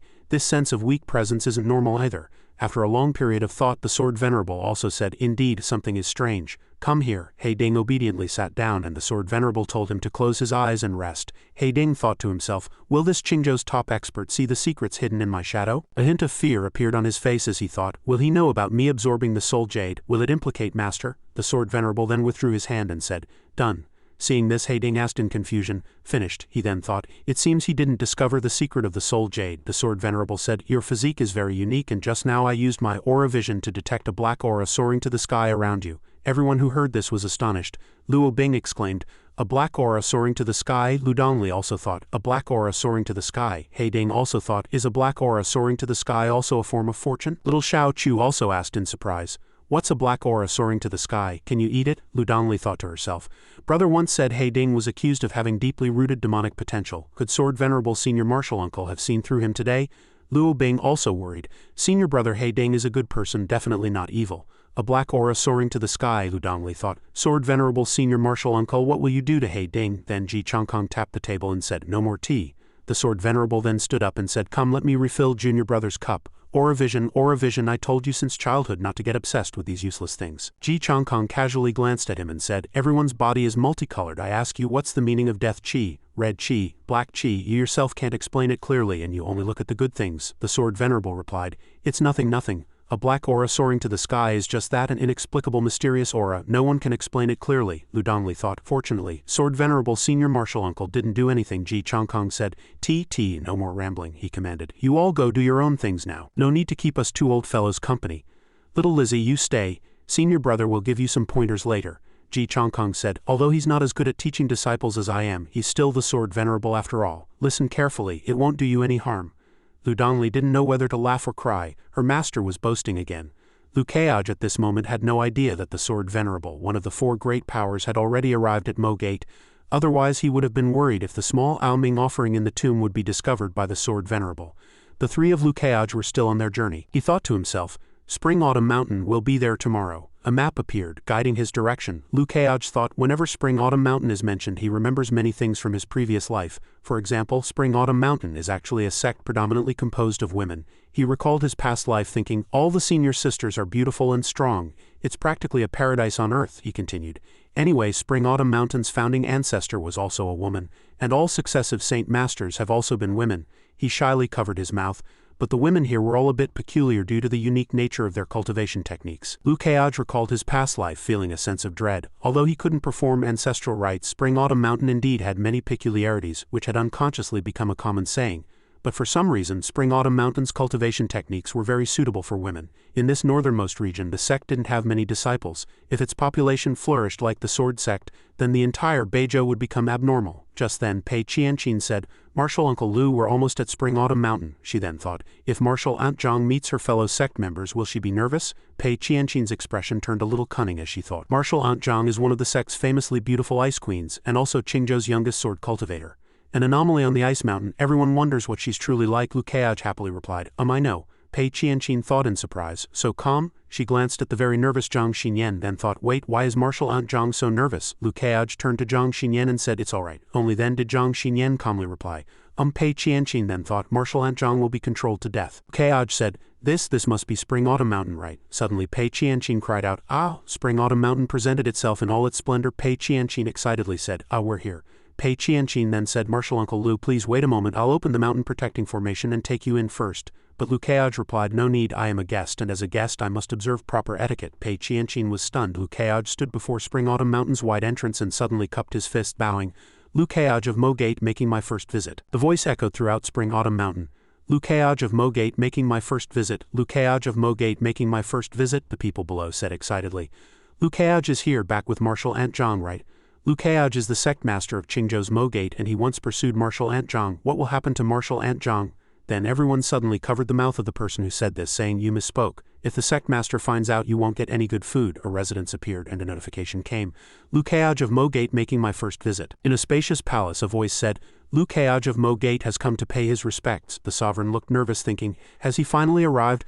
Lu Dongli was cultivating martial arts. Lu Dongli said, Dongli thanks Sword Venerable Senior Martial Uncle for your guidance. The Sword Venerable replied, indeed, as Junior Brother said, little Lizzie's comprehension is very high. She understands as soon as she's taught. Ji Chongkong then said, HMPH, don't even look at whose disciple she is. Lu Dongli placed her hand on her chest, asking herself, Sword Venerable Senior Martial Uncle's guidance on survival is indeed more profound than Master's. Every explanation is very easy to understand, it's truly enlightening. Today's gains are immense. Lu Dongli then thought, is this the Sword Venerable at the peak of the Sword Dao? Lu Dongli secretly thought, Tisk, if Master knew what I was thinking right now, he'd probably faint from anger and might even battle Sword Venerable Senior Martial Uncle for 300 rounds. The Sword Venerable said, Little Lizzie, we've also brought a reward from the Sword Sect for your brother this time.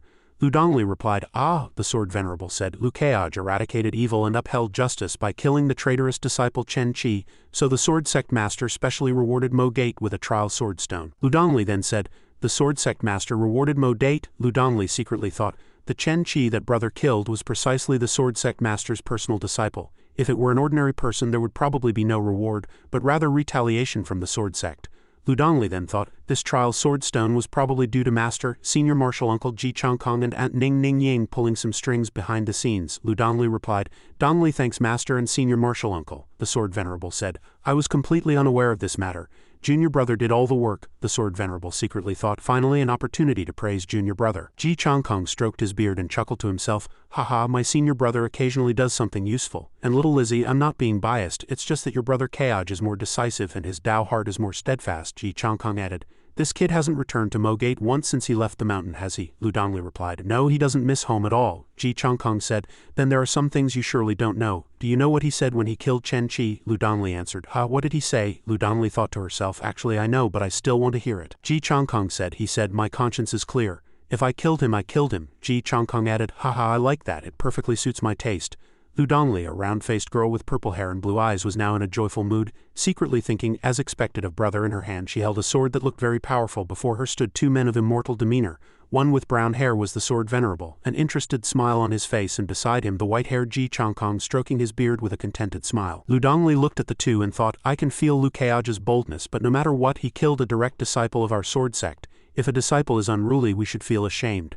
The Sword Venerable's expression suddenly changed. He looked seriously at Lu Dongli and said, by the way, little Lizzie, did Yang Shu write to you? Lu Dongli was somewhat surprised by this and immediately asked him, Senior Martial Uncle saw Yang Shu, she then said hesitantly. He hasn't been heard from since he went down the mountain. I'm a little worried. The Sword Venerable looked serious as he told Lu Dongli, a few days ago when I visited Senior Luo of Luo Sha Mountain, I saw Yang Shu in his small courtyard. In the Sword Venerable's mind Yang Shu's image appeared.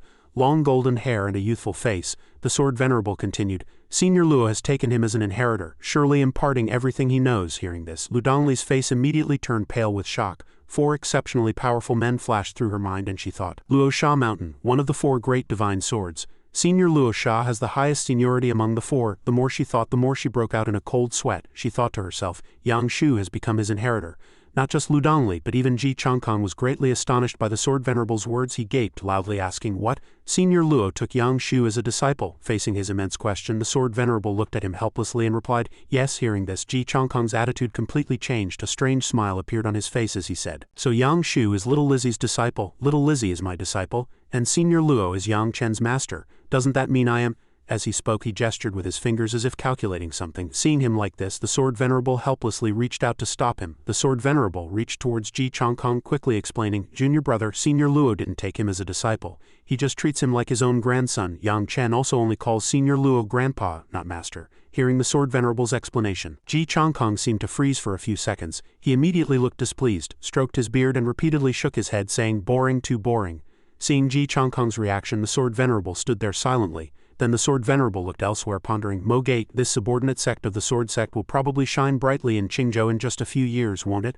Unlike the Sword Venerable's seriousness, Ji Changkong walked away, shaking his head as he went, muttering, "Uninteresting, truly uninteresting." The other side, Lu Dongli also gaped, saying hesitantly, "Yang Shu actually has such an opportunity. This is truly," the Sword Venerable thought. In his mind, familiar figures from Mo Gate appeared one by one.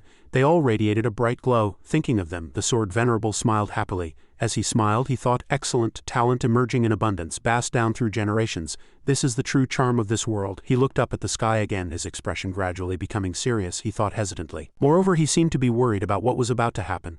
A strong gust of wind suddenly swept across the sky, fiercely blowing towards where the Sword Venerable stood. Within the wind there seemed to be a dangerous sphere. Seeing all this, he thought, "This wind which once destroyed the ancient world seems to be stirring restlessly again." The Sword Venerable's gaze pierced through the atmosphere, through the white clouds and directly into the galaxy. Before his eyes was a vast galaxy. From within that galaxy something mysterious seemed to be hidden. He thought, "I have a premonition." At this moment night had fallen.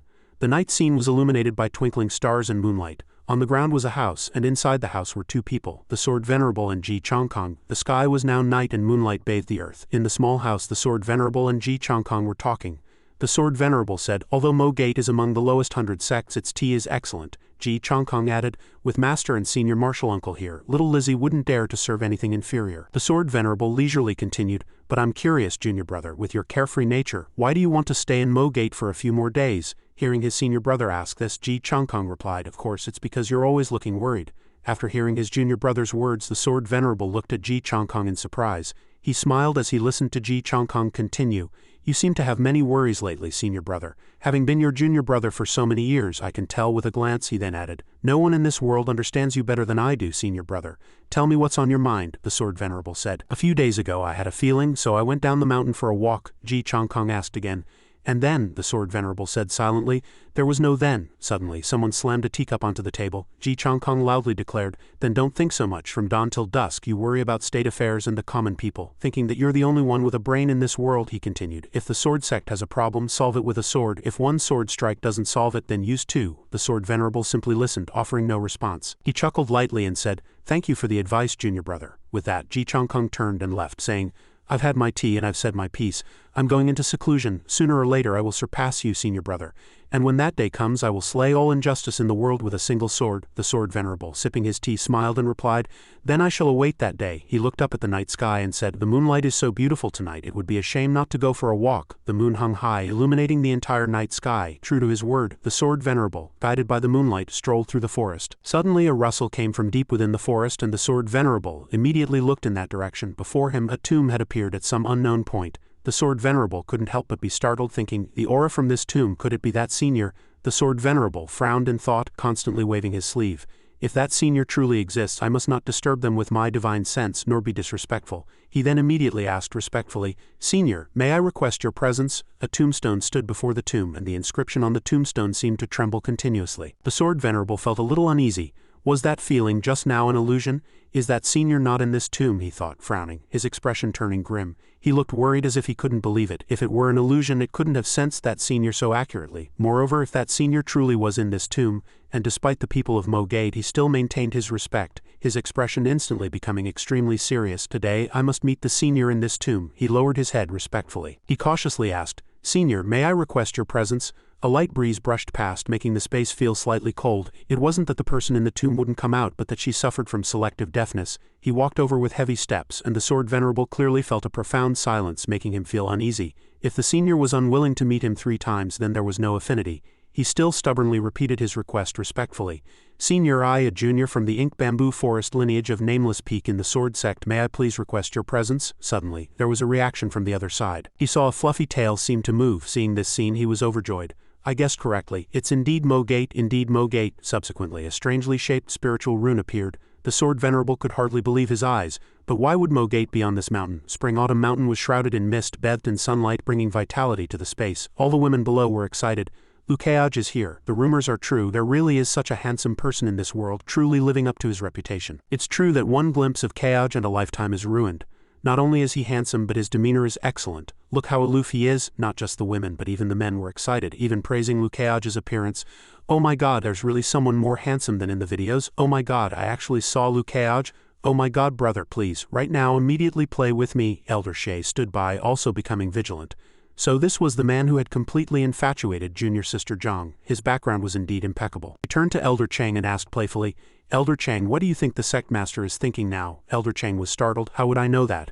Elder Chang thought with dissatisfaction. The sect master is famously partial to women. She treats junior sisters with the warmth of spring breeze, but junior brothers with an invincible iron fist. As he thought, he glanced at Elder Shay. If you talk nonsense, at most you'll get a flick on the forehead. But if I dare to speak carelessly, the more I think about it, the more annoyed I get. I'll be sent flying by a spear. At this moment, a telepathic message came. Junior sister Shay, why don't you go welcome Sect Master Lu? Elder Shay immediately turned to look. Then she respectfully said, yes, Sect Master. Meanwhile, Elder Chang chuckled to himself. The thankless task falls to junior sister. He. But Elder Shay immediately turned around and grabbed his sleeve. What are you laughing at? Why don't you, Elder Chang, go with junior sister too? Elder Chang asked awkwardly. Junior sister, can I refuse? Elder Shay gritted her teeth and said, you can try. Pei Qianqin pointed ahead and excitedly said, Marshal Uncle Lu, those are our Spring-Autumn Mountain elders. Elder Shay and Elder Chang. Lukeage looked up and admired the beautiful blue sky. His expression relaxed. Spring-Autumn Mountain truly gives me face. I'm just a small sect master of a subordinate sect of the Sword Sect, yet they've sent 2 elders to welcome me. Subsequently, the 2 elders of Spring-Autumn Mountain arrived. Sect Master Lu, indeed, hearsay is not as good as seeing. Elder Shay carefully scrutinized the man from head to toe. This sword cultivator is truly extraordinary. He looks handsome both up close and from afar, truly like an immortal from a painting. But suddenly her face fell because she saw someone she didn't want to see. Because standing beside Lukeage was none other than junior sister Zhang. Elder Shay thought to herself, but why is Lukeage so confident and aloof coming from outside, while junior sister Zhang seems a bit nervous returning to the sect? Lukeage quickly bowed. Greetings, Elder Shay, Elder Chang. Elder Shay was indeed somewhat pleased and appreciative, silently praising him in her heart. It seems this man's appearance, demeanor and temperament are all good. Even Elder Chang secretly felt jealous. Such a man indeed makes it impossible not to be jealous. Subsequently, Elder Shay happily pointed ahead. We won't talk here. Sect Master Lu, please follow me. This is one of our Spring-Autumn Mountain's extraordinary peaks. The mountain scenery here is unparalleled in the world. Over there is where the new disciples reside. And over there is our Spring-Autumn Mountain's famous wondrous peak, named Pei Qianqin. Pei Qianqin asked innocently, Elders, why haven't we reached the main hall yet? How much longer will we stay in the sect? Her words seemed to hit Elder Shia's sore spot, and her face instantly turned pale. Do you think I don't want to go straight to the main hall? The problem was that the sect master hadn't yet sent a telepathic message saying they could go to the main hall. So what was the Spring-Autumn Mountain sect master doing at this moment? Inside the main hall, a set of magnificent robes was displayed. The sect master seemed to be choosing the most beautiful clothes for herself. How can I not find an outfit that looks better than that Lukeage's? The sect master continuously pondered. I like wearing black clothes. Lukeage also likes wearing black clothes, both black robes, but why can't I wear them as well as he does? She turned around and scoffed. It's just clothes. Why bother? The Spring-Autumn Mountain sect master took out all the clothes and jewelry from her wardrobe, then tried them on one by one, now becoming defensive. Elder Chang still patiently introduced the surroundings. Look over there, that's... But he immediately stopped, his face flushing crimson. Even junior sister Zhang and Pei Qianqin were speechless because there were quite a few women entering and exiting here. Elder Shay looked at him with a scrutinizing gaze and whispered just loud enough for Elder Chang to hear. That's our Spring-Autumn Mountain female disciple's latrine. What the hell are you introducing? He must be annoyed too. There's nothing left to do. We've introduced all these magnificent peaks and odd mountains. If we drag this out any longer, even if you're not bothered, I will be. Elder Shay said exasperatedly. What exactly is the sect master doing? Elder Chang sighed. She's not considering us, the hosts, at all. It's truly embarrassing. Just then a telepathic message came, summoning them to the main hall. Hearing this, both elders brightened, relieved. It was the sect master's summons. Subsequently, Elder Shay spoke. Sect Master Lu, we've seen enough of the peculiar mountains and beautiful peaks. Why don't we proceed to the main hall together? Lukeage gave a cunning smile and nodded in agreement. All right, both elders happily exclaimed. Let's go quickly to the main hall. Lukeage observed the world around him, thinking that revisiting old grounds had its own unique charm. As he thought, he looked at junior sister Zhang. Back then, his relationship with his master was not like it was now. He recalled their first encounter on this towering mountain peak. Lukeage had climbed, panting heavily. Spring-Autumn Mountain is too high. If I can fly in the future, I'll never climb this mountain again. Junior Sister Zhang was his master at the time. She stood tall, telling him to keep going. To be accepted into Spring-Autumn Mountain, this level of perseverance isn't enough. Liu Keaj struggled to stand. Who says I can't walk? I can not only walk, but I can walk faster than anyone. He immediately started running, step by step, panting heavily. Junior Sister Zhang merely smiled faintly.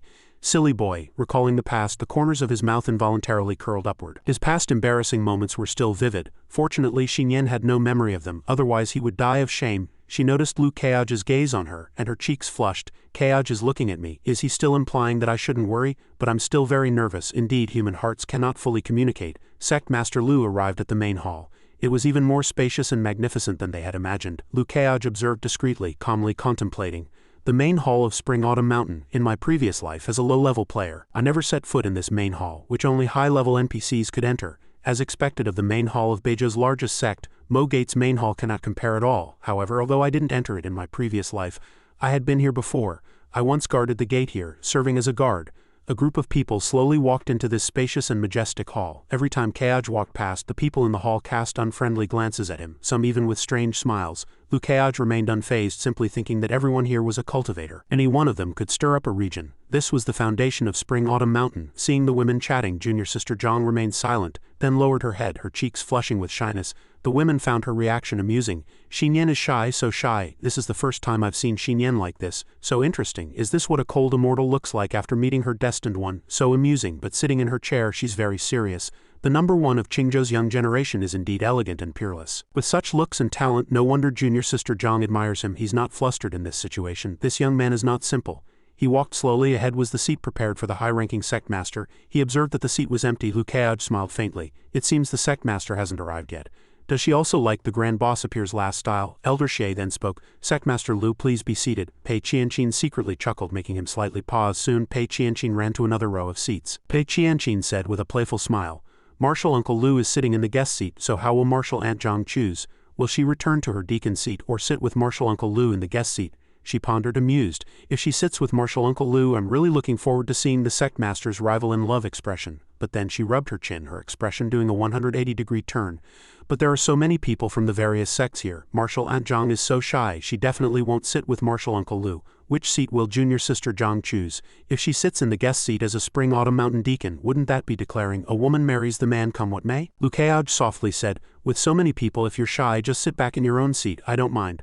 But unexpectedly, Junior Sister Zhang directly sat beside him, placed her hand over his, and then gently said, wherever you sit, I'll sit. The corners of Liu Keaj's mouth curved upward, and he smiled at Junior Sister Zhang, seeing the two holding hands so perfectly matched. The women in the hall were all envious and amused. They're truly a celestial pair, making one so envious. It's truly enviable. All the couples of our Spring-Autumn Mountain today cannot compare to them. Another man sitting opposite felt jealous. Tisk in public, without any sense of propriety. I wonder what sweet words that young man used to steal the heart of our Spring-Autumn Mountain's Ice Queen. What else does that young man have besides being handsome, having good cultivation, being an initiator, and being exceptionally talented? Just then, a powerful aura swiftly swept towards them, and a familiar figure also quickly appeared close behind. This person's gaze swept briefly. It was Heng Yin, the sect master of Spring-Autumn Mountain. He appeared before everyone, imposing and dignified. Everyone immediately rose and respectfully greeted the sect master. Pei Qianqin also bowed, a joyful expression on her face as she mused. The sect master is also a dignified person, but for some reason his appearance is still a little inferior to Martial Uncle Liu's, only half a head shorter. In Liu Keaj's words, his 9-point charm was eclipsed by a 10-point charm. Liu Keaj sat aside, also looking up, a hint of playfulness in his eyes. While Heng Yin frowned, his expression looking very displeased. Liu Keaj thought to himself, Heng Yin, the sect master of Spring-Autumn Mountain, is one of the 4 great sect masters among the 4 great sects and also the most overbearing one. Heng Yin stared intently at Liu Keaj with a scrutinizing gaze, then he sat down majestically and spoke, Sect Master Liu, this is your first time in Beizhou, isn't it? After Heng Yin's voice came, the women here all found it interesting and were captivated by him. The sect master's voice is so deep, so magnetic, so pleasant to listen to. Just by voice he's on par with Sect Master Liu. Listening to the sect master's voice is truly a pleasure, Liu Keaj calmly replied. Indeed, it's my first time. And in his heart he continued his thought, having been here in my past life doesn't count. This life is indeed my first time. Heng Yin also seriously replied, coming to Beizhou for the first time and eradicating a lunar eye Snow Wolf King for our Beizhou, it seems Qianqin's defeat at your hands was not unjust, and a strange aura seemed to be rising behind him. Seeing this, the 2 elders thought, here it comes, here it comes. Regarding Junior Sister Zhang, the sect master really couldn't hold back. Rivals in love meet and sparks fly. Pei Qianqin also secretly chuckled. Finally to the main topic. I've been waiting for so long. Liu Keaj looked solemn. Want to ask about Xinyan? Ask anywhere you like. Hang Yin's lips curved slightly, then his expression softened. This seat has prepared a banquet for tonight. Does Sect Master Lu have any dietary restrictions? The two elders were flabbergasted, because things were not supposed to develop this way. What kind of important matter was this? And Pei Qianqin was equally surprised. I was looking forward to it for nothing. Shouldn't rivals in love fight? Lu Keaj gently replied. No restrictions, he couldn't help but suspect. I wonder what conspiracy this Sect Master has, Hang Yin happily replied. That's excellent, everyone please continue chatting. This seat has matters to attend to, so I'll take my leave first. Pei Qianqin was annoyed. He's leaving already? I just warmed up the atmosphere with a dozen sentences. Is that it? He immediately flew away with an astonishing aura, and the entire main hall echoed. Farewell, Sect Master. As he left, his gaze also fell upon junior sister Zhang. She also noticed it, feeling a little bewildered. The Sect Master is looking at me. She turned around and spoke proactively. Did you notice? Lu Keaj calmly nodded. I saw it. It seems tonight's banquet is Spring Autumn Mountain's true welcoming ceremony. At this moment everyone stepped forward, congratulating the couple on becoming Dao companions and asking how they met. They discussed animatedly. Junior sister Zhang is known as the Ice Queen. Fellow Taoist Lu truly has skill. On the surface he still maintained a confident smile, but internally he was already annoyed. Moreover, besides the Sect Master, it seemed many others were displeased with him for winning over Xinyan, the Ice Queen. Outside, night had fallen. The Sword Venerable was respectfully addressing the strangely shaped creature. Senior, I didn't expect it to really be you, the little thing asked blankly. Oh, what did you just say? The Sword Venerable anxiously said. Senior, I said I didn't expect it to really be you, the senior calmly replied. Oh, you recognize me. Have you seen me before? At this moment the Sword Venerable shook his head, which puzzled the White Shadow. Then he candidly added, I have never seen Senior before, nor do I know Senior's specific identity. I can only discern Senior's aura, the White Shadow asked back in confusion. You've never seen me, so how can you discern my aura? At this point the Sword Venerable spread his hands and said, This junior was just about to explain. My Black Bamboo Forest and Senior have an agreement that began when my Grand Master founded the sect. This matter is probably too ancient, you likely don't remember old acquaintances. The White Shadow pondered for a moment, then asked again in confusion, Oh, what agreement? Your Grand Master knew me when he founded the sect. Faced with its confusion, he gave a rather lengthy answer.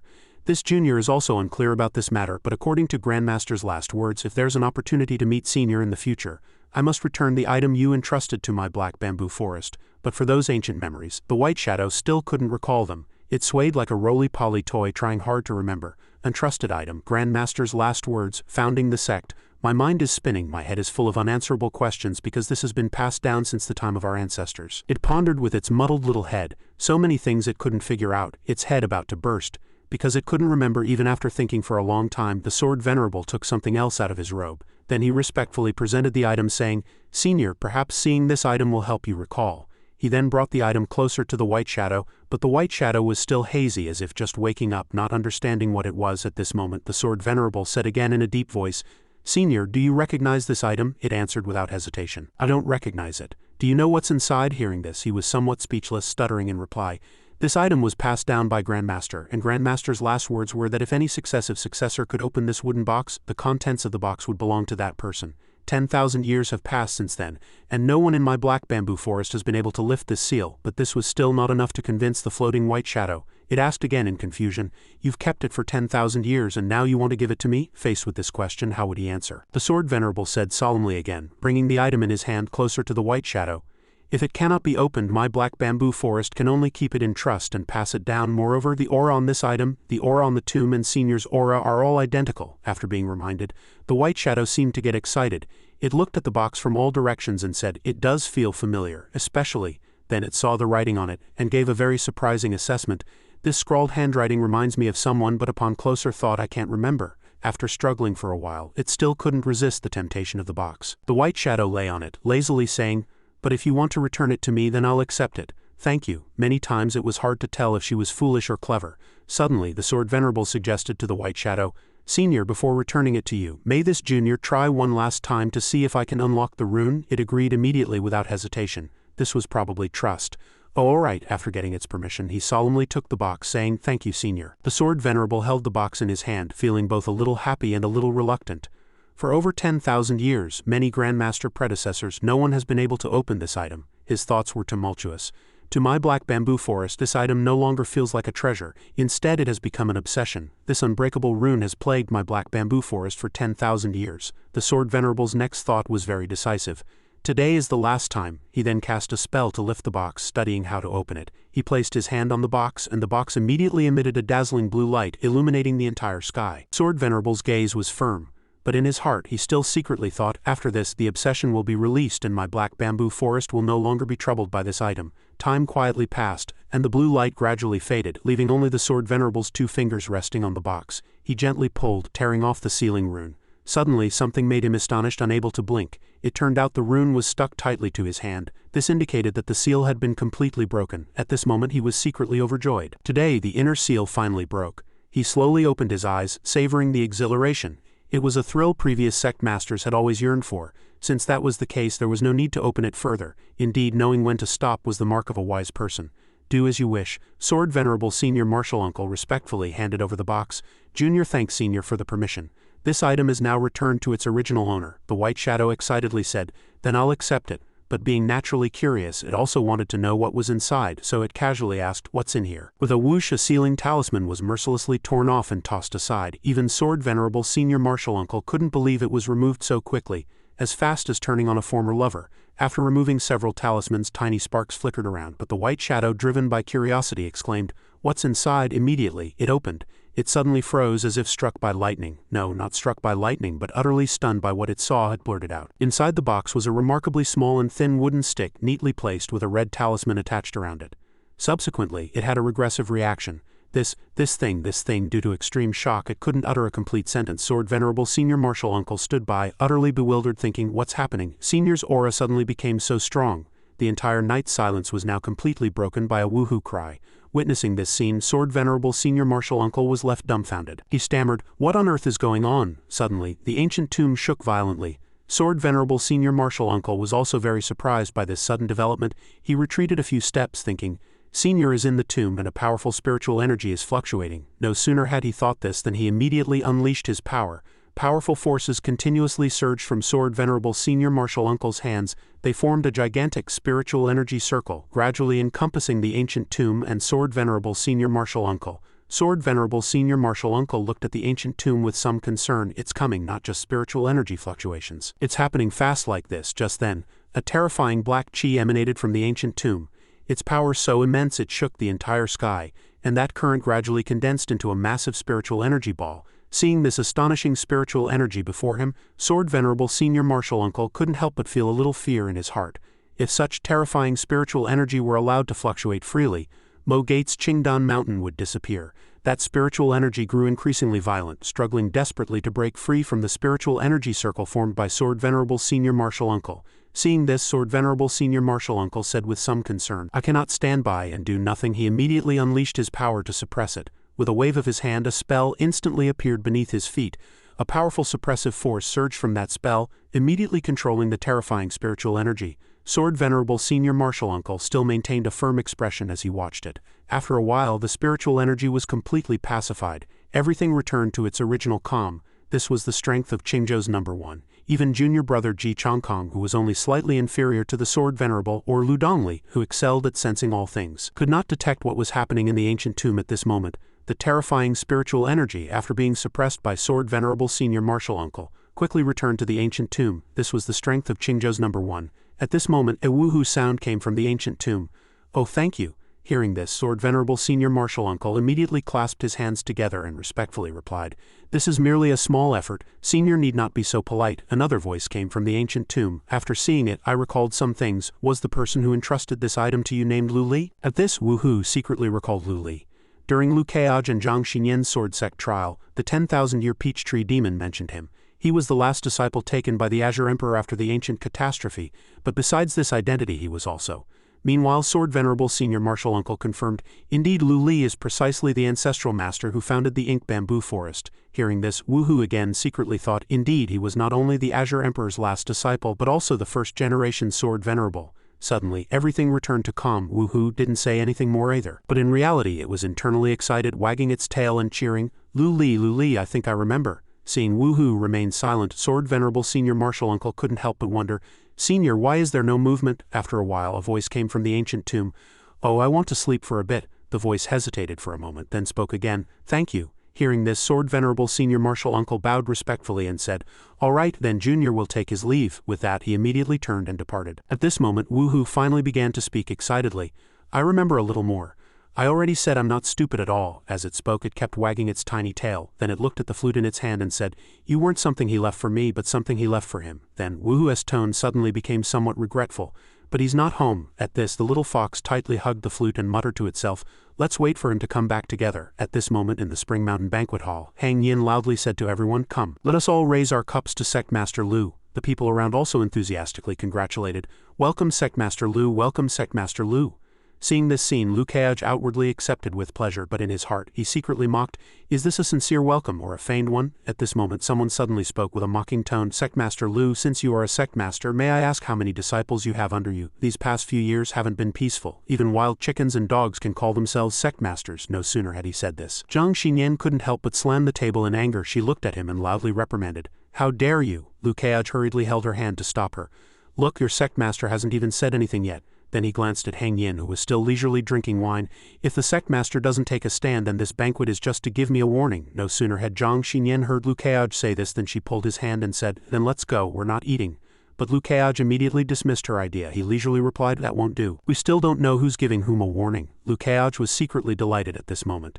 "Since you've come to my doorstep to embarrass yourself, I'll oblige you." He pressed his advantage, continuing to taunt Liu Kaiage, "Why aren't you answering? Did I hit the nail on the head? Sect Master Lu is just a wild chicken after all." After saying this, he leisurely drank his tea, secretly pleased. What he said this time wouldn't be so easily brushed aside. "If you claim your Mo Gate has many people, can it compare to Spring Autumn Mountain? And you've also offended those high-ranking individuals here. And if you don't say anything, that's tantamount to admitting you're a wild chicken, whether you speak or not. Today I'll let you know that taking Xinyan is unforgivable." Liu Kaiage was not greatly affected.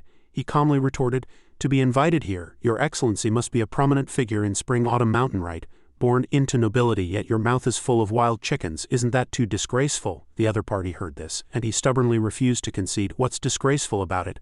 A wild chicken is a wild chicken, it can't become a phoenix." Liu Kaiage seized the opportunity. He began to counterattack. He asked in return, "So you mean that a sect with many people is a phoenix, and a sect with few people is a wild chicken?" He feigned confusion. "As far as I know, the number of people in Spring Autumn Mountain is only half that of the Sword Sect.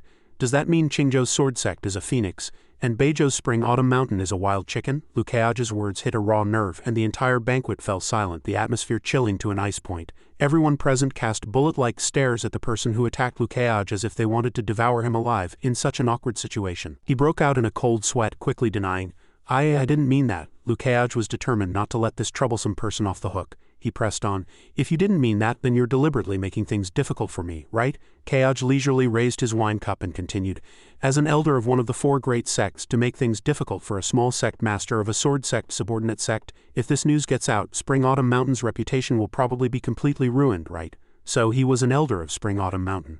Liu Kaiage had only scared him a few words, and his face was already pale, indeed as timid as a mouse. He stammered, unable to speak.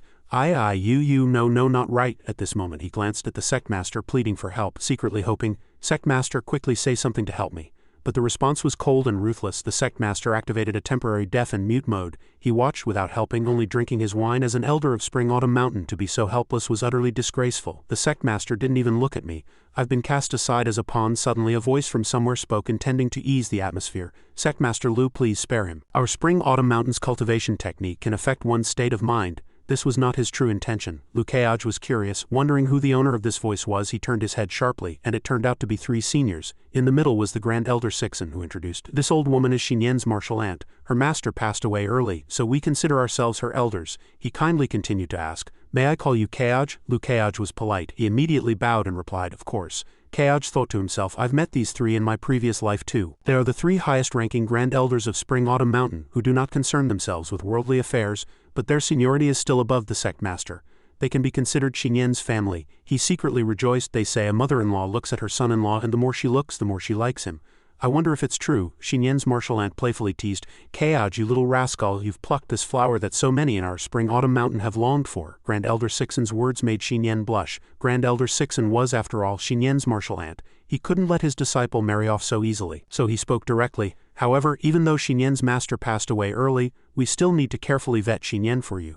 You won't find us troublesome, will you?" Liu Kaiage was generous. He accepted the elder's suggestion and replied, "How could I? This is only proper." Kaiage thought to himself, "So this is also part of the test. The Grand Elder didn't want to challenge Kaoj immediately. He smiled and suggested, "All right then, let's leave it for today. Tomorrow we 3 old geezers will give you some difficult tasks." Xinyan worried that Lu Kaoj would be troubled by the 3 elders. She said coquettishly, "3, but before she could finish, Lu Kaoj held her hand to stop her. He winked, signaling her to trust him. After comforting Xinyan, Lu Kaoj happily chatted with the 3 seniors. "All right, I wonder if the 3 martial uncles can give me some hints?" The Grand Elder directly refused. "It's not that easy to marry a wife," he replied with a laugh. "Haha, how could I?" Only then did Xinyan realize she had worried too much. She thought, "Oh, he's still in the mood to talk. I worried for nothing just now." Lu Kaoj, full of confidence and challenge, cast bullet-like stares at the Sect Master. He was determined to marry Xinyan. "Xinyan is mine, you want to make things difficult for me.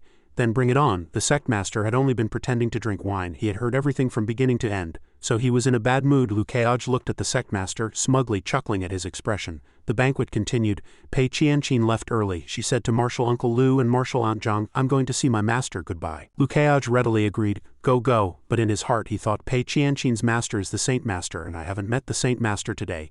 It's still a bit regrettable. The regret lasted only a few seconds before he turned to Xinyan and softly said, "Then let's go too." Beside her, his heart was already filled with joy, enough to dilute everything. However, this small regret could be made up for by my Xinyan. Xinyan replied, "All right, I'll take you to the guest quarters." Kaoj was puzzled. He asked, "Guest quarters? We're already Dao companions. Why would you go back to your room to rest?" "I go to the guest quarters," he boldly teased Xinyan. "Where is your residence? I must go see it." Xinyan, hearing these words for the first time, was so shy she could find no place to hide. Lu Kaoj was very pleased to see Xinyan's expression, thinking, her shy look is enough to make up for everything. Such an understanding, sensible, and adorable wife is truly hard to find. Lu Kaoj feigned a few coughs to ease Xinyan's embarrassment, thinking, but teasing her must also be moderate and tasteful. I can't make things difficult for her. Suddenly, Xinyan pulled Lu Kaoj's clothes forcefully. She said angrily, "Come on, follow me." Her action surprised him, making his mouth hang open, only managing a hum.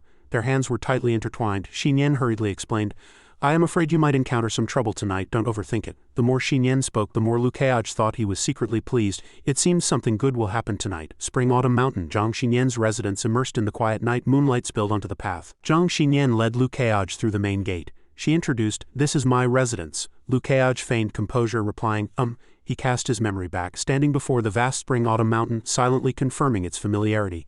It was identical to the scenes from his previous life. He couldn't help but recall some regrets in his heart. Only in his past life he and she were master and disciple, and he had practiced every move and stance until he was drenched in sweat. Lu Kaoj's mind conjured an image of Zhang Xinyan leisurely watching him practice martial arts, while he diligently practiced wielding his saber with power and force. Back to reality. Lu Kaoj stood shoulder to shoulder with Zhang Xinyan. He excitedly thought, "And now we are Dao companions, we can be intimate."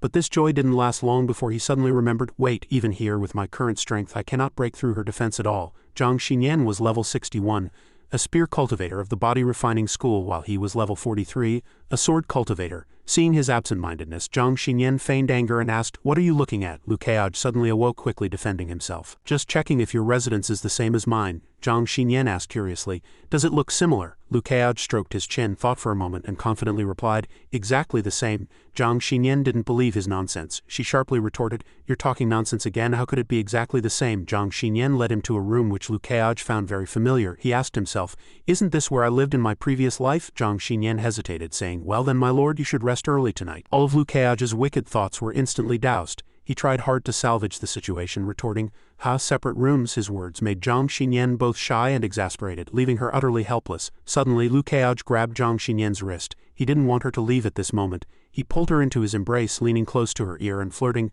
"Separate rooms are fine, but you can't leave right now." With a teasing demeanor, Lu Kaoj secretly plotted, "Tonight I'm going to properly bully my master." In this disciple's room, at the Saint Master's residence in the rear of Spring-Autumn Mountain, Pei Qianqin returned. She called out, "Master, I'm back." Pei Qianqin landed nimbly at the doorway, and then a woman walked out. It was the Spring-Autumn Mountain Saint Master, who unhappily chided Pei Qianqin. "You finally decided to come back?" Faced with the Saint Master's stern questioning, Pei Qianqin tried her best to act spoiled. She ran towards the Saint Master with open arms, pitifully calling out, "Master!" Pei Qianqin hugged the Saint Master tightly. The Saint Master was long accustomed to this girl's temperament. She helplessly asked, "Did you run out of spirit stones again?" Pei Qianqin denied it, replying, "What are you talking about? I just missed you, Master." Pei Qianqin happily thought, I've hugged so many martial uncles and senior sisters. I even hugged Martial Aunt Zhang, but Master's touch is still the best." The Saint Master listened to her words, smiled kindly, and was even more certain. "I heard it. She's out of spirit stones after all." Pei Qianqin asked, puzzled, "Never mind the spirit stones for now. Master, Spring-Autumn Mountain was very lively today. Why didn't you go out and see?" The Saint Master only then realized. She replied in surprise, Oh, was it? Pei Qianqin could only sigh helplessly. Sigh, I knew it. You, master, only care about beautiful things and nothing else. The Saint Master didn't deny it. She responded, that's right, there are many beautiful people outside the mountain, but they're not refined enough, they don't catch my eye, and we don't have many people in our mountain either. Pei Qianqin listened and excitedly hesitated. If disciple tells you Martial Uncle Lu came to Spring Autumn Mountain, what would you say? The Saint Master still didn't understand. She asked in return, Martial Uncle Lu, which Martial Uncle Lu are you talking about? Pei Qianqin happily teased, actively playing matchmaker, covering her mouth as she replied, it's Lu Keaj.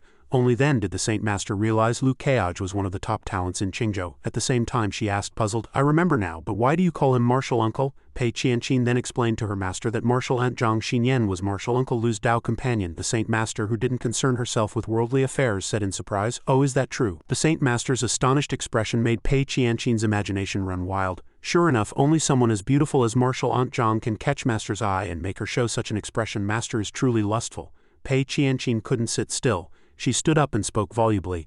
Of course it's true, Master. I'm telling you, Martial Uncle Lu is very famous in the Tianquan realm, not only because of his outstanding sword Dao but also for other reasons. There's a saying circulating in Qingzhou, but I don't know if Master has heard it, the Saint Master asked curiously. What saying? Pei Qianqin put one hand on her hip and pointed upwards with the other, shouting with full vigor, one glance at Keaj ruins a lifetime. The Saint Master looked at her and smiled. What? She thought to herself. Those rumors in the martial world are just exaggerated. With her status, what kind of heroes and talents hasn't she seen? The Saint Master showed an attitude of disdain. Pei Qianqin asked, puzzled, you don't believe me? How about this? You take a look. She tried hard to convince her and immediately came up with an idea. You use your heavenly eye art to look at Martial Uncle, just one glance and you'll understand. The Saint Master began to open the illusion for Pei Qianqin to watch together. She said impatiently, if one look doesn't surprise me, I'll deduct all your spirit stones for this month. Pei Qianqin excitedly said, although I love money, I'm definitely not losing this time. Martial Uncle Lu's looks will definitely amaze Master. Then a pink smoke ring appeared before both of them. Pei Qianqin anxiously thought, here it comes, it's about to appear. Master's heavenly eye art. Even anywhere, as long as it can trace the spiritual energy, it can investigate anytime. Very useful. Suddenly both of them gaped because what they saw shocked them. In the smoke ring, Lu Keaj and Zhang Xinyan were passionately kissing. Pei Qianqin shyly covered her face, but she still couldn't take her eyes off this beautiful sight. She shrieked, oh no, Martial Aunt Zhang, Martial Uncle Lu, how could you do that? And the Saint Master, although also shy, remained very elegant, as if frozen. She thought to herself, there is actually such a beautiful thing in this world. Then she shook her head to clear her mind. No, even if it's exceptionally beautiful, it's still their private affair. I almost got lost in it. Thinking this, she waved her hand to dispel the illusion. Can't watch anymore. Pei Qianqin still covered her face. The Saint Master mused again, but the scene just now was too beautiful, so beautiful it captivated me. Pei Qianqin nudged her. Master, wake up quickly, she continued. Master, what just happened to you? The Saint Master replied. Qianqin, you were right before. What did you say? Having said that, the Saint Master looked up at the sky alone, smiling.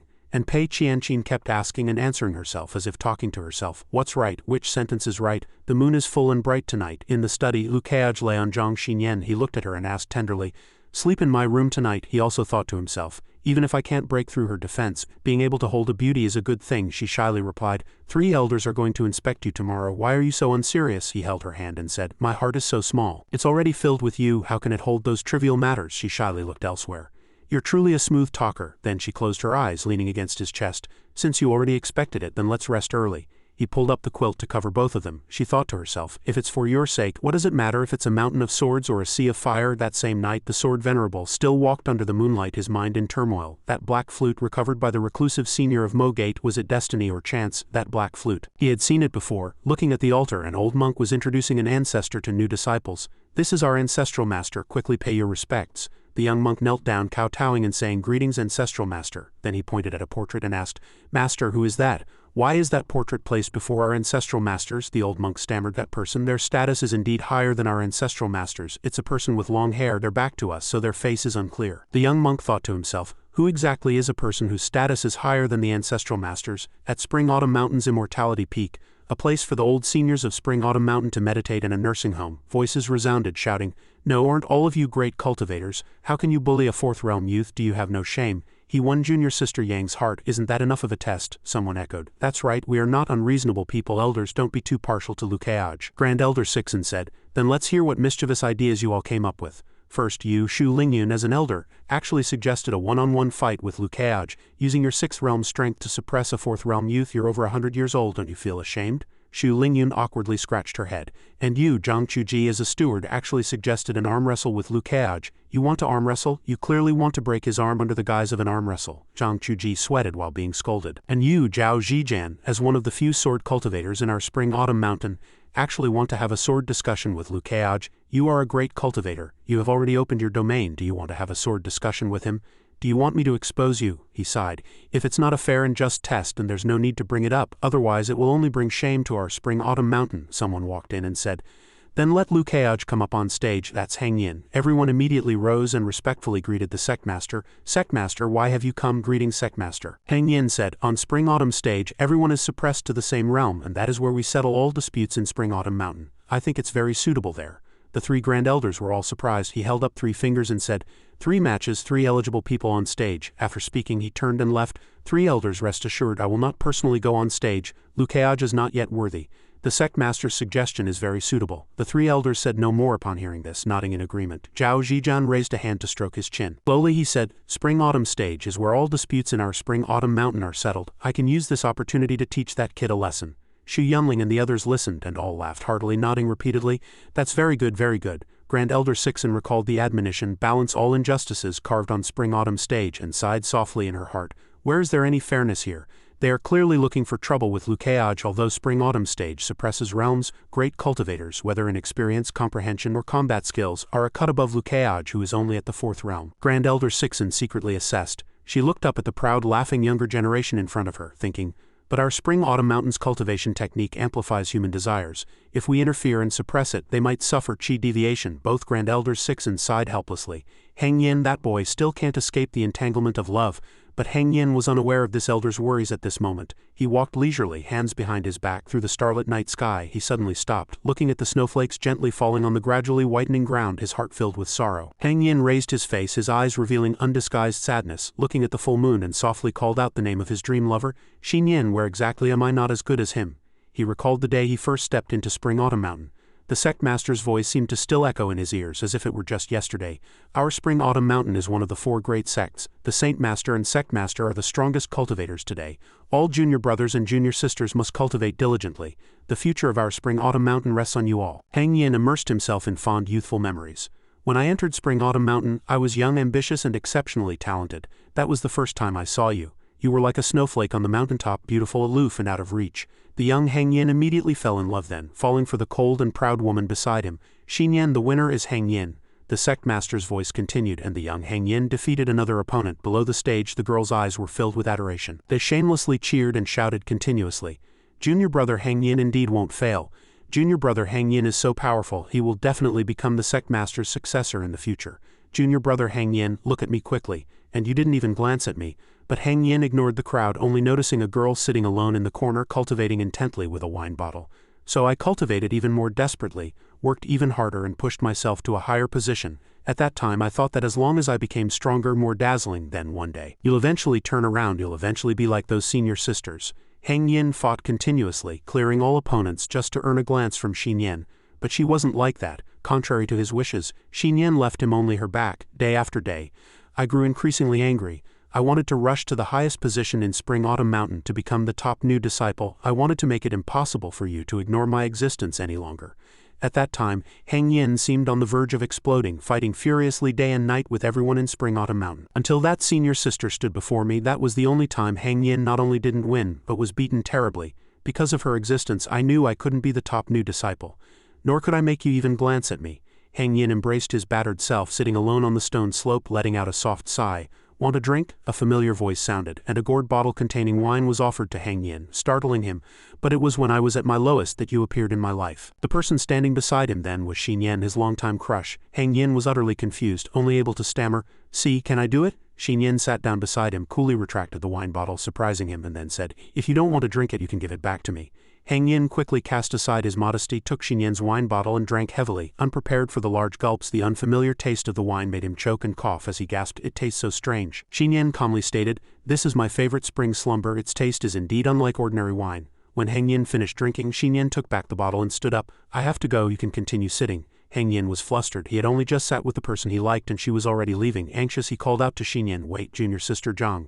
Zhang Xinyan stopped and glanced back. What is it? Why did you give me wine? Hang Yin's hands and feet trembled and beads of sweat began to break out. Xinyan turned back to look at him, shrugging. Nothing, I just did it for fun. Hang Yin was stunned by these words. Simply for fun. Junior sister Zhang was such a carefree person. Seeing the woman of his dreams turn to leave again, Hang Yin was at a loss, trying every means to express his feelings. Should I ask? But is it too soon to ask now? Yet if I don't, won't I forever be unable to know her heart? I must ask. Hang Yin, how can you back down? Hang Yin clenched his fists, continuously encouraging himself. You are Hang Yin, the omnipotent Hang Yin. Then at that moment Hang Yin's face was like a ripe tomato, red and damp, covered in sweat. His whole body trembled, seemingly unable to stand steadily. On the verge of falling, he gasped, unable to speak. That junior sister Zhang. Xinyan stopped, looked directly into his eyes and slowly began. If you have something to say, say it. Don't stutter. I. Hang Yin gritted his teeth, tightly closed his eyes, not daring to look directly at her. Finally he mustered his courage, looked at Xinyan and shouted, Junior sister Zhang, do you like me? No, unlike him, Xinyan answered without even thinking, leaving Hang Yin dumbfounded. Seeing he didn't speak, Xinyan prepared to turn and leave again.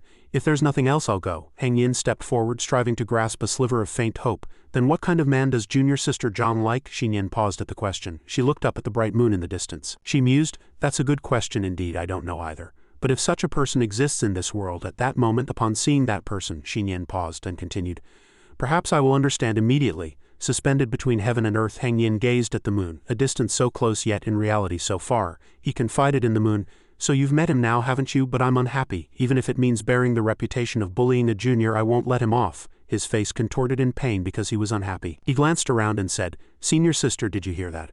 Are you going to meddle in Liu Keage's affairs too? You've been following me for half a day and still haven't come out. The surroundings are silent, nothing is happening. He closed his eyes in annoyance. Come out, I know you're here. Still no movement. He grew irritated but said nothing this time. Then he turned around, sulkily saying, if you still don't come out, I'm leaving. A swarm of pink butterflies flew by and a voice sounded, why are you always so impatient? The Saint Master appeared, charming and beautiful, sitting on a swing. In a state of perfect harmony with nature, she teased. Is it because junior sister Zhang brought her Tao companion back to the mountain that you're hurt? Hang Yin, knowing her playful nature well, waved his hand and said, you know perfectly well that if you're also here to dissuade me, I think it's unnecessary.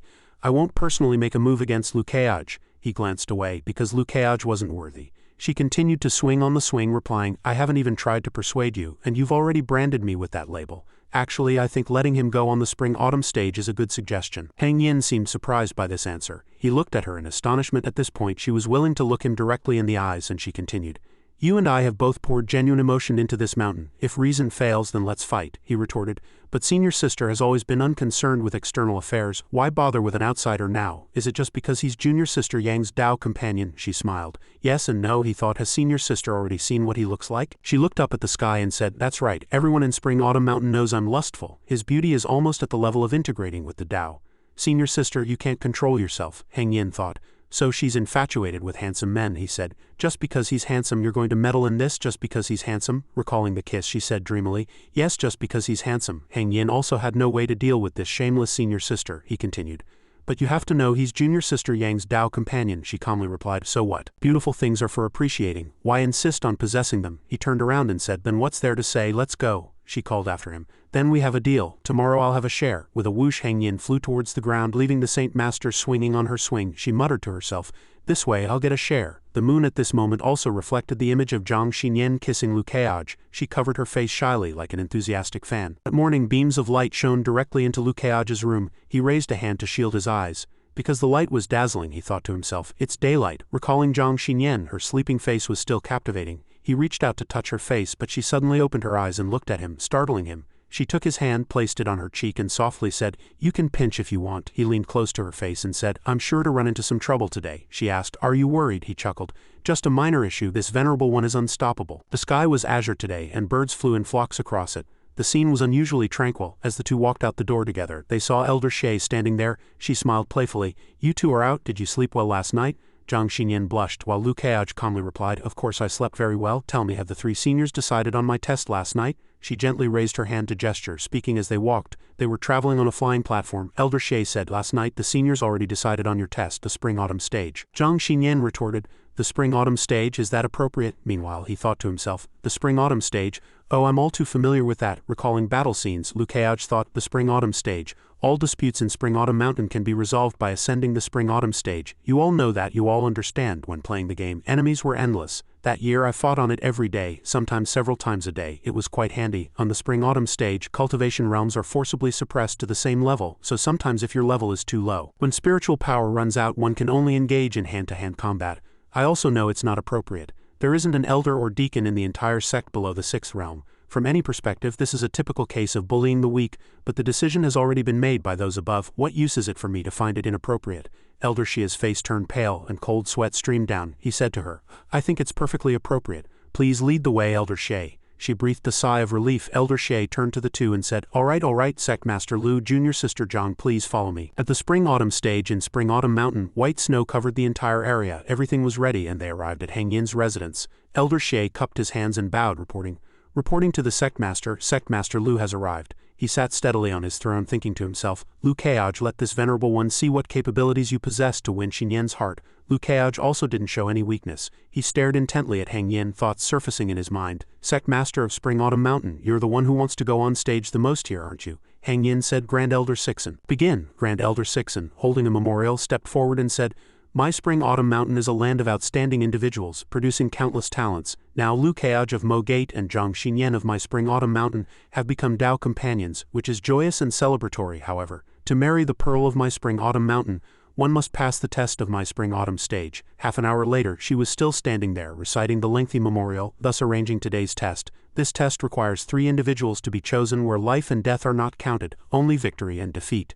However, it's difficult to be mindful during the competition, so both sides must be cautious. No cheating, no forced killings, no. Everyone listened spiritlessly. Lu Keaj also said wearily, how much longer will she recite? Zhang Xinyan was also helpless. Martial Ant Sixen's cultivation technique stimulated her desire to speak, so she loved to make speeches. Just a little longer. Another half hour passed and she was still babbling. Finally she rolled up the lengthy memorial. Thus these 3 matches for Lu Keaj officially begin now. Lu Keaj immediately seized the opportunity to bow. As he flew he said, I've already troubled the senior, now leave it to me. He breathed a sigh of relief thinking to himself, too verbose. If it were a real fight, everyone would already be dead, but the speaker hadn't finished. He smiled and said, now it's your young people's world. He also smiled, though it was a little forced. Please go quickly and be careful, he thought. Grand Elder Sixen just rambled on about a bunch of things, but it boils down to one sentence. There will be 3 matches in total. Anyone who wants to come on stage can, and I will choose my opponent. He scanned the opponents before him, men and women, old and young, strong and weak, all sorts of individuals, everything imaginable. He pondered for a moment, who should I choose for the first match? He looked at Zhang Xinyan. She was cheering him on. Xinyan is watching me. So for the first match I must choose an easy opponent to deal with, he spoke. Everyone, I wonder who would like to come up and spar a few moves with me, the crowd responded loudly, their voices mingling, making everything more chaotic. Me, this humble one will also participate. He looked over and saw Zhao Zhizhen standing there. He thought to himself, this famous traitor still hasn't betrayed anyone yet. Zhao Zhizhen also began to notice his gaze. On the surface he smiled and nodded, but deep down he was a cunning demon. He thought to himself, Lu Keaj, you killed my Lunar Eye Snow Wolf King, an ancient exotic beast of mine. You are truly audacious. If you choose this venerable one I will make you pay with blood. He pointed at the opponent. You? Zhao Zhizhen also froze. Me? He smiled, indicating agreement. But in his heart he thought, this is a dead end. You brought it upon yourself, don't blame me. He flew to where Lu Keaj was, saying aloud, Sect Master Lu, it's truly an honor to be your opponent. He thought, an old trick. Villains always have this suave, noble appearance. Tisk, but luckily choosing him carries no psychological burden. He chuckled to himself. The opponents in this match are all Xinyan's family. It's awkward to fight any of them, but fighting him is fine. Anyway, he'll die someday. Dead men bear no grudges and he's a villain, so there's no need to show him respect. Be a few sword strikes now could even earn experience points and contribution to the Beizhou main quest. So isn't he the best choice? Thinking this, he summoned his sword staff and divine dragon. That fellow still feigned a smile.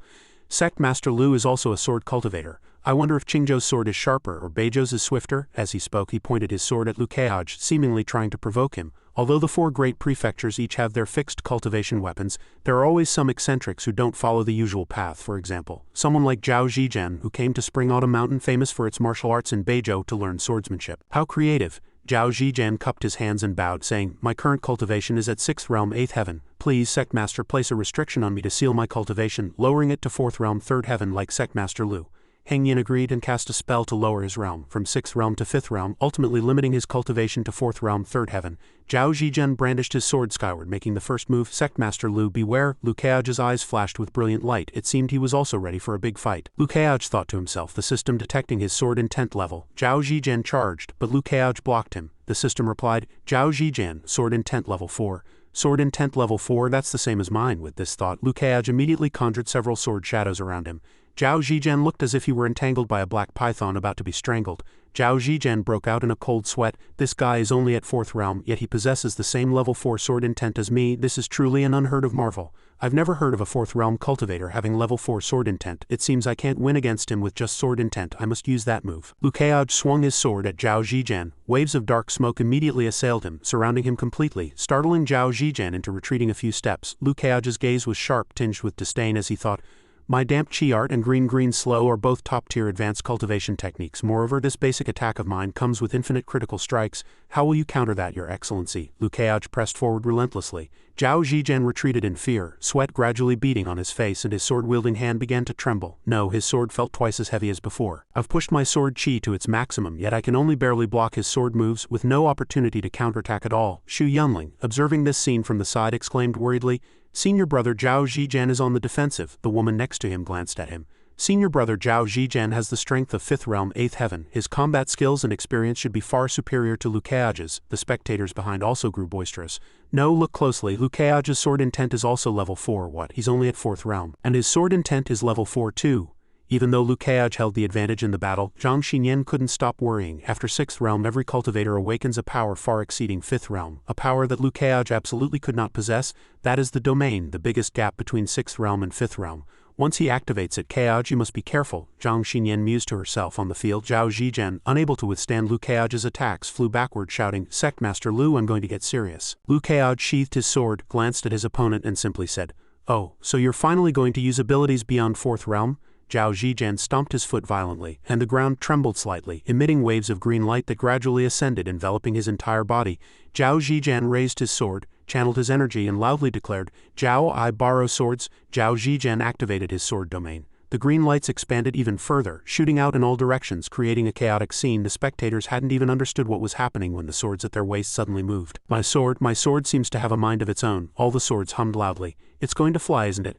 Is it really that cool? They suddenly unsheathed themselves and flew into the air uncontrollable no matter how hard their masters tried. Zhao Zhijian shouted, Come here! All the swords immediately rushed towards him, forming a circle that surrounded Zhao Zhijian. Zhang Xinyan gasped in shock. It's here, Zhao Zhijian's sword domain. Keaj, you must be careful. Even the people of Spring Autumn Mountain outside felt that Zhao Zhijian's move was somewhat inappropriate. Xu Yunling folded his arms and said, To still use a domain, isn't Zhao Zhijian afraid of being accused of bullying the weak? Others quickly retorted, HMPH, winning is all that matters, the means are unimportant. Xu Yunling thought angrily, Zhao Zhijian might win this time, but such a victory would truly bring shame upon Spring Autumn Mountain. Lu Keaj watched Zhao Zhijian unleash his sword domain with indifference, muttering, Sword reliance, do you even deserve that? Lu Keaj scoffed, his gaze piercing directly at his opponent, looking at the swords floating in the air, suspended by Zhao Zhijian's heart sword technique. Lu Keaj sneered, It's nothing but spiritual energy threads pulling on other people's natal flying swords. What kind of cum swords is that? The true cum swords is to make them your own. These swords, perhaps they are yearning for me to use them. Since that's the case, I can feel the water between heaven and earth. And they in turn yearn for me to command them. Lu Keaj simply stood there quietly, channeling his energy. A moment later, goose feather snow suddenly began to fall, and a fierce wind roared. Xu Yunling exclaimed in panic, This is the power of heaven and earth to be able to control ice and snow, is it water power? Lu Keaj's mouth curled into a slight smile, as he looked contemptuously at the Spring Autumn Mountain cultivators and said, You short-sighted people, I heard Sect Master Lu is the first to awaken water power, having obtained the 9 clear heavenly edict. In that case, I shall borrow this snow. As soon as his words fell, the surrounding snowflakes suddenly condensed into snow swords, converging towards Lu Keaj. The swirling heavy snow howled into the arena, blowing over the heads of the onlookers outside the gate.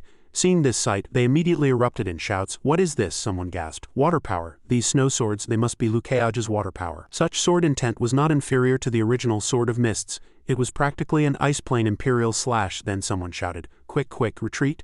Zhao Zhijian's face was ashen, staring at the scene before him in astonishment. His expression gave Lu Keaj some satisfaction. Lu Keaj looked directly into his eyes, full of provocation. Didn't you want to intimidate me? Then let's play bigger. Zhao Zhijian roared in annoyance. Then let's see whose snow sword is stronger or my flying swords. At his command, dozens of swords immediately broke from their rotating orbit. They flew towards Lu Keaj's position. Zhao Zhijian gnashed his teeth in hatred, thinking, I held nothing back in this move. If these countless flying swords rush wildly and accidentally stab you, Lu Keaj, in the heart, then you deserve it. However, Lu Keaj still stood there unmoving, watching the swords approach him, then calmly said, Go. Lu Keaj's snow swords also began to make their move, charging towards Zhao Zhijian's flying swords. The collision produced a tremendous sound as if the earth itself was trembling, and snow dust flew in all directions, obscuring everyone's vision. Xu Yunling was somewhat anxious. Who will win this move? Zhang Xinyan's mood was no better. She stared intently at Liu Keaj, silently calling his name in her heart. Keaj. A moment later the blizzard dispersed, revealing Liu Keaj's unmoving and unharmed figure. Opposite him was a weary Zhao Zhijian, leaning on his sword and gasping for breath. In the distant crowd someone cried out in astonishment, "A draw!" Hang Yin, seated at the highest point, squinted his eyes, watching with dissatisfaction. Zhao Zhijian's move was inferior to Liu Keaj's. Grand Elder Sixen next to him also nodded. In the end Zhijian still fell short. The spirit swords he gathered were forcibly coerced and plundered. Whereas Liu Keaj's ice and snow sword is his ultimate control over the power of heaven and earth, his water power is incredibly marvelous, far surpassing the lightning power that Qianqin usually uses, Hang Yin said, glancing at the casually reclining pink-haired female disciple. Pei Qianqin felt a few wisps of Hang Yin's killing intent and couldn't help but shiver. Ah, Qianqin was implicated even when lying down and turned angrily to look at Hang Yin, unsure what to say. She pondered intently. The sect master actually compares me to Martial Uncle Liu. I'm a junior and Martial Uncle Liu isn't even human. He's a monster, a prodigy. Isn't comparing me to Martial Uncle an elevation? This thought delighted Pei Qianqin. She cheered loudly. Yes, Martial Uncle Liu is amazing. Hang Yin and Grand Elder Sixen heard this and could only close their eyes and sigh deeply. On the field, Zhao Zhijian was seething with anger, his body trembling incessantly. He gritted his teeth and growled, "A draw. Impossible. My sword domain could never be weaker than your snowflakes." He glared hatefully at Liu Keaj, wishing he could swallow him whole. Zhao Zhijian cursed in his heart. "Liu Keaj, what are you to be worthy of a draw with me? You're just a mere sect master of a small mogade, one of the 300 subordinate sects of the sword sect." At this moment Zhao Zhijian was like a madman.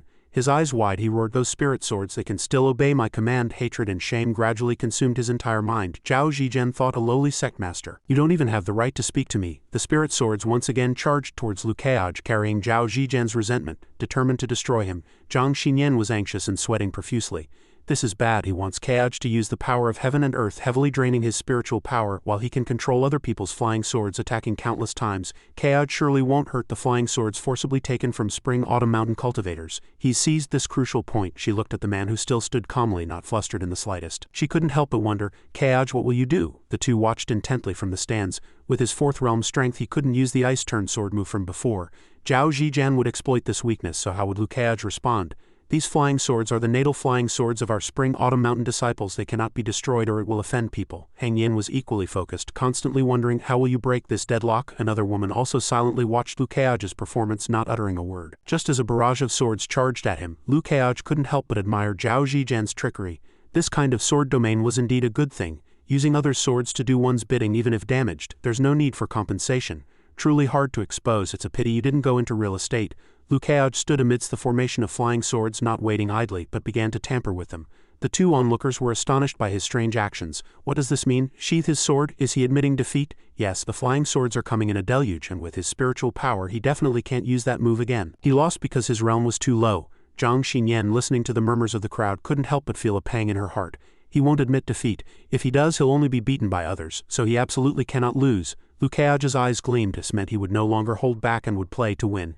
"If you want to go all in, then I might get angry." He immediately unleashed his heart sword technique. At his command, dazzling rays of light struck the flying sword formation like lightning. The flying swords were mercilessly hit by Liu Keaj's heart sword technique, with streaks of light constantly flashing across their blades. Suddenly a smug smile appeared at the corner of his mouth, as if he had already achieved his goal. When he saw those swords suddenly turn and flee, everyone immediately began to discuss.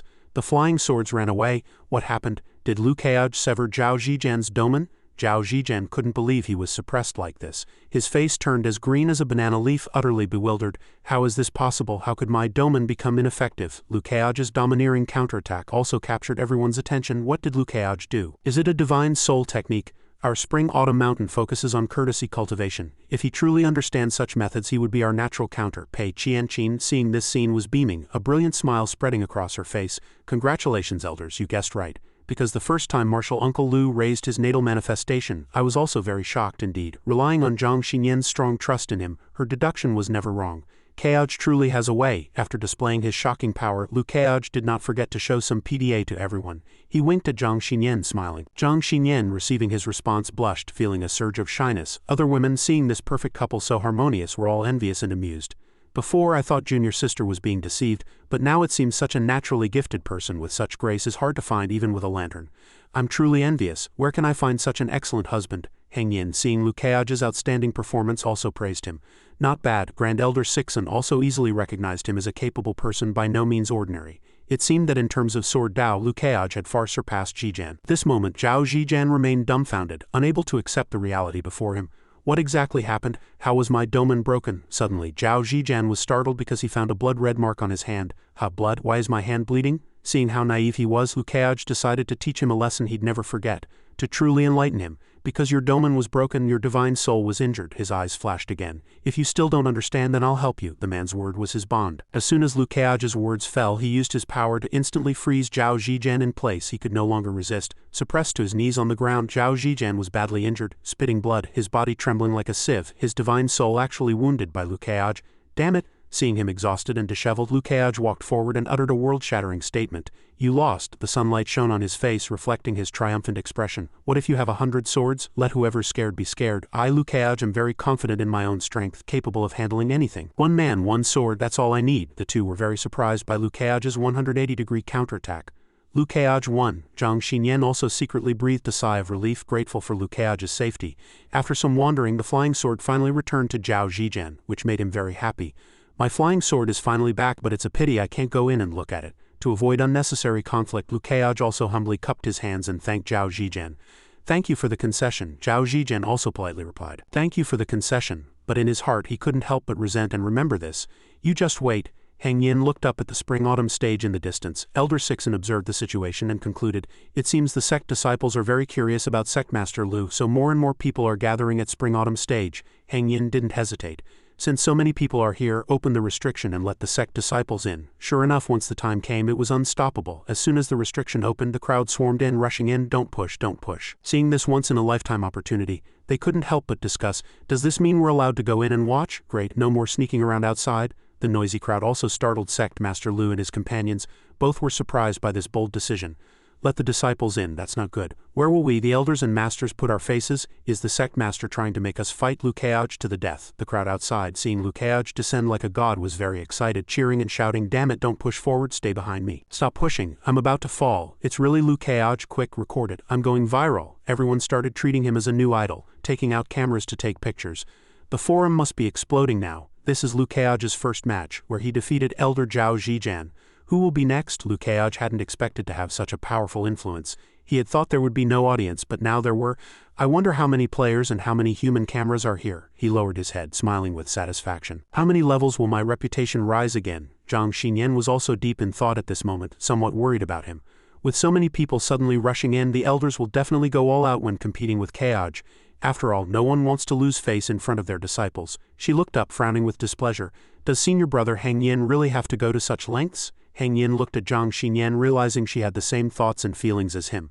Junior sister Zhang is looking at me, seeming a bit angry, but if she's angry, I'm even angrier. He closed his eyes, pondering, unable to suppress his resentment. Bringing an outsider back as a Dao companion without saying a word, who could accept that? However, in reality, everyone in Spring-Autumn Mountain except Heng Yin had accepted it. Elder Sixen seized the opportunity and cleverly took out a restorative pill as a gift. Sect Master Liu needs to rest. I have a blue heart pill here that can help you recover your spiritual power. Facing Elder Sixen's kindness, Liu Kaioj refused, not forgetting to mock Zhao Zhijian. Thank you for your kindness, Martial Ant, but Kaioj doesn't need it for now because senior brother Zhao Zhijian didn't cause me too much trouble.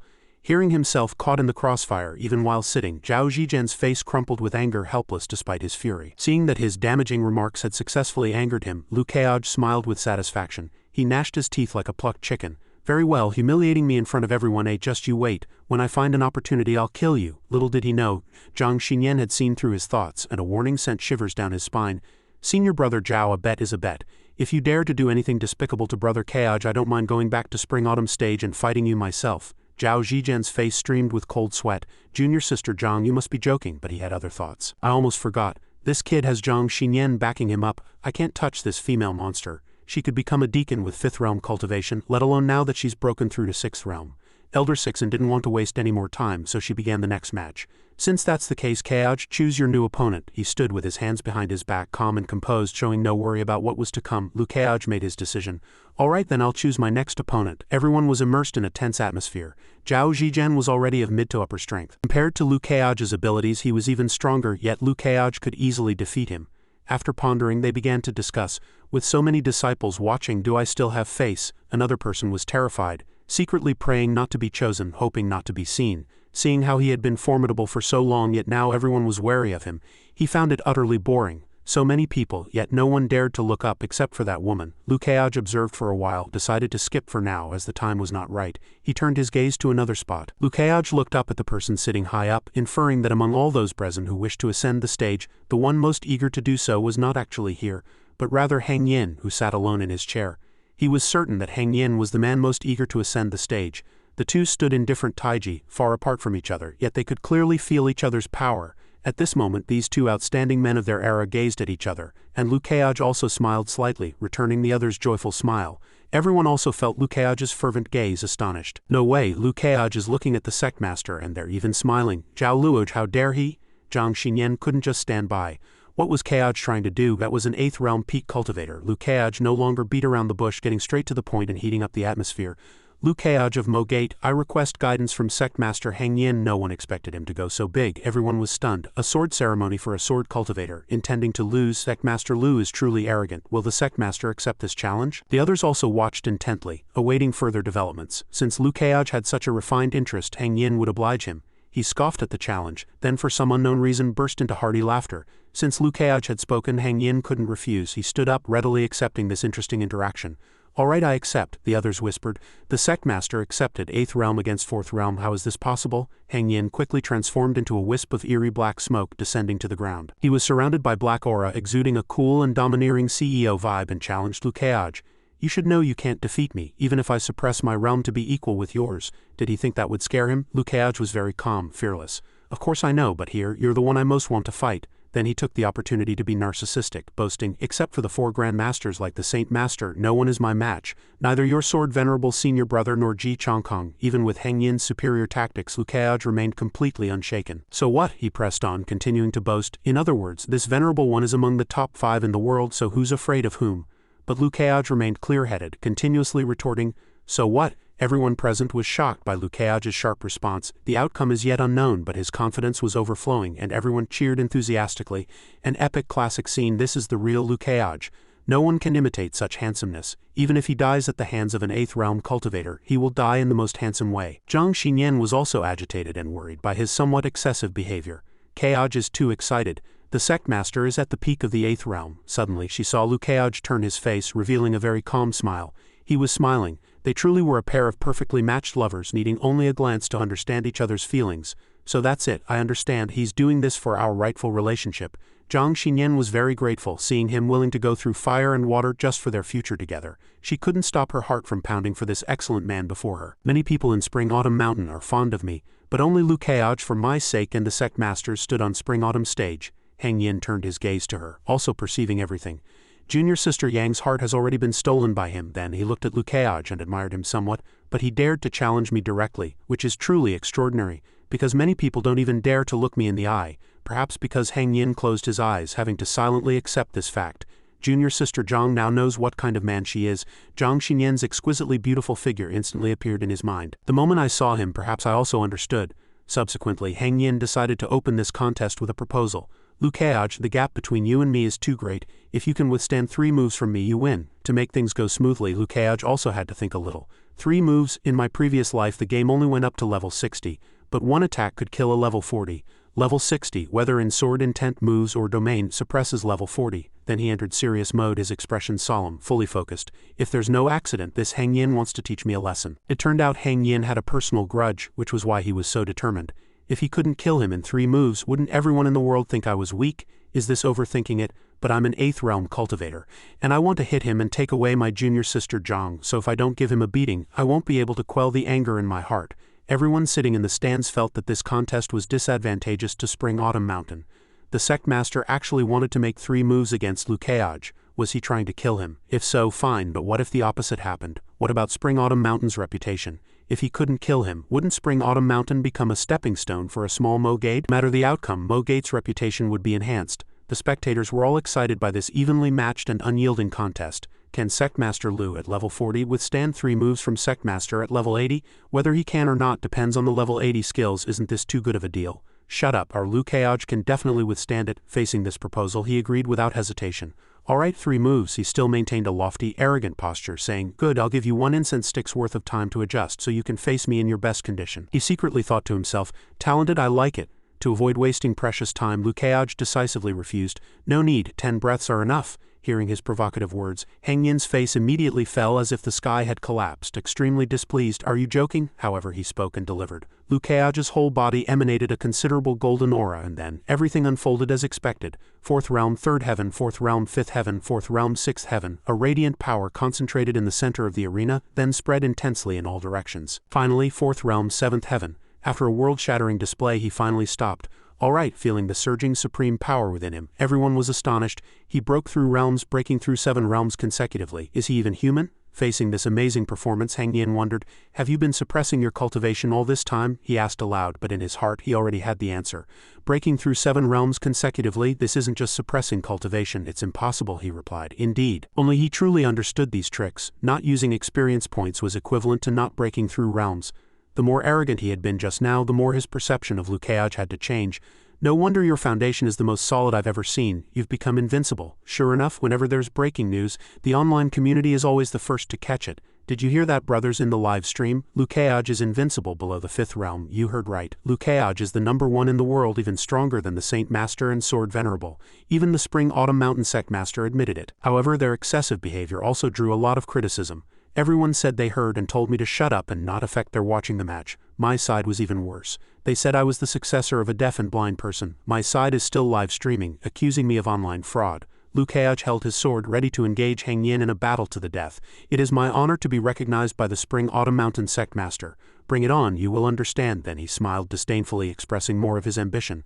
"I want to be the #1 in the world, not just below the 5th realm, but in the entire Tianquan realm." His fervent desire echoed through the stands, shaking heaven and earth. Witnessing this once-in-a-lifetime heroic spirit, everyone was astonished. That's just how he is. Martial Uncle Kaj, with such an imposing demeanor, might already be the #1 powerhouse. Subsequently, a powerful black aura emanated from Hang Yin's hand.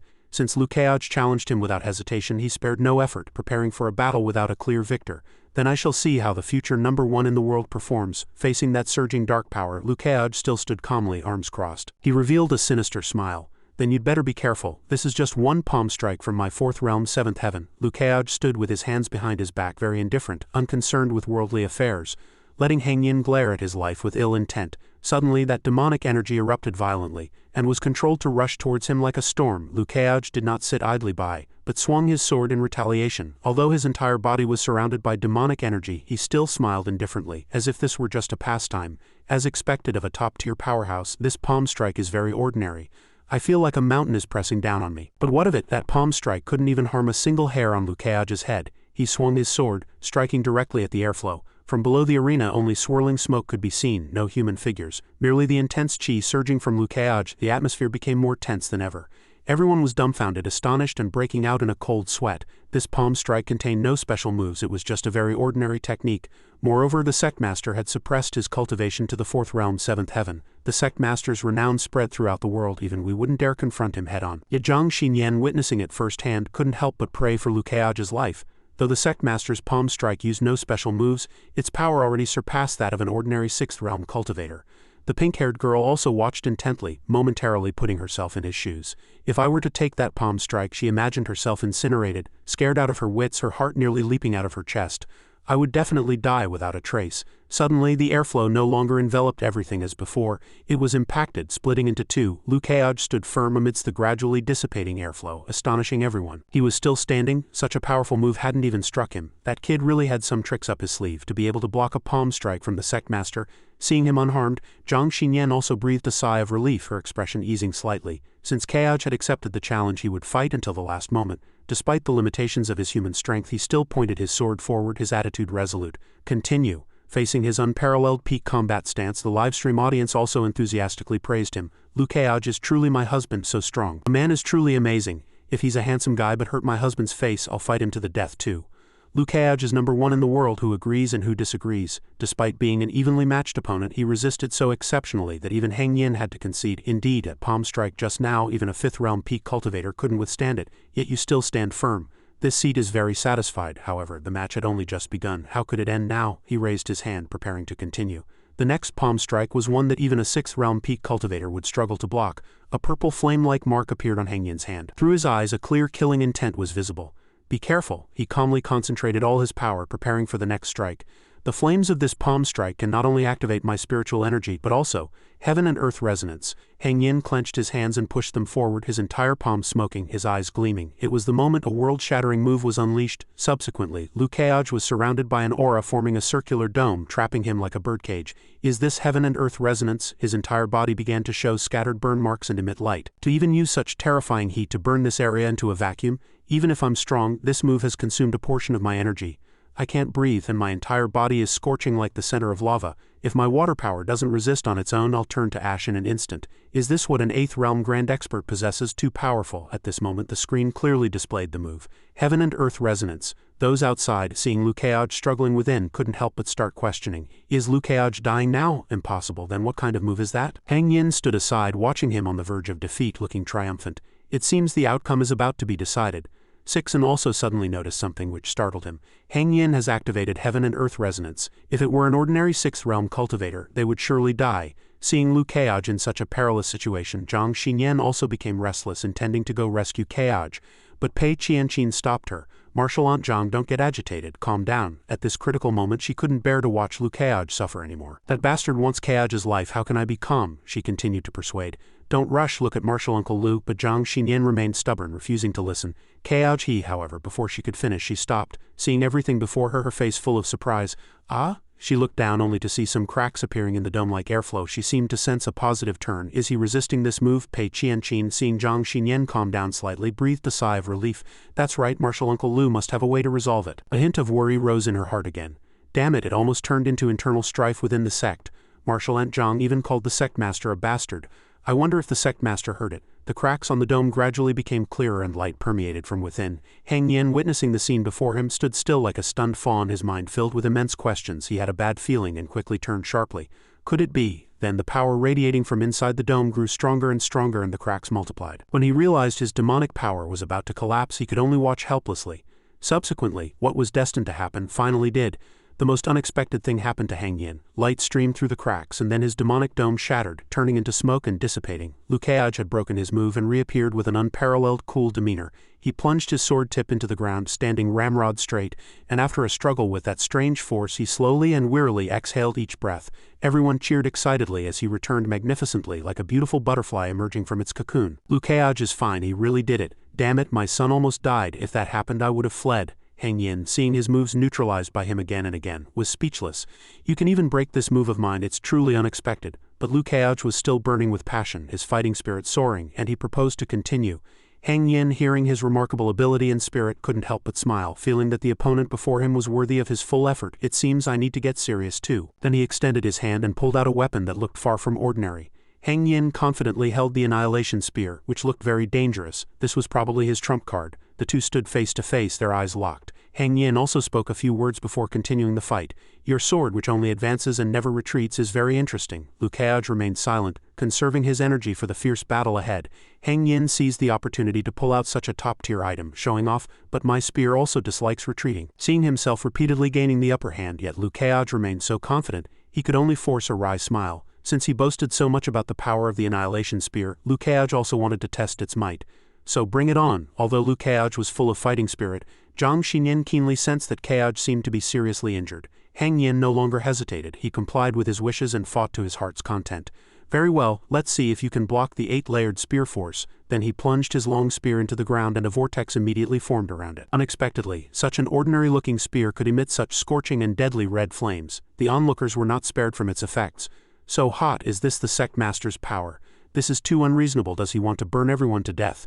Liu Keaj has a water attribute. Can he counteract these terrifying flames? Seeing that the situation seemed a bit tricky and dealing with Hang Yin had become difficult, everyone held their breath for him. How would Liu Keaj respond? He also refused to be outdone, quickly recovered his state and summoned a water vortex. Hang Yin's spear possessed 8 layers of power, which was utterly beyond his level to block, but Liu Keaj remained unmoved, confidently believing himself to be the chosen one. Yet the chosen one always has a way to break through. He gathered all his power onto his sword, then positioned it before him, preparing to counterattack. This sword strike was in no way inferior to the elegance of a sword honed for 10 years. Seizing what seemed to be his advantage, Hang Yin flung another vortex of power from his long spear, heading straight for Liu Keaj. Be careful, that power vortex was exceptionally violent, like a tornado, sweeping everything around it into the blood-red sky. He also had to assume a stance to block this move. That terrifying power, leading to either death or injury, made the onlookers exclaim as the world changed color. To what extent had this spear chi reached, truly worthy of being the second strongest spear cultivator, second only to the Saint Master today? What if we were to take this move? All the elders were astonished by his ruthless and unrestrained display. Hang Yin actually showed no mercy at all. 8 layers of spear chi would surely kill an ordinary 4th realm cultivator.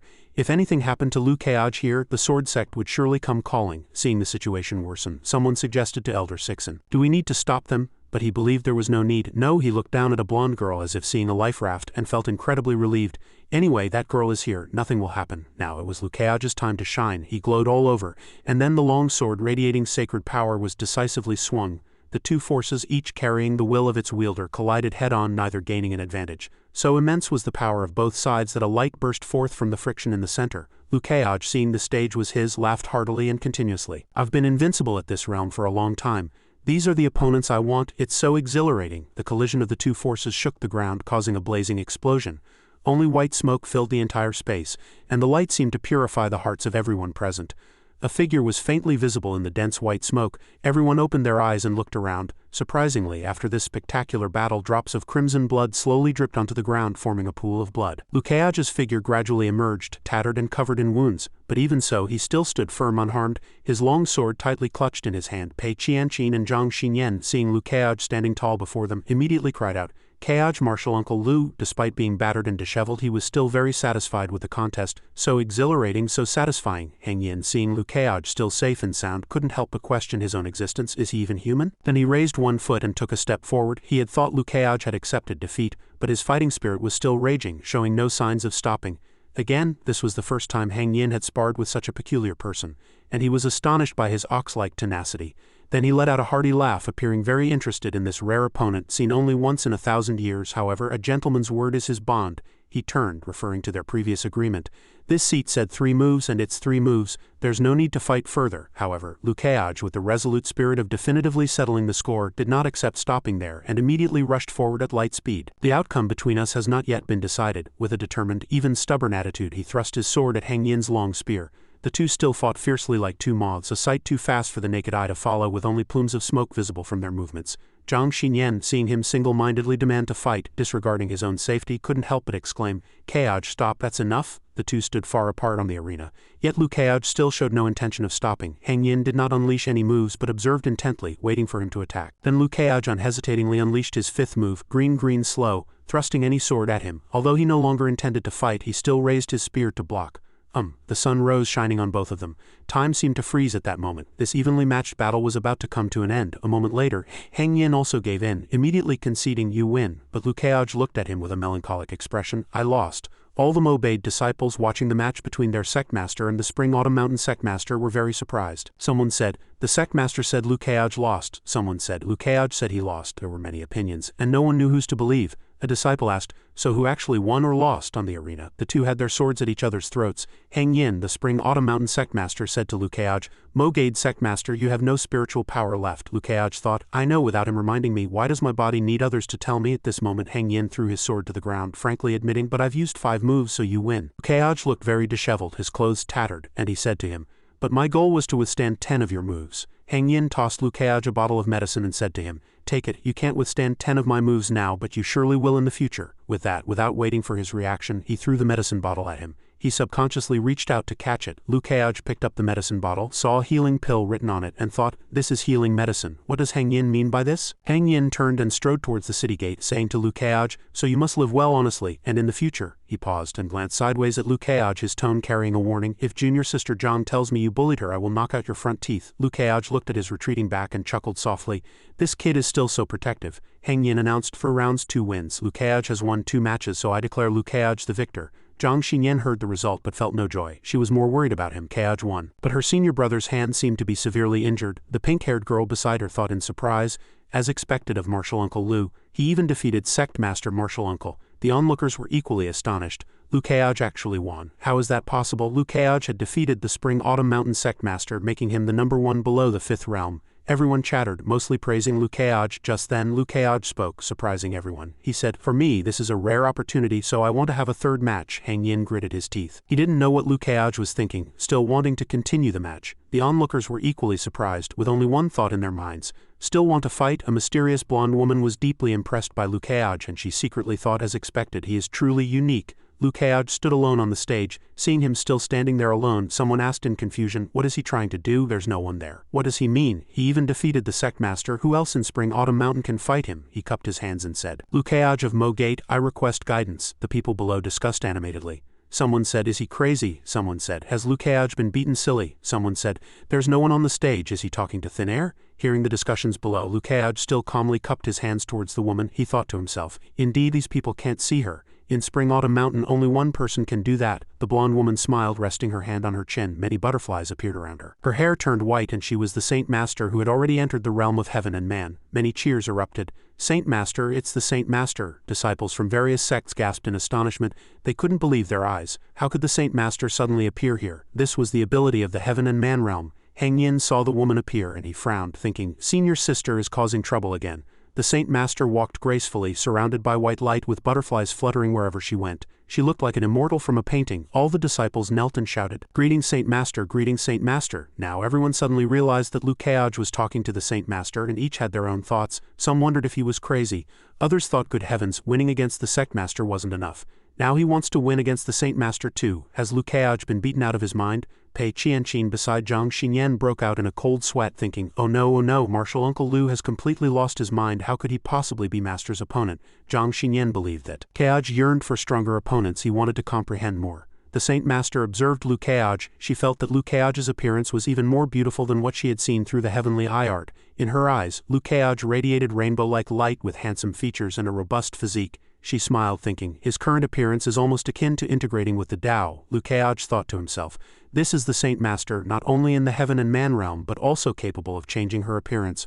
Although not a beauty of legendary proportions, the more you look, the more you're captivated. The two stood facing each other, emanating a powerful attraction and the ultimate charm of the heaven and man realm. The Saint Master looked at him and said, you are injured and your spiritual power is exhausted. Hearing this, Lukeaj firmly replied, minor injuries only, I can still break through. The remaining people were stunned, and a disciple thought he had misheard, asking the person next to him, what did Lukeaj just say? He got the answer. He said he can still break through. After hearing this, he sighed, is he human or a monster? Lukeaj pondered, recalling the match with Hang Yin. Just now, during the fight with Hang Yin, that guy's combat didn't trigger any effective guidance. He thought to himself, Li Chongkong, Hang Yin, the Saint Master, these top-tier grand figures, if they were to guide me, the system would automatically deem it effective guidance, allowing me to receive super item rewards. He made up his mind. I couldn't leverage the Spring Autumn Mountain Sect Master just now, but this time I must leverage the Spring Autumn Mountain Saint Master. The Saint Master concentrated energy in her palm. She said to him, your injuries are too severe, you could even break through in a dream. As she spoke, the Saint Master transmitted that energy to him, and his entire body was enveloped in a pink glow. He was surprised. His wounds actually healed, and his clothes, they were tattered from the fight with Hang Yin, but now they look new. All the blood and dirt are gone. He thought to himself, so the Saint Master is also a healer. The Saint Master looked at the results, covering her mouth in admiration, feeling very satisfied. Now it's perfect. Lukeaj was very worried. He felt like his appearance was being scrutinized by one of the four greatest powers in the world. What should he do? For some reason, Lukeaj kept staring at the Saint Master at this moment, which made her a little wary. This guy is only focusing on my appearance again. Her scrutiny made Pei Qianqin, standing beside them, break out in a cold sweat. Oh no, the old illness has recurred. Master's love for beauty has struck again. But she then didn't blame him, smilingly saying, when I'm at the same realm as you, I am not your opponent. This third match will be counted as your win. Pei Qianqin's eyes widened into A shapes at this moment. Such a big thing was just said so casually. But Zhang Xinyan beside her was different. She showed no particular expression, only secretly thinking, Lukeaj is truly strong, and it's not just Qianqin who reacted this way. Those two men and women just now were equally surprised that the Saint Master could say such a thing. Isn't this saying that Lukeaj will definitely surpass the Saint Master in the future? My goodness, at this moment she seemed to be glowing. Is that right? I didn't see wrong, did I? The Saint Master was surrounded by beautiful butterflies. She was probably about to leave. Before leaving, she turned her head. Ultimately, you and I might have a battle. Saying this, she suddenly paused. A faint smile graced the Saint Master's lips. The scene at this moment seemed immersed in a dream. If this were truly a dream, she wished it would be a long, unending one. A clear voice sounded, continuing the unfinished words, it should not be now, nor should it be here. She then dissipated with the swarm of butterflies, until only a few scattered butterflies remained. She had long since departed and regrettable text appeared on the screen. The Saint Master left just like that, the strongest of Beizhou and the #1 of Qingzhou's younger generation. What a truly interesting sight. Wait. Seeing the Saint Master disappear just like that, Lu Keaj clenched his fists, feeling unwilling. Before leaving Spring Autumn Mountain, he absolutely had to sleep with her once, only then would this trip not be in vain. Just then, Xinyan ran over and her call instantly scattered his thoughts. Keaj, she ran over, panting because she was worried about him. Let me see if you're seriously injured. Facing this somewhat unnecessary worry, he smiled and reassured her. I'm fine, but she's still worried about Keaj, continuing. Your injuries have all been healed by the Saint Master, but your spiritual power is depleted and needs to recover on its own. Zhang Xinyan immediately excused herself, leaving first to take care of him. Sect Master, Martial Uncle, I will take Keaj back to recuperate. Seeing this, the elder didn't try to stop her, smiling gently and saying, Go. Meanwhile, Hang Yin's face was pale and his heart pounded violently. Junior sister Zhang is looking at me. Sigh. Zhang Xinyan then flew into the sky with him in her arms, leaving Pei Qianqin alone. She immediately shouted, Junior sister Zhang, wait for me. Immediately after, Pei Qianqin also chased after them frantically, continuously yelling, Wait for me. Leaving the two people on the ground feeling helpless. At this moment, the old woman also said helplessly, Why does everyone seem to only think of others and forget their own people? Oh, actually not everyone is like that. It's just that this brother is completely captivated by his disciple. At this moment, flying over dozens of meters high mountains, even though Pei Qianqin had flown at full speed just now, she still couldn't catch up to the two people in front of her. After this incident, Pei Qianqin had better contact those custom car modifiers and change her voice to, Martial Aunt Zhang, wait for me. But it must be admitted that Lu Keaj was a complete opportunist. Seeing someone worried about him, he immediately took the opportunity to put his arm around her waist and even said, My wife is indeed soft and fragrant.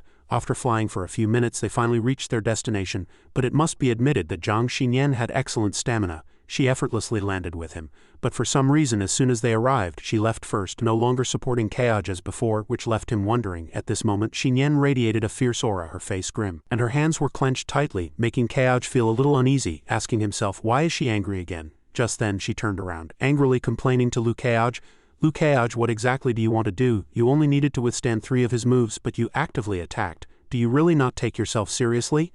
Seeing her so angry, he certainly couldn't stand by, immediately saying repeatedly, I'm sorry, I acted impulsively, but it's not so easy to get away this quickly. Now even 10 gods can't save you. After her previous restraint, Xinyan poured all her heartfelt words onto Keaj. Impulsive, are you throwing your life away? So what if you lost? Even if I lost, I'd still be yours. Lu Keaj suddenly interrupted, saying, So what if I lost? This successfully made Zhang Xinyan stop, her face flushing, probably from shyness. Seizing this moment, Lu Keaj immediately looked her directly in the eyes, speaking all his sincere thoughts. I know, but for you I cannot lose. If I lost, others would say you have bad judgment. They'd say you found a useless man. Then gently held Xinyan's hand.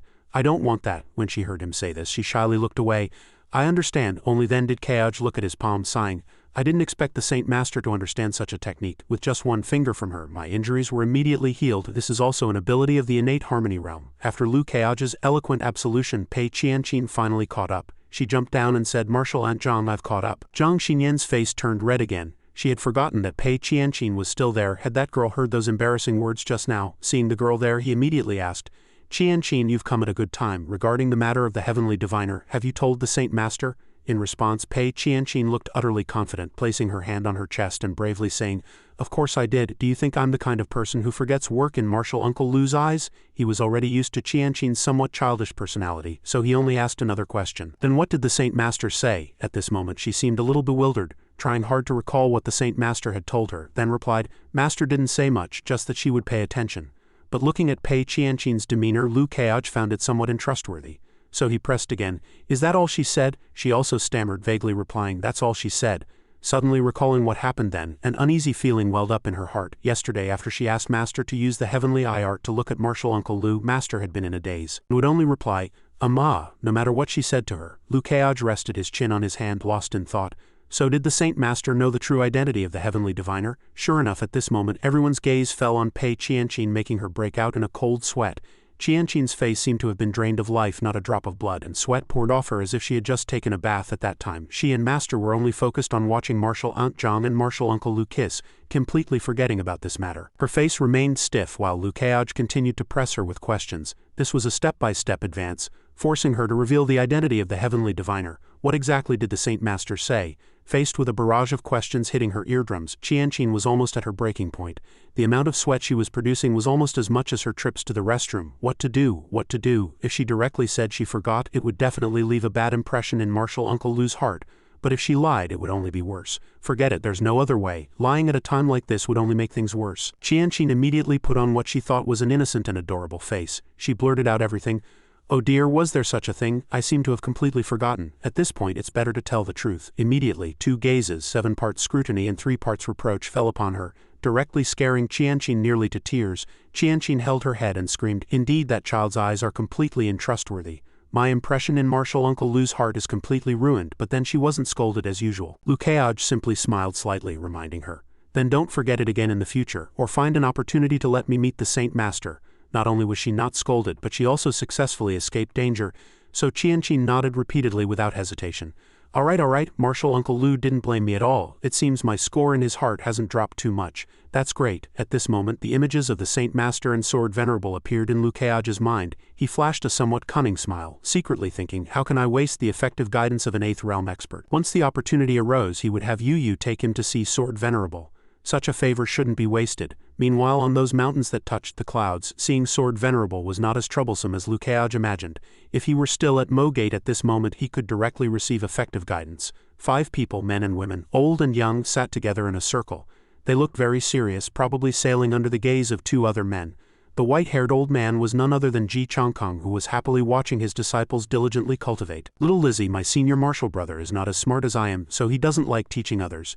You all must listen carefully. Even Yu Yuan only gets 3 lessons a year from this old fellow. Hearing this, the children were all very surprised, their mouths agape revealing joyful expressions. Even Sword Sect disciple Yu Yuan only got 3 lessons a year from Sword Venerable.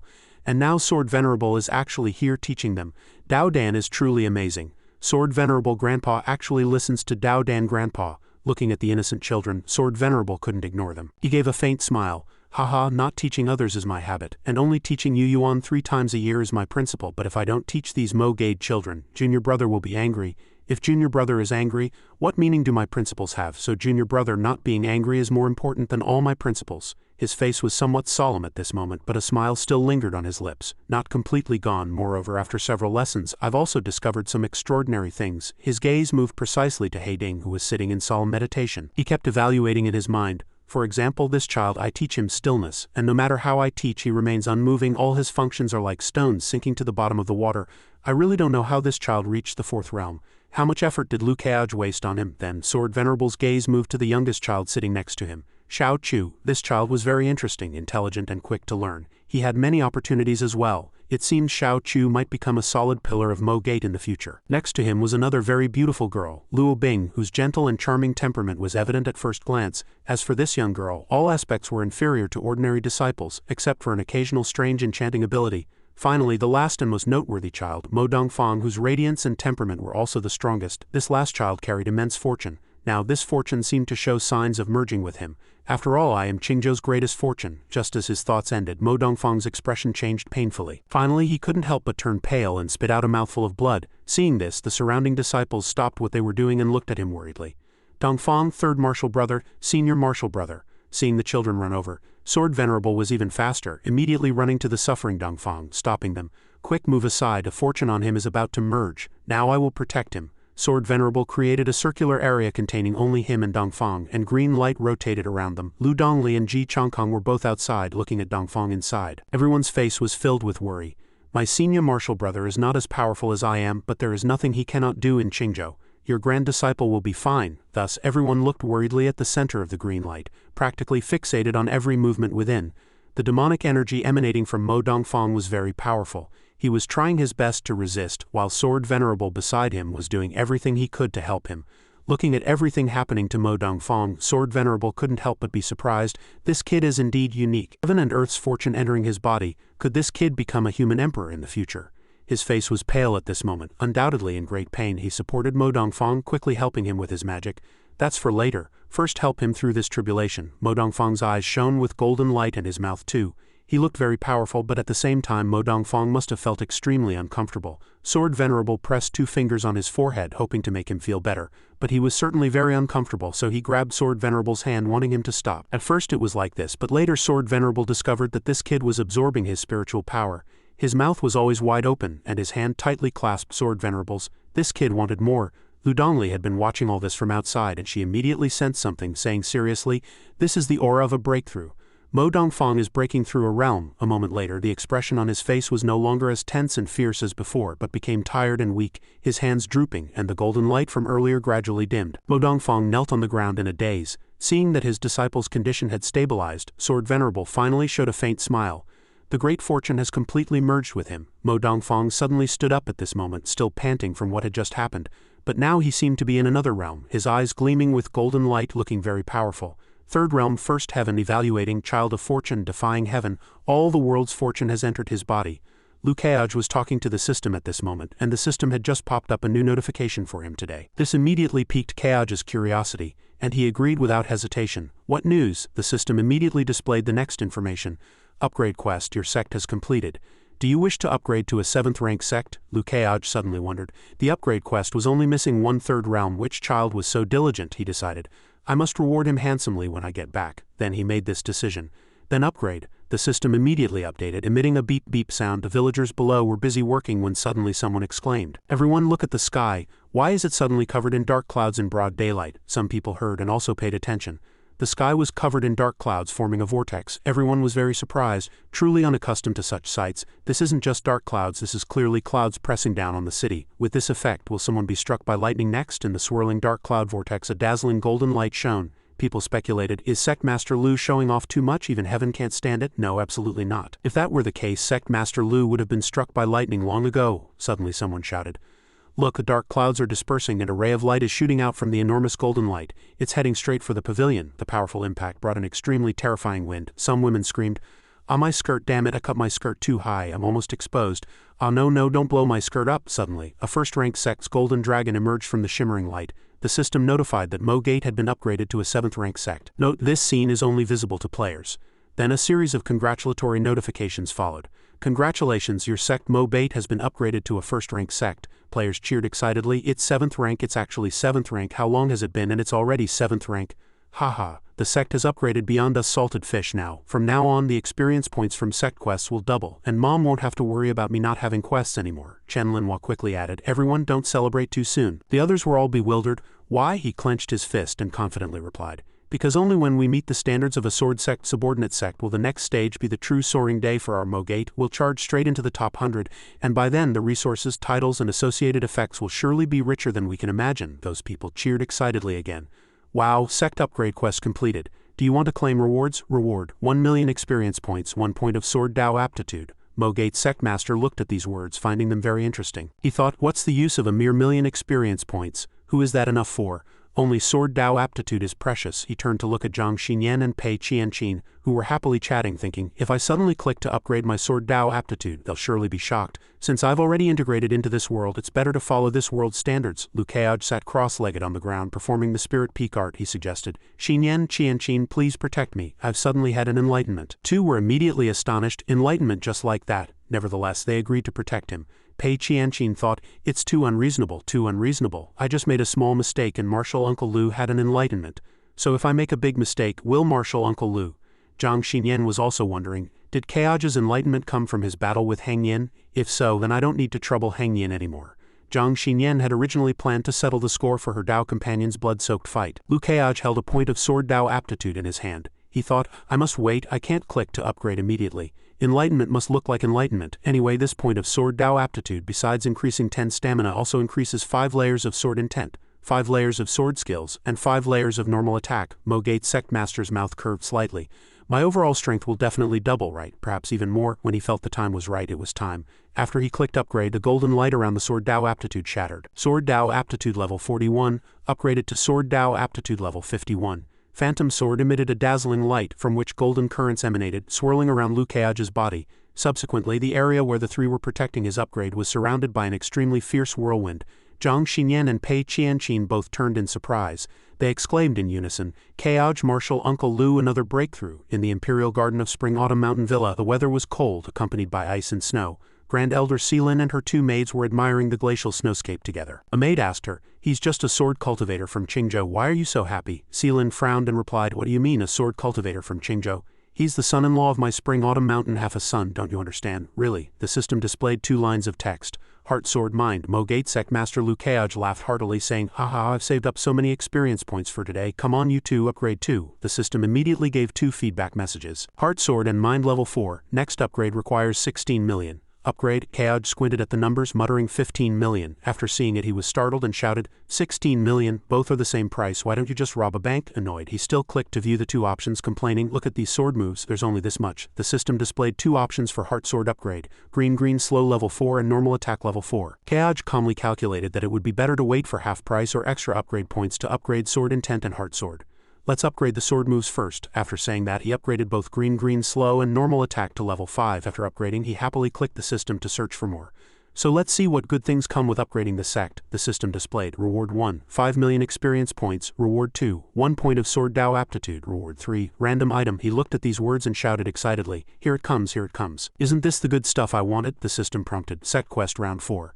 Mogate Sect Expansion. First, 100 sect members above level 20. Second, sect reputation value reaches 15,000. Third, 2 grand cultivators above 5th realm in the sect or 5 grand completion cultivators above 5th realm. Current progress 1-2. Reward 1, 5 million experience points. Reward 2, 1 point of sword Dao aptitude. Reward 3, special random item. Lu Kaoj looked at the third reward and smiled triumphantly. Everyone knew that a special random item in the hands of a chosen one like himself was almost equivalent to an orange tier reward. He unconsciously rested his chin on his hand, smiling. Fortunately, there's an orange tier reward as assurance. These few million experience points are just a bonus. So next, let's see the difficulty of upgrading to a 6th rank sect. He calculated that the number of members above level 20 was 100 people. The players must work hard. I need to find a way to give them some strong medicine, not let them always be salted fish. The second condition. Reputation value reaching 15,000. He was already almost at 30,000, so that was complete. Kaoj checked the third condition again. 2 grand cultivators above 5th realm in the sect, or 5 grand completion cultivators above 5th realm. Current progress 1-2. He asked in confusion, why is the last condition only halfway complete? He suddenly remembered little Lizzie's matter and complained unhappily. My goodness, little Lizzie, she actually only hid billions of arms. Lu Kaoj considered repeatedly and still decided. Besides, he still had 2 considerable red jades in his hand. At that time, He Ding's ultimate level was unknown, but completing this third mission should be no problem. He excitedly cupped his hands again, happily thinking to himself that he never thought he'd level up so many times consecutively, making it possible to become a 5th realm grand expert. He then made up his mind and clicked on the system. So let's see which kid broke through to the 3rd realm. The system immediately displayed the results. Among the sect members, those above the 3rd realm are Lu Dongli, Lu Kaoj, He Ding, and Mo Dongfang. Our Mo Gade sect master hesitated again. "Oh, why Mo Dongfang and not Luo Bing? Did this little monkey have some extraordinary encounter?" He suddenly had an idea.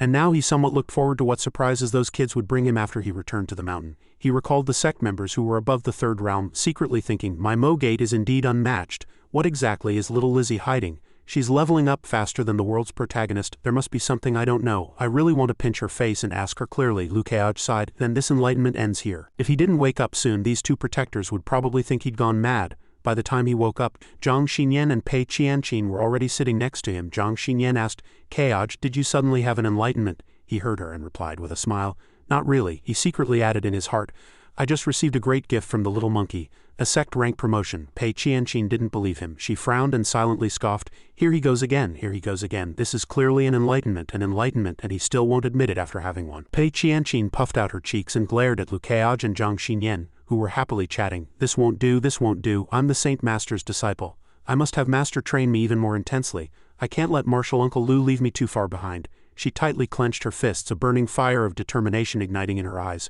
as she firmly set a goal for herself. She must cultivate with all her might. Meanwhile, Yu was also firmly engaged in her own training. She must go to the sword prison. Although Lu Kaoj didn't know it yet, he had completed the main quest and become the catalyst for the world's protagonist. Qianqin, having made up her mind, immediately took action. She bade farewell to the surprised Lu Kaoj and Zhang Xinyan, saying she was off to train. Marshal Aunt Zhang, farewell. Marshal Uncle Lu, farewell. I have an urgent matter and must leave first. Lu Kaoj asked in a daze, what urgent matter does this little girl have? Zhang Xinyan seemed to know the girl's thoughts. She replied, so urgent, she probably went there. Kaoj heard her but didn't understand at all. He asked again in confusion, there? but Zhang Xinyan's face was already as red as a ripe tomato. She turned around in annoyance, walking away and shouting, "Shut up!" This made him awkwardly chase after her, coaxing, "Enough, enough, I won't say it anymore." A few days later, Lukács woke up on a crisp morning, stretching. These past few days had passed quickly, but why weren't they described in detail? You'll know when you read on. Because these days were filled with interesting plots, and knowing you wouldn't like them, they weren't depicted. Today it began to snow. Lukács reached out a hand to catch a snowflake, excitedly murmuring, "This scene truly makes one want to compose a poem, Goose Feather Snow." Suddenly a knock came from outside the door. He walked out to open it, feeling a little puzzled. Was it yet another senior, elder brother, elder sister, or junior sister visiting? Too many people had visited in the past few days, he couldn't even remember their faces. He opened the door to find Zhao Zhijian respectfully cupping his hands in greeting. "Sect Master Lu, good morning," Lukács coldly replied. "Scum, those who come uninvited are scum." Zhao Zhijian heard this, instantly froze, and asked, "What?" Lukács extended his hand, inviting Zhao Zhijian inside, and softly explained, "Nothing, I was just coincidentally reciting a poem. Senior brother Zhao, please grace my humble abode with your presence. Come in and speak." Seeing this, Zhao Zhijian indicated that he had indeed intended to. The two sat down in the courtyard to talk. Zhao Zhijian cupped his hands and asked Lukács, "Sect Master Lu, we could say we've become acquainted through conflict. How about I become your elder brother from now on and call you little brother Lu?" Lukács heard this and waved his hand with a smile, refusing. I wouldn't dare, senior brother Zhao. Please continue to call me Sect Master Lu." Zhao Zhijian felt surprised and stammered a reply, then he angrily cursed in his heart. "Damn it, he won't even give me face in person. I heard that guy calling me scum just now. Don't let me find an opportunity. If I get a chance to catch you, I'll skin you alive." His expression then returned to its usual mildness. He perfunctorily said, "Very well, I came this time mainly because I heard Sect Master Lu recently arrived in Beizhou, and even slew a lunar eye snow wolf king in the ice plains, eliminating a great menace for our Beizhou. This demon-slaying feat has become widely known in Beizhou. I'm very curious about the details of this matter, so I wanted to ask Sect Master Lu to tell me the story." Lukács felt awkward and politely declined. No problem. It's a long story." Zhao Zhijian then invited him even more strongly. No problem, take your time telling it, I'm not in a hurry." The sect master was extremely displeased in his heart. He secretly muttered, "You traitor of Beizhou, I've already killed your father's demonic beast and you still come to inquire? How shameless. Once I catch the tale of your betrayal, I'll beat you good. As for the details of killing the demon beast, don't even think about it." Lukács gently said, "Since senior brother Zhao wants to hear it, then I'll explain in detail." Zhao Zhijian heard this and clapped his hands, exclaiming, Excellent, he earnestly recounted. "That day I was passing by, saw the demon acting up, and swiftly killed it with a whoosh." Zhao Zhijian excitedly pressed. "And then?" Lukács shook his head, feigning innocent confusion, and said, "And then there was nothing after that." Zhao Zhijian clapped his hands in praise, forcing a stiff smile. "That's it. That was no ordinary lunar eye snow wolf king, you know. Sect Master Lu is holding back, aren't you?" Lukács smiled, his attitude sincere, and replied, "I'm not holding back. I just happened to be passing by and killed it casually." His face turned dark with anger, and he secretly cursed. Fine, you stole my great opportunity in creation, and you speak of it so lightly. Just you wait, kid." Zhao Zhijian quickly resumed his usual gentle and refined demeanor. "Since Sect Master Lu is unwilling to elaborate, I won't disturb you further. Perhaps Sect Master Lu is indeed extraordinary, and a mere lunar eye snow wolf king is no match for him at all." He angrily gnashed his teeth. Damn it, that lunar eye snow wolf king was originally my great opportunity." He happily waved goodbye. "Then Lu won't see you out." Zhao Zhijian recalled, "That day I had an agreement with someone. After the lunar eye snow wolf king revived, he would lure it into a blood formation and hand it over for me to control. I have already broken through to the 6th realm in this life, but the lunar eye snow wolf king is at least a 7th realm beast if I could obtain it. Where in this world could I not go? Why would I need to bow to anyone?" He thought wildly, filled with resentment. "I, a distinguished senior brother, yet some people treat me like dirt even if they hold the highest position in the future. So what's the point of staying in Spring Autumn Mountain?" As Zhao Zhijian missed his opportunity, the resentment in his heart grew stronger each day. "But that day I waited day and night and still didn't get my lunar eye snow wolf king, and soon after I heard the news of Lukács slaying the demon wolf." He furiously punched the nearby tree trunk. He cursed, "I hate every one of you who looks down on me. Sooner or later I will make you pay." A woman suddenly appeared and asked curiously, "Elder Zhao, who are you hating?" He immediately froze, his usual gentle and refined demeanor returning. "You're quick at making up stories. Nonsense, you heard wrong. I deeply love our Spring Autumn Mountain, not hate it. Go cultivate quickly, don't linger here." Having said that, Zhao Zhijian left. That girl is so easily deceived. She secretly admired him, thinking, indeed a gentleman as gentle as jade like Elder Zhao, how could he harbor hatred towards others? He must be an elder with a broad mind. Back with Lukács, Xinyan yawned softly, rubbing her eyes as she walked, and asked, Lukács, who were you just talking to?" He replied, "Zhao Zhijian, senior brother Zhao was just sitting here for a bit. I exchanged a few words with him." He secretly thought, Xinyan's attire today is very suitable for taking home as a wife. She sat beside him. Lukács said, "By the way, I'm a little curious. What human desire exactly is amplified in senior brother Zhao by Spring Autumn Mountain's cultivation technique?" Xinyan guessed. Spring-Autumn Mountain disciples themselves don't know what human desire is amplified in each other. I also rarely observe those around me, so I don't know him, he smiled. I guessed she would say that. Keaj said, my guess is it's the heart of jealousy, she asked in confusion. Why do you say that? He firmly replied. It's just a guess, but I'm 90% sure. Xinyan chuckled softly. Keaj recalled Zhao Zhijian's seemingly honest appearance just now. He secretly muttered, a man with an overwhelmingly jealous heart defeated by me in front of everyone. How could he still humble himself to inquire about the Lunar Eye Snow Wolf King? Only one reason could explain it. He already had the answer. Because of the Soul Jade. Keaj looked forward with great interest. It seemed leaving Spring-Autumn Mountain and returning to Mo Gate wouldn't be boring anymore. If he wanted to seek his own death, I wouldn't mind collecting the experience points in contribution from the Beijo main quest. He stood up and said, since you're awake, let's go to the kitchen for some soup. The food is all ready, just waiting for you to wake up. Xinyan said, touched. Keaj. Suddenly a vibrant loud voice came. What soup did Martial Uncle Lu make? I want some too. The two were startled, turned their heads, and Pei Qianqin excitedly ran in. Give me a big bowl. She ate bowl after bowl, praising endlessly as she ate. Martial Uncle Lu's cooking is too delicious. If only I could eat it for a lifetime, gulped. Keaj asked worriedly. Won't she get fat eating like this? Xinyan also had some concerns. Cultivators all have their own special weight loss methods, he asked with wide eyes. Then she immediately interrupted. I only like drinking, and alcohol doesn't make one fat. Qianqin finally put down her bowl. A tall stack of bowls had accumulated. She rubbed her full belly, finally satisfied. Martial Uncle Lu, I came this time. Actually it was a hiccup. Xinyan gently poked Qianqin, and her bulging belly miraculously returned to normal as she let out a loud burp. Qianqin said with a smile, thank you, Martial Aunt Zhang. I actually came this time on Master's orders. Master said she's going out and asked if Martial Uncle Lu would like to accompany her. Xinyan looked slightly surprised. Keaj asked, will you, Martial Aunt Zhang, go along as well? She shook her head as she spoke. This time, Master specifically said only for Martial Uncle to go alone, he asked in surprise. The Saint Master wants me to go with her, she said. Perhaps it will also be a great opportunity for you. Keaj quickly stood up. All right then, let's not delay any longer, let's go now. The three walked through the blizzard. He secretly thought, where is she taking me alone? The Saint Master gave off the feeling of going on a date with a junior sister. At the Saint Master's residence in the back of Spring-Autumn Mountain, Keaj secretly thought, as expected, Grand Expert's residences all have restrictions, even mine. Qianqin led the way. Martial Uncle Lu, this way. Master has already modified the mountain protection formation. It can recognize you as long as you. With just a touch, the restriction opened. He walked in, sighing as expected of the Saint Master. The barrier's restriction even has fingerprint recognition.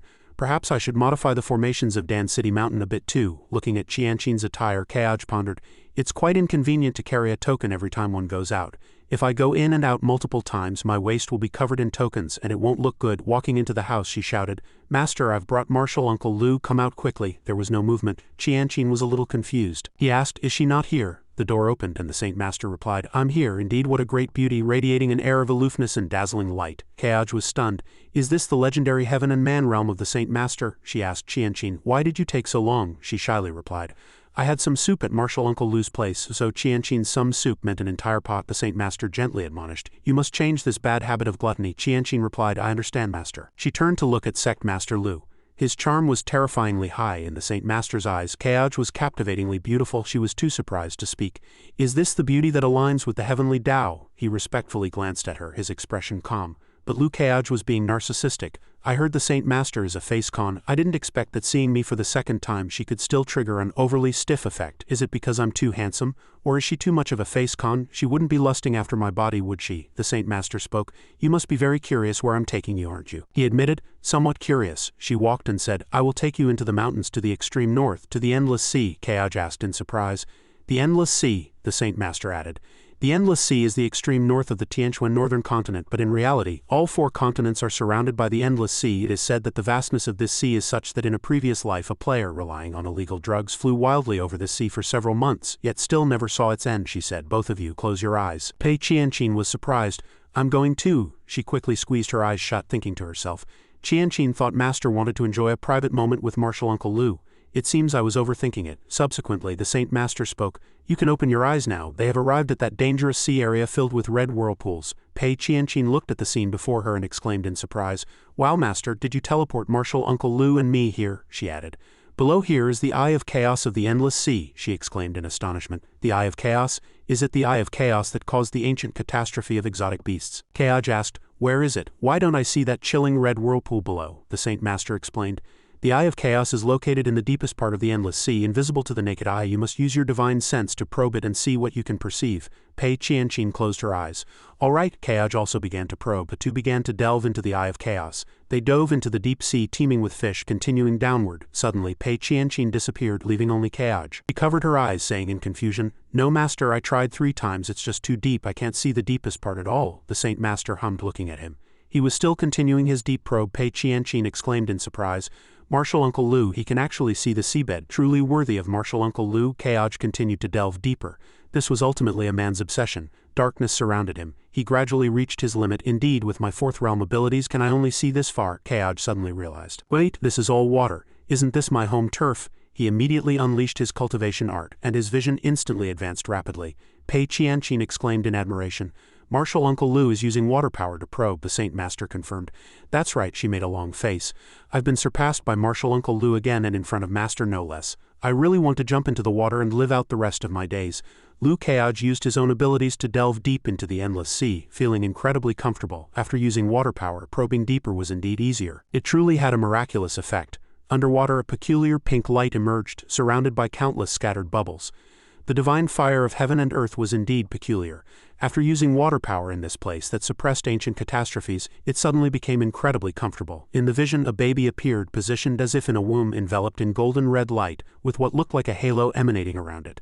Lu Kaoj delved into it, clearly feeling that something was amiss, and there was also a strange sensation here. From below, a ferocious purple monster appeared. It opened its gaping maw, revealing countless sharp teeth, and lunged at him.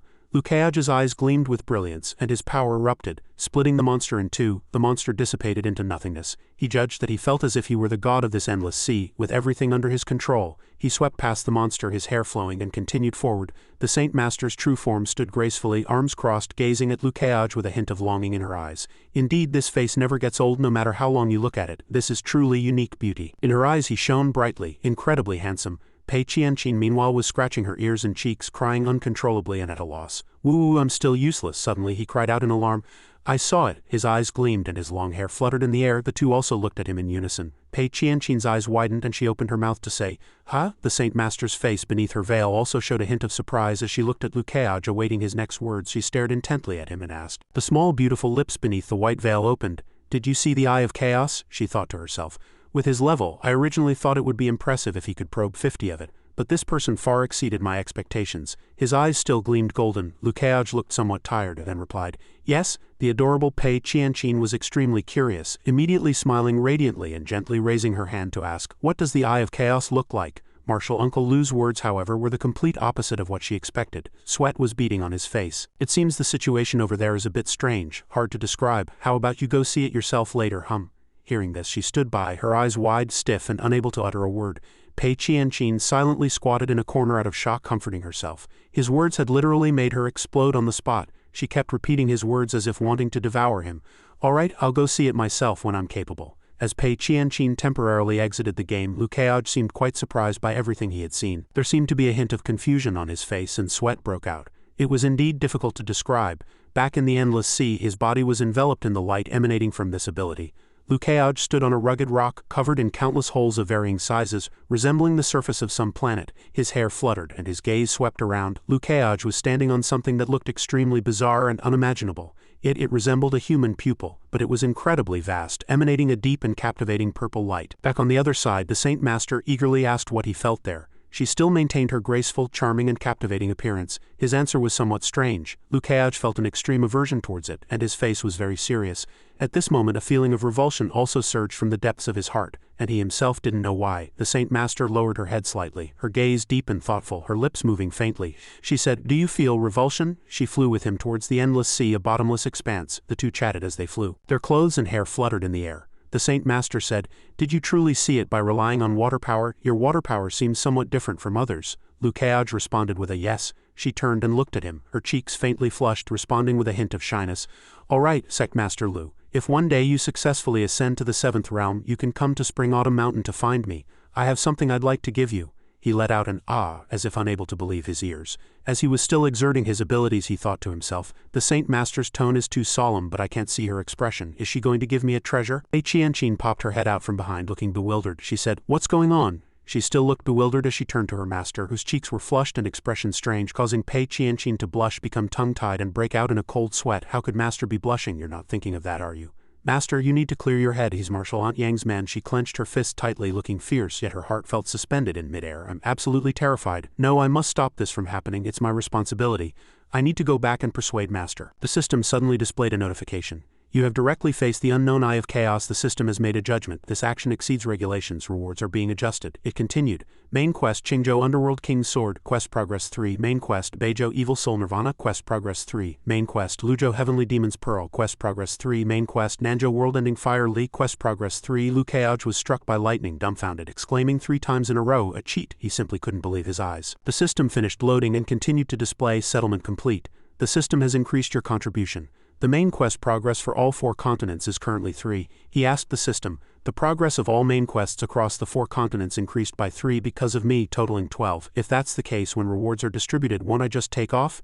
In the endless sea, Liu Keoj still found the system's words unbelievable. He had only taken a glance. Could it be that the mysterious eye beneath that purple light is clearly like a special creature?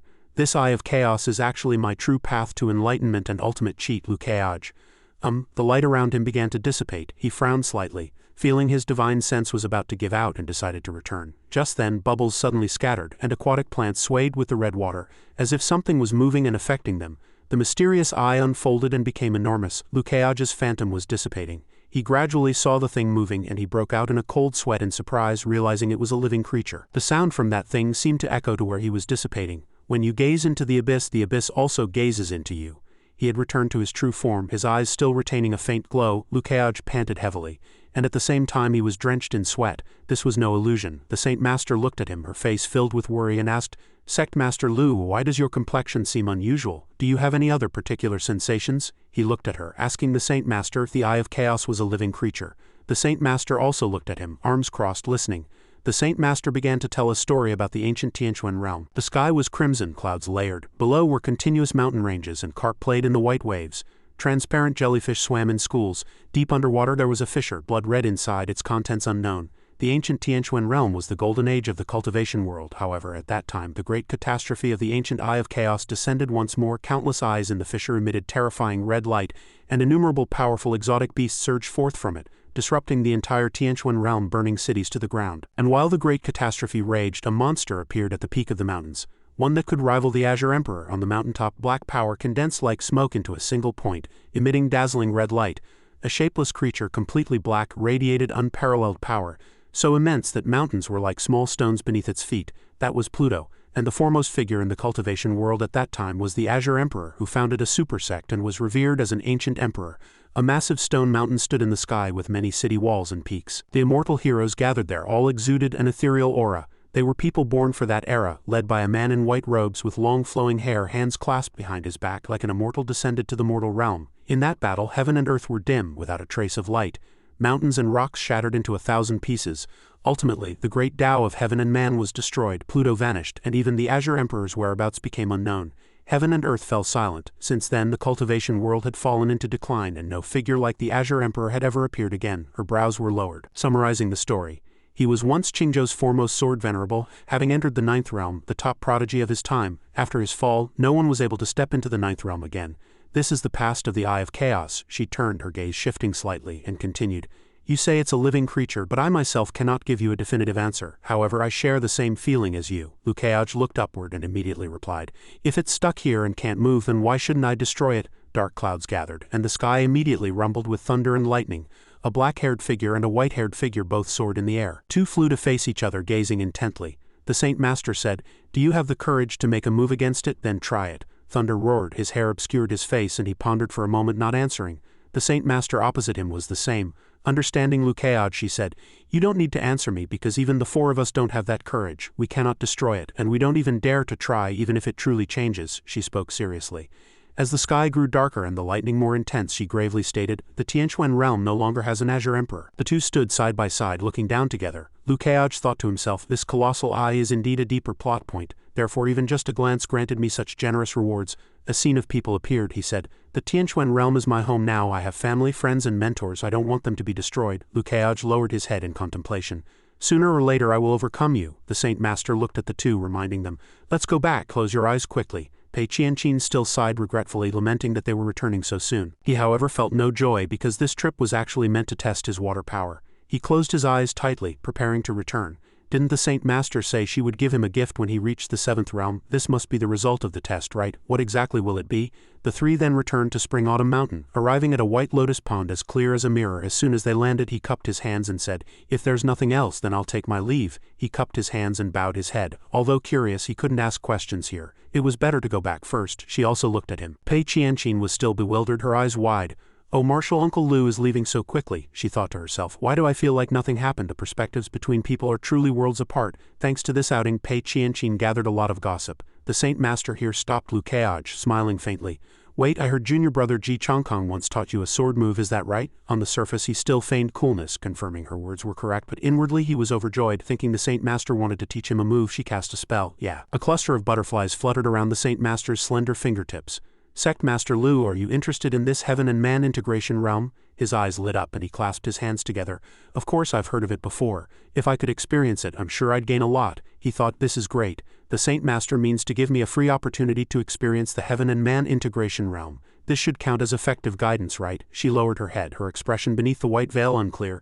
"Then Sect Master Lu, come to the rear mountain again tomorrow." "All right, thank you, Saint Master." He couldn't help but sigh. It's tomorrow, not today. In his previous life, if characters in novels procrastinated, readers would have long abandoned them. Lu Keaj returned on a green mount, his hair and clothes fluttering in the wind, his posture very upright. The Saint Master said from afar. Indeed, after the 4 continents' main quests were greatly advanced, the entire forum exploded. Some even guessed it was me who did it. Truly clever people. But for those who said I was holding a martial arts match for a spouse at Spring Autumn Mountain and had no time for quests, you were wrong. This venerable one can advance quests anywhere, do you know that? She still gazed at the azure sky, following Lu Keaj remotely. Pei Qianqin asked, "Master, today you took me to the endless sea. Was it just for me to see the Eye of Chaos?" The Saint Master casually replied to her adorable disciple beside her. "It was to take Lu Keaj to see the Eye of Chaos. You were just accompanying him." Pei Qianqin looked incredulous, a huge question mark appearing above her head in shock. Tears streamed down Pei Qianqin's face. She repeated the phrase, "I was just accompanying him," hundreds of times until it was deeply ingrained, but then she remembered something and turned to ask her master. "Something's not right. Why did you take Martial Uncle Lu to see the Eye of Chaos?" Pei Qianqin's expression turned serious as she directly asked, "Master, is there another hidden reason or purpose behind this? With your personality, you would never take Martial Uncle Lu to see the Eye of Chaos on a whim." Meanwhile, outside, Lin Ali said to the Saint Master, "Master, please tell me your true purpose." The Saint Master then replied, "As your master, I am merely verifying some conjectures, but what those conjectures are I cannot tell you yet." HMPH. Lin Ali pouted, acting spoiled. "You're not telling me, are you?" The Saint Master looked at her little disciple with indulgence, gently tapped her head and continued, "Forgive your master." Lin Ali placed her hand on her forehead and blinked in response. "All right then, Master, tomorrow, do you really want Martial Uncle Lu to display the Heaven and Man Integration Realm? The Heaven and Man Integration Realm is our strongest Dao technique, traditionally passed down only within Spring Autumn Mountain and never taught outside." The Saint Master turned around and looked at Lin Ali seriously, saying, "The one who will teach him the Heaven and Man Integration Realm is not me but you." Lin Ali stiffly looked at her master, letting out a confused, "Ha." Then she stared with wide panicked eyes, continuing, "Me? Am I worthy? Have I even entered the Heaven and Man Integration Realm? How come I don't even know it myself?" The Saint Master clasped her hands together and glanced at Lin Ali, saying, "Tomorrow I will guide you, allowing you to experience the next realm in advance." Lin Ali breathed a sigh of relief, patting her chest with thump-thump-thump sounds. He, so that's it. So I don't have to cast the spell myself. If I couldn't cast it, then Martial Uncle would definitely look down on me.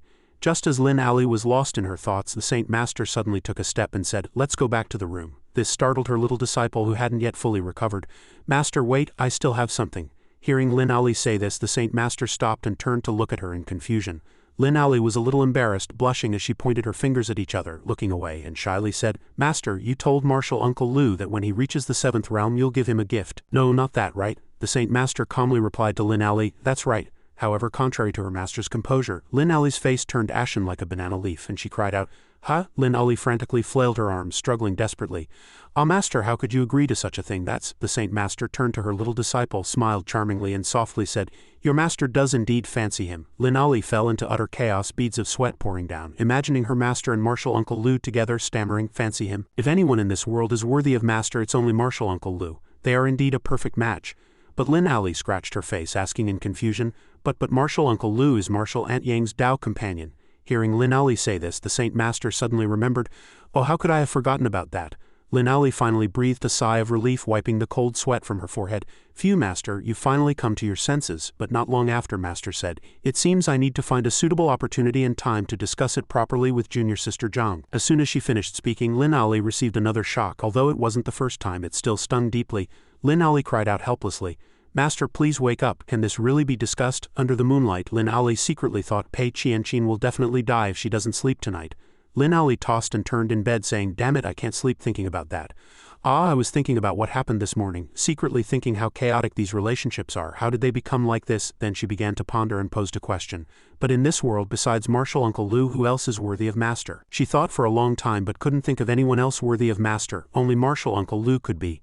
What about me? Lin Ali continued to ponder. Who will I be with in the future? Lin Ali flailed her arms, dismissing the thought, shouting loudly, no more thinking, no more thinking. Calm down, Pei Qianqin. Calm down. Early morning, Zhang Xinyan had just woken up when she heard Lu Keage's voice. Awake, breakfast is ready. With that, he placed the food on the table, and the aroma made Zhang Xinyan exclaim, so fragrant. After washing up, the two sat at the table to eat together. As Xinyan drank soup, Keage said, Xinyan, I'll be returning to the sect in a few days. Do you want to come with me or wait a while longer at Spring Autumn Mountain? Xinyan's expression was calm as she picked up a dish and said, I'll wait a while longer. There are still many things to deal with in the sect and some miscellaneous tasks afterward. Once those are done, I'll come find you at Mo Gate, Keage asked in confusion. Spring Autumn, in my previous life, I read this fascinating book. It's a bit like the Sword Sect sword techniques. If I keep reading it, the system will definitely reward me. Logically, Xinyan is already level 60.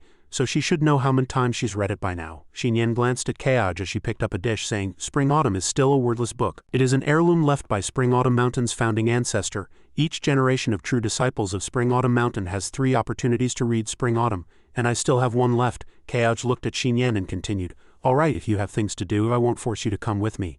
No sooner had Keage spoken than Xinyan replied, but I just heard some rumors about you, saying that the sect master and several grand elders are still discussing whether to make an exception and let you read Spring Autumn. Keage looked at Xinyan in surprise, asking, will they agree? I'm an outsider, yet I might get to read Spring Autumn Mountain's treasured heirloom. Hearing this, Xinyan replied, you not only helped with the Lunar Eye Snow Wolf King in Beizhou, but your previous assessment also. Before she could finish, Keage interrupted her happily. So that's it. Who suggested it? It seems Spring Autumn Mountain has already acknowledged me as a son-in-law. It's probably Grand Elder Sixen's idea, right? As soon as Heng Yin's name was mentioned, Lu Keage remembered his appearance and muttered, that guy was just like that.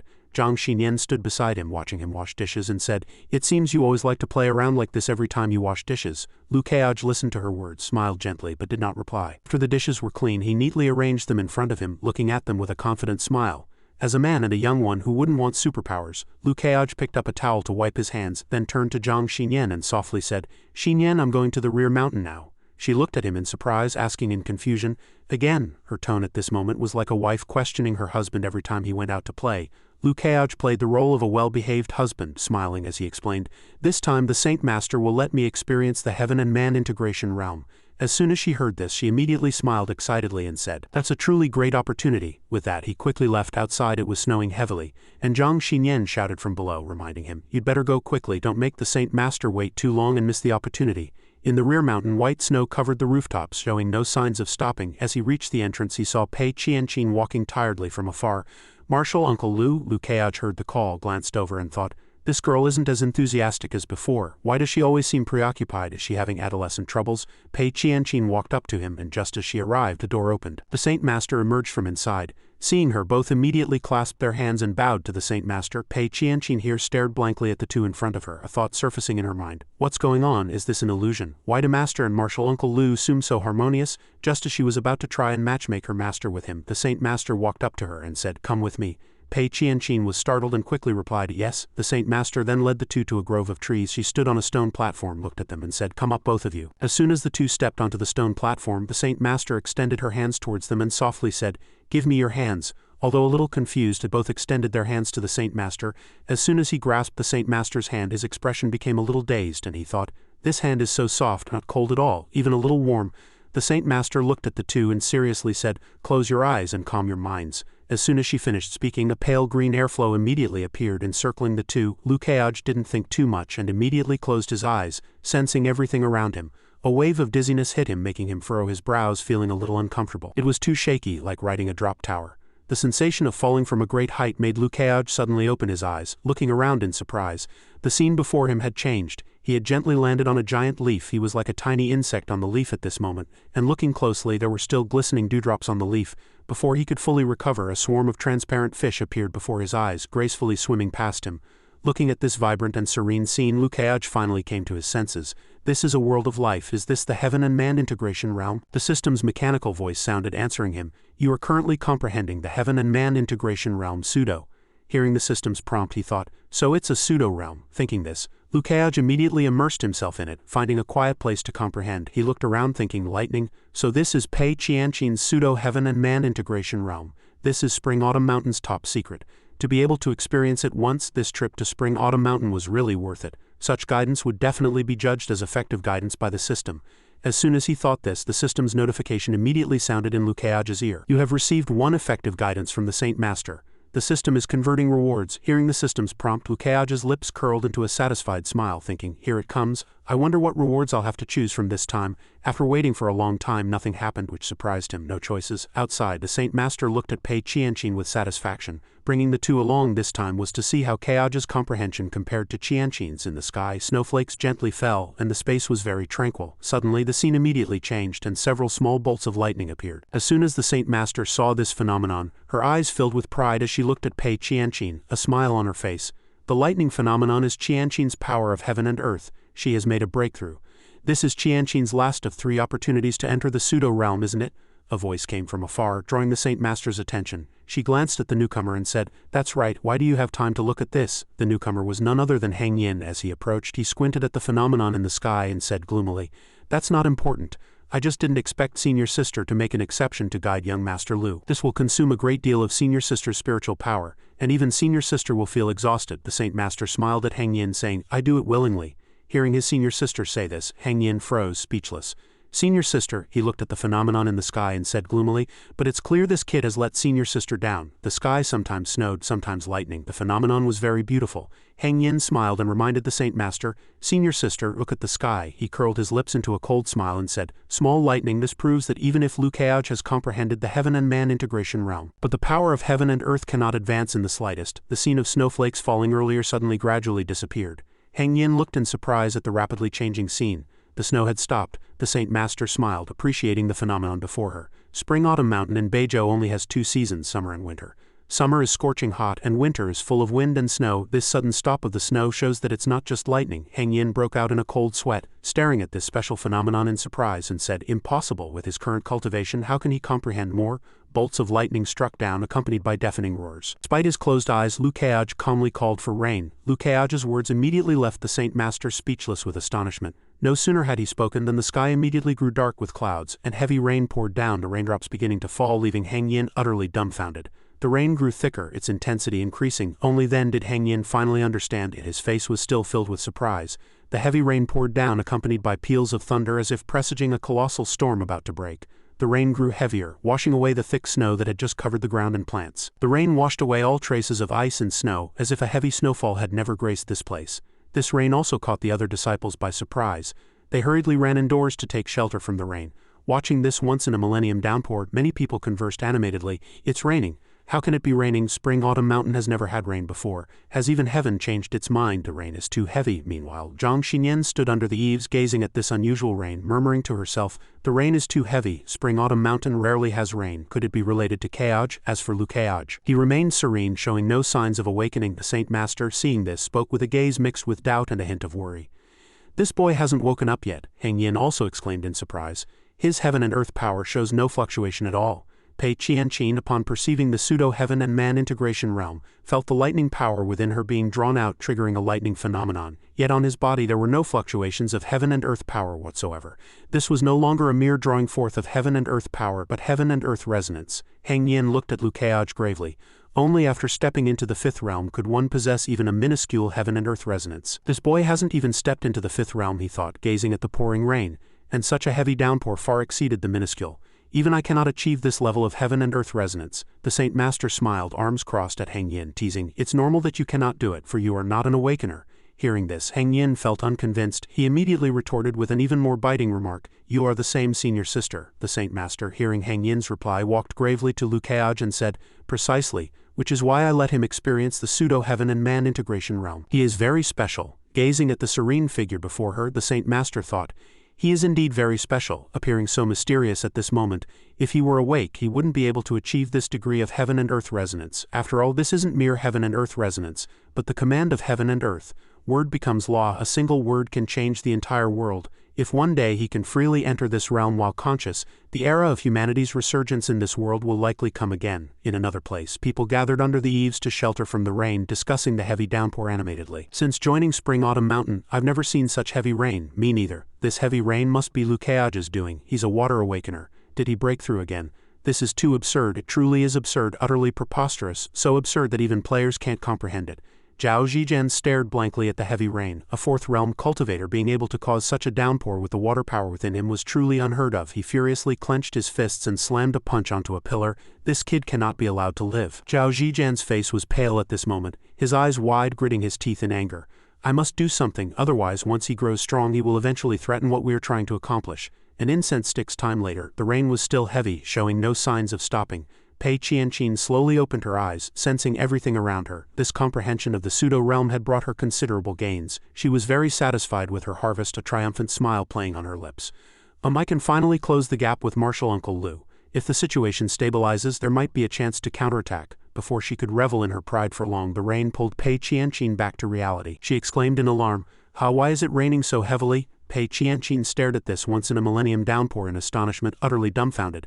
"Master, Sect Master, how can Spring Autumn Mountain have such heavy rain this season?" Heng Yin said coolly. "It's related to the person beside you." Hearing this, Pei Qianqin turned to look at Lu Caige, saying in disbelief, "Martial Uncle Lu is meditating, yet he can still draw forth water power?" She immediately exclaimed in loud surprise.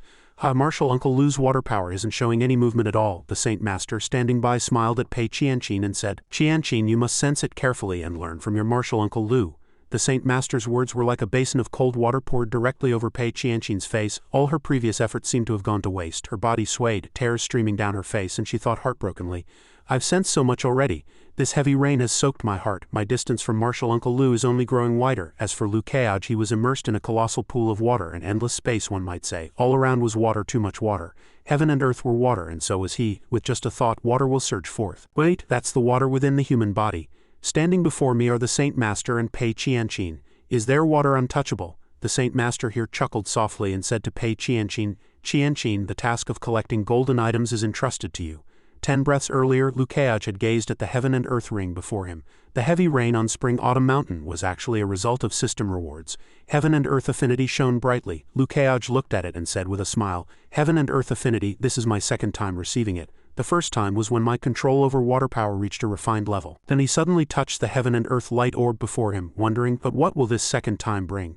A hint of curiosity was on his face. Suddenly, Lu Caige seemed to fall into another space. At this moment he was surrounded by water. He thought, too much water, this heaven and earth are truly moist. He sank deeper and deeper, his eyes tightly shut, thinking this expanse of water is enveloping him.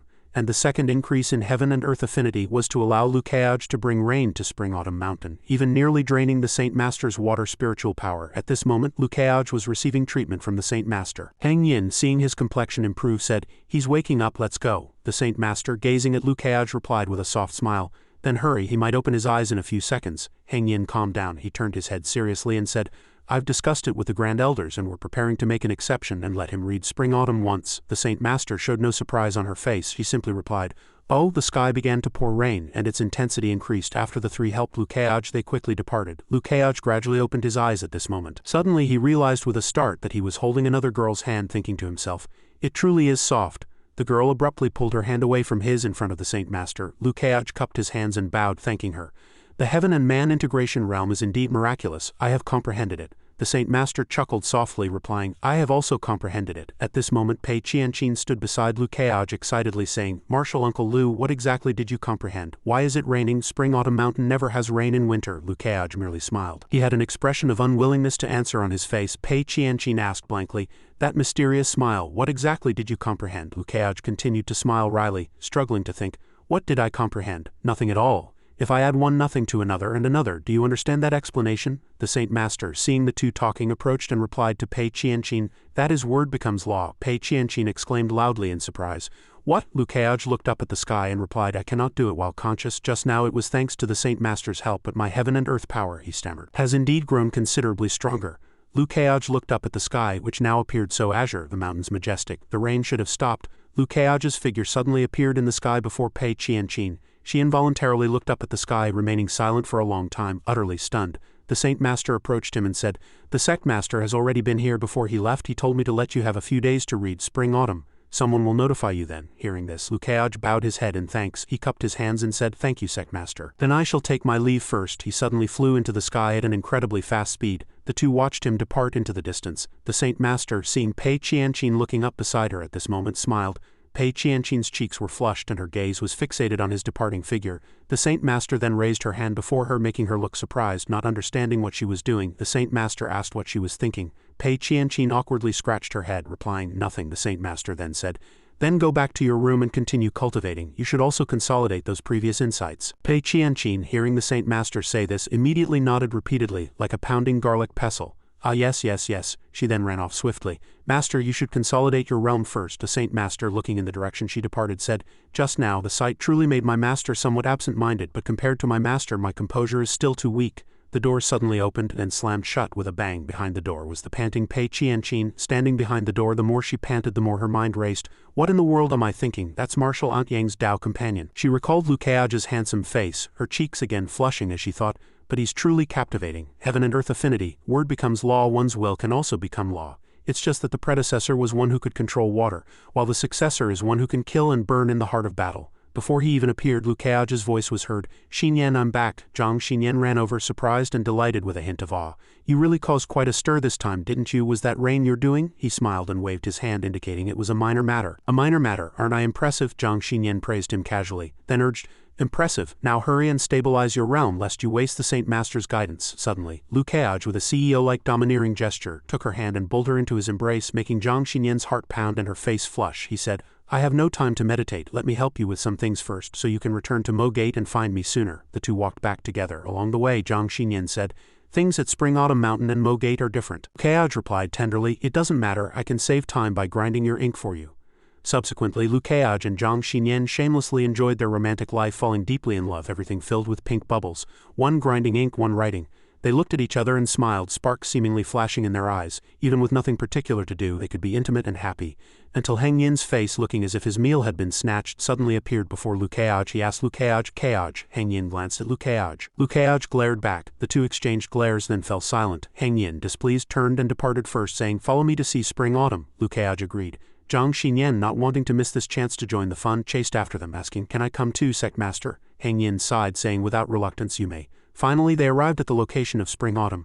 Zhang Xinyan observed the situation, her sixth sense telling her, "Why do I feel like if I didn't come along they might start fighting at any moment?" Liu Keaj admired the scenery before him, thinking, "In my previous life, I read Spring-Autumn twice. The first time it granted 200,000 experience points, and the other time a random attribute point. In short, the rewards for reading Spring-Autumn all depended on luck."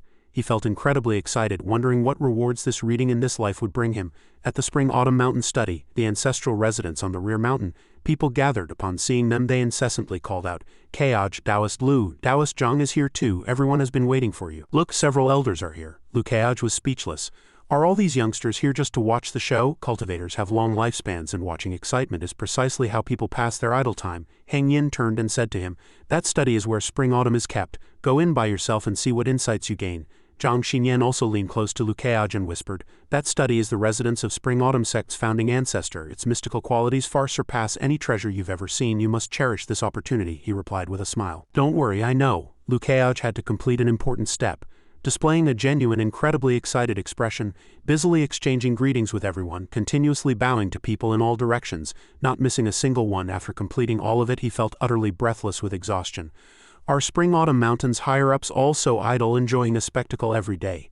Liu Keaj finally reached the study. He placed his hand on the door, preparing to push it open, secretly thinking, "Good thing the Saint Master didn't come, otherwise Spring-Autumn Mountain would really collapse." The door slowly opened, and brilliant light shone from within. Liu Keaj stood outside the door, looking at the table opposite as if it were half a world away. Outside, the atmosphere remained as lively as a marketplace. Everyone laughed and chatted, some even getting carried away with gambling excitement. It's open, everyone, today's event is very important. It's a shame there's no casino. Let's bet on how many realms Liu Keaj can break through." Heng Yin, in the name of upholding justice, casually uttered a remark that astonished everyone. Setting up a private gambling den, a fine of 1,000 spirit stones, he leisurely continued to say. 1,000 spirit stones will all be recorded under the enforcement hall's name. I guarantee he'll break through 2 water powers. Hearing this, everyone grew excited again, cheering in unison. No problem, Sect Master, we'll definitely pay the fine. I bet Liu Keaj breaks through 2 realms. I bet he breaks through 1 realm. Elder Shay also joined the fun, running to Zhang Xinyan and asking, Junior Sister Zhang, aren't you betting? You're the one who knows him best. Zhang Xinyan proudly replied, I bet Keaj will break through 3 realms. Elder Shay happily smiled. All right. Zhang Xinyan blushed, but it was just a pretense because she knew that, after reaching the 3rd realm, he was only 1 step away from becoming the most powerful cultivator. Liu Keaj looked at the book on the table and wondered, is this Spring-Autumn? Liu Keaj was a little cautious. As before, Spring-Autumn was surrounded by 10 layers of restrictions. After all, it was now the most important treasure of Spring-Autumn Mountain. Liu Keaj slowly approached, contemplating carefully. Is there anything else special about this Spring-Autumn? He thought. First, it's a wordless book. Everything I comprehend will directly reflect in my mind. Even the founding ancestor of Spring-Autumn Mountain couldn't see the words in the book. His outstretched hands. Secondly, it's a book that absolutely cannot be touched among the 9 realms. Liu Keaj stood there watching the golden tablet appear before him. Thirdly, because this book cannot be touched, its pages cannot be turned, one can only look. It turns its pages automatically, and which page it stops on and what one comprehends all depend on serendipity. Do you wish to read Spring-Autumn? The golden tablet read.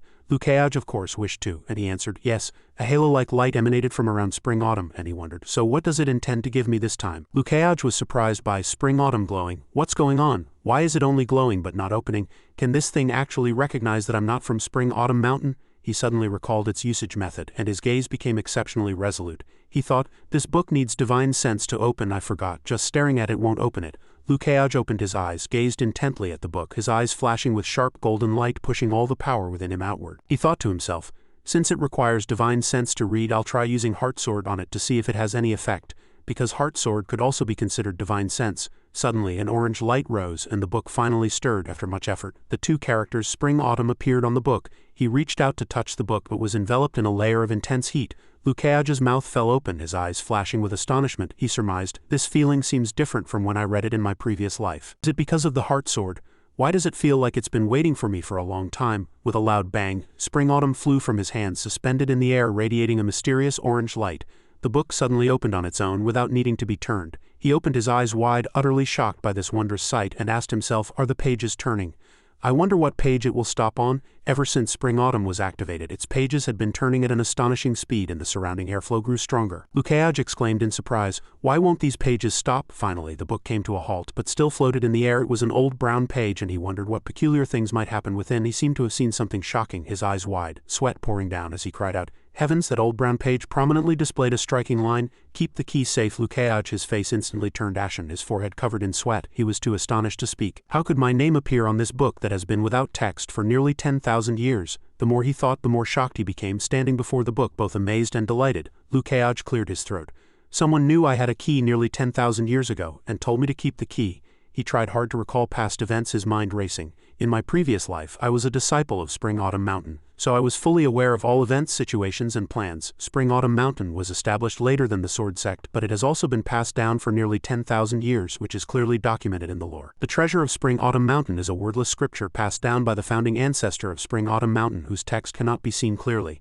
Liu Keaj retreated step by step in horror, his gaze turning dark as he stared at the book. He asked in a low voice, so where did these words come from? Is this a prank by the book spirit? Impossible, right? If it's a prank, it's too boring. His brows were tightly furrowed and sweat beaded on his face from this new discovery. He wondered also, the most unreasonable thing is, keep the key safe. What is that key? What is it for? Where is it? 3 consecutive questions. I have no idea what that key is. He suddenly stopped speaking, a flicker of light in his eyes as if he had just thought of something. So far, the system has not given any notifications about any items. I'll go over there and investigate. A circle of golden light suddenly enveloped Spring-Autumn with inscrutable black characters on its pages. He thought, sure enough, nothing can be detected. This book has a problem. A very big problem. Liu Keaj's face suddenly turned ashen. He stood there stunned for a full 5 seconds before speaking, and most relevantly, the system gave no feedback. The reward is none. So was reading this Spring-Autumn in vain? Suddenly the book flew like lightning towards where he stood. Liu Keaj was caught off guard, guessing it was flying towards him. Liu Keaj reached out to grab the book, saying, I can't even touch it. What's it flying over for? Could it be? No sooner had he spoken. The book indeed flew to him, settling firmly in his hand. He picked up Spring-Autumn, his gaze exceptionally resolute and confident, his voice growing loud. I can touch it now. Legend says only those above level 9 can touch this item. Now it's in my hands. Elsewhere, the Saint Master was deep in thought in her palace. Her usually calm eyes suddenly widened and she uttered an "oh," as if she had just realized something. Outside the palace, Hang Yin and the Grand Elders had already gathered in a dense crowd, and his expression looked rather grim. His brows were tightly furrowed as if someone had stolen his meal. Everyone exclaimed in surprise. Saint Master, her appearance made them curious. Hang Yin glanced at her, asking sternly, "What are you doing here?" The beautiful Saint Master's voice was resolute, and it was her declaration, "He has obtained spring-autumn." Everyone was shocked, especially Hang Yin, who could hardly believe his eyes. Zhao Zhijian and another person exclaimed loudly in surprise, "What? Impossible, absolutely impossible. Aren't people below level 9 unable to touch spring-autumn?" Zhao Zhijian, furious, ran like a madman, pushing aside person after person, shouting, "I don't believe it, I'm going to see for myself." Suddenly, Hang Yin reached out and stopped Meng Feng, saying in a cold voice, "There's another circumstance in which spring-autumn might be taken by someone." This sentence startled Zhao Zhijian, leaving him frozen in place. The Saint Master stood by, a faint smile on her lips. "That is, the new master of spring-autumn has been recognized." No sooner had she spoken than Zhao Zhijian behind her widened his eyes in astonishment, while Hang Yin maintained his icy expression throughout. Zhang Xinyan appeared from somewhere. Hearing these words, was also in a panic. The immortal Busho next to her spoke. "Our sect's sacred object has recognized someone else as its master?" Elder Xie clutched her head, crying out in protest. "This situation is unacceptable." That person was equally astonished. He had clearly said he would only lend it to Lu Keaj for a look, and now he had taken the book too. Elsewhere, Lu Keaj was still absorbed in studying the book, wondering, "I can touch it. So can I open it?" He reached out to touch the corner of the book, just about to open it. It opened, he thought. The book was finally opened by his own hands. A golden light and text appeared before him, indicating that he had successfully comprehended a chapter of Spring-Autumn, and the reward would automatically convert into 5 million experience points. Lu Keaj smiled triumphantly. The system finally responded. He picked up the book and read. Lu Keaj thought, "This book only has 10 chapters. Aren't there other rewards hidden inside? I have 10 chances. Let's see if I can create a miracle." Lu Keaj, full of anticipation, his eyes gleaming with greed, deftly turned the pages of Spring-Autumn. From the very first word, he kept asking for more. "Give me more special attribute points. Give me sword Dao aptitude. Give me sword intent. Give me a skill upgrade coupon. Quick, quick, quick." No sooner had he spoken than a series of notifications sounded continuously. "You have successfully comprehended a chapter of Spring-Autumn, and the reward has automatically converted into 5 million experience points." Hearing the ceaseless notifications, Lu Keaj froze, his mouth agape, the book still in his hands, his eyes vacant, his tone tinged with frustration and complaint. "It's all experience points, and it's a fixed reward. I thought there'd be something special. No power transmission." The book Spring-Autumn seemed to hear Lu Keaj's complaints, and it began to transform as if wanting to show something. Lu Keaj also felt surprised at the sight. "It's changing again? Is there anything good left?" The next second Lu Keaj knew what good thing it brought.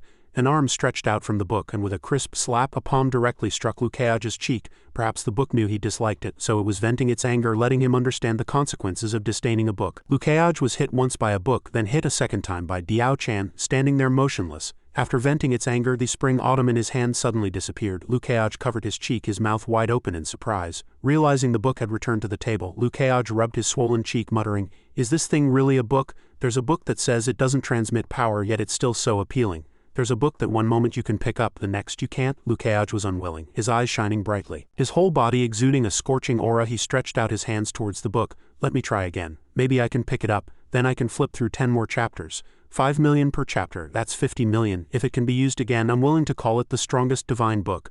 He flattered the book to that extent, but unfortunately as soon as his hand touched it, it immediately passed through the book. Alas, Lu Keaj's fate with Spring-Autumn ended there. Lu Keaj closed his eyes, sighed, indicating he was a sensible person. "All right, I'm leaving then. 50 million experience points is really too much. Any more would be a bit excessive." Lu Keaj made a gesture as if to turn and leave, still muttering, "I'm really leaving now. This time if I leave I won't come back, and I won't know about those 2 reminders either." He glanced at the book on the table, his feet already stopped at the door, his hands ready to open it.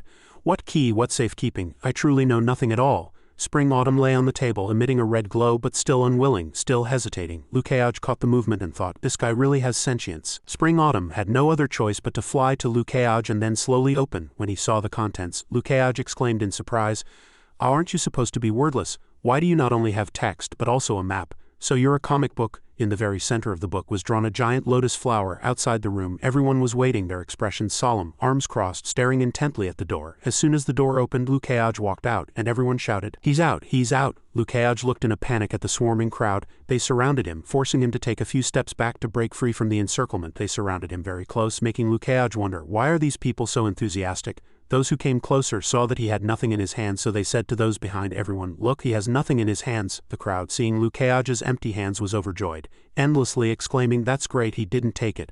That's our founding artifact. If someone else took it, we'd be finished. Is there a possibility he hid the thing inside? It's possible he hid it inside. Liu Kai'aj listened to the crowd's chatter, countless question marks appearing in his mind, and he asked blankly, "What are you all talking about?" The Saint Master stood in the distance, and at this moment she also spoke to clear things up for him.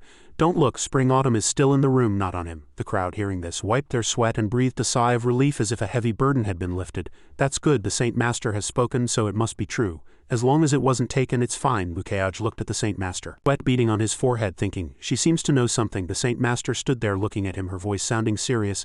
"Sect Master Liu, you touched Spring Autumn just now." Everyone looked at him, their mouths agape in surprise, unable to believe he really touched it. Liu Kai'aj nodded without hesitation in response. Hang Yin, hearing his confirmation, eagerly stepped forward to press further, and Liu Kai'aj honestly told everyone, "There was nothing after that. I only touched it once. After that I couldn't touch it again. If you don't believe me, you can find someone who has observed it before and have them enter the room with me to try." Master Chang then said, "Sect Master Liu, you may not know, but if two people enter together, the external space will collapse. For 10,000 years, Spring Autumn Mountain has expended vast amounts of spiritual energy to repair our ancestors' study." Liu Kai'aj's face remained calm, but in his heart he secretly sighed. Is it that miraculous? That book is even more exaggerated than the Sword Sect's holy sword. However, fortunately the Sword Sect still has the sword prison. Otherwise it might have been seized by others long ago. Ming Feng stepped forward from the crowd, smiling. "Since there's no other way, Spring Autumn must still be in the study. I have an idea. Perhaps we don't need to enter the room to discern the truth." His words made everyone present listen attentively. He approached Liu Kai'aj, glanced at him, a hint of slyness flashing in his eyes and a smirk playing on his lips. "As long as Sect Master Liu releases his divine soul and allows me to examine it, everything will be known." Liu Kai'aj wondered suspiciously. "It seems he wants to test me." The so-called releasing one's divine soul for examination. The image of a person stripped naked and cowering in full view of everyone gradually formed in his mind, like standing before a crowd in the raw. Moreover, that anonymous person lying there crying was merely an illustration of Liu Kai'aj's thoughts. Once the divine soul is probed, it will bear myriad scars. It's not merely being spied upon but being corrupted. Zhang Xinyan suddenly cried out to stop him. "No, probing the divine soul will harm Kai'aj. Such a thing is absolutely not allowed." The Saint Master and Hang Yin, hearing this, also remained silent. Liu Kai'aj smiled slightly, thinking, this kind of thing still depends on their attitude. The Saint Master then slowly spoke. "There's no need. Sect Master Liu did not lie. He indeed only touched Spring Autumn." Hang Yin added, "Furthermore, from now on I do not wish to hear such proposals again." Zhao Zhijian, seeing this, quickly waved his hands and replied in a panic, "I was just joking, just joking." Someone behind immediately spoke up. "But so what? Why has only he been able to touch Spring Autumn for 10,000 years? Liu Kai'aj pursed his lips in thought. "No one could do it before, so it became a habit. But what of how it was before? Sorry, but I am different from you." The Saint Master closed her eyes and stated decisively, "I already have the answer to this matter in my heart. Everyone need not bring it up again." Hang Yin also complied with the beauty's wishes, saying in a deep voice, "Since the Saint Master has the answer, then everyone may disperse." A gambling-addicted woman, seeing this, let out a big yawn and said impatiently, "But the bet just now hasn't been settled yet." Liu Kai'aj and the Saint Master, hearing this, simultaneously turned and asked in confusion. "What bet?" Zhang Xinyan, standing beside them, explained. "Everyone was betting on how many realms you would break through when you came out, and everyone placed their bets." Liu Kai'aj immediately leaned forward and asked Hang Yin, "Did the Sect Master place a bet too?" Hang Yin, hearing this, cleared his throat theatrically and replied, "I bet your water power would break through." Then he turned to Zhang Xinyan. "Did you place a bet?" Zhang Xinyan said with a wry smile. "To avoid being a killjoy, I also casually bet on a 3-realm breakthrough. I was the only one to bet that way, purely for fun." Elder Shay stroked his chin, observing Liu Kai'aj carefully before commenting. "But there are no changes in his aura. He clearly hasn't broken through any realms. It seems those fellow Taoists who bet that Sect Master Liu wouldn't break through any realms have won." A gentle breeze caressed him, and he revealed a brilliant smile, saying firmly, "Wait, this bet isn't over yet." Liu Kai'aj gently held Zhang Xinyan's hand and said, "This bet you've won." Subsequently, the wind around him grew stronger. That was the power of spirit wind art. Liu Kai'aj closed his eyes and began to cast a spell. Golden light emanated around him, accompanied by incredibly powerful internal energy, including 4th realm, 8th heaven, 4th realm, 9th heaven, 5th realm, grand completion. Elder Shay and Zhang Xinyan, seeing this, were both dumbfounded. The Saint Master also felt extremely shocked, thinking, breaking through 3 realms in an instant. Liu Kai'aj cupped his hands, facing the astonished gazes of the crowd, and revealed a brilliant smile. He joyfully said, "This bet my Xinyan won. Esteemed elders, a bet is a bet." A moment later, Zhang Xinyan's hands were full of money pouches of various sizes containing glittering gold and silver treasures. Liu Kai'aj looked at her with doting eyes and asked, "How is it? Are you happy?" Zhang Xinyan blushed and softly replied, "Happy." The surrounding crowd, seeing this, praised endlessly. "Today has truly been an eye-opener, breaking through 3 realms in an instant, already at 5th realm grand completion. Liu Kai'aj truly lives up to his reputation." Zhao Zhijian left with the crowd. He glanced back at Liu Kai'aj, silently calling his name in his heart. Zhang Xinyan, seeing that everyone had left, said, "Since everyone has gone, let's—" Before she could finish, the Saint Master interrupted her. "Wait, I still have something to ask Sect Master Lu." Lu Keaj also spoke. "Coincidentally, I also have something to ask the Saint Master," he asked in confusion. "Does the Saint Master know where Spring Autumn and the Spring Autumn Mountain founding ancestor obtained it? Or rather, where did this book come from?" Zhang Xinyan, hearing him, was slightly surprised, thinking, "Such a confidential matter. Even I, an elder of Spring Autumn Mountain, don't know it. The Saint Master probably won't answer, right?" The Saint Master closed her eyes and slowly replied, "From a relic of the Heavenly Tao." Lu Keaj suddenly opened his eyes wide, asking in astonishment, "Heavenly Tao?" He muttered to himself, "Heavenly Tao, indeed it's Heavenly Tao again, a super ancient sect. The origin of the Sword Sect also stems from this." Lu Keaj's mind conjured the lotus pattern symbol. He thought, since it's an item of the Heavenly Tao, then that green lotus. He recalled someone's instruction, "Keep the key safe." Lu Keaj felt as if a light bulb had just gone off. That lotus was left by the ancient era's greatest powerful figure, the Azure Emperor. Those words were also written by the Azure Emperor, right? The Saint Master slowly began to speak. Spring Autumn came from the Heavenly Tao ruins. Presumably Sect Master Lu can guess the other information. There's no need to be too surprised. We are merely the remnants of the initial cultivation world. Lu Keaj smiled and said, "Thank you, Saint Master, for the information. Then, may I ask what the Saint Master wished to ask me?" The Saint Master silently looked at him, not answering. She turned her face and softly said, "There's nothing. You two may go." Lu Keaj looked at the Saint Masters retreating back in confusion, thinking, how strange. Just now she said she had something to ask me, and now she says nothing. What is the Saint Master thinking? After finishing their business, he and Zhang Xinyan stepped onto the large leaf together and were carried away by the wind. Lu Keaj looked at her beside him, thinking, is it because Xinyan is here that it's inconvenient to ask? He pursed his lips and decided to let it go, thinking, when the time is right, if the Saint Master truly wants to ask, she will naturally ask me. The Saint Master, meanwhile, was walking into her room, thinking, Lu Keaj, you've opened my eyes again today, being the first person in 10,000 years to touch Spring Autumn. She recalled the scene of them standing together before the black hole, thinking, endless sea. Eye of Chaos, I hope you cultivate to the 7th realm soon. The Saint Master chanted a spell, opening the heaven and man integration realm. She murmured, how long has it been since I last came here? The room had transformed into a different scene. Wherever the Saint Master walked, roses bloomed and butterflies fluttered around her. The path led to the only simple wooden table in the room. She approached the table and said, regardless, this heaven and man integration technique also originated from you. The Saint Master continued to speak to the book.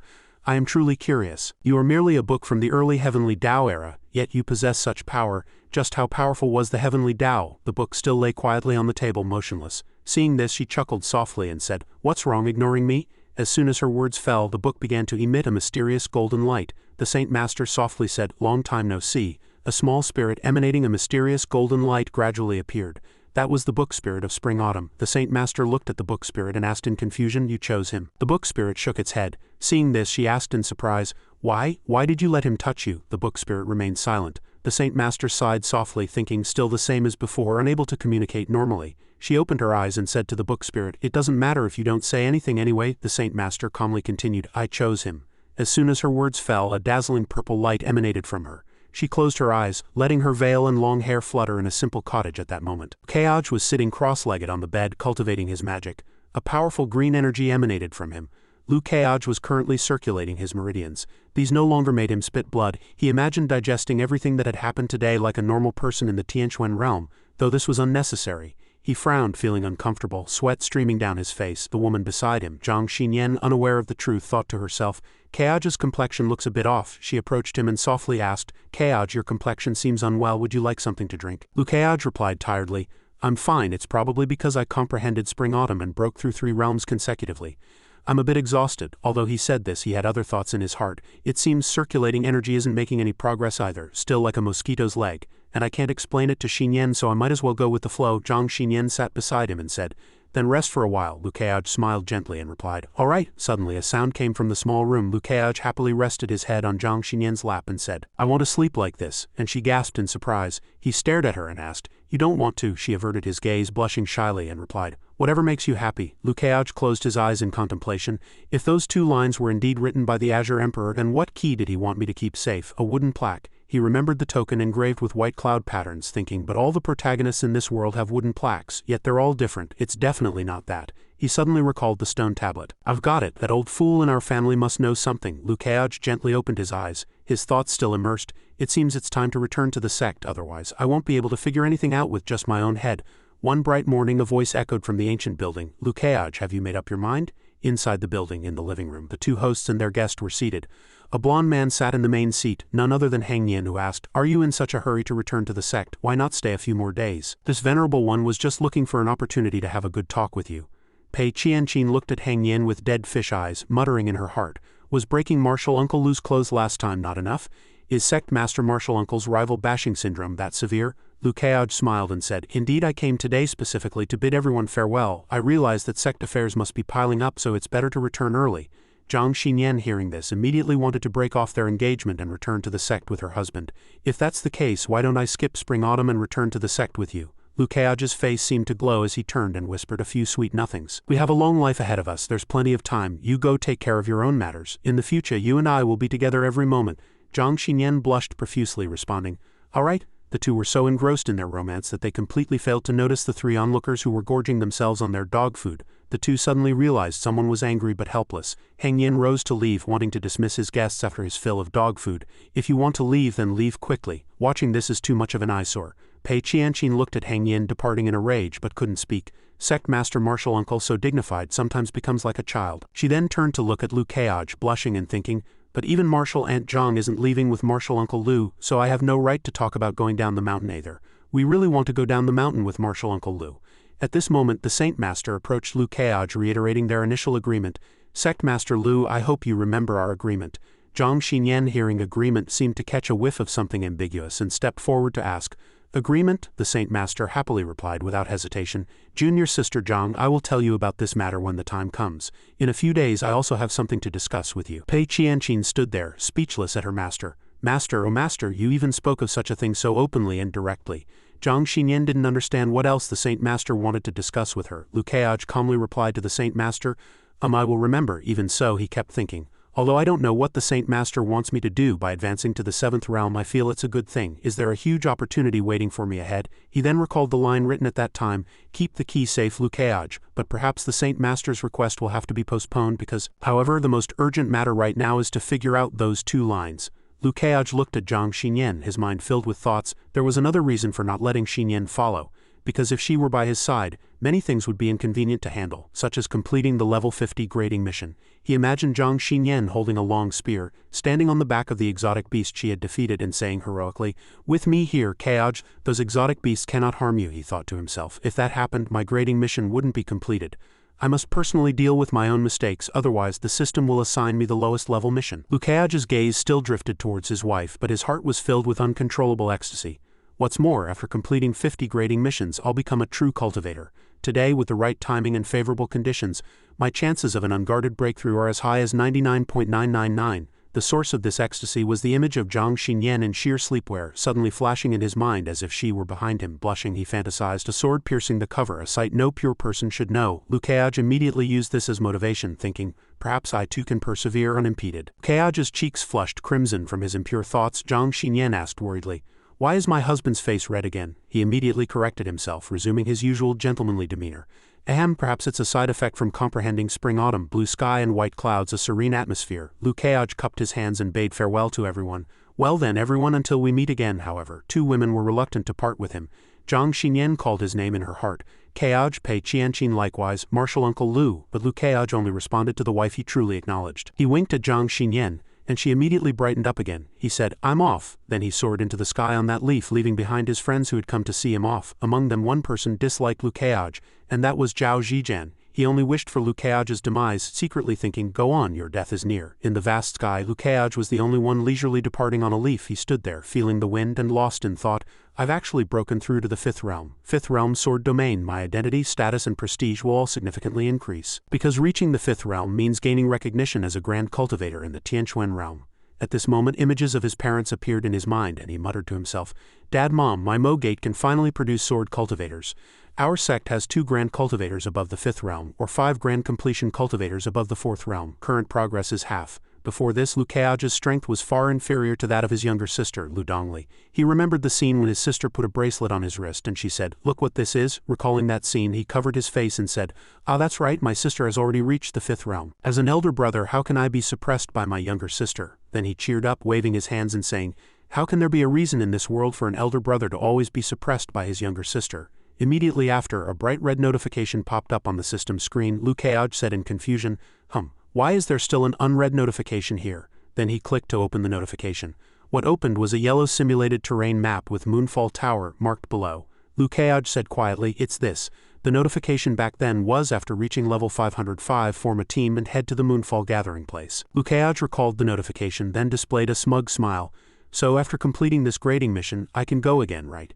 Anyway, I'm a team all by myself, that's not too much to ask, is it? At this moment, grading missions appeared with categories like yellow equivalent to a pale yellow power block, blue, dark blue, purple, purple, and orange, orange, yellow. You have qualified for grading. Please select a grading mission. Liu Keaj had a goal from the start. Fools, I have only one goal. Let me see what the highest difficulty is this time. He clicked the orange category. The highest difficulty. Once the orange category was selected, it immediately glowed, burning like flames, and the mission appeared. Upgrade mission, counter-kill demon cultivator. Fifth Realm Chong Wei is ambushing on the road. Liu Keaj quickly grasped the main content of the mission. Kill this demon cultivator named Chong Wei who wants to assassinate him. He raised a hand to his chin, lost in thought, because the name felt somewhat familiar. Chong Wei, I feel like this name is very familiar, but I just can't recall it. But he quickly dismissed it and swiftly went to carry out the mission, no longer bothering with it. Since he's a demon cultivator, kill him first and ask questions later. At this point, the scene shifted to a house near the mountains where heavy snow fell relentlessly. A girl with a headscarf carrying a large bundle of firewood on her shoulder slowly entered her home. She said to the people inside, Grandpa, Grandma, I'm back, I found another big bundle of firewood today. Two elderly people dressed in thick clothes typical of those living in cold regions walked out. The grandmother said, our granddaughter is so diligent. The grandfather also followed, leaning on his cane. She threw the firewood onto the snow, and the grandmother playfully teased the grandfather again. Much more diligent than you, old man. The girl with the headscarf placed her hands on her hips, wiping the sweat from her labor. At this moment, a figure on the distant snow was walking towards their house. Perhaps the girl had noticed the approaching figure. She turned and said, someone's at the door. She warmly invited the person to rest inside. Is it a traveler who wants to come in and warm up? The person wore a bamboo hat and a black cloak. Now a pair of crimson eyes peeked out from beneath the cloak, and he replied to the girl, all right. Standing far away, it was hard to see clearly, but up close the person was unusually tall, even taller than their doorway. Despite this, the grandfather kindly struck up a conversation with him. Sir, you seem to be from out of town visiting Beizhou. The weather is harsh, so please be careful. He replied with a brief word, all right. Entering the home of the grandfather, grandmother, and granddaughter, they were kindling a fire to keep warm. The granddaughter recounted a rumor she had heard to her grandmother. Grandma, today I heard a rumor outside that a cultivator from Qingzhou, very famous, named Liu Keaj, has come to Beizhou. The cloaked person might have also heard this news. His crimson eyes appeared unusually fierce, seemingly not ordinary human eyes as they lacked whites. The girl still naively said, they say Liu Keaj has profound cultivation and is also very burly and handsome. She clasped her hands happily saying, everyone says to behold Keaj once is to be forever captivated. Her grandmother also happily replied, well, you're not allowed to see him. Grandma doesn't want you to pine for someone your whole life. Blushing, she said, he's an immortal. How could I ever have a chance to meet him? At this moment, the cloaked man stood up and said, you will have a chance. A dangerous black aura emanated from him, startling the grandparents and granddaughter. Snapped his fingers with an arm wrapped in bandages like a mummy. Cracks appeared in the roof snow. A colossal black and silver-white ant beast emerged from inside the house. The beast was so enormous it destroyed their home. It looked down with dangerous red eyes, and the three grandparents and granddaughter screamed in terror, run! The cloaked man was the one who had summoned this giant beast. Was this his way of repaying those who helped him? The silver-white ant beast stood on the snow surrounded by smaller ants, and the swarm encircled the three grandparents and granddaughter. The three dared not move, not only because of the ant swarm but also because of the person who summoned them. He said, you're not going anywhere. As he spoke, he removed his bamboo hat. I must make you witness Liu Keaj's death with your own eyes. He set down his hat, revealing a face wearing a white mask with white hair flowing behind him. Behind him was the silver-white ant with sharp teeth and an extremely fierce appearance. He seemed to harbor deep hatred for Liu Keaj, wishing to pulverize him, and said, then I will mix your flesh and blood with his to honor my brother Chong Yan. This person was none other than Chong Wei, mentioned in the system's mission. On the other side, Zhao Zhijian was speaking with his red-haired junior sister. Junior sister, I'm going into seclusion to break through my realm. The sparring with Sect Master Liu at Spring Autumn stage last time was very fruitful for me. The red-haired junior sister also congratulated him. Senior brother Zhao having insights is indeed a good thing. The red-haired junior sister then bade farewell to Zhao Zhijian to avoid delaying his time. Then junior sister won't disturb senior brother's seclusion. Farewell, he responded with a simple, all right. Zhao Zhijian stood there watching his junior sister's figure gradually disappear, but he had no intention of entering seclusion. He closed his eyes, smiling as usual. It wasn't until he was alone that he revealed his true self. Seclusion? How could I be in the mood for seclusion right now? Zhao Zhijian leapt up and flew off on his sword. As he flew, he cursed in his heart. I must go kill that little bastard. I'm in the 6th realm. If I go all out, he was imagining himself slicing off Liu Keage's neck with a single sword stroke. Just one move would kill him. Just as he was reveling in his triumph, a sharp pain suddenly struck him. He clutched his chest, angrily cursing, "Ah, it's back. The damage you inflicted upon my divine soul I will repay 100-fold. The camera switched back to Liu Keage, who was flying on a leaf as if he had just remembered something. I remember now. He propped his chin on his hand, lost in thought. My upgrade mission when I broke through the 4th realm was to kill the demon cultivator Chang Yan. This Chang Wei must be related to him. They both have horns and only cover half their faces. He pondered their relationship. So are they father and son, brothers, or from the same clan? Excellent. Is the system trying to make me kill their entire family? Liu Keage quickly set this question aside, no longer thinking about it. Anyway, it doesn't matter. Demon cultivators deserve to die. In half a day, I'll reach the border between Beizhou and Qingzhou. The map showed that Liu Keage was not far from his destination. He seemed quite interested in this hunting game. Although you are ambushing me, I will find your location first. Who is the prey and who is the hunter is yet to be known. Meanwhile, Chang Wei was eating meat, and in the corner the 3 grandparents and granddaughter huddled together in terror. He smiled, his crimson eyes gleaming. He was waiting for his prey to fall into his trap.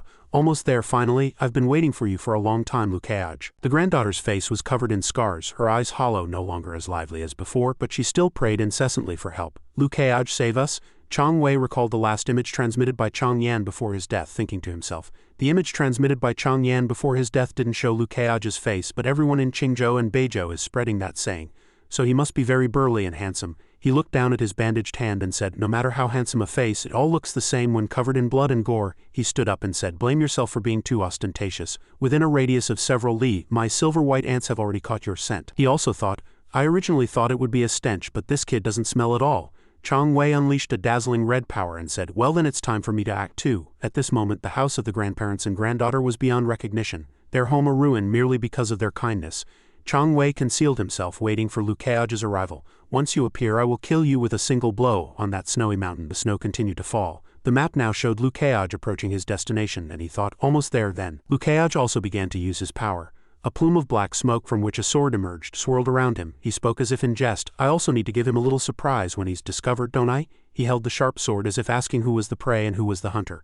Hunter, prey. Between the towering solid snow mountains, Liu Keage's figure gradually appeared. Chang Wei, hidden, knew his prey had arrived the moment he saw him. In midair, snowflakes still fell and a massive black cross-shaped pattern appeared, surrounded by circular black smoke. Immediately, a pitch-black sword energy from Liu Keage's direction shot directly towards Chang Wei. He valiantly pointed his sword at Chang Wei and shouted, Demon Cultivator, die. At this moment, Chang Wei was struggling to block Liu Keage's previous move. He was panicked and couldn't believe what was happening. What's going on? I clearly concealed my aura to the extreme. How did he discover me?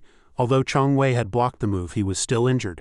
He couldn't believe that someone of a lower cultivation level could injure him, that he actually got injured. Wasn't he only at 3rd realm grand completion? Liu Keage flew with his sword above Chang Wei, questioning him with a hint of disdain. Ambushing me and still alive, isn't that good enough? Upon sensing Liu Keage's cultivation, Chang Wei immediately couldn't believe it.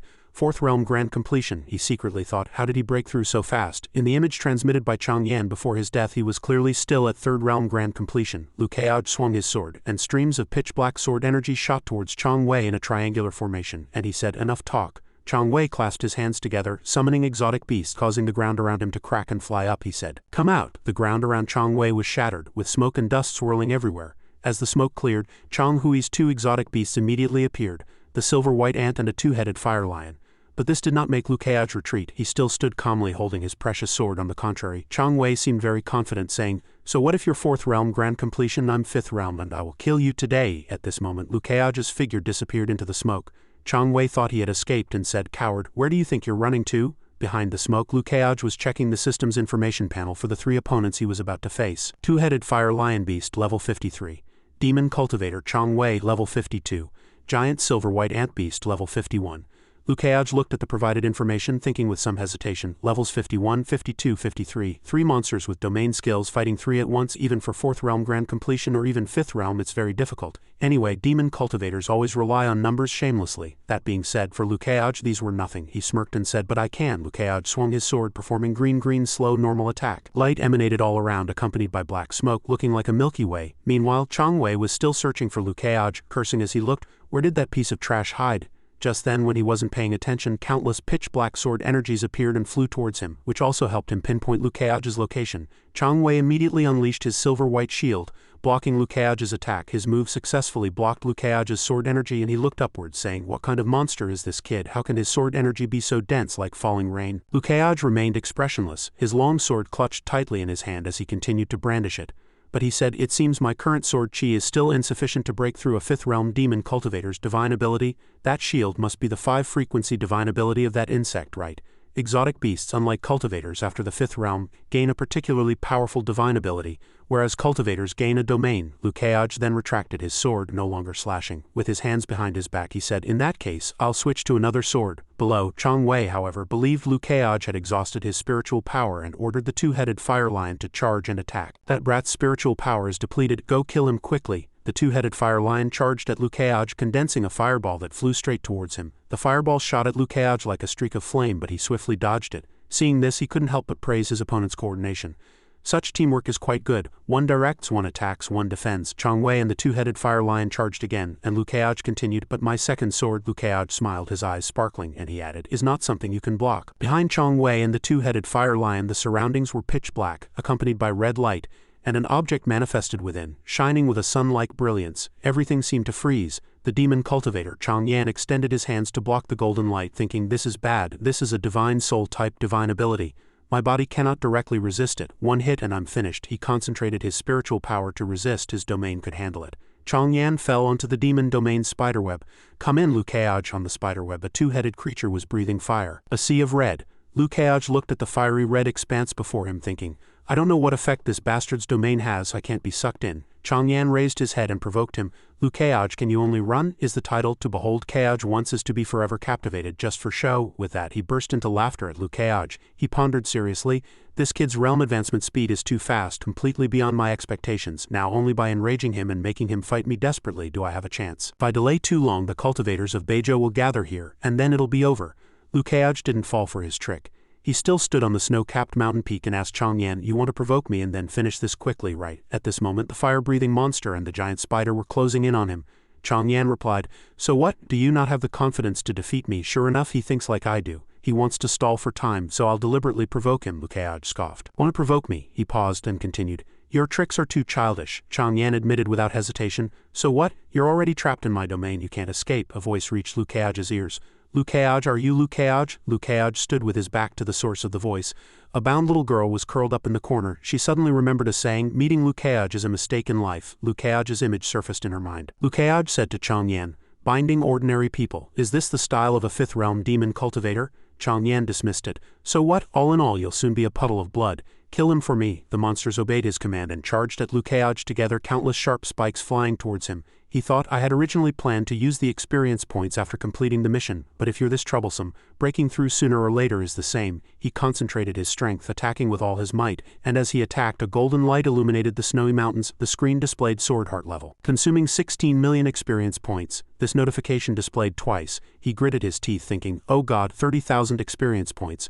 My heart is bleeding. Chang Wei, I must kill you." Looking towards the golden light, the cultivators who had just arrived asked each other, "What is that? It's so exaggerated." One person discovered it was the aura of a breakthrough in sword heart and sword intent, but even my 6th realm master's breakthrough wouldn't cause such exaggerated celestial phenomena. A red sword tip shape appeared in the golden light. "What exactly is that? An illusion? Is it a mirage?" At this moment, the cultivators felt their swords trembling. The girl asked, "Why is my natal sword showing such an anomaly?" Big Head said, "Such an exaggerated effect must be Liu Keage. He's broken through again." The people next to him also thought the same. "It really looks like it, only he has such exaggerated effects." Everyone called out to each other, rushing towards the source of the light. "Hurry and go see, he must be there. This is a moment to witness history. How can we miss it? We must see it with our own eyes." One man gritted his teeth, thinking, "Such a breakthrough is clearly like stepping into the 8th realm." Everyone quickly ran towards Liu Keage. One man stood still, hating Liu Keage intensely, thinking, "Liu Keage, it's you again. What are you doing? Why is my natal sword so terrified? If I don't kill you, I won't quell this hatred." At this moment, Liu Keage had already sent the 2-headed monster flying. Chang Yan muttered to himself, "What kind of existence is this guy? Such a breakthrough phenomenon is even more magnificent than when the higher-ups of my Blood Cavern Society break through." And Liu Keage was still surprised. "Is the effect really that great?" He thought, "It's time to end this." He pointed his sword at Chang Yan and said, "Chang Yan, you were wrong about one thing. Actually, I'm just like you. It's time to finish this quickly now." With that, he drew a C-shaped sword arc. Chang Yan died under his sword before he could even react. He said, "Heart sword." He wanted to say to Chang Yan, Chang Yan, I wanted to finish this quickly so no one else could snatch my mission. Did you think I was fooled into entering your domain?" Liu Keaj looked at Chong Yan's corpse. Chong Yan, you're terribly mistaken. You walked right into the noose I set for you. A red and black power swirled around a man who swore, I will never lose to a mere fourth realm grand completion sword cultivator. I will avenge Chong Yan. I will use your flesh and blood to honor my brother Chong Yan. That power grew even more furious due to its master's extreme anger. That power glowed, swirling into a tornado in the air, illuminating the vast area. Zhao Zhijian flew over on his sword, exclaiming in surprise, Liu Keaj is actually fighting a demon cultivator. He muttered to himself, don't you dare die at the hands of that demon cultivator. Liu Keaj, the one who will tear you to pieces, will definitely be me. He sped up his sword flight, thinking faster, faster. Liu Keaj's life must be mine. Golden specks of varying sizes were scattered on the snowy mountain. Those small specks emanated from Chong Yan's corpse. Liu Keaj looked at the scene before him. Zhao Zhijian arrived and saw Liu Keaj standing beside Chong Yan's corpse. He stared with wide eyes. He's alive. He's still alive. Liu Keaj said to Zhao Zhijian, did you come down to seek death? He stood on the mountain peak, looking down, very surprised. How did he know I would come? Where did I expose myself? After thinking for a while, Zhao Zhijian remembered, that's right, it was when he proposed to search my divine soul. But so what? Zhao Zhijian flew to face Liu Keaj and said, you were waiting for me, but you're at the end of your tether. He looked at the demon creature slain by Liu Keaj. He said to him, you're truly formidable, fighting a level 3 domain without a domain of your own. You're only severely injured but managed to kill them. This is a glorious victory. Liu Keaj pointed his sword at him and said, how much more nonsense will you spout? Why don't you make your move? Zhao Zhijian closed his eyes without a word. The little girl saw the newly arrived cultivator and thought, another cultivator has come. Is he Liu Keaj's helper? But the bad guy is already dead. He smiled at Liu Keaj and said, Sect Master Liu certainly knows how to talk. Then his eyes turned blue and he spoke earnestly, concentrating his power and unleashing a flying sword technique. Making countless transparent swords appear, he said, Liu Keaj, do you really think that just because you beat me once on Spring-Autumn stage you can disregard me? Liu Keaj calmly replied, yes, why not? Zhao Zhijian drew his sword, smiling. Then let me show you my true sword domain. Let you see what the 6th realm is. Blue light radiated, illuminating the vast area. He continued, my complete sword domain can seize flying swords within a radius of dozens of li. It's practically a myriad swords returning to the master. Blue light carried hundreds of transparent swords scattering and flying. The little girl looked at the scene before her and exclaimed in surprise, are those all flying swords? At this moment the sword cultivator's swords were also being sucked away. They shouted, where are you going? Stop, stop! No matter how much they held on, their swords flew out of their scabbards and forward. Thousands of swords danced in the air and the people in the city saw the anomaly. They asked each other, what's happening there? Why is my natal flying sword out of my control? Is a top expert above the 6th realm using their domain? Zhao Zhijian said to Liu Keaj, Liu Keaj, watch carefully, this is my true sword domain. With that, he controlled thousands of swords to circle around him. He said, Elder Zhao Zhijian of Spring-Autumn Mountain passed by this place and unexpectedly discovered Mo Gate's Sect Master Liu Keaj slain by a demon cultivator, his bones scattered, torn apart by exotic beasts. He paused, then continued, finally Zhao Zhijian avenged Sect Master Liu, using his sword to kill the 5th realm demon cultivator. Sect Master Liu, are you satisfied with this outcome? Liu Keaj cursed him, idiot. Zhao Zhijian grew even more confident. What a pity, looking at your aura you're still one step away from the 5th realm. If you had become a grand sword cultivator, you would probably be the most talented grand sword cultivator in the entire Tianquan realm. He covered his mouth and laughed. It's just a pity you won't have the chance to step into the 5th realm. With that he controlled thousands of swords to pierce at Liu Keaj. Liu Keaj held a green jade bead in his hand. He cursed, idiot.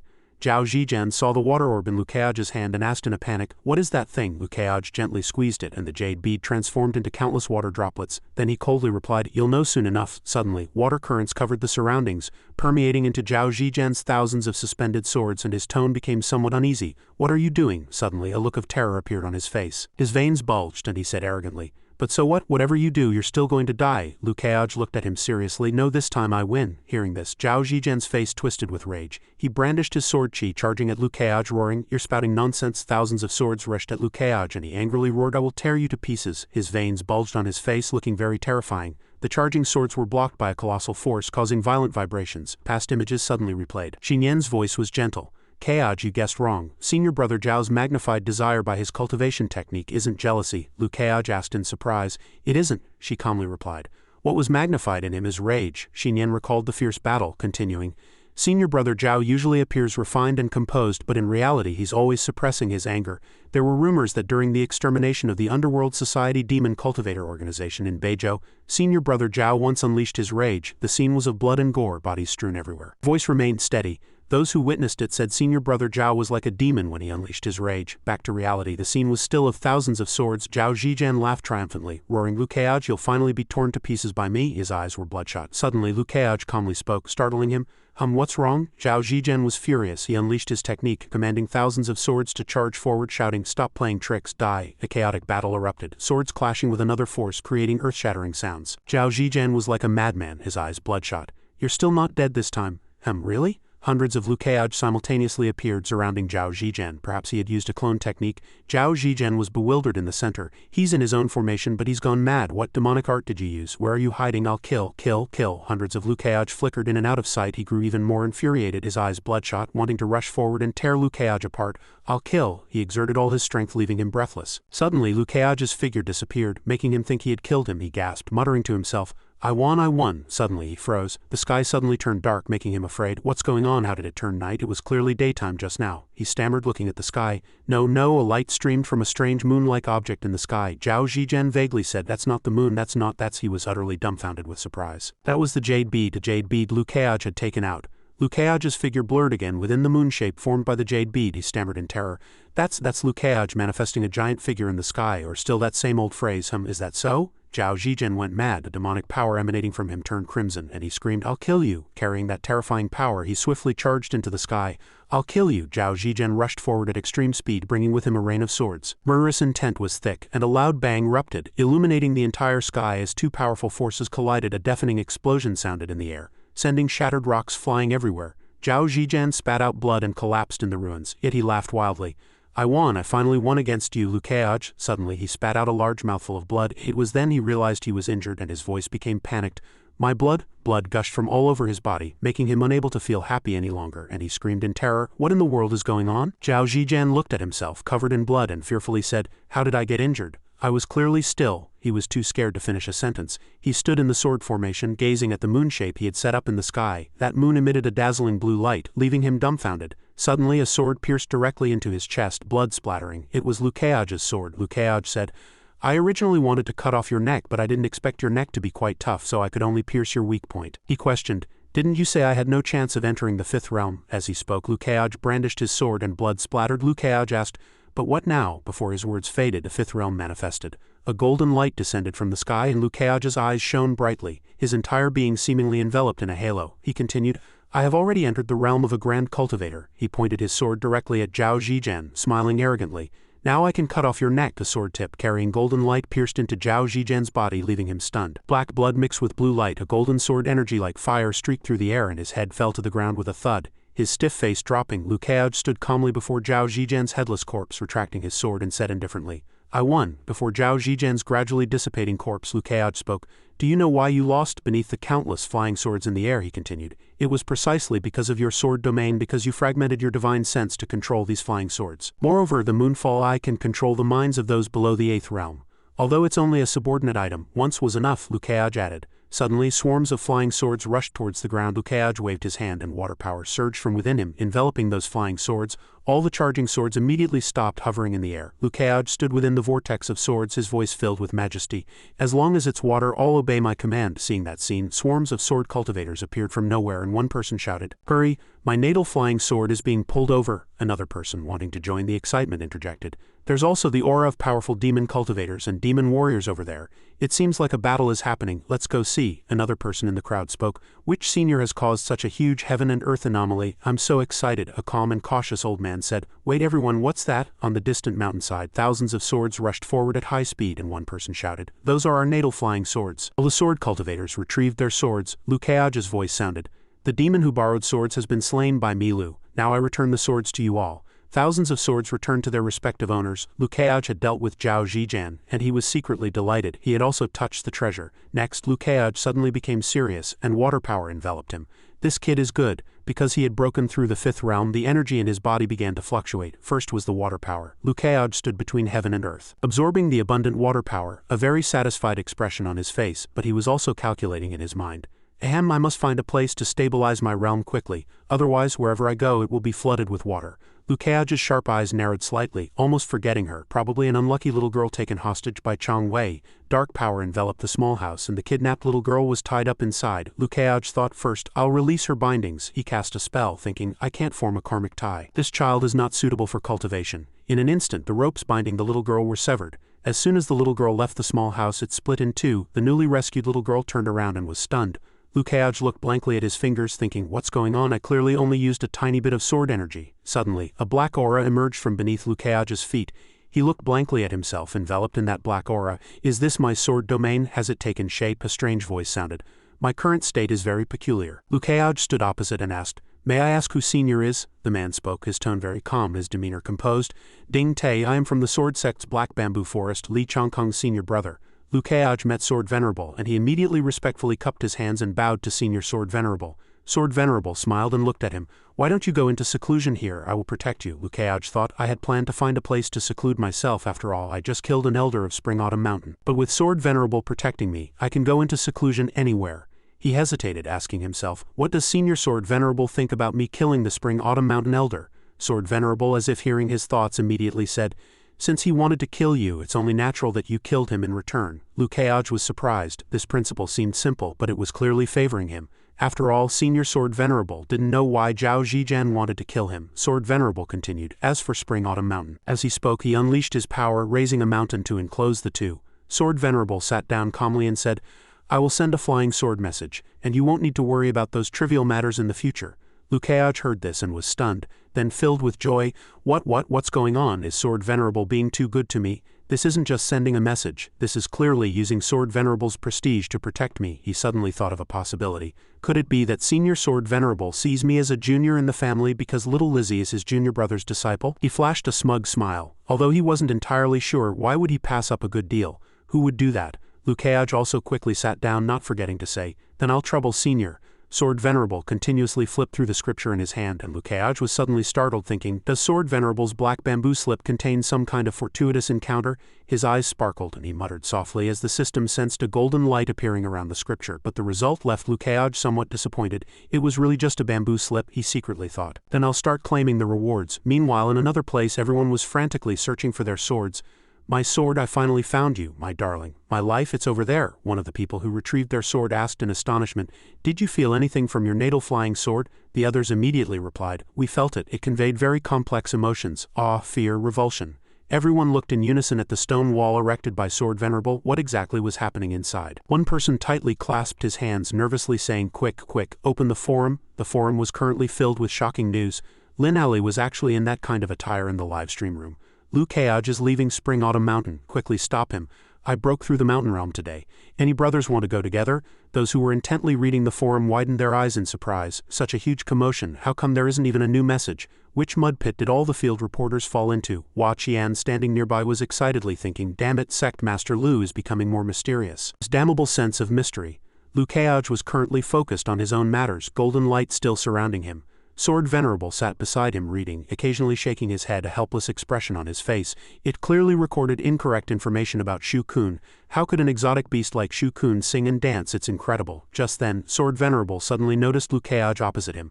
Is he about to condense his own sword domain? Sword Venerable looked at Lucaoge, lost in thought. After cultivators enter the fifth realm, they will condense their own domain. Some are mediocre, some are special, some are very weak, and some are extremely powerful. What kind of domain will you condense? He closed his eyes and murmured to himself, If I just sense it a little, junior brother shouldn't get angry, right? Immediately after, Sword Venerable unleashed his power to probe Lucaoge. Sword Venerable's blue energy approached him. Lucaoge sat quietly, the probing spiritual power gathering at the golden light behind him. Suddenly, Sword Venerable was greatly surprised. A look of confusion appeared on his face. Why is there such a rascally sword domain in this world? Looking at the golden light covering the mountain wall, Sword Venerable secretly admitted, Indeed, the existence of domains is truly ever-changing.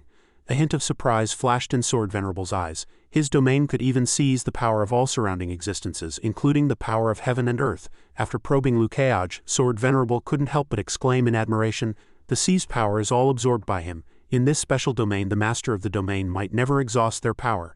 Sword Venerable gazed, filled with interest. Indeed, very interesting. I haven't seen such a special domain in hundreds of years. It's a pity this isn't a sword domain, but its power is in no way inferior. He closed his eyes and continued to deduce. If his domain could continue to develop in the future, Sword Venerable thought of the countless energies surrounding Liu Keaj, he would be fearless in battle. He constantly imagined scenes of Liu Keaj fighting. If this domain could choose who to absorb power from, that would be even more terrifying. Sword Venerable couldn't help but feel a chill in his heart, but if he breaks through the 9th realm this time, then his domain. Looking at Liu Keaj at this moment, Sword Venerable was even more surprised.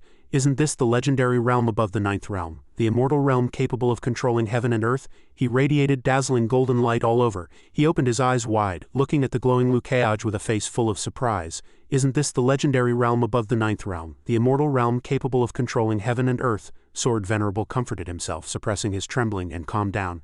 These are all imagination. It's impossible for them to come true. Moreover, this kid's domain limit doesn't seem high now. Perhaps it won't be able to develop to that extent.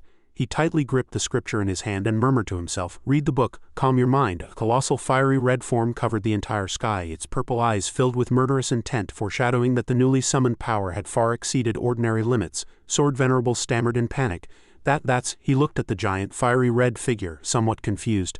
A second domain? I didn't expect it to be a sword domain that I'm very familiar with. Earlier inside, Liu Keaj had said to the system, come, with Sword Venerable personally protecting me. I can now boldly claim my rewards system. Claiming rewards, the system quickly popped up. Upgrade quest, counter kill demon cultivator, 5th realm Chongwei ambushing on the road. The system continuously displayed notifications. Quest status completed, completion 100. You have received a special reward. Sword domain, gentle embracer, sword domain. Candleheart, sword domain, life slayer. Special reward, epic tier sword domain. Choose one of 3. Please make your selection. Liu Keaj's face showed a satisfied smile and he said, "These 3 purple sword domains all look good, don't they? Which one should I choose?" He looked bewildered. I haven't even chosen yet. How come there are special effects already? Are special effects free now? The system displayed a notification. Congratulations on completing the upgrade quest. You have broken through your realm and awakened your own domain. Liu Keaj looked at the notification screen, thinking blankly, do I have another domain? A giant blue-gold figure, sitting cross-legged, appeared behind Liu Keaj. Liu Keaj couldn't believe what was happening before his eyes and continued to wonder, are these special effects really free? He couldn't help but look in surprise at the light that was gradually being absorbed by his body. This is the spiritual power I absorb from everything around me and accumulate within my body. This is precisely my domain. The system notified again. You have awakened your personal domain, named Mythical Tier Sword Domain, Immortal. The system immediately displayed detailed information. Domain, Immortal. Effect 1. Gentle Spirit Devouring absorbs the power of all things within a 1 li radius and converts it into personal spiritual power. Effect 2. Spirit Slaying selects a target and performs a large amount of power absorption with an absorption speed of up to 1 of the target's spiritual power value. Effect 3. Immortality. When accumulated power reaches 200, this state will be entered and all attributes will increase by 50. Note: the effects of the immortal domain will strengthen with the host level and cannot be upgraded independently. 1 million experience points have been automatically consumed for activation. Liu Keaj was thunderstruck. Holy cow, an orange tier sword domain, and that's not even counting the spirit devouring effect. The spirit slaying effect is simply heaven defying. As long as this domain is activated, no opponent within a 1 li radius will be able to withstand him for 100 minutes. Liu Keaj focused on studying the system's information panel. Wait, hold on. 100 minutes? Someone of Sword Venerable's caliber could kill me with 1 slash, right? It's not bad for opponents of the same realm. It would be difficult against opponents of higher realms. No, being able to maintain full spiritual power is already incredible. After all, for someone of Sword Venerable's level, even just 1 of their spiritual power would be enough for my divine grade quick charge capability. Looking at the 3rd effect displayed by the system, he exclaimed, but the strongest is still this one. If I absorb from Sword Venerable for 1 minute, I can immediately activate a 50 increase in all attributes. It's too exaggerated. A mere 1 point of Sword Dao aptitude only gives a 10 boost. This thing is equivalent to 5 points of Sword Dao aptitude, defense aptitude, agility aptitude. It's utterly unreasonable, truly unreasonable, worthy of becoming immortal. The system popped up again. All effects will strengthen with the host level, and 1 million experience points have been automatically consumed for activation. Liu Keaj angrily discovered the anomaly, but it was already too late. But my domain awakened on its own and you're still deducting my experience points? System, you're a vampire, a heartless bastard. He continued to ponder with a smug expression.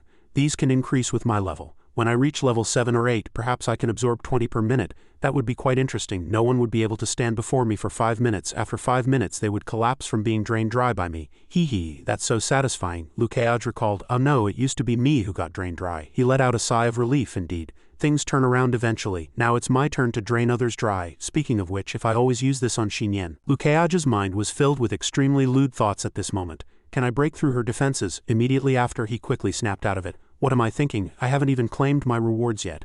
I'll think about these things tonight. Returning to the 3 options before him, Liu Keaj became serious. These 3 are all high-grade purple tier, only a short step away from my immortal domain, and there's no detailed information, so I can only choose by feeling. Looking at the 3 sword domains, he made his choice. Sword domain. Gentle Embracer, a sword domain that confuses enemies. That would be cruel to himself, so the first one to be excluded was Life Slayer. This name sounds cool, but if activated, the effect is to accumulate attack power while killing and simultaneously lose all reason, becoming a mad warrior. That's not my style. Liu Keaj stared at sword domain. Candleheart, it seems only this Candleheart is most suitable for me. Candleheart, killing the body, punishing the heart, high tier. This is more fitting for me. Liu Keaj reached out to choose, but suddenly paused for a second. He pursed his lips, hesitantly asking himself, so should I choose it? Liu Keaj hesitated. But would a high-grade purple tier sword domain like Candleheart truly be stronger than my natal divine ability, Heart Sword? Liu Keaj's mind conjured images of the sword domain in use, then he muttered to himself. If this sword domain's effect is to influence the minds of opponents within a 1 li radius, then its effect is even inferior to Heart Sword. After all, Heart Sword can be activated at any time, attacking enemies by surprise, while activating a sword domain is too grandiose. He frowned, a conflicted expression on his face. So which one should I choose? It seems Gentle Embracer is truly suitable for me. Liu Keaj fell into deep thought, and finally he decisively made his choice. Choose it. If I can already activate the immortal state, then even if Life Slayer makes me lose my mind, the stacked attack power will also be the strongest. Liu Keaj imagined himself with the Life Slayer sword domain and couldn't help but murmur, a bloodthirsty and brutal Liu Keaj seems quite interesting too. After all, my sword only advances, never retreats. The power of the Life Slayer sword domain merged into Liu Keaj's body. The system popped up a notification. Congratulations on obtaining sword domain, Life Slayer.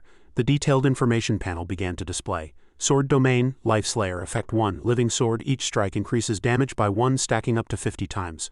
Effect 2, death sword, each kill increases killing intent by 1. Killing intent can be converted into critical damage, stacking up to 50 times. All effects of sword domain, Life Slayer will strengthen with the host level and cannot be upgraded automatically. Liu Keaj couldn't believe what he had just read. Isn't this too outrageous? Just by striking, damage increases, and at the current stage it can increase by up to 50.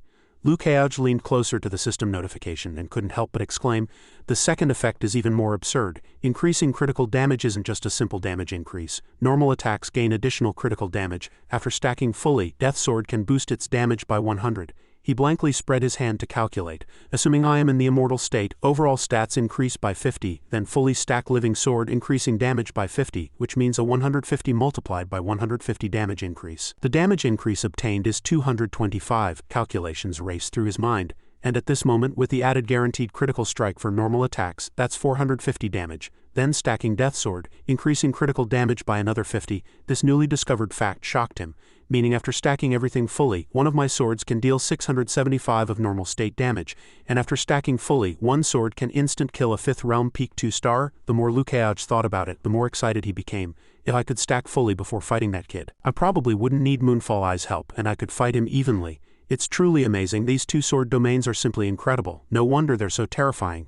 Sword Venerable's hands and feet trembled non-stop at this moment. He stammered, Life Slayer is Life Slayer. He looked at the light around Liu Keaj's body and sighed, 1 person, 2 sword domains. One is an unprecedented special sword domain, and the other is exactly the same as Sword Sect ancestor Liu Li's sword domain. Sword Venerable's face was still filled with shock. After 1,000,000 years, someone has actually awakened a sword domain identical to the ancestors. Could it be? Could all of this be destiny? That Hey Ding too, and today's sword domain too, he lamented. Liu Keaj, he is truly special and unique.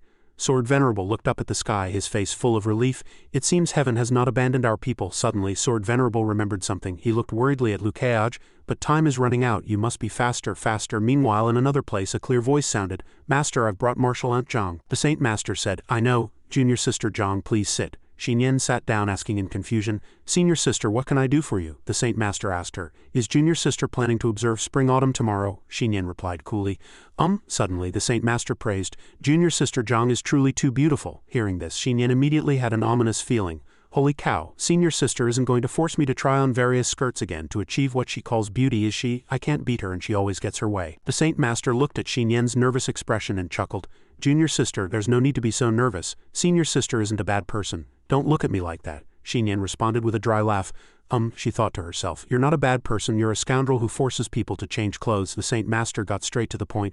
Junior sister, actually I have something I'd like to discuss with you. Pei Qianqin stood nearby, already drenched in sweat, her expression extremely nervous. It's coming. After all that beating around the bush, it's finally coming. Master, you're actually going to discuss that matter with Martial Aunt Zhang. Pei Qianqin's heart was churning. Didn't I already overhear this? Shouldn't I be here? Maybe I should leave. Quick, run away, run away. Zhang Xinyan took a sip of tea and said, Senior sister, please speak plainly. The Saint Master's voice slowly sounded, I have made an agreement with Lukeaj that once he reaches the 7th realm I will impart my divine charm to him. Pei Qianqin stood nearby, wildly scratching her ears and cheeks at this moment. Oh my goodness, Master actually said it? And you even used a dangerous word like impart, the Saint Master continued to add, it's very potent, you know.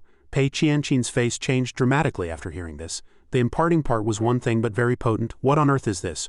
Oh no, this is completely terrible. Xinyan was bewildered. Divine charm is very potent. The Saint Master covered her mouth and chuckled, looking at her with deep meaning in her eyes. Could it be that Junior Sister doesn't know what dual cultivation is? Ah, right, Junior Sister, you cultivate the body refinement style. Only then did Xinyan half believe, half doubt, realizing something, and stammered. Dual cultivation. The Saint Master smiled and said, exactly. Xinyan trembled as if struck by lightning.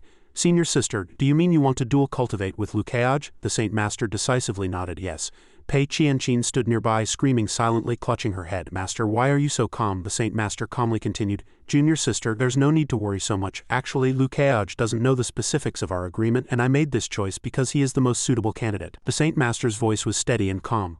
All right, he's the candidate to receive my divine charm, not a Dao companion candidate. It's just merging the divine charm without interfering with life, and only for one time. The Saint Master looked at Xinyan and asked, Junior sister, do you understand now? Xinyan's face was extremely gloomy at this moment. She placed the cup on the table and unhappily shouted, Senior sister. She tightly gripped the cup in her hand, gnashing her teeth. Are you suffering from qi deviation? Meanwhile, in the endless sea of Qingzhou, Yang Shu stood nearby, looking at Hao Shan's nervous face as if Grandpa was in a particularly bad mood today. He kept scolding, another vegetable leaf fell and water was spilled everywhere. Yang Shu thought to himself, today even a small mistake will make Grandpa very angry. I must be careful not to provoke him. He looked at Hao Shan, a hint of pity rising in his heart. Grandpa has trouble with his legs and it pains me to see it. Hao Shan said to him, Yang Shu, remember this place, don't forget it even if you die. Yang Shu quickly replied, yes, he thought to himself. Every time I come here, Grandpa says this. Yang Shu's mind was racing, but actually this is all seawater. There's no way to remember it. If I try to mark it with my divine sense, it will be inexplicably dispersed. He thought about what Hao Shan said, then murmured, but I have remembered the direction, and I've remembered the flying speed and flight time of the Grandpa's flying artifact. This way I can remember this place. After all, Grandpa said this place must never be forgotten, so there must be a reason for it. Hao Shan frowned unhappily, saying, the eyeball moved again. Yang Shu looked at him guiltily. Is he talking about me? Grandpa can actually detect my eyeball moving. He forced himself to look forward, suppressing his fear. My eyeball must not move, otherwise Grandpa will get angry. Seeing how foolish he was, Hao Shan couldn't help but yell, I'm not talking about your eyeball. You stupid boy deserves a beating. Hao Shan was about to reach out and hit him, but then remembered he couldn't reach. Seeing this, Yang Shu quickly crouched down for him to hit. Hao Shan gently tapped his head, his tone much softer. I said the eyeball moved again, not you. I'm talking about the thing beneath the seabed. Yang Shu asked in confusion, isn't the thing beneath the seabed just seawater? Is there a sea monster? Hao Shan said, below is the Eye of Chaos. All 4 continents have it. It's one of the 4 sources of the ancient catastrophe. Yang Shu was surprised. Ha, he continued. My lineage, besides guarding this place, also has the duty of recording each activity of the eyeball. I am old now, and this heavy burden will one day fall to you. In recent years, the Eye of Chaos has become increasingly active. Yang Shu asked in confusion, then Grandpa, why don't you and Sword Venerable go destroy the Eye of Chaos beneath the seabed? Hao Shan chuckled. Destroy it? Back then, Azure Emperor at 9th Realm Peak and so many ancient grand cultivators couldn't destroy it. Now, even if Sword Venerable is only at 8th Realm, how can he destroy it? Yang Shu then asked. What if someone could break through to the 9th Realm? Hao Shan said, break through to the 9th Realm? There's no such person in this world, even the Azure Emperor. Yang Shu continued. But Master Martial Uncle says that the records of predecessors are meant to be broken by those who come after. Hao Shan heard this and looked at him in confusion. Hao Shan's face suddenly turned grim. He looked angrily at Yang Shu. You must never learn his bad habit of arrogant nonsense. Seeing this, Yang Shu fell silent, thinking gloomily, but that really is Master Martial Uncle's true thought. Hao Shan noticed Yang Shu's low spirits and immediately comforted him. All right, I also know that your sect Master Martial Uncle is extraordinary. His reputation in the Tianquan realm now holds influence, and I, this old man, also have some expectations for him. I hope he can surpass us old fellows. Yang Shu quickly cheered up after hearing this. He certainly will. Hao Shan smiled, thinking to himself. Setting aside your sect master martial uncle's cultivation, just his ability to earn the admiration of these youngsters is enough to impress this old man. A figure appeared in Hao Shan's mind. He thought that kid might truly be able to carve out a different path from us old folks. Back with the Saint Master, the atmosphere was exceptionally tense. Pei Qianqin, oblivious, suddenly giggled. Her action immediately annoyed both the Saint Master and Xinyan. Both immediately turned and looked at her with eyes like bullets. Pei Qianqin was thoroughly scared. Pei Qianqin couldn't help but continue picturing the Saint Master, Xinyan, and Keaj in her mind. Martial Uncle Lu and Martial Aunt Zhang are both Dao companions, but divine charm involves dual cultivation. Only Dao companions can do that, yet Master wants to dual cultivate with Martial Uncle Lu. What would their relationship become then? Despair filled Pei Qianqin's mind. I think Master must have gone mad too. More importantly, how can she possibly discuss this with Martial Aunt Zhang and the other immortals? If she did it secretly behind their backs, maybe it would be fine. A question suddenly popped into her head.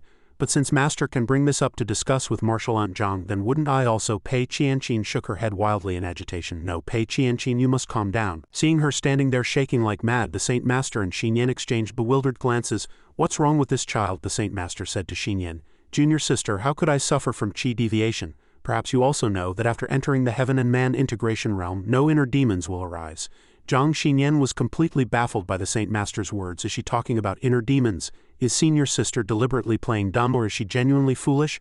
Or does she have something she wants to hide from me? Xinyan's mind was a flurry of thoughts, but she couldn't find an answer. Keaj is indeed extraordinary, but prodigies are not uncommon in the Tianquan realm. Why would senior sister choose Keaj? Someone who has only just embarked on the path of cultivation and is only now starting to show some promise. Xinyan frowned, looking at the Saint Master with a face full of questions. HMPH, this matter is clearly very strange. She bluntly asked, Senior sister, are you hiding something from me? The Saint Master held her teacup, remaining silent. Her gaze was profound, as if she didn't want to tell Xinyan. Seeing the Saint Master's attitude, Xinyan immediately stood up. Is senior sister unwilling to tell me about this? This junior sister still needs to observe spring-autumn tomorrow, so I shall take my leave for now. Having said that, Xinyan swiftly flew away. Pei Qianqin stood nearby, asking in confusion, Master, why did you reveal it to Martial Aunt Zhang today? The Saint Master replied with a troubled expression. Sooner or later the truth would come out. After all, Lu Keaj is the most suitable candidate. Pei Qianqin, blushing, thought to herself, Master, oh Master, how can you say such things so naturally? The Saint Master then asked, Qianqin, how many years has it been since the ninth realm last appeared in the Tianquan realm?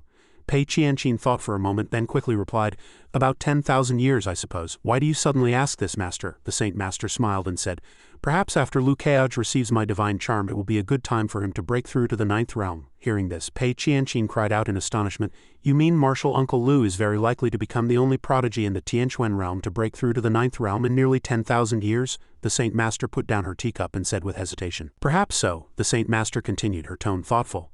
However, there's also someone else in Qingzhou who might be able to break through to the ninth realm. Pei Qianqin said blankly, There's another prodigy like Martial Uncle Lu in Qingzhou. Is Qingzhou a gathering place for prodigies? Meanwhile, on the other side, Lu Keaj, having finished his cultivation, was panting. Phew, finally stabilized both sword domains. He had also raised his level, sword intent, heart sword, and so on, instantly consuming nearly 60 million experience points. What a waste, reading Spring-Autumn over and over again for nothing. The system is truly too fake. At this moment, a system notification popped up. Killed Zhao Zhijian. Granted an additional 1.4 progress to the Beizhou main quest, Keaj secretly thought with surprise.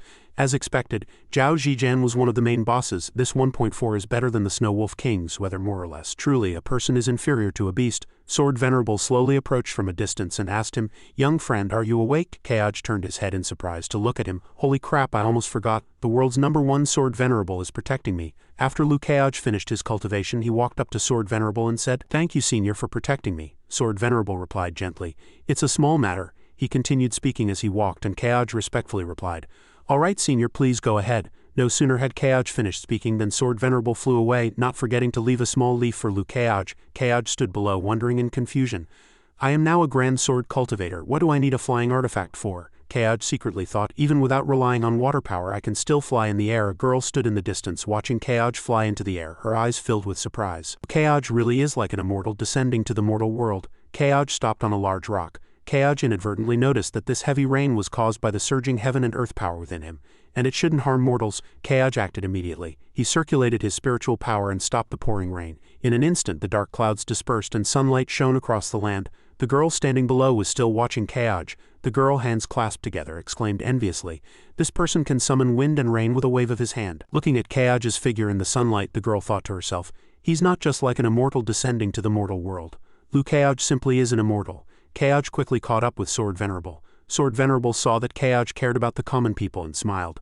To still be concerned for the lives of mortals during a life-and-death battle, this kid's character is indeed good. Sword Venerable looked at Kaoj and thought, since that's the case, it's time to make some things clear to him. After all, the future of Tianquan belongs to these young people. Kaoj sensed that Sword Venerable wanted to talk to him. He couldn't help but feel a little uneasy. Sword Venerable wants to talk to me.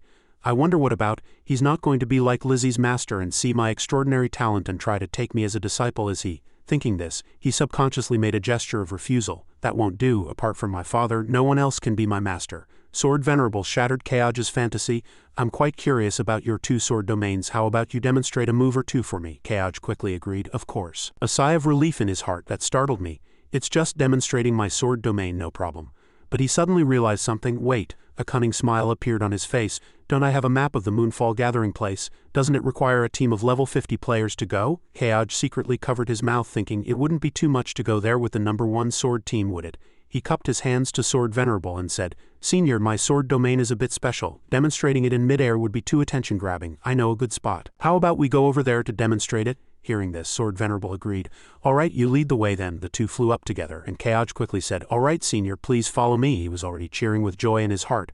Success, success, Team Flying Sword is truly amazing. Besides me, who else could think of this method? Soon, the two arrived in Qingzhou. People in the city saw Kaoj's figure and shouted, Look over there, isn't that Liu Kaoj? That's right, everyone in Qingzhou knows Liu Kaoj. They also quickly discovered something strange. But isn't he at the 4th realm? How can he fly by himself without a flying artifact? The person next to them also chimed in. Unless he broke through to the 5th realm and became a grand sword cultivator, the person who had just noticed the strangeness replied. This, how long has it been? The crowd's chatter continued. Look, Liu Kaoj is flying. That's Liu Kaoj, a face I won't forget even if I become a ghost. My goodness, what level is he? Don't you have to be level 50 to fly? Other people in the crowd spoke up. What am I seeing here? Or did I just remember his face? My system can't even recognize his name. Quickly, record it and post it online. It's definitely going to go viral. Someone in the crowd shouted. Look, that kid is actually recording a video. Another person spoke. Right, we can't let him be the only one to go viral. The person recording the video was startled upon hearing this and replied, Damn it, your reactions are too fast. With that, everyone opened their cameras and started recording. In the camera's view, Kaoj and Sword Venerable were flying in the air. Liu Kaoj saw his objective achieved. He looked at the crowd below, eagerly recording videos, and secretly chuckled, Record away. I'm afraid this time the Tianquan forum will explode again. After all, the person by my side is one of the top figures in Qingzhou. Suddenly, an angry roar came from behind. What are you doing? Why aren't you bowing your heads in respect? Hearing this, the crowd began to murmur again, discontented voices rising. What's wrong? We're not Mogate disciples. Why should we bow? Has Qingzhou become Mogate's territory now? Hearing this, the person who had just roared hurriedly explained. Do you really not recognize the person next to Kaoj? He stammered. That's he finally managed to utter a complete sentence. The one flying with Liu Kaoj is the current Sword Venerable of Qingzhou. Hearing that person's words, everyone broke out in a cold sweat, shouting in unison, That's Sword Venerable, the leader of Qingzhou's 4 divine swords encompassing all the peaks of Qingzhou's sword Dao, Sword Venerable. Hearing this, however, there were still those deep within the crowd who disbelieved, despite their levels only being between 12 and 13. How ridiculous. I saw in a guide that Mogate is merely one of Qingzhou's lower 100 sects, although Liu Kaoj is a prodigy of the younger generation. What right does he have to be on par with Sword Venerable? The others heard this and also believed it, replying, That's right, I also think it's an exaggeration. Hearing these blindly ignorant people, the Qingzhou Demon Extermination Division members were so angry they almost spat blood. Don't you know the #1 divine sword of Qingzhou? His face showed clear trembling as cold sweat streamed down, seeing the person who protected their homeland pass by. The people of Qingzhou respectfully addressed Sword Venerable in unison. Disciples of Kunquan Sect greet the Emperor. Disciples of Golden Bow Sect greet the Emperor. 5 Tiger Severing Blade greet the Emperor. Seeing all the major forces in Qingzhou respectfully treating the person beside Liu Kaoj, all those who had disbelieved were now dumbfounded. Where is this? Who am I? What am I doing? At this moment, the person who had led the mocking of Liu Kaoj also gaped, his face full of surprise. Holy crap, is it true? Sword Venerable, seeing the crowd and deeming it unsuitable for discussing important matters, spoke. Flying at a low altitude causes quite a bit of trouble for everyone. How about we fly a bit higher? Faced with absolute power, Liu Kaoj dared not object and could only comply. With that, the two flew high into the sky together. They moved through the clouds, truly looking like immortals. From afar, the blurred image of a rainbow after rain came into view. Furthermore, the dazzling sunlight above the clouds was even more beautiful and brilliant. Seeing Sword Venerable fly into the sky without any spiritual energy assistance, Liu Kaoj secretly thought, indeed, Sword Venerable's might shakes Qingzhou. Perhaps in a few more years I too can achieve such fame. On the other side, Sword Venerable, seeing Liu Kaoj flying with him, thought, this person is quite clever. using heaven and earth power to assist his flight, consuming less spiritual power and moving much faster. He was secretly pleased and continued to think, once we're somewhere secluded, it's time to discuss some urgent matters with him. After all, he'll find out eventually. Recalling that Sword Venerable truly wanted to explore his sword domain, Lukeage said, "Senior, actually, my destination this time is a Moonfall Society altar I stumbled upon. Originally I intended to borrow Senior's power to eliminate the Moonfall Society, but I didn't explain it beforehand, and I feel ashamed." Sword Venerable didn't blame him but instead replied, "You actually know where the Moonfall Society altar is?" Hearing Sword Venerable ask this, Lukeage replied, "It was also stumbled upon by chance, quite a coincidence." Although he said this, Lukeage secretly thought to himself, Sword Venerable is very perceptive. It would be too late to explain once we're at the altar, and I don't want Sword Venerable to look down on me. After all, even if he doesn't go, I can still form a team and flatten it. Hearing Lukeage say this, Sword Venerable waved his hand and continued, "I also have something to discuss with you, which is also about the Moonfall Society." "How much do you know about them?" Lukeage replied unhurriedly, "Actually, not much. I only know that they are an ancient demon cultivator organization with a fanatical worship of the purple moon." Lukeage recalled a purple evil heart surrounded by many terrifying auras suspended in the air. Not only that, but many people were kneeling and worshipping below. After recalling this, Lukeage said, "Based on the information I currently have, that purple moon seems to refer to the yin of the Azure Emperor." When Lukeage heard him say this, Sword Venerable Senior also confirmed, "That's right, that's how it is." Although it was his own guess, it received the affirmation of a powerful figure like Sword Venerable Senior, and Lukeage couldn't help but exclaim in surprise, "Really?" Immediately, Lukeage recalled what was said before, that demon cultivators can improve their cultivation by plundering, and plundering the Azure Emperor's heart means seizing the Azure Emperor's power. Thinking of this, Lukeage pondered, but why would demon cultivators publicize plundering the heart of someone who disappeared 10,000 years ago? This didn't make sense, like a cult. At this moment, Sword Venerable Senior suddenly looked into the distance and asked, "How much do you know about the origin of demon cultivators?" Hearing this, Lukeage replied, "I know very little about demon cultivators, only that they have some connection with exotic beasts." Lukeage thought to himself, "All I know about them can be summed up in one sentence. Killing demons yields rewards, which is a very simple understanding." Hearing this, Sword Venerable also replied, "Indeed, the relationship between demon cultivators and exotic beasts is inherently complex, and it's a long story. In fact, demon cultivators were not originally like they are now." Sword Venerable then recalled a distant ancient time, when there was a super-colossal monster. There were also scattered small exotic beasts. Sword Venerable explained that ancient exotic beasts crawled out of the Eye of Chaos and set foot on the 4 continents of Tianquan. They were terrifyingly powerful, like a devastating disaster sweeping across the entire world. This ancient exotic beast was hundreds of kilometers tall. In our human eyes, those majestic mountains were but tiny stones before it. Sword Venerable continued, "Every ancient exotic beast possessed the strength of the 8th realm, or even the 9th realm.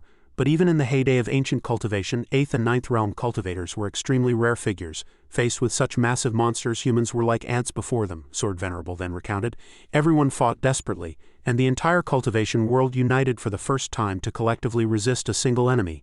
At this point, the scene brought to mind a mysterious and brilliant place.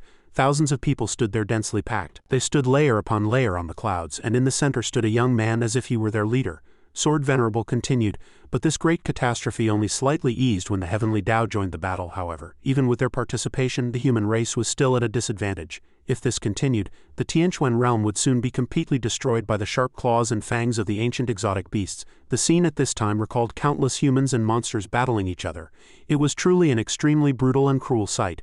Lukeage listened to Sword Venerable's account. A few drops of cold sweat appeared on his face, and he then asked, "It's that terrifying. So how did the Azure Emperor and the others win?" Sword Venerable immediately replied, "That's because of demon cultivators." His 2 brief words, demon cultivators, ignited immense curiosity in Lukeage's heart. Hearing demon cultivators, Lukeage also countered in confusion.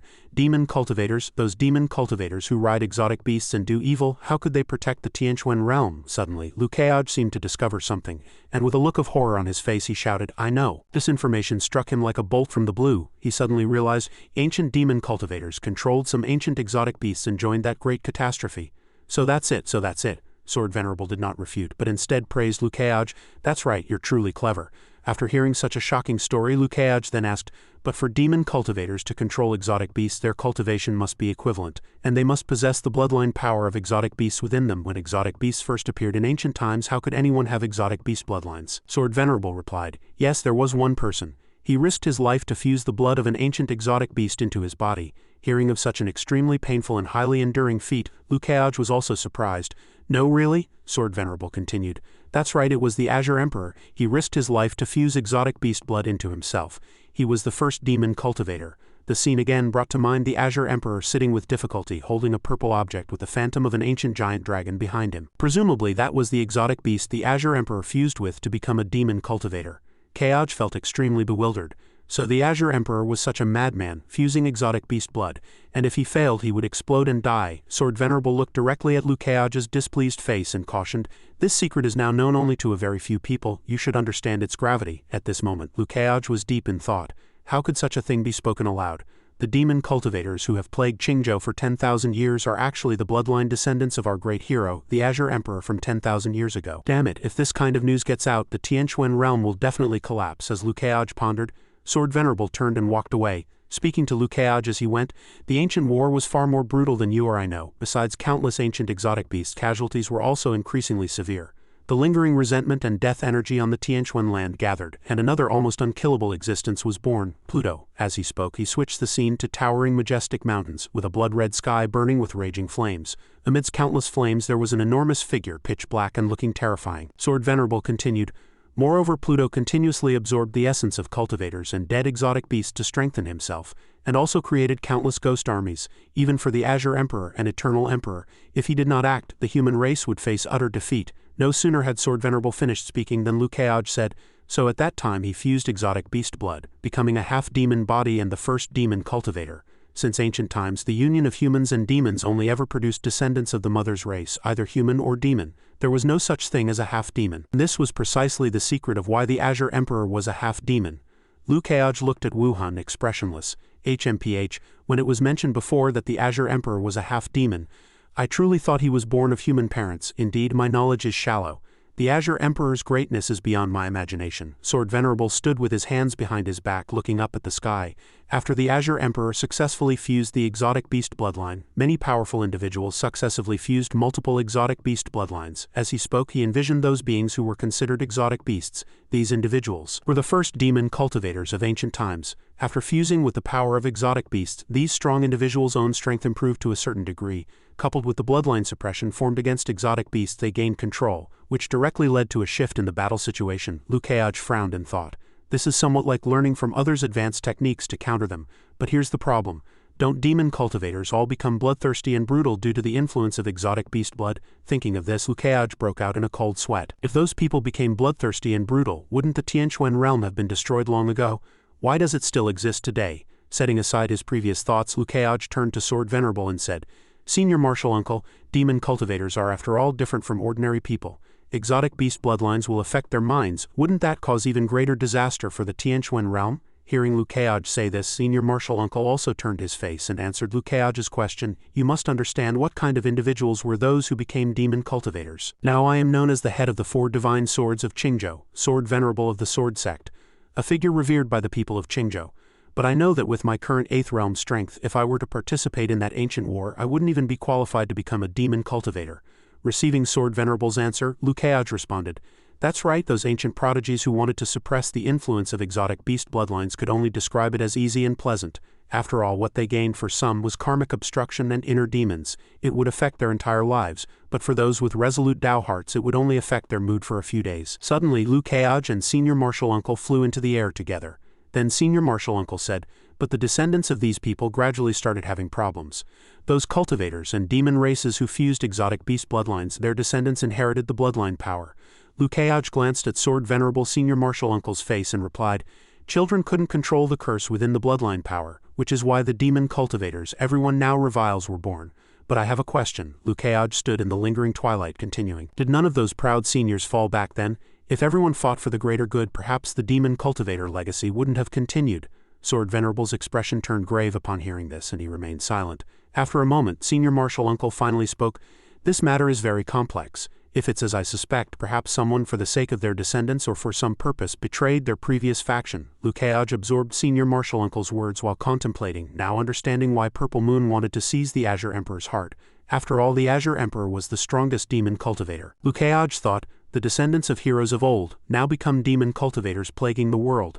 Then Kaoj imagined those heroic descendants, once majestic and radiant, gradually transforming into evil demon cultivators, with blood-red, cold eyes and sharp hands. Lukeage continued to ponder, the cultivators and mortals of the new era, beneficiaries of these seniors yet now turning their blades against their descendants. He also envisioned scenes of descendants and demon cultivators slaughtering each other. In this chaotic world, before he could finish his thoughts, a letter suddenly appeared, startling Lukeage. The contents of the letter left Lukeage even more puzzled. You have successfully obtained hidden information level. Competition rewards are being converted. Lukeage was puzzled, asking himself why he received free use of Sword Venerable just by hearing a legend, having done nothing else. Suddenly, Lukeage turned to look at Sword Venerable Senior Martial Uncle, his eyes shining like car headlights as if intending to do something bad. Sword Venerable Senior Martial Uncle also sensed the anomaly in his gaze, wondering to himself, why is this kid suddenly looking at me with such fervent eyes? Ding ding, you have received a reward of 10 million experience points. At this moment, Lukeage seemed very surprised by the reward he received, his mouth agape, secretly thinking, this is great. Listening to Sword Venerable talk is like turning 2 pages of Spring-Autumn. The prompt continued to pop up. You have obtained special item, Azure Emperor's Heart Clue 1. Note player level 60 required to inquire. Seeing this prompt, Lukeage's mouth dropped open in shock again and he shouted, This is the Azure Emperor's Heart Clue. Holy cow, system, you've given me something huge. Lukeage closed his eyes and smiled smugly. Calm down, Sword Venerable is still next to you. As Qingzhou's top figure, Sword Venerable Senior Martial Uncle couldn't help but be dumbfounded, his eyes filled with confusion and disdain upon seeing Lukeage's demeanor. After Lukeage regained his composure, Senior Martial Uncle still had a puzzled expression, asking himself, he seemed very happy just now, but after a while he calmed down. Did my words somehow help him? Lukeage propped his chin on his hand, thoughtfully rubbing it. It's a pity this first clue requires level 6 to investigate. It seems the location of the Azure Emperor's heart won't be that easy to find. Lukeage shrugged, a triumphant smile on his face. That's right, after all, the path to it is inherently fraught with danger. A slight misstep could lead to the demise of billions of lives. The prompt continued to pop up. You have obtained special item, Azure Emperor's Heart Clue. Seeing this, Lukeage wanted to touch the prompt to view it, but the prompt couldn't be viewed, which made Lukeage furious. But this prompt has a problem, it doesn't say how many clues are needed to find the Azure Emperor's heart. What if you have 1086 of them, then what am I supposed to do? Lukeage angrily kept clicking the prompt. Due to incessant clicking, Lukeage also felt exhausted and sighed. Oh right, there's still one thing I haven't figured out. What exactly is the key? It seems so many secrets won't be unraveled in just a century or two. Lukeage suddenly seemed to remember something. Wait, don't I have Toolman? Lukeage began to fantasize again, imagining himself as the master of heaven and earth sitting on a lotus throne with tens of thousands kneeling below, a contented smile on his face. I have a group of infinitely resurrecting idiotic players. They're extremely loyal. Isn't it cheap and convenient to have them help me find clues? Thinking of this, Lukeage became excited again, smiling triumphantly. After returning to the sect, I must properly cultivate these idiotic players, assign them tasks, and add some generous rewards. Everyone will cheer with joy and become the most convenient toolman. Lukeage again fantasized about having an incredibly elite team. After all, players are naturally overpowered. They can level up just by relying on experience points. If each of them surpassed level 50, the scene would be unimaginable. Lukeage remained immersed in his fantasy, imagining his soldiers were so powerful they feared no death. If these idiotic players could resurrect infinitely, feared no death, and grew stronger with every battle, appearing in ancient times, even ancient exotic beasts would cower and flee. After all, players proclaimed that Lukeage again thought of the fourth calamity, those idiotic players with immense power and overflowing killing intent. As long as you dare show a health bar, they'll even kill a god for you. How could the fourth calamity be a mere empty name? Lukeage had now sobered from his fantasy, revealing a resolute expression. Leveraging players properly is Tianquan Realm's greatest reliance. I must treat them well when I return, it's decided. At this moment, Lukeage quickly turned to Sword Venerable Martial Uncle, smiling awkwardly. All right, there's one more thing, Martial Uncle. The Eye of Chaos still seems to exist. Won't it cause major disaster in the future? Martial Uncle replied. The recent tremors of the Eye of Chaos have reached their peak in 10,000 years. Upon hearing Martial Uncle's words, Lukeage for some reason became inexplicably excited like a child. Then the endless seas of the 4 continents will have 4 active doomsday volcanoes. At that time, wild monsters will continuously respawn and experience points for players will be plentiful. Seeing Lukeage's ignorant and strange behavior, Martial Uncle couldn't help but comment, HMPH, what's wrong with this child? Hearing this, he shows no worry at all, but rather a hint of joy. Lukeage smiled happily, clasping his hands together, expressing his determination this time. Martial Uncle, I've always been curious, are exotic beasts born from the Eye of Chaos, or is it that the Eye of Chaos is merely a passage? Upon hearing this, Sword Venerable Martial Uncle posed another question to Lukeage, what if it's the former? What if it's the latter? Lukeage clasped his hands tightly, confidently and decisively replying, if it's the former, then destroy that eye. If it's the latter, then where the enemy can go, I can also go. If they dare come here to cause chaos, we'll kill our way back to their homeland. No sooner had he spoken than a flock of giant black birds flew over Lukeage and Martial Uncle's heads, creating a very spectacular sight. Perhaps Martial Uncle was satisfied with Lukeage's answer, and he smiled happily, saying, "Good, then," Martial Uncle said. "Since that's the case, you needn't be constrained by worldly conventions in the future. Just do everything you wish to do." Sword Venerable Martial Uncle happily pointed at Lukeage, lightly smiling. "If anyone obstructs you, just tell me." Lukeage secretly chuckled. This Martial Uncle wasn't called in vain. He's going to be my backing. Although having Xinyan by my side is already very advantageous, having the help of Qingzhou's top 2 swordmasters would be even more formidable. Lukeage respectfully cupped his hands and bowed to Martial Uncle. "Yes, Martial Uncle." Ding ding, a notification appeared again. Arriving at the Purple Moon Society altar coordinates. Please be careful. Upon reaching their destination and receiving such a notification, Lukeage and Martial Uncle stood there gazing at the altar. "Martial Uncle, the Purple Moon Society altar is just ahead." Sword Venerable Martial Uncle simply said, "Good, today I'll destroy this place with you." The two simultaneously entered the interior, where blood-red hues permeated and tall rocks and dense weeds were ubiquitous. Lukeage looked inside with a serious expression, recalling past events. "The Purple Moon Society altar. Actually, I was curious about this thing in my previous life too." Lukeage said thoughtfully, "Based on experience, altars are usually guarded by only 2 fifth-realm demon cultivators." At this moment an inner thought cleverly surfaced. What's inside the altar? Why aren't more people dispatched? How can only 2 demon cultivators contend with a team of players? Generally, altars seal the divine souls or bloodline powers of ancient exotic beasts. Simply put, everything but their physical bodies is here. So why are there only 2 fifth-realm demon cultivators guarding it? Because if there were 3 fifth-realm demon cultivators, or if a demon cultivator above the 5th realm came to the altar, the ancient divine beast would be unable to be suppressed. It would emerge and devour the demon cultivators. Exotic beasts and demon cultivators prey on each other. In the eyes of those ancient divine beasts, demon cultivators are also delicious. Lukeage looked at the altar. "I remember when I first cleared this altar dungeon, it was with dozens of players above level 50. This time I have to solo it." Lukeage's heart was filled with countless doubts, and he finally thought of one last question. Why does an altar guarded by only 2 fifth-realm demon cultivators require a team of level 50 players to clear? It turns out there's a good reason. Everything has its full justification. Because demon cultivators are inherently strong, and they can also draw upon the power of ancient exotic beasts, they become a tough nut to crack. Seeing this strange phenomenon before him, he somewhat understood its power. These demon cultivators not only fight on home ground but also start as high-level monsters. They are indeed difficult to deal with. Seeing this troublesome entity before him, and after some deliberation, Lukeage also somewhat assessed his own capabilities. "Although I used to be a goofy player, now I am the son of heaven. Previously, the entities within the magic array wouldn't devour players, but now that I'm not a player, I might be devoured." However, Lukeage remained very confident in his strength, displaying a triumphant smile. "I just wonder if it can devour me." Then he turned back to look at Sword Venerable, secretly calculating in his heart, "It would be best if Martial Uncle doesn't intervene, so the system will register this as a solo clear. All the experience rewards would be mine then." High in the sky, a blood-red expanse, Lukeage and Sword Venerable stopped between towering stone monuments.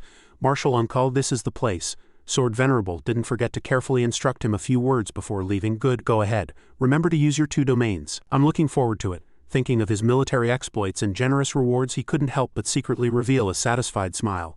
"It seems today's rewards are all mine."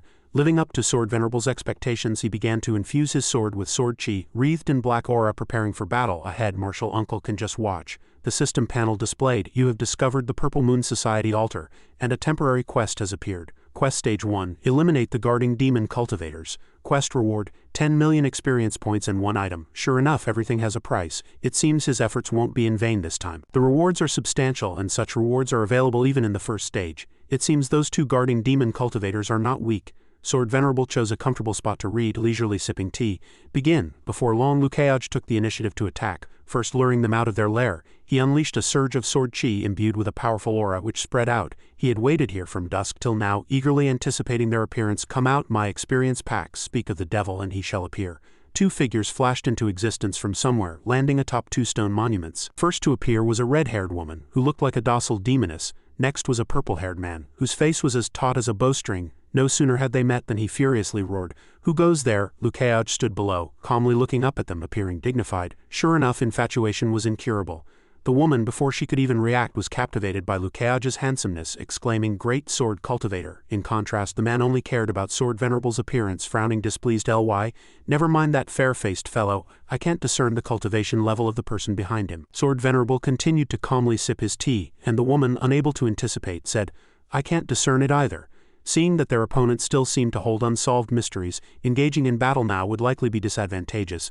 They turned and left, planning to return to the altar. The blue-haired man leaped from the stone monument like lightning, a thought flashing in his mind.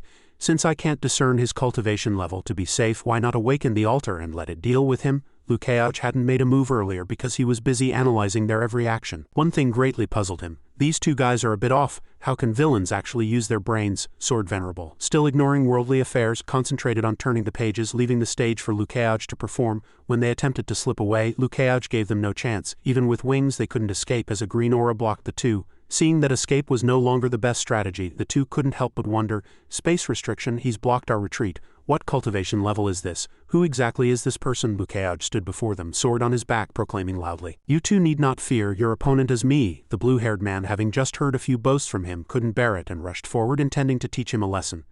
A sword cultivator who just entered the fifth realm dares to be so arrogant. Suddenly, the woman, with her unparalleled ability to be infatuated, exclaimed, I remember now, he's Lukács. It's been rumored everywhere in the Tianquan realm lately that only Lukács is so handsome. I should have realized it sooner. Lukács' cat-and-mouse game ended here, and he also began to get serious. Seeing that the person before them possessed supreme power, both their faces turned ashen with fear. Didn't Chang Wei go to kill him? Then the man bitterly realized an unbearable truth. Chang Wei must be dead. I shouldn't have guarded this array for him. This array was clearly meant for you and him to guard. Lukács found their bickering boring and said, Stop arguing or I'll make the first move. Since escape was no longer possible, the two decided to go all out. The blue-haired man summoned an energy orb. So what if he killed Chang Wei? There are two of us. Next, she also clasped her hands together, preparing to summon her treasures to join the battle. Come out, my darlings, little green, little blue. She summoned two giant creatures, one with golden wings, the other with green wings. It wasn't over yet. The ground began to tremble. Fierce and massive exotic beasts emerged from underground, roaring ceaselessly. Lukács also entered a battle stance. He stepped forward unhesitatingly, commanding, Sword Domain Life Slayer. Indeed, his treasures were all rare and unique in power. A majestic exotic beast, its entire body ablaze with raging red fire, its eyes glowing, appeared, leaving the two demon cultivators utterly dumbfounded. As someone who loved aesthetics and detested falsehoods, Lukács had to strike with precision, sending everything away perfectly. Aesthetics require symmetry. A sudden flash of light split the exotic beast she summoned in half. Seeing his beloved treasure meet its end shortly after its appearance, he furiously shouted, I'll bow. Seeing the exotic beast split in half as if it were being sliced fruit, he was utterly dumbfounded and heartbroken. Lukács, I'll make you a company. I'll bow in death. The exotic beast within him had truly awakened, and he, like a slaughtered chicken, frantically unleashed skills upon Lukács. Domain expansion. He showed no fear. Instead, he felt the timing was perfect. The opponent wanted to increase their fighting power, and he just happened to want to test the strength of his sword domain. Weren't they perfectly in sync? The remaining exotic beasts also couldn't escape their fate, their bodies pierced by his sword array, unable to resist. I'll bow, go. No matter how frantically he shouted commands, it was still futile. However, Lukács merely regarded this battle as a diversion. Listening to his heartfelt words to the exotic beasts, he was utterly bewildered and asked confused, Are you a broken record? Didn't your I'll bow die? A cloud of white smoke, carrying terrifying destructive power, suddenly appeared before Lukács. Consumed by rage, he was furious at this moment, frantically unleashing his next skill. Awakened power domain imbue with giant strength. A red light intensely surged. Those exotic beasts were no longer as simple as before. Their appearance now seemed filled with battle intent, their entire bodies as if burning with flames as they charged towards Lukács. Seeing such a spectacular change, Lukács was also utterly dumbfounded. Their momentum has greatly increased, and this demon cultivator's domain actually has an auxiliary effect. The woman who had been standing by letting her teammate tank now also spoke, revealing a small secret. Because he's too lazy to remember names, all his exotic beasts are called Abao, but don't get cocky, even I can't withstand the colossal strength clash of two Abaos. Hearing this, Lukács also found it somewhat amusing and retorted, Why are you suddenly making suggestive remarks? I referring to the woman was bewildered, not understanding what he referring to. Lukács was implying. Suggestive remarks? Perhaps finding this conversation too boring, Sword Venerable lightly coughed a few times nearby. Lukács also seized the opportunity to utter a few sarcastic remarks, hoping to anger the woman. It's normal that your small body can't bear it. After all, even a mother beast can overcultivate a field. The battle among the exotic beasts became extremely chaotic, with raging red flames burning fiercely, accompanied by bursts of explosions like fireworks. Several exotic beasts sprayed flames towards where Lukács stood, and he immediately leaped into the air, dodging the strange projectiles. The blue-haired man refused to let him go. Don't think you can escape by going airborne. He thought Lukács was fleeing out of fear, so he seized the opportunity to triumphantly order Abao pursue him. After he gathered enough spiritual energy, that green aura also took effect, surging violently. The green aura swirled as if bestowing power upon the exotic beasts, which frantically charged at Lukács, directly pouncing on him. Oh good, there's that move too. He remained very calm, praising, Isn't this little trick just perfect? Facing the overwhelmingly large and strengthened exotic beasts, Lukeaj dared not slacken in the slightest, assuming a ready stance. Lukeaj moved deftly, unleashing a series of powerful slashes at the exotic beasts. The battle between him and the exotic beasts was exceptionally fierce, their attack speed as fast as lightning, imperceptible to the naked eye. He stood outside, triumphantly looking down on Lukeaj. A mere cultivator dares to go head-to-head with my two precious exotic beasts. Are you looking for death? Ah, Bao, kill him for me. After a series of continuous slashes, he suddenly paused for a few seconds due to a special reason. The 50th sword strike. It seems the living sword effect has reached its full stack. Then Lukeaj turned to Sword Venerable, seeking his opinion. Martial uncle, have you clearly seen my sword domain? Having observed continuously, not daring to avert his eyes for even a second, Sword Venerable quickly replied, I've seen it clearly. When he heard the answer he wanted, he made a bold decision. Then I'm done playing. He noticed Lukeaj's offensive suddenly weakened by a few beats during the battle, so he seized the opportunity to order, Ah Bao, quickly pierce him. But a hint of doubt arose in his heart. Something's not right, this person is not right. Sure enough, his intuition was correct. Lukeaj had another trump card, Living Sword at 50 stacks, increasing all of Lukeaj's damage by 50. A summoned giant holding a weapon stood majestically behind him. Then he raised his sword to eye level, his gaze flashing with chilling, killing intent. This sword strike, I name it normal attack of life. No sooner had he spoken than countless rays of light rained down like meteors, so powerful that even rocks shattered. He was blinded by the dazzling light, as if even his defiled soul was being cleansed. The woman was not spared. She too was illuminated by the light, screaming in terror. The ground was already covered in cracks. Lukeaj walked forward step by step. He tightly gripped his longsword, his face grim, exuding a majestic aura like a protagonist. This conflict was nearing its end. The exotic beasts were swiftly eliminated, but the scene was far from tidy, with severed limbs scattered everywhere. After some exchanges, Lukeaj also made an assessment. Their blood and water content were indeed very high. Then he raised his hand and snapped his fingers. What followed was that the blue-haired man's entire body swelled up like a tadpole. Yellow-green liquid flowed out, and his whole body exploded with a roar, turning into a wisp of smoke. Watching her companions sent one by one to meet their maker, the woman couldn't help but stop her prayers, wishing only to save her own life. Lukeaj felt it was still early, unhurried. He decided to chat with her for a few moments. It wouldn't be too late to deal with her afterward. Don't be afraid, girl. Let me quietly tell you a little story. He then stared at her. Once you're dead, you won't be scared anymore. Seeing herself treated with such disdain and contempt, the woman could no longer contain her anger. Cultivators have always been inferior to demon cultivators, so don't think you're so impressive just because you killed him. You've sheathed your sword, which means your domain consumes a lot of energy. For you, this implies your domain is powerful, but you're not always right. She confidently clenched her fists, believing her words had struck a chord. Now it's my turn to counterattack. She widened her eyes, full of determination, and shouted. Little green, little blue. Summoned forth were the two beautiful green butterflies that hadn't had a chance to show their abilities earlier. Now the stage belonged to them, to display their talents to their heart's content. Facing her two well-behaved and adorable treasures, the living demons, Lukeaj showed no worry, instead appearing completely at ease. Senior Martial Uncle, please witness my second domain next. Sword Venerable also watched eagerly, craving to witness a magnificent battle. Good, it is indeed the Life Slayer domain, exactly like Master's. Then he stretched out his hand, radiating a soft light. A golden lotus platform also appeared beneath Lukeaj's feet, presenting a scene imbued with Buddhist aura. Perhaps Lukeaj intended to use the power of the golden lotus platform to cleanse her defiled soul. A divine being appeared with a colossal lotus flower blooming behind him. Lukeaj looked forward, highly satisfied with the sight. Lukeaj released an immense power. The girl shrieked, This is impossible, this is impossible. How can he possess two sacred swords? She commanded the monster. Go quickly. Lukeaj calmly clasped his hands behind his back, observing the situation. The two forces clashed and bit at each other. The ripples of the battle splashed forth waves of white water. Lukeaj leisurely said, Don't waste your energy. Kill me or be killed by me, there's no other way, in stark contrast to Lukeaj's composure. She, however, was in an extreme state of disarray.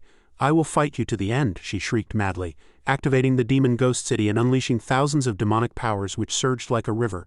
But this did not affect him in the slightest. Lukeaj was not only unafraid but actively enjoyed it.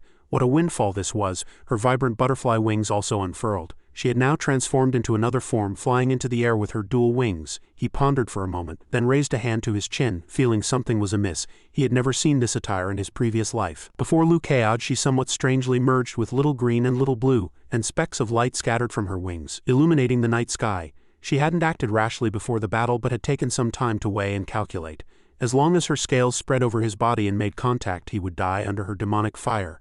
Lukeaj knew he had the advantage, and fighting her was not difficult, so he simply stood still, awaiting a counterattack. After racking her brain for a while, she also began to make her move. She charged at him like a storm, her eyes filled with murderous intent. Die! Suddenly, just as the battle intensified and was about to enter a fierce clash, Liu Kai'aj extended his hand. Wait, indeed, successful people always have their unique ways. Faced with his strange action, she also paused, a large question mark appearing in her mind. She actually showed considerable patience. Do you have any last words to say? However, she had already devised a plan. Delaying for time just as I wished. I had originally planned to engage him in close combat to buy time for the scales to cover him, but now he has walked right into my trap. Who would have thought Liu Kai'aj's next words would shock her because he was too particular about details?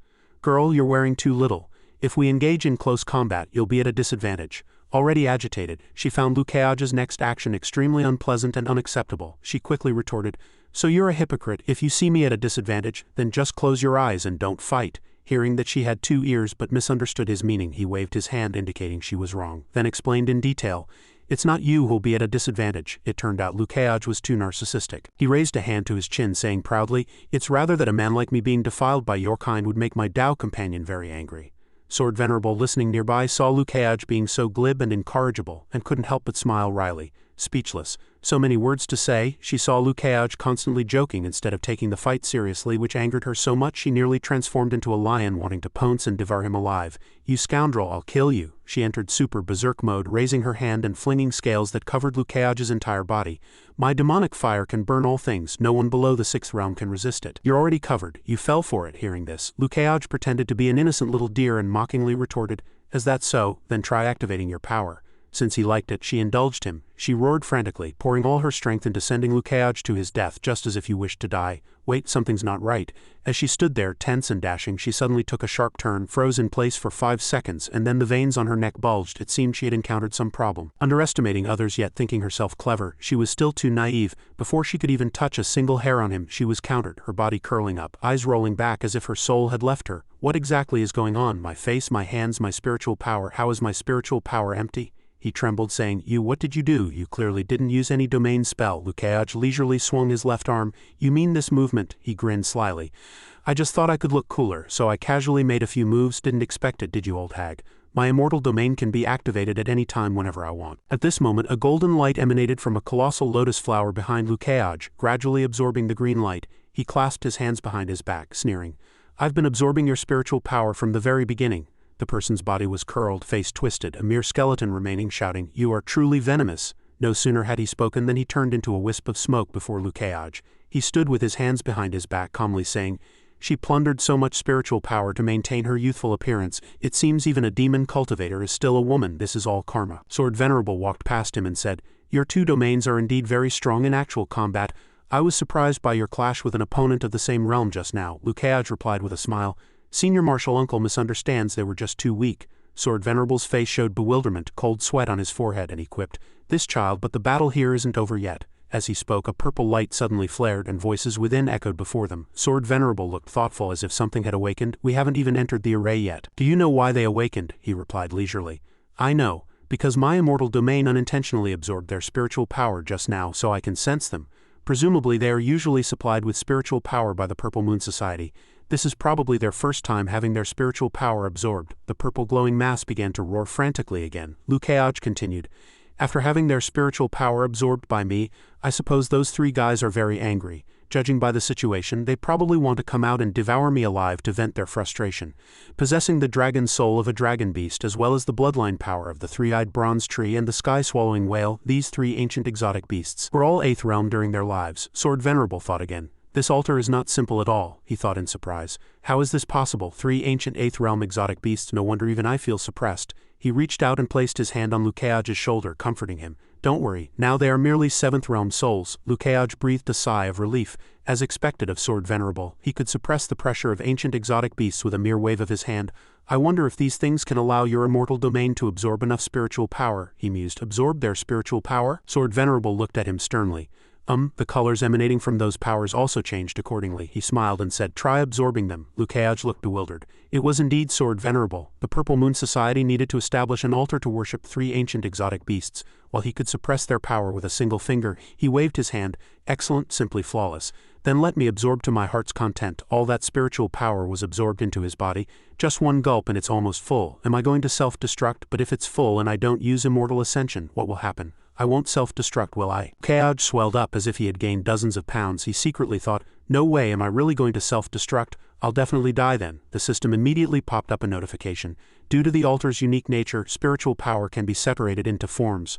Forms, spiritual power taking shape. Regardless, there's no other way, he decided to try. Separate. His body trembled. What the hell is this? Is it going to burst out of my mouth? Luke felt like he was suffocating. With a puff, a huge sphere flew out of his mouth. 3 red, blue, and green orbs were absorbing the spiritual power from the sphere that had just emerged from his mouth. He wiped his mouth, his face covered in cold sweat, looking at the sphere. His face was utterly bewildered. Is this the form of ancient exotic beast spiritual power? Why does it look so familiar? Inside the 3 orbs that had just appeared, various shapes immediately formed. In the red orb, a dragon roared, baring its fangs. In the green orb, a tree-like creature stood. In the blue orb, a blue whale twisted its body and swam. Sword Venerable looked at the 3 orbs and also replied in surprise. He then stretched out his hands, asking Luke if he could borrow them for a look. He ignored him, instead calling the system to inspect the 3 orbs. The system notified that these 3 orbs were called altar orbs. The red orb contained the bloodline power of the ancient dragon beast Divine Soul. The green orb contained the bloodline power of the 3-eyed bronze tree's Divine Soul. The blue orb contained the bloodline power of the sky-swallowing whale's Divine Soul. Spiritual power, when absorbed through the immortal domain, can actually condense into orbs. Then can't I absorb infinitely? Luke stroked his chin, grinning slyly as he looked at the orbs. Very good, I shall drain you dry. He then shouted, North Sea Divine Skill, Power Melting Great Technique, Star Devouring Great Technique. Then he laughed foolishly. Sword Venerable looked at Luke bewildered.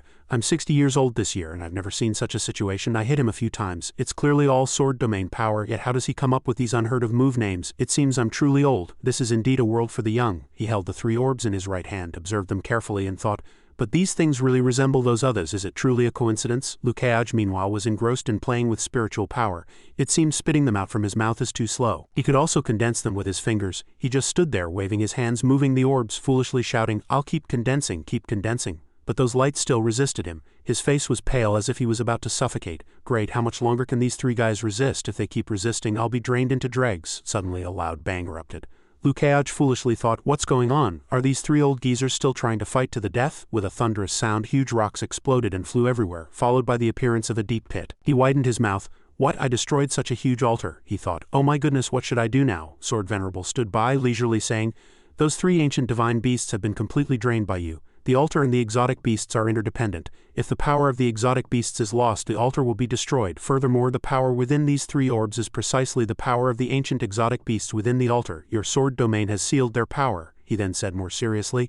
I once saw something very similar to this orb. That thing was called Soul Jade. Luke looked at the orbs, thoughtfully replying, I'm also collecting Soul Jades. I have 2, and they really do look alike, he thought again. But I don't know why the things condensed by my sword domain would be identical to Soul Jades. He stretched out his hand, picked up a green orb and said, Senior Martial Uncle, this Soul Jade seals the power of the 9th realm monster Pluto. Was this Pluto sealed by the Azure Emperor? Sword Venerable stared at the orb and replied, Yes, he asked in surprise. Really? He continued. Your sword domain almost possesses methods similar to when the Azure Emperor sealed Pluto. Luke's eyes widened, his face filled with shock. As he spoke, Sword Venerable extended his right hand to him, saying, Take them all.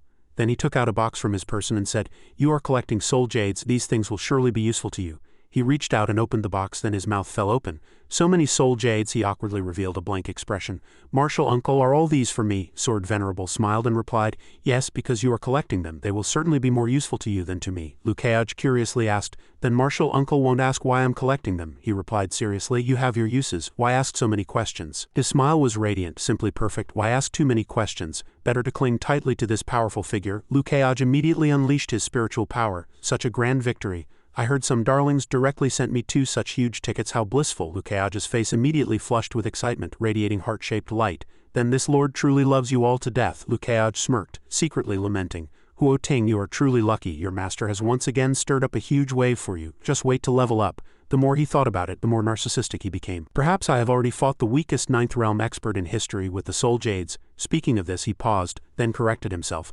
Although it's an illusion, it's still a hefty gain. Truly, my inner cheapness is showing. Imagining that grand battle, Lukeage continued to calculate. 9th realm experts can't defeat 9th realm experts, but 8th realm experts can defeat some 7th realm experts. Wouldn't 6th realm experts be even easier? He felt his plan was perfect, stroking his chin and laughing heartily. Huo Ting, your future path, your master has already laid it out. This is what you call sitting at home, and Huo Ting descends from the sky. Elsewhere, Huo Ting was practicing his sword when he suddenly let out a loud sneeze. Luo Bing asked with concern, "Senior brother, did you catch a cold?" Huo Ting was stunned, his mind filled with question marks. "It feels like someone is thinking of me. I should have paid correctly when I went down the mountain to buy groceries recently, right?" This child would rather suspect that the old woman selling vegetables down the mountain was cursing him than believe his master was thinking of him. Back with Liu Keaj, sword venerable martial uncle gently said, "You just used 2 sword domains. I suppose you're a bit exhausted. Do you need to calm down and reflect?" Facing sword venerable martial uncle, Liu Keaj replied with a serious face, "I do." Yet inwardly he was secretly gloating, having continuously slain so many red-named demon cultivators. "I need to see how much experience I've actually gained." Sword venerable martial uncle of course had no idea what Liu Keaj was thinking. Hearing his reply he offered, "Then I will protect you." Liu Keaj quickly agreed, "Thank you, martial uncle." He entered the system, and the entire space was enveloped in golden light like a golden block. Hexagon, the same color as the space, displayed a line of text. "You have received an experience point reward of 47 million. Seeing this number, his face stiffened, surprised as if he couldn't believe his eyes. With the quest reward, kill reward and altered destruction reward, the experience points alone reached 47 million. The space continuously displayed messages such as "Eliminated Guarding Demon Cultivator, completed. Destroyed Purple Moon Society Altar, completed. Eliminated Demon Cultivator Jun Shang, completed. Eliminated Demon Cultivator Jun Tui, completed. Eliminated Exotic Beast Ah Bao, completed." Suddenly, Liu Keaj glanced at another hexagon which displayed the quest requirements. The quest content was to destroy the altar, and the quest reward was 30 million experience points. He opened his mouth wide and said in surprise, "So this is where the most rewards come from. After all, it's a 7th realm altar and I destroyed it by jumping 2 levels. The system reward is already low. It even feels embarrassed itself." The space then continued to display, "Eliminated Guarding Exotic Beast, received blue item. View?" Liu Keaj's eyes widened, uttering an "oh," surprised that there was an item. Of course he wanted to view it. As he viewed it he thought, "Although this blue item is useless to me, my Mo-Gade disciples each only have 1 natal sword, leaving other equipment slots empty." He excitedly anticipated, what could it be, who would it suit? The blue halo gradually dissipated, revealing an image of a small red bellyband. "Didn't expect that, old hag." Liu Keaj stiffened, letting out a ha. The blue item's name displayed as Shameless Bellyband Blue. Below the bellyband were its effects. Wearing it increases all attribute defenses by 1 level. After reading it once, Liu Keaj's face was filled with speechlessness. "The effect is great, but I'll die before I wear this thing." Suddenly a thought flashed through his mind. He stroked his chin, falling into contemplation. But if this thing were worn by the right person, Liu Keaj's mind conjured up images of the women around him wearing this small red bellyband, Zhang Xinyan, Luo Bing, Pei Qianqin, Lu Dongli, to Xiao Chu, all flashing by. Then he sighed. "It seems only little Lizzie isn't quite suitable. How speechless. Only little Lizzie's world is hurt." He thought for a moment, then cast the thought aside. "Never mind, I'll give it to someone when the time is right." The golden space continued to display a line of text. "Given this is your first time destroying an altar, do you wish to consume 2 million experience points to view information related to the Purple Moon Society altar?" Liu Keaj's eyes widened, surprised. What kind of information is worth 2 million experience points? His face slightly darkened, and he muttered, "It seems there's a big secret." "View," the system quickly confirmed. 2 million experience points have been deducted from you. Against the golden space background, 3 pieces of information were displayed. The Purple Moon Society altar was constructed by a secret demon race technique. The Purple Moon Society altar suppresses the power of ancient exotic beasts. Purple Moon Society demon cultivators can seize the power of ancient exotic beasts through the Purple Moon Society altar. If the seizure fails, they will be assimilated into ancient exotic beasts. In addition to this information, the system kindly gave a hint. System has determined that a member of your sect can absorb the altar orbs. After seeing this information, Liu Keaj spoke like a shrewd merchant afraid of losing out. "Wait, let me calculate." These 2 million were extremely well spent. After calculating the pros and cons, Liu Keaj carefully analyzed the information he received. First, the Purple Moon Society altar is a highly profitable venture for the Purple Moon Society. It can enhance the strength of demon cultivators, and if it fails, it can even revive ancient exotic beasts. Liu Keaj meticulously deliberated on each point, not letting any information slip by. Second, the Purple Moon Society altar was not built by demon cultivators, but by the demon race. Therefore, the core members of the Purple Moon Society must include great demons. Liu Keaj's expression gradually grew solemn. He frowned, pondering that the demon race, demon cultivators, and exotic beasts are different species. They possess consciousness and powerful bodies akin to exotic beasts. Carefully considered, the demon race is stronger than both exotic beasts and demon cultivators. After completing his analysis, he concluded that if there's a shadow of the demon race involved, then the situation will become even more complicated. Feeling that things were becoming a headache, Liu Keaj decisively cast it aside. "Never mind, I'll continue checking the system messages." The last and most important thing was the system's hint. Keaj exclaimed in surprise, "Someone in my Mo-Gade can actually absorb the orbs I created." His mind immediately conjured up the Mo-Gate members who might possess this ability. Images flashed through his mind, then suddenly stopped at Huo Ting. Liu Keaj joyfully blurted out, "Could it be him?" Thinking this, he suddenly felt a sense of wonder. This time it was truly amazing. Liu Keaj smirked.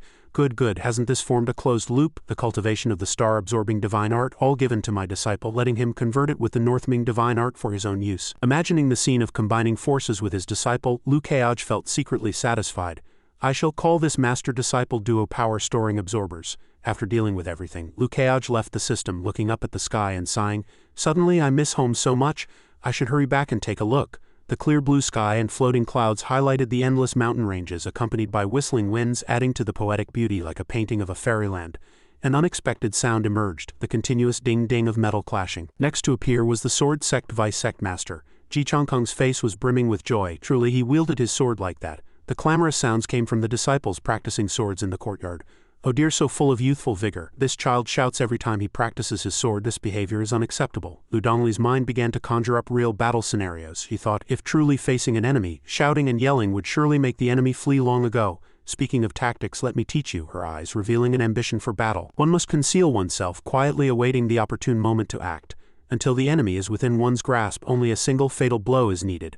A bloody scene spreading across the entire space, but this was merely her fantasy. Returning to reality was so cruel. Xiao Chu was haphazardly brandishing sword moves in the air, making her feel helpless and uncomfortable. The more I look, the more I feel this last disciple doesn't resemble me at all. Lu Dongli's eyes held confusion. Then who does she resemble? A dazzling light appeared behind Xiao Chu, and out walked a handsome young man. With a refined face and steady voice, "This lord is Liu Keaj, Sect Master of Mo-Gate." Beside him was Lu Dongli's dazed expression. Oh, so that's it, outwardly cold with displeasure on her face, but who knew that deep down her feelings were entirely the opposite. She was very caring, worried and adorable, also holding anger towards Liu Keaj. Brother has been away for many days with no news. It's truly infuriating. At this moment, Xiao Chu's legs began to tremble, and she rubbed her stomach, her eyes dull and lifeless. Her stomach rumbled loudly, causing trouble. I'm hungry. Facing the little girl's cuteness, Ji Changkong couldn't help but pat her head, gently saying, "All right, that's enough for today." That tender face, which had just been trembling with fatigue, now became excited, its aura changing as power emanated from her, shaking all the leaves around. Excitement was evident in her expression, and even her words were filled with joy. Great. The next second, Xiao Chu wants to go to the dining hall. Suddenly the atmosphere grew heavy, making one feel suffocated. What's going on? Why do I feel like I can't move my hands and feet now? What's with this cold feeling? A cold voice rang out. Practice 300 more sword forms. This can't be. Who am I? Where is this? Cough. Lu Dongli softly asked her master. You said, has martial uncle found brother? Ji Changkong replied calmly. Although senior brother isn't as good as me in this aspect, he wouldn't be unable to find him. Based on her analysis and understanding of martial uncle in all aspects, she reached her conclusion. Understood. Sword Venerable is much better at finding people than master. He must have already found him. Based on Lu Dongli's many years of understanding her own master, she had reverse-engineered his meaning. Over on Ji Changkong's side, he suddenly seemed to sense something amiss. Wait, something seems wrong. Senior brother went to find Liu Keaj, that exceptionally talented person. Could it be? He stood rooted for a few seconds, his eyes blank, breathing rapidly. What do I do? If senior brother takes Liu Keaj as a disciple, wouldn't I be outdone by senior brother again? He turned to look at Lu Dongli, his face filled with dismay, dripping with sweat, his hair standing on end. Then he began to test Lu Dongli. Do you think senior brother might want to take him as a disciple? At that, Lu Dongli looked earnestly at Ji Changkong and replied, Master, you and martial uncle have known each other for many years. You must understand martial uncle better than I do, right? One could see his awkward expression as he frowned and stroked his beard, indicating thought. Would I understand him? He and I have always been at odds. I don't understand him. Facing his awkwardness, her current words were the greatest encouragement to Ji Changkong. Master, don't worry. If brother says he doesn't want to become a disciple, then he certainly won't. Comforted by Lu Dongli, the muscles in his face seemed to relax. Thinking of Liu Keaj's character, he placed his trust in him. He will definitely refuse senior brother's invitation. Keaj, thank you for your kindness, senior, but I already have a master.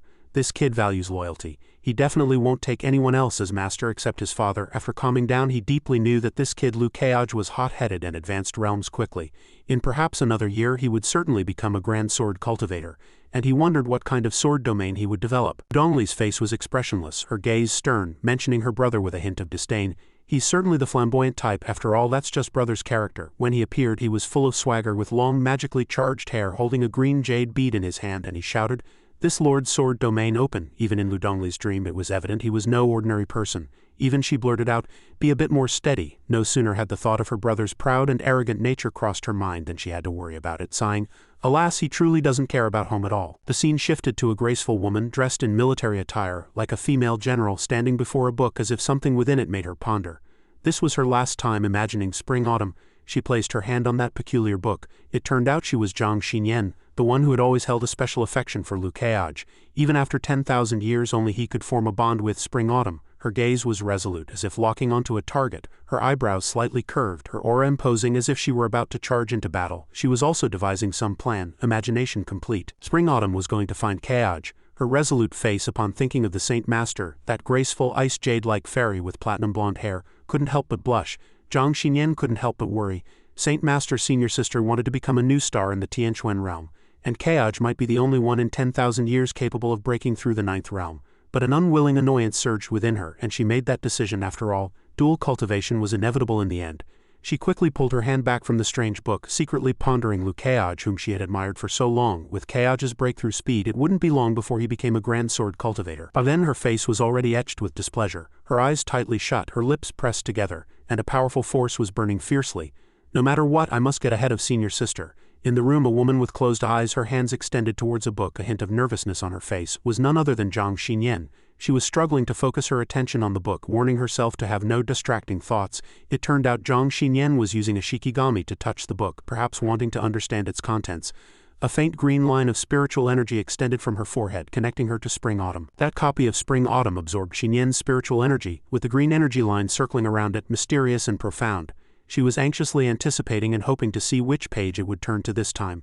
Zhang Xinyan was extremely nervous at this moment, thinking, if this manifestation doesn't succeed again, my body refinement style might not be able to reach the 6th realm grand completion. This book was the key to whether she could enter that realm or even further, reach the 7th realm. This manifestation was her last chance. Hundreds of pages flew around. Xinyan's eyes remained closed and her posture was unchanged. She appeared extremely calm, but who knew how many thoughts churned in her heart. She felt she had never cared about her realm, but at this moment she had some insights. The image of Liu Keaj appeared in her mind. It turned out she wanted to break through to a higher realm for him. Xinyan believed that only by being in a high position, powerful enough, could she help him. In her mind, Liu Keaj's figure was reaching out as if waiting for her to take his hand. That young man, harboring many desires and ambitions, was the reason she wanted to become stronger. Her sharp eyes gleamed with resolute light, clearly showing Xinyan's determination. As Keaj's Dao companion, she had to be his solid shield, his stable armor, so that Keaj could rely on her. The shikigami had touched the book, and it held the book before her, opening to the 9th page. Her eyes shifted from determination to hope and trust. She was betting on this book. The book transported Xinyan into another dimension where she was stepping on a thin layer of water. What mattered was whether her belief and hope were placed correctly.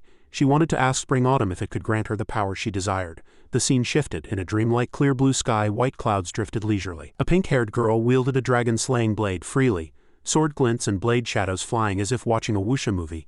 Wooden mannequins stood before the blade's tip as if shouting SOS, for they alone bore every strike. The blade tip hit the target. But why was it so strange? Why did Liu Keaj's figure appear here? Pei Qianqin felt extremely flustered, fearing she might accidentally injure someone. She retreated backward in a very graceful manner. It turned out to be just a dream. She had just finished cultivating, and though exhausted, she blamed herself for being too distracted, thinking of him too much, making it impossible to concentrate. Just as she was in a panic, a charming girl at the door called out to Qianqin, saying she wanted to go down the mountain for a walk because a guest was coming. The little girl wondered who this guest was to merit such a special welcome. The Saint Master passed by, softly reminding her, who the guest is doesn't matter, what the guest brings matters. It turned out the Saint Master valued wealth over people. Another guest stood at the door. This time it was Hang Yin. Sect Master Yun Shishu's face showed displeasure, refuting the Saint Master's words. Is his arrival not worth celebrating? Only then did Qianqin realize the esteemed guest the Saint Master spoke of was this Sect Master. Knowing her etiquette, she excused herself, leaving the private space for the two to discuss important matters. The Sect Master, as soon as he sat down, went straight to the point, saying it was something the Saint Master already knew, his tone carrying a hint of seriousness. As soon as Liu Keaj was mentioned, Qianqin immediately turned her head, sweat beading, foreshadowing something ominous. The Saint Master was puzzled. Didn't he already leave Spring-Autumn Mountain and return to Qingzhou? Why is he involved again? After a moment, the Sect Master announced shocking news. Zhao Zhijian was dead. The woman who had remained calm beside him was also surprised. She retorted, did that fellow die from cultivating dark arts or from an epileptic fit? Suspicion filled the Saint Master's eyes. It turned out he had died at the hands of the person Heng Yin had first mentioned, Lukeage. The air grew silent, not because of the gravity of the event, but because the little girl who had just been yelling to go outside was now immersed in the solemn atmosphere of gossip. Returning to the main topic, the Saint Master believed Zhao Zhijian was quite powerful, having reached the 6th realm, so how could he have died so easily? There must be more to this. Heng Yin, like the Saint Master, didn't believe it was true, but this Sect Master had learned it from a message transmitted by Little Sword. He mentioned that Lukeage had killed many 5th realm demon cultivators and exotic beasts, and even intended to eliminate Zhao Zhijian, who had always sought to kill him. Upon hearing this, the Saint Master understood the whole story. Zhao Zhijian, unwilling to accept defeat, turned around to kill Lukeage, but regrettably he was the one who died, despite Keage's strength being almost depleted at the time before she could finish. Pei Qianqin thought this was illogical, because Zhao Zhijian was in the 6th realm, while Lukeage had just reached the 4th realm. Clearly Keage's realm was lower than his, so how could he defeat someone stronger? Pei Qianqin's eyes widened and she exclaimed in surprise. Sword Venerable of the Sword Sect, Heng Yin calmly replied. That's right, and the letter said that Sword Venerable witnessed the entire process, which greatly startled Pei Qianqin. She retorted, witnessed it? The Saint Master glanced at the flashing flying sword message in Heng Yin's hand and coldly said, if that's the case then it must be true. Sword Venerable's word cannot be wrong. Hearing the Saint Master's affirmation, Pei Qianqin broke out in a cold sweat, but this matter was too illogical. If it was all true, then Martial Uncle Lu was simply not human. The Saint Master chuckled.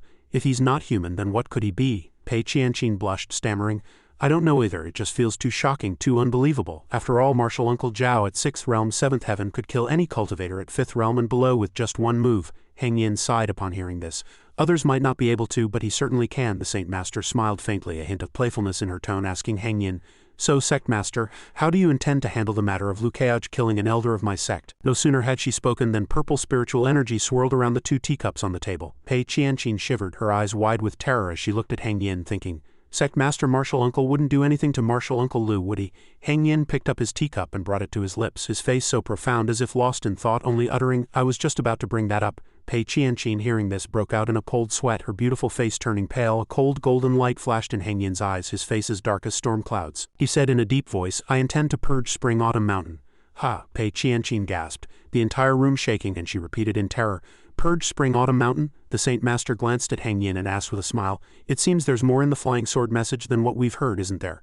Heng Yin frowned, an image of a person and the Yellow Spring Society token flashing in his mind, and he explained, That's right, Sword Venerable's flying sword message mentioned Zhao Zhijian's collusion with the Beijiu demon cultivators of the Yellow Spring Society, and even the Yellow Spring Society's token was found in Zhao Zhijian's storage ring. If my Spring Autumn Mountains elders have been infiltrated by the Yellow Spring Society, it will be too late if we don't investigate thoroughly. With that he stood up, hands behind his back, exuding the demeanor of a sect master.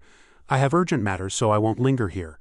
Seeing him about to leave, Pei Qianqin hesitated, really wanting to ask about Martial Uncle Lu's continuous battles. I wonder how his injuries are. Has he sent any messages back? As if reading Pei Qianqin's mind, the Saint Master asked for her.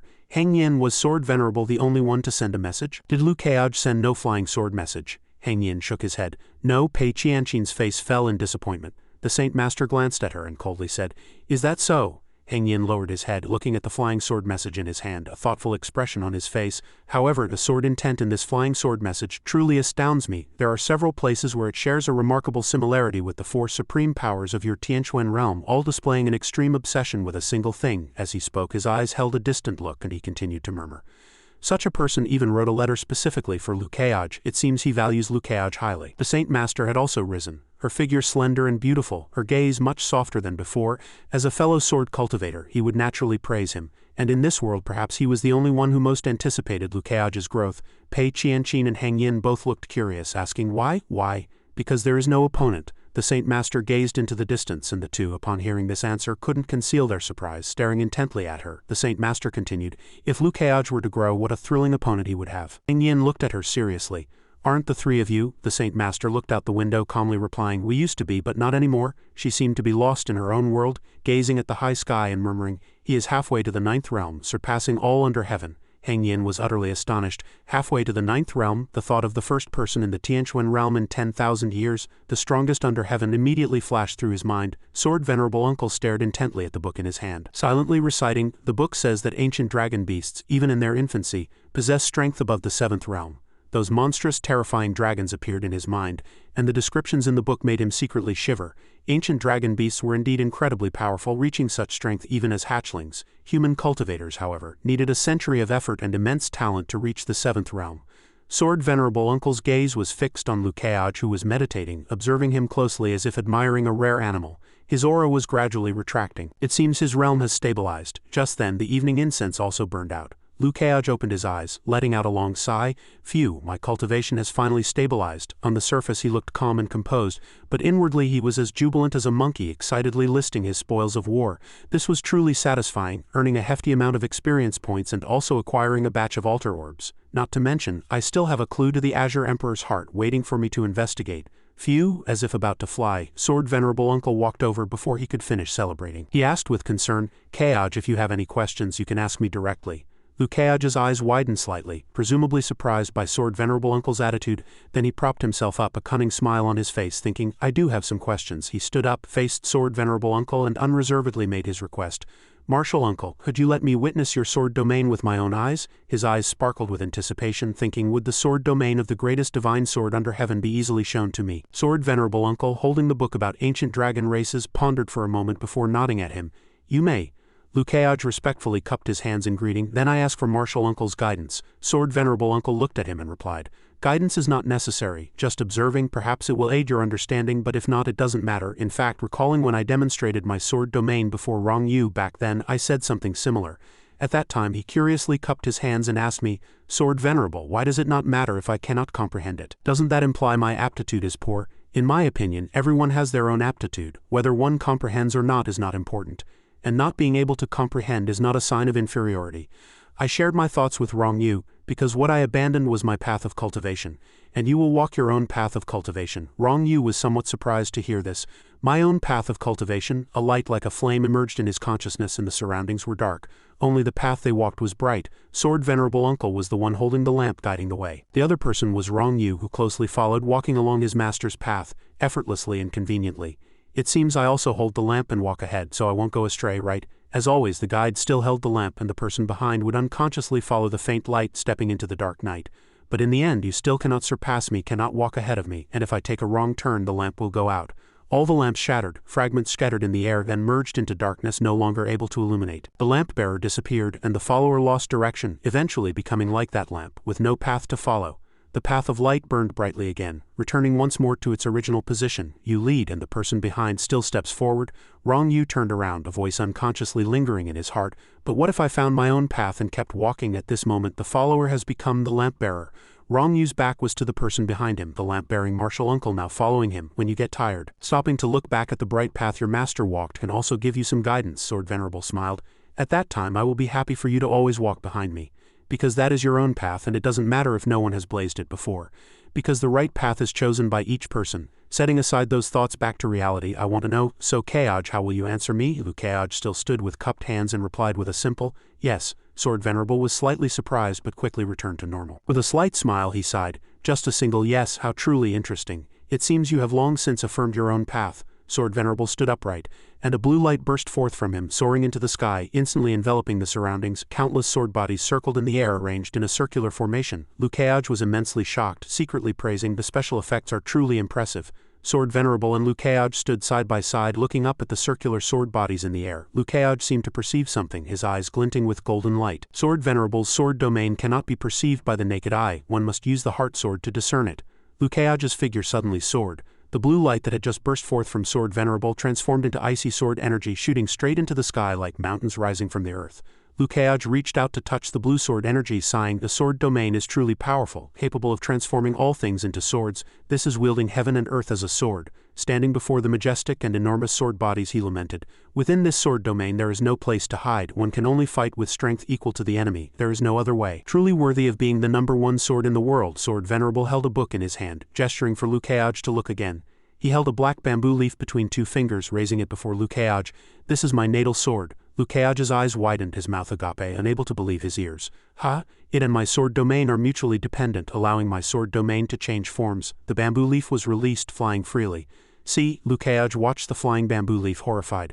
The natal sword of the world's #1 sword is actually just a black bamboo leaf? He was startled. The majestic sword bodies beneath his feet slowly swayed, their blades soaring into the air, shattering into countless fragments. 10,000 things, 10,000 swords. Two tiny figures stood amidst countless floating sword fragments. The myriad fragments converged into a single sword, which could also be called one sword of all things. This was the true essence of the world's #1 sword. In the dark sword energy flow, Lukeaj appeared and immediately said, "Why did you come out?" The blue longsword emitted a brilliant light in the darkness. He hurriedly said, "Calm down, Sword Venerable is demonstrating." No sooner had he finished speaking than Sword Venerable replied, "A sword cultivator. The sword is the person is the sword. Facing my sword domain for a spirit sword to still dare to unsheath shows the sword master's extraordinary tenacity of character." No sooner had he finished explaining than Lukeaj said, "Truly an extraordinary man, even a sword-obsessed junior brother like him couldn't become master." He held the longsword again, looking at its blade and saying, "Don't rush, don't rush." Suddenly some tiny blue lights appeared as if surrounding a giant blue gem. He looked up and said, "Sooner or later, I will reunite with that heaven and earth sword at its peak," he then thought. But is that old man Ji truly only a little bit inferior to senior brother? Ji Changkong, the gap he felt this time was not just a little but immense. Back to reality, he began to have hallucinations. What's going on? Why do I feel a headache? Just as he was feeling dizzy and had a headache, Sword Venerable reached out to him, intending to help. He murmured, "Kaoj, your concentrated divine sense is dispersing. You have observed my sword domain for too long. The pressure on you is too great." He immediately covered his face with his hand and replied, "Yes." He slowly lowered his hand from his face, clenched his fists and thought, "This is an 8th realm sword domain. Just observing it has exhausted all the spiritual power within me." He extended 3 fingers and replied, "You have already seen my sword domain. You must have understood it clearly." At this point, greed was not good. He thought, if I let him observe for a moment longer, his divine sense would be damaged. If I harm this child, I will not escape blame. Blue light gradually appeared, covering the ground, then soaring upwards like blue flames burning on the ground. He raised his hand and a tiny blue light appeared, while he still murmured blankly to himself. After all, his face was serious, but in his heart he thought, perhaps in this life my only opponent will be him. But he still asked, "Are you feeling better?" He replied, "Much better," as expected of Sword Venerable's first sword. At this point Lukeaj suddenly chuckled lightly and said, "What, you praise others now?" He then stood before him and said, "Not really, it's mainly that with a great mountain like you, the summit is where the fun is." After he finished speaking, Sword Venerable's face stiffened and he thought, this child, truly ambitious, aiming higher than the heavens. He suddenly remembered something and asked, "Oh right, martial uncle, what level of sword intent are you at now?" "Just now in the sword domain I saw that the sword intent was incredibly powerful, truly unfathomable." He then thought, even that lousy system only showed question marks when it checked. He stood upright beside him and answered his question. "I am currently at the 8th level, but the ancestor is at the 9th level." After hearing this, he was still puzzled and said, "9th level? Has anyone reached the 10th level?" He remembered, still thinking to himself. He clearly recalled that the upper limit for sword Dao aptitude was 10 points. Then sword intent should also grow with the upper limit, so the 10th level must exist. Sword Venerable thought to himself, then said, "The ancestor is at the pinnacle of Tianchuan sword Dao. He only has the 9th level, so the peak of the sword Dao is only the 9th level. If someone truly can step into the 10th level, then the world will naturally have a 10th level." Suddenly, upon hearing this, Lukeaj excitedly shouted, "Interesting, truly interesting, an unprecedented realm. A path like this is truly interesting to walk." Suddenly a voice sounded, "You have received effective guidance from the Sword Venerable of the Sword Sect. Do you wish to claim your reward?" He immediately said, "It's finally here. I thought you weren't coming." He uttered the words, "Claim reward." The voice sounded again. "You have received 150 off coupon for sword intent advancement and 150 off coupon for natal divine ability advancement." At this point he said with his mouth wide open, 250 off coupons, 150 off saves 16 million experience points, so 2 is 32 million. Just as he was in shock, Sword Venerable spoke, "As expected of the world's #1 sword's guidance, a single word of guidance can yield twice the reward of Old Man G." After he finished speaking, Lukeaj became excited, his face filled with joy. But then he thought again, feeling a pity. He currently only had 5 points of sword Dao aptitude, so he couldn't upgrade even if he wanted to. He had to accelerate the sect's development. He couldn't let the sect hold him back, he had to spur them on relentlessly. He then stood before him with cupped hands and said, "So martial uncle, I wish to return to the sect now. Would you still like to come along?" He kept thinking to himself, "Now I have to go back and whip their butts." Upon hearing this, Sword Venerable replied, "Of course I'll come along. I also want to go to Mo Gate again to confirm something." 1,000 thoughts and questions flashed through Lukeaj's mind again. He used the word Ogden. Has he been to Mo Gate before? He then propped his chin on his hand and thought, "Excellent. Is that kid Mudongfang's breakthrough related to Sword Venerable? What changes have happened in the sect during the days I've been away? I'm getting more and more excited." He and Sword Venerable continued their journey. Mo Gate's Mount Danqing with its towering continuous peaks was majestic and grand, appearing especially vast under the wide sky. Suddenly as he walked, his face stiffened. "What's going on? Why won't this token open the barrier?" He stood rooted, constantly fiddling with it. "I remember this thing being used like this." The more he thought, the more flustered he became. Various thoughts flashed through his mind. He suddenly paused and said, "Wait. Could it be that little Lizzie saw I hadn't returned for a long time?" And then, thinking this, he was almost in tears and said, "She changed the locks on the door." He was helplessly speechless. "All right, little Lizzie, you're playing this game, huh? It has the strong scent of a nagging housekeeper." Lukeage extended his hand, creating a small black vortex, his face filled with ambition, thinking domineeringly, "If I can't open the door, then I'll kick it open. I am the Sect master. I don't believe I can't get through this door." Vortex grew larger and larger, rushing straight towards the golden door. Suddenly it stopped abruptly. Lukeage was too astonished to believe it, his face stiff. His eyes were blank without a trace of a smile. He was speechless, unable to believe it. "What's going on? Why, when I hit this thing, does it feel like hitting a soft mass? And this soft mass is frantically absorbing my power as if it wants to drain me dry." Suddenly a finger extended from the golden light as if beckoning him inside. He was both angry and flustered, rigid as if glued in place. "HMPH, this thing looks so strange. I feel that even if Zhao Zhijian came, he wouldn't be able to break this barrier." Lukeage's face showed an ellipsis, his heart so stifled he couldn't speak. The back of a girl appeared in his mind. To treat an elder brother who hasn't returned home for so long in such a way, it truly shows disrespect for elders. "This time when I go home I must properly rectify our sibling relationship." Sword Venerable, standing by, said incredulously, "What's wrong? You don't have the wooden token to enter this barrier either?" With a million question marks in his eyes, Lukeage blinked and asked, "You don't have one either?" Sword Venerable awkwardly explained. "Junior brother said that I don't come back often, so holding the token is like hogging a resource without using it." "Ahihi, I really don't," Lukeage said blankly. "Hogging a resource without using it?" He scratched his head and laughed. "Don't mind it, Martial Uncle was just joking. Once we're back at the Sect, I'll have my little Lizzie give you two." Sword Venerable happily extended a hand and said, "That would be excellent. Since that's the case, quickly open the barrier door. Let's go in first." Lukeage stood rooted, dripping with sweat. He stammered in a panic, "No rush, I haven't been back in a long time. How about Martial Uncle accompanies me to see how Mo Gate's outer disciples are developing?" In reality, he was already panicked. Holy crap! If the world's #1 Sword Venerable knew I didn't have a key to go home, wouldn't I be ridiculed by him? Being ridiculed by the world's #1 Sword Venerable, a small embarrassment would become a super huge embarrassment. Sword Venerable also accepted with a smile. "That's fine too, let's go then." A burden seemed to lift from Lukeage's heart. "All right." The two stood high in the sky overlooking the scene below, with soft clouds drifting by like cotton candy.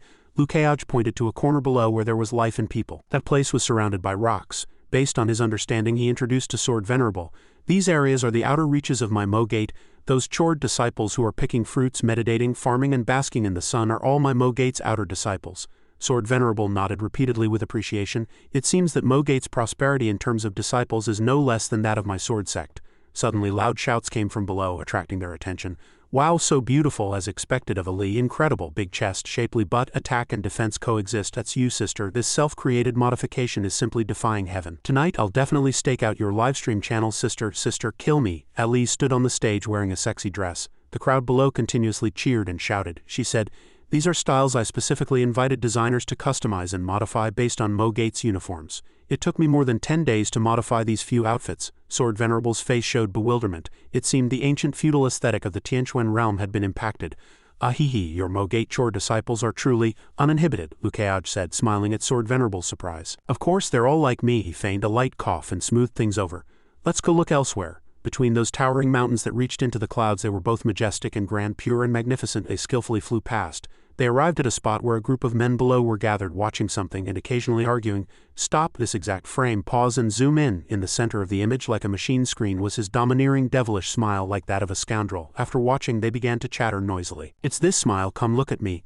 Am I not very much like our sect master? You can't do it like that. You have to adjust like this to truly resemble him. Heh, once you learn to adjust your smile, won't you be afraid of not getting girls?" Sword Venerable looked down in surprise, his face showing confusion. "What kind of cultivation were these people performing?" Lukeage shook his head and said, "It's just some clumsy imitation, no need to watch." His gaze flickered to a spot and he said in surprise, Why is he there?" In a place shrouded in thick fog where nothing could be seen clearly, Mu Dongfang was in a battle stance. He held a sword in one hand, his gaze sharply scrutinizing his surroundings, highly vigilant. Suddenly a figure with a sword rushed at him from behind. Upon discovering it, Mu Dongfang frowned and glanced, then immediately turned and swung his sword to strike. Lukeage, watching from above, was too surprised to believe his eyes. Sword Venerable stood beside him and couldn't help but ask, "Is something wrong here?"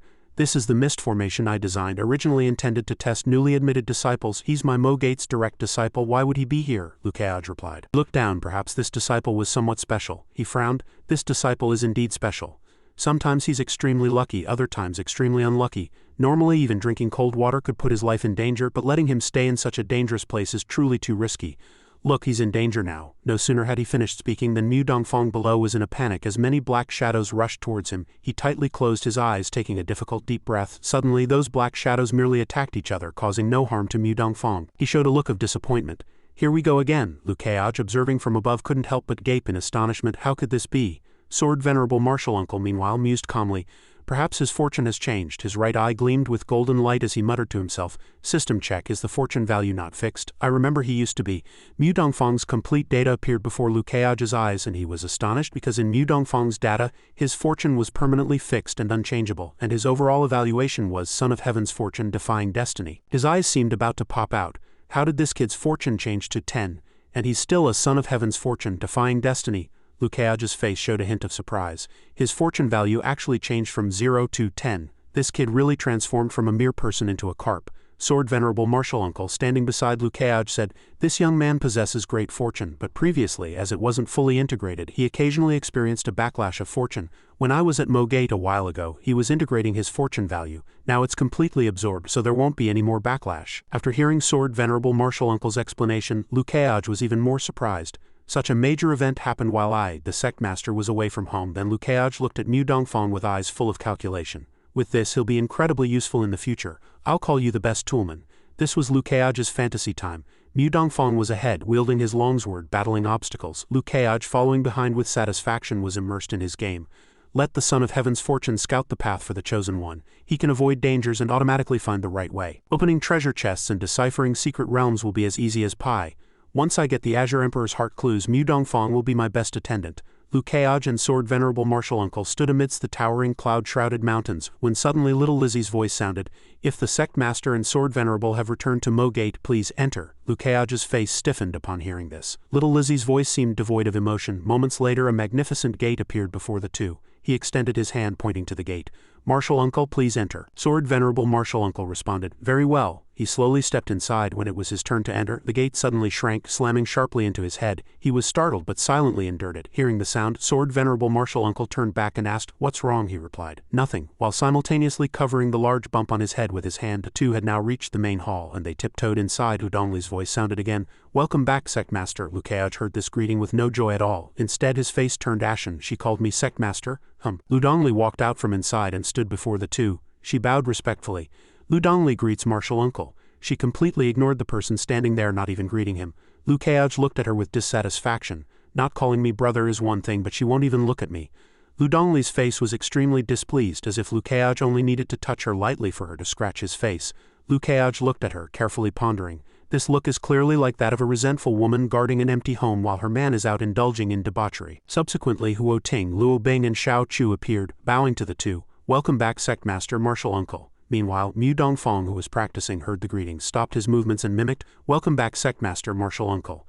Lu Keaj looked at everyone, responding with an but his heart remained heavy. Everyone seems quite normal except for little Lizzie. He glanced at Luo Bing, who was charmingly flicking her hair, and he couldn't help but blush. Her pure desire cultivation technique has advanced a few more levels. Immediately after, Lin Ali rushed forward with a group of women, and screams erupted from the crowd. "The Sect Master is back. Where's the Sect Master?" Lin Ali shouted louder than anyone. "Tell Sect Master brother, look at the style I've changed. Does Sect Master love it?" The men were also ecstatic, cheering wildly. "The Sect Master is finally back. Our Mogate is about to soar again," Lin watching exclaimed. "Damn, he's finally back. I went through countless hardships to join Mogate for him, but from the moment I joined until now, he hasn't spent a single day in the sect. Lu Keaj is back, and my youth is back too." Meanwhile, the Lu siblings stood beneath the gloomy sky, deep in thought. Lu Dongli's face was still filled with disgust. "Can't I just talk to little Lizzie? I need to find a topic. I also want to test if Mu Dongfang, the Son of Heaven's fortune, is really foolish." Mu Dongfang was currently at a loss in the mist formation. Lu Keaj finally spoke with an expression and tone that couldn't be more annoying. "Elder Dongli, release Mu Dongfang from the mist formation." Upon hearing Lu Keaj's words, which struck her like a bolt from the blue, she was startled, her face changing from displeasure to anger and extreme disgust. She thought, "Elder Dongli? And she acted, flicking her sleeve sharply, sweeping it directly across Lu Keaj's face. She crossed her arms, lowered her head, and said, "Dongli obeys the Sect Master's command." She turned decisively and strode away across the spacious courtyard, openly displaying her displeasure before everyone. Lu Keaj meanwhile covered his face, having just been struck by the sleeve. Then she released Mu Dongfang from his predicament in the mist formation. Mu Dongfang said painfully, "Master has finally released me." Lu Dongli was still very unhappy at this moment, her back turned to Lu Keaj. He however was covering his face, his expression clearly revealing an intention to compete with her. Sword Venerable Martial Uncle, seeing the two sulking, couldn't help but smile faintly. What an interesting pair of siblings. He then walked away, muttering to himself, "I should go see my junior brother now." Meanwhile, the Grand Elder of Changyue's sect elevated his own standing with the remark, "How could senior brother be worthy of this junior brother?" Rising to greet him. In the spacious courtyard of Mo Gate, Lu Keaj stretched leisurely, relaxing, and asked everyone, "I've been away from home for a long time, so it's like coming home. Have you all missed me?" Huo Ting looked blank, as if it didn't matter if he had or hadn't, completely lacking presence. Xiao Chu was overjoyed, raising her hands high and enthusiastically telling Lu Keaj, "Yes, Xiao Chu really misses the meals Sect Master Martial Uncle cooks." Luo Bing, shy and compliant, replied, "Yes." Mu Dongfang bowed respectfully to Lu Keaj. This disciple indeed missed Sect Master Martial Uncle somewhat. Lu Dongli, the hot-tempered woman, remained silent, even more annoyed, and let out a soft HMPH. Lu Keaj stepped forward, a displeased look on his face, and deliberately asked, "Elder Dongli, what are you HMPHing about?" She crossed her arms, turned her head away, her heart filled with disgust for the title Elder Dongli. She replied curtly, "Nothing." Lu Keaj sighed. "Neither of us will yield to the other." Lu Dongli was even more stubborn, refusing to utter even two words, truly detestable. Still in the main courtyard of Mo Date, Lu Keaj ignored their argument. With his hands behind his back, he turned to face Mu Dongfang and commanded, "Never mind, come spar with me in a bit." Mu Dongfang, upon hearing this, froze in place as if glued there, pointing to his own face and asking, "Me?" Lu Keaj replied, "That's right, you. I want to see how much you've improved during this time." As he spoke, he summoned a surge of black magical power from which a sword materialized. "Testing your cultivation progress is false. Testing if you are the son of heaven's fortune is true." Mu Dongfang stood before the summoned sword, and Lu Keaj, now flustered, panicked, and ashen-faced, he waved his hand, refusing. "Sect Master Martial Uncle, I." Lu Keaj and the sword stared solemnly at Mu Dongfang, saying bluntly, "No need for words, you'd best adopt an attitude as if you want to kill me, otherwise I cannot guarantee what might happen." Mu Dongfang clenched his fists, bowed his head, reporting to his elder, "Sect Master Martial Uncle, you've misunderstood." As he spoke, Mu Dongfang sincerely conveyed to Lu Keaj and everyone that he had indeed made some progress recently and was just looking for someone to guide him. Lu Keaj showed a smile. Not bad, a bit like him. Then he instructed Mu Dongfang that he would guide him seriously. In Mo Gate's training grounds, the air was potent from absorbing the essence of heaven and earth, and mist enveloped the training platform, making the surrounding mountains appear indistinct. At this moment, Luo Bing was standing beside Lu Dongli and Xiao Chu. Her face held a trace of worry. "Master, third junior brother won't get hurt, will he? Sect Master Martial Uncle looks very serious." Lu Dongli immediately replied that she didn't know. "But little Mu possesses great fortune. Perhaps he will exceed their imagination." Without further waiting, Mu Dongfang had already begun the spar. Wielding his longsword, he cupped his hands. "Sect Master Martial Uncle, pardon my offense. Offend away. I also want to see to what extent you can offend." Lu Keaj encouraged him, telling him not to be restrained, mainly wanting to see what level his strength had reached. Mu Dongfang rushed at him like lightning. Golden sparks formed an arc dancing around him. Wielding his longsword and executing his moves, he said to him, "Then I shall offend." The clash happened swiftly. Clanging, the two swords struck each other. Lu Keaj blocked his sword, and countless rings of fire erupted from between their moves. Not bad, some progress. He felt a slight appreciation for Mu Dongfang's strength. Lu Keaj quickly made his move, brandishing a few basic sword forms, and a net woven from streaks of blue light appeared in the air. Lu Keaj raised his sword with a serious expression and said to him, "Try my rhythm." He quickly responded, "Yes." Mu Dongfang's face was taut as he raised his sword and took a stance, ready to receive his move. His thousands of phantoms appeared, completely surrounding Lu Keaj. Although he had unleashed his strongest moves, the worry on his face did not diminish at all. On the contrary, it grew more severe. Lu Keaj saw this scene and thought, "It seems his limit is here. His spiritual energy is gradually depleting, yet he can still persevere. Indeed, he's worthy of being my Mo Gate disciple. It seems the time has come," he thought. "It's time to test his fortune and see if he can protect himself in danger." He immediately drew his sword and sparred with Mu Dongfang. Mu Dongfang sensed the danger and shouted in panic, "Ah!" Lu Dongli immediately said to Lu Keaj, "Brother, hold back." A sword whistled upward, circled in the air, and then plunged straight into the ground. Lu Keaj pointed his sword at Mu Dongfang's shoulder. It was clear that Mu Dongfang had lost this spar, but Lu Keaj detected a problem. The sword deviated from its target, and Mu Dongfang's face was pale, his body trembling before the sword tip. Luo Bing crossed her arms and sighed in relief. Sect Master Martial Uncle really held back. She was indeed still very worried. Xiao Chu and Huo Ting also breathed a sigh of relief. "I was so scared, everyone was worried something would happen." At this moment, Lu Dongli also noticed the problem, just like Lu Keaj. Brother deliberately aimed that sword strike off target. Lu Keaj was still in thought about that previous sword strike. He had originally aimed to sever a single strand of Mu Dongfang's hair and knock away his sword. However, engrossed in thought, he didn't notice Mu Dongfang's bloodless face. The previous scene reappeared. The sword deviated from its target, and he realized something seemed to have obstructed it, preventing him from cutting that strand of hair. By now he had seen Mu Dongfang's pained face. He swiftly retracted his sword. If he had delayed a few more seconds, Mu Dongfang would probably have been utterly exhausted. "Thank you for your guidance, Sect Master Martial Uncle." He bowed and cupped his hand, saying to Liu Keaj as he spoke. One of his eyes turned golden. This was a mysterious formation that appeared behind him, its powerful aura making his entire body glow. He knew this was his fortune protecting him. A man in armor with tightly clenched fists and a strong physique appeared before him. A smile immediately appeared. Liu Keaj had his answer. So that's it. He was able to join Mobate because of this astonishing fortune. Liu Keaj, confident and composed, reached this conclusion. He reached out and placed a hand on Mu Dongfang's shoulder, laughing heartily as he said to him, "He's very good, ha ha ha." Mu Dongfang looked blank. "Where am I? Who am I? Why is Sect Master Martial Uncle saying this about me?" In the distance, dust was flying. Lu Dongli ran over. "What's happening? Are there enemies attacking?" It turned out not to be. Ji Changkong was chasing Sword Venerable Martial Uncle, both of them sweating profusely. "What kind of antics are these two playing now?" Wielding his sword, he said to Sword Venerable Martial Uncle, "You've ruined my disciple's future, ruined my disciple's future." Sword Venerable Martial Uncle helplessly raised his hands, urgently appealing to Liu Keaj for help, his face showing a pleading look. "Keaj, quickly come and explain it clearly to junior brother." Liu Keaj, with the blame suddenly dumped on him, looked blank. "Me? No way, I don't know anything." Seeing his rescuer, Sword Venerable Martial Uncle immediately hid behind him and said, "That's right, it's him. Quickly tell junior brother that he's not his swordmaster." Immediately the two-person chase turned into a three-person argument. Ji Changkong, panting, retorted, "Senior brother, are you still trying to quibble? You even showed him your sword domain. Does that not make you his swordmaster? You've ruined my disciple's future. Today I must teach you a lesson." Liu Keaj looked helpless and grim-faced, facing Sword Venerable Martial Uncle's pleading eyes. "Ah, is it about this again?" He swiftly regained his professional demeanor, cupped his hands, and said to Ji Changkong, "Martial Uncle Ji, you've misunderstood. Sword Venerable was truly not his master of sword Dao enlightenment." This angered Ji Changkong, who stroked his tangled beard and sternly said to Liu Keaj, "Then how do you explain observing his sword domain?" Liu Keaj explained that he did not observe Sword Venerable's sword domain, but rather engaged in an exchange with Sword Venerable. He displayed his own sword domain, and only then did Sword Venerable display his. Everyone was astonished, most notably Lu Dongli. She asked Liu Keaj if he had already awakened his sword domain. Liu Keaj quickly reassured Lu Dongli, "Little Lizzie, your brother is now a grand cultivator. Isn't it normal to have a sword domain?" Lu Dongli was as excited as a child, praising her brother enthusiastically. "Brother, you finally entered the fifth realm. That's wonderful." Liu Keaj's face was blank, but he secretly thought, what do you mean finally? Are you suppressing your realm waiting for me? What realm are you really in? Sooner or later I'll find out. Sword Sect Vice Sect Master Ji Changkong stood nearby, immediately nudging Sword Venerable with his elbow. His face wrinkled, he asked, "Really?" Sword Venerable chuckled and earnestly clarified, "Really, nothing could be more real." Then Sword Venerable became serious, saying, "Moreover, Liu Keaj's two sword domains, even I have greatly benefited from them."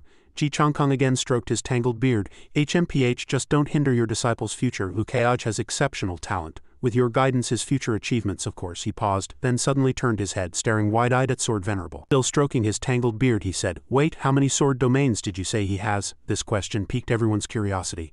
Sword Venerable quickly replied, "2 sword domains." His unhurried answer immediately stunned everyone. Their faces filled with surprise, everyone exclaimed in unison, "2 sword domains?" Ji Changkong's forehead broke out in a sweat as he yelled, "How can anyone possess 2 sword domains? How did you do it?" Liu Keaj calmly replied, "It just happened naturally." In fact, he was secretly grinning from ear to ear. "Naturally, my ass. I can't tell them I have a cheat, can I?" Having struck gold, Ji Changkong burst out laughing. "Excellent, excellent, quickly show me." Luo Bing admired Liu Keaj from the side. "My young master actually possesses 2 sword domains. He truly lives up to his name." Mu Dongfang's admiration turned into awe. "Sect Master Martial Uncle is truly incredible." Even little Xiao Chu was equally excited, as expected of my Sect Master Martial Uncle. Even though Xiao Chu doesn't know what a sword domain is, everyone displayed expressions of surprise and admiration, except for Huo Ting, Liu Keaj's disciple. Due to his low presence, he had no inner monologue, and could only accept his role as a background character. Huo Ting secretly cried a few times, then the demonstration continued. Everyone scattered, and Liu Keaj stood in the center of the training ground, his hands calmly clasped behind his back. "Then please guide me." One of his eyes turned golden, a slight curve on his lips, and his sword domain immediately manifested. A dazzling golden light appeared before him, robbing the surroundings of light, casting his face into shadow, making him more mysterious and powerful, chilling to the bone. 2 divine beings appeared simultaneously. One sat cross-legged, displaying a cultivation posture, wearing Buddhist beads around his neck, emanating blue light. This was sword domain, immortal. The other appeared somewhat terrifying, with huge, deep red eyes, flame-like hair, fangs in his mouth, a strong physique, and his entire body appearing as if burnt crimson. This was sword domain, Life Slayer, a majestic and magnificent scene. Two contrasting colors highlighted the unique nature of the protagonist Liu Keaj. The scene was too stunning. Everyone was speechless, unable to believe their eyes. Luo Bing covered her mouth with her hand. So beautiful, so cool, so much killing intent. Mu Dongfang's admiration deepened even further. Sect Master Martial Uncle is too amazing. Xiao Chu, needless to say, her eyes sparkled and her mouth hung open. Lu Dongli tightly clasped her hands. This is brother's sword domain. Ji Chongkong was no longer stroking his tangled beard. He was completely stunned. His face was stiff, his eyes wide, and he murmured, "This is Ancestor's Life Slayer sword domain." "How magical." Lu Dongli, standing nearby, immediately asked, "Is brother's sword domain the sword sect Ancestor's sword domain?" He nodded and quickly said, "That red one is indeed Ancestor's Life Slayer sword domain. But how can anyone in this world condense a sword domain identical to the Ancestors?" He turned to ask Sword Venerable, his heart equally puzzled. "Senior brother, what's going on? Liu Keaj isn't even a disciple of our sword sect's Black Bamboo Forest, so how could he?" Sword Venerable's expression was calm, and with a gentle smile he said, "Junior brother, this is simply nature taking its course." A burst of anger flared in his head. "This old man is starting to nag again." Sword Venerable told him, "Look at Liu Keaj's other sword domain and feel it. You'll be even more surprised." Hearing this, he squinted, observing sword domain, immortal, Liu Keaj's other sword domain. He stopped mid-sentence. A large exclamation mark appeared above his head as he saw the light flying into Liu Keaj's body, each carrying a different color. Watching the purple light emanating from Liu Keaj's body, he realized there was something sinister about Liu Keaj's sword domain. Everyone began to murmur. Lu Dongli said in a panic, "My spiritual power is being stolen." Luo Bing and Mu Dongfang were also affected, their spiritual power draining. She looked at the spiritual energy dissipating from her body. "Even I am not an exception." Mu Dongfang nodded in agreement. "Me too." Even little Xiao Chu's spiritual power was draining. Not to mention Huo Ting, the background character who was definitely being absorbed. Ji Chongkong complained, "I, a dignified 8th realm sword cultivator, am having my spiritual power stolen by you. Sword domain is even more bizarre than Ancestor's Life Slayer sword domain." Sword Venerable nodded in agreement. The miraculous aspect of Liu Keaj's sword domain was its ability to ignore cultivation levels. The two divine beings stood opposite each other. Although powerful and seemingly antithetical, they were actually complementary, one gentle, the other fierce. Lu Dongli clasped her hands, saying admiringly, "Brother is becoming more and more formidable. From now on I can stay on this Mount Danqing forever." Luo Bing's cheeks flushed, her thoughts clearly written on her face. Young master is becoming more and more captivating. Mu Dongfang too could not hide his delight. Xiao Chu's eyes still sparkled. She secretly chuckled, her childishness taking over. "With Sect Master Martial Uncle backing me, I can do whatever I want from now on. I want candied hawthorns. I want 3 strings." Spiritual power surged from all directions towards sword domain, immortal. One stream originating from a small grave in the deep mountains. A pale pink creature was sleeping soundly in the grave, holding a flute in its hand, and spiritual power flew from that flute towards sword domain, immortal. The creature appeared humanoid, tightly clutching the flute. But the flute refused to be still, emitting light and constantly shaking. The creature coiled its tail tightly around the flute with 2 ears on its head, and its body kept shrinking. It said, "Stop moving." The scene shifted to Qinglong River, where mountains stretched endlessly, and sunlight pierced through the trees, illuminating everything. Truly a land of outstanding people and abundant spiritual energy. At this moment 2 strangers appeared, a man and a woman. The woman spoke, "This is Qinglong River, where Liu Keaj resides." The other person had no hair. Wearing huge Buddhist beads around his neck, he remained silent. Their figures stood against the backdrop of the sunrise on the hillside. The woman beside the monk seemed a little impatient, and she said, "Are you not going to say anything?" The person next to her did not answer. "Usually when the 4 of us talk, you're the most talkative." Hearing this, the person next to her felt a little guilty and broke out in a sweat. Moreover, this girl's name is Mu Beilu, a successor of the underworld and one of the 4 protagonists of the Tianquan realm. Mu Beilu noticed that the person next to her remained silent, so she persisted, hands on her hips, leg crossed, posing like a supermodel, and continued, "Now that we've met, I didn't expect you to be so dumb, not saying a word. This is Namu, successor of the Arhat, and also one of the 4 protagonists of the Tianquan realm." Namu listened to her nagging, yet remained calmly with his eyes slightly closed, hands clasped together on his chest, his mind as still as water. Seeing that she couldn't change him, Mu Beilu crossed her arms and pouted, "HMPH, I'm ignoring you. I'm going to find food." In the dense forest, a cute rabbit with red eyes and white fur was playing among the flowers. Mu Beilu heard the movement, and she immediately turned to look at the rabbit, a fierce glint suddenly flashing in her eyes. "This rabbit is so cute. It would be a waste not to roast and eat such a cute thing. Go." A leaf flew out at her command. Then Mu Beilu smiled strangely, and she snapped her fingers, tiny red light scattering around the realm of revelation. That light transformed into a special power, deeply embedding itself into the ground. And a portion of that power also lifted the leaf into the air. The rabbit here was suppressed by this peculiar power, continuously squealing. The leaf flew unhurriedly towards it. A long, colorful light streaked across the rabbit, rendering it motionless.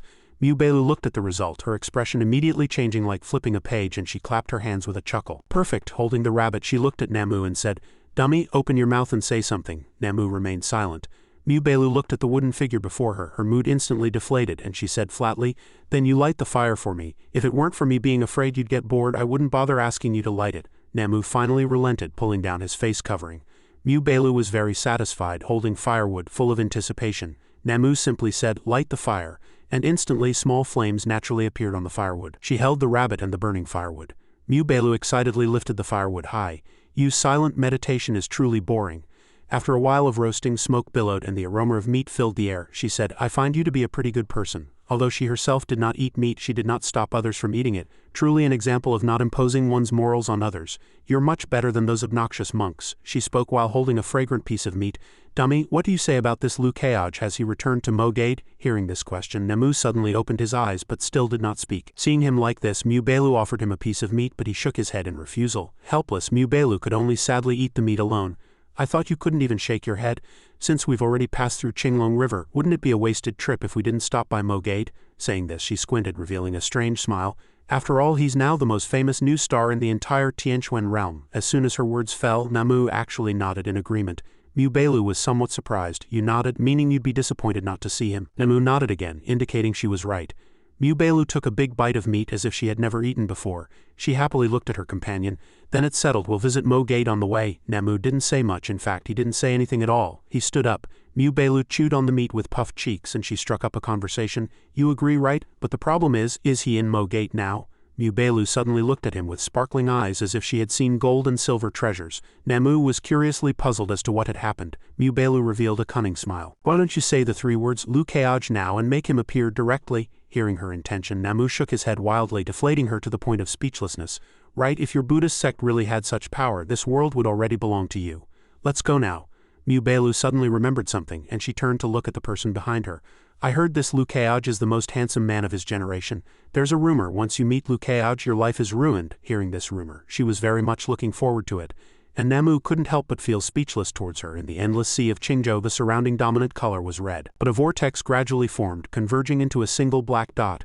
What was this? Was something about to happen? Or was it always like this here? The blue sky looked cool, but Yang Shu was drenched in sweat. Perhaps from overworking he looked very tired. Although he was tired, his handsome and fair appearance attracted the people around him. Especially a few women like fervent fans kept looking at him, shouting and screaming. Yang Shu remained fair-skinned. Who knows which woman he would end up with in the future, as they teased him one after another. "How do you like this older sister's figure?" Whether from exhaustion or shyness his face turned red. Even those women saw it clearly. "Sisters, stop teasing him, his face is all red." Seeing this, the women stopped surrounding him. They carried and lifted things, continuing their work. They walked along joking and laughing. "Haha, who told little Young to be born so handsome?" Another person followed. Come on, we still have to sun the fish, no more teasing. This makes me feel that life in the fishing village is still peaceful." Yang Shu simply carried 2 buckets of water home like this. The 2 buckets were quite heavy for him. He thought to himself, so tired. But to persevere he thought of other things, no longer dwelling on his fatigue. "Speaking of which, I heard that Sect Master Martial Uncle's spiritual awakening was an unprecedented water power. So if Sect Master Martial Uncle were to fetch water, wouldn't it be like this, so powerful, so easy?" In his Yang Shu's imagination, the Mo-Bade Sect Master stood there, and he Lukeaj would just wave his hand lightly and water would fly up, moving according to his will. Thinking of that scene, Yang Shu's expression gradually brightened, and he felt renewed strength for his work. Yang Shu quickly arrived at his doorstep. He joyfully quickened his steps, constantly marveling inwardly that he had reached home without realizing it. Truly, Sect Master Martial Uncle could bring him special strength. He pushed the door open, his handsome face peeking inside. Grandpa should be in his room, right? He only dared to think this in his heart. Grandpa had such a bad temper, but things went against his wishes. As soon as he entered, he saw Grandpa sitting in the courtyard. He couldn't help but tremble slightly. Oh no, in the courtyard. Grandpa watched him walk past, trembling, and felt very annoyed. This kid is cowering again. He has no manliness at all. He thought, today I really must scold him. But looking at his face, both frightened and tired from carrying water, his body still slightly trembling, Hao Shan could only sigh, "Forget it, not today." Then he called out to Yang Shu, who was working, "Pour the water into the basin, then come out. I have something to tell you." He seemed a little surprised. "Why didn't Grandpa scold me today? Not scolding me and having something to say. That's a bit strange, and he even wants to talk to me." Yang Shu was very surprised by this. He worked and pondered, what does Grandpa want to say? After finishing his tasks, he went out to report to Grandpa. "Grandpa, the water has been poured into the basin." Grandpa's face showed some displeasure. He looked up at him, telling him to sit down so he wouldn't have to keep looking up at him. Despite Grandpa's displeasure, Yang Shu still smiled happily. He obediently did as told.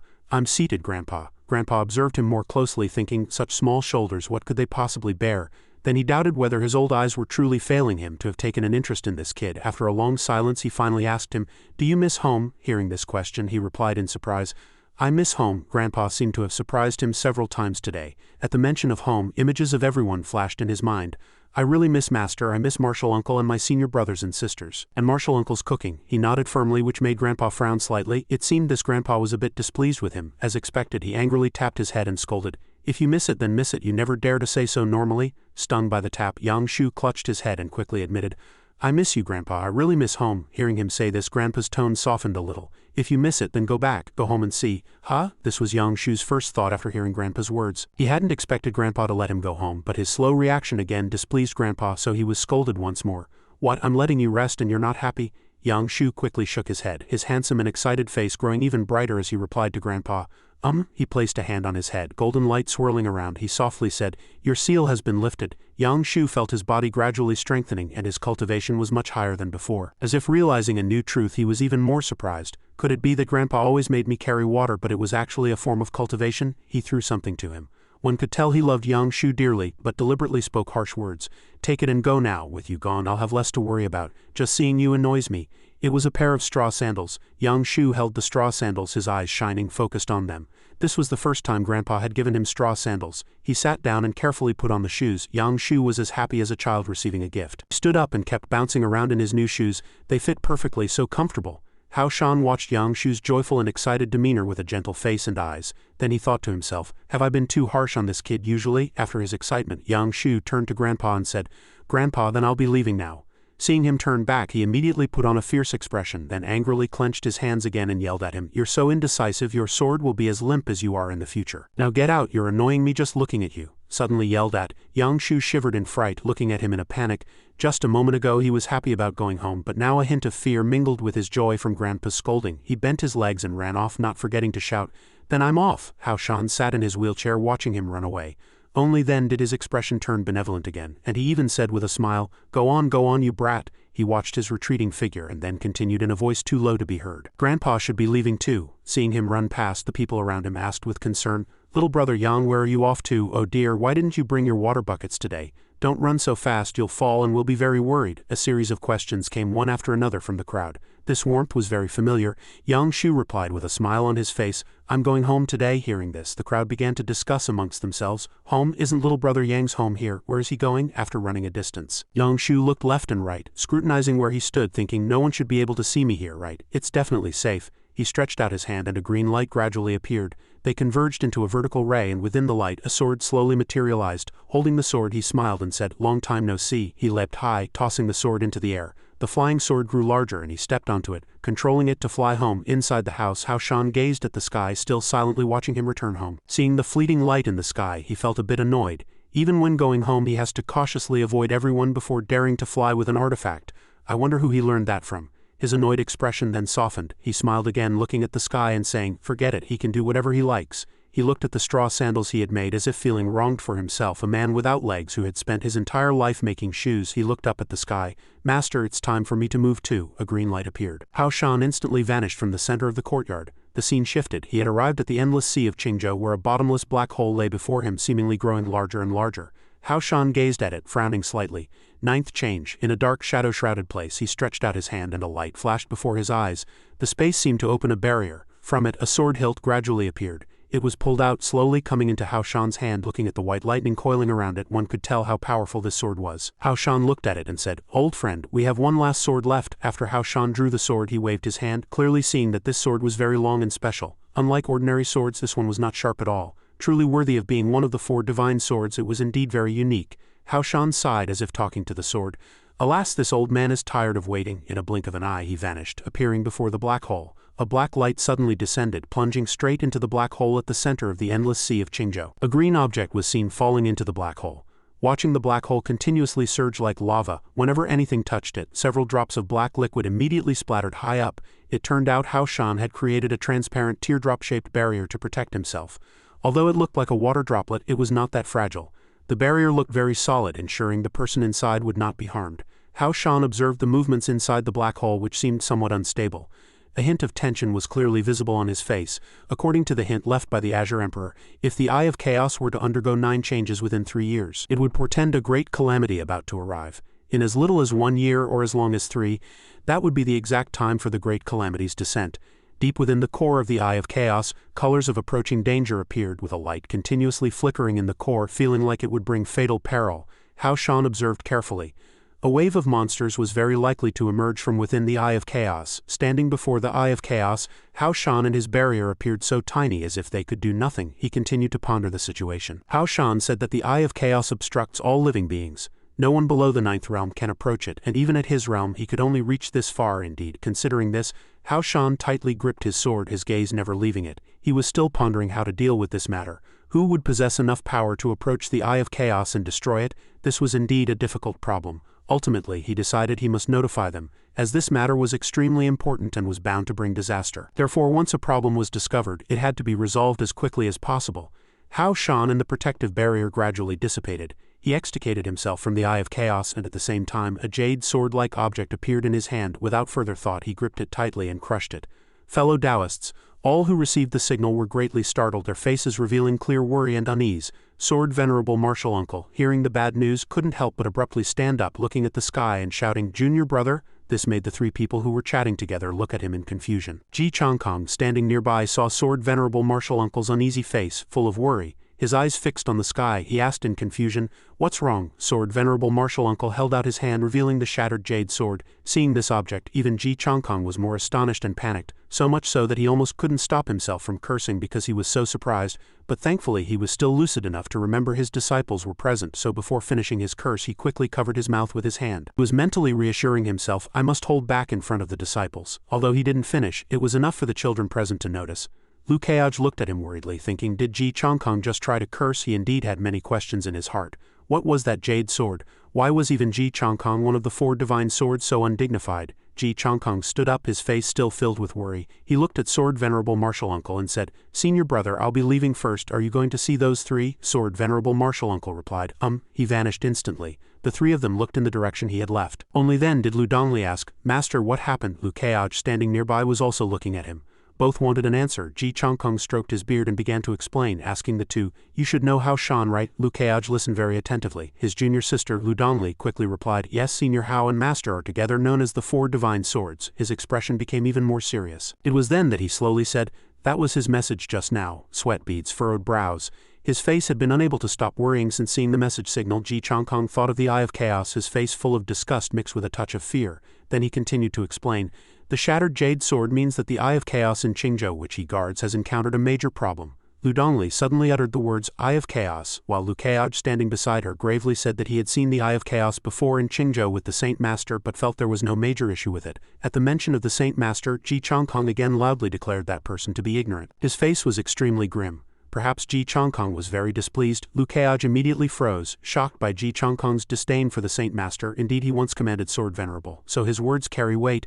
The Saint Master is a very special person, but in his eyes she's just ordinary. At this moment Lu Dongli felt puzzled. She knew her brother had some understanding of the Eye of Chaos, but why was she completely ignorant? Just like that, 2 rigid statues stood before them. Ji Chongkong again brought up the Eye of Chaos. He said that aside from Qingzhou, even if one were to visit the Eyes of Chaos in the other 3 continents, it would be a wasted effort. He stroked his beard as he walked, as if he had much to say. A hint of doubt flashed in Keaj's eyes. He suspected what unique characteristics the other 3 Eyes of Chaos possessed to warrant such a judgment from Ji Chongkong. She still didn't understand what it was and futilely hoped for an explanation from the 2. When Ji Chongkong explained the reason, the atmosphere grew heavy. It turned out that Qingzhou's Eye of Chaos was the main body, while the other 3 were merely control points of Qingzhou. So there was a reason for his disdain towards the Eyes of Chaos in the other 3 continents.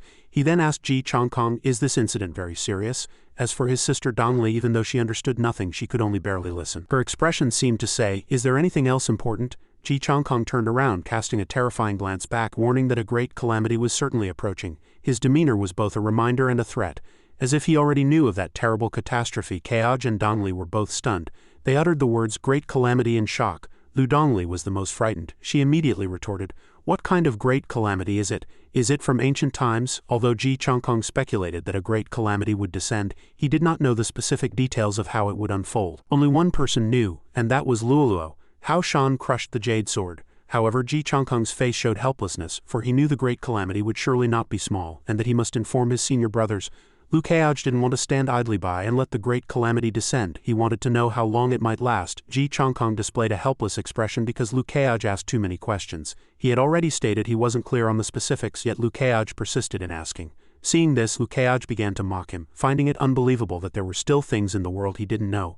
His mocking expression was truly annoying, leaving both Lu Dongli and Ji Changkung stunned. Ji Changkung, of course, had to maintain his dignity. He loudly declared that he did know but still needed to clarify. However, it might be difficult to know more, because even his senior brother, as audacious as he was, wouldn't speak against heaven itself. Lu Keaj also felt a little scared upon hearing news of the great calamity. He thought it was good to know a little about it, but he couldn't shake the feeling that something about it was odd. Lu Keaj's eyes grew serious, and his mind was flooded with thoughts of various monsters as if they were harbingers of the great calamity.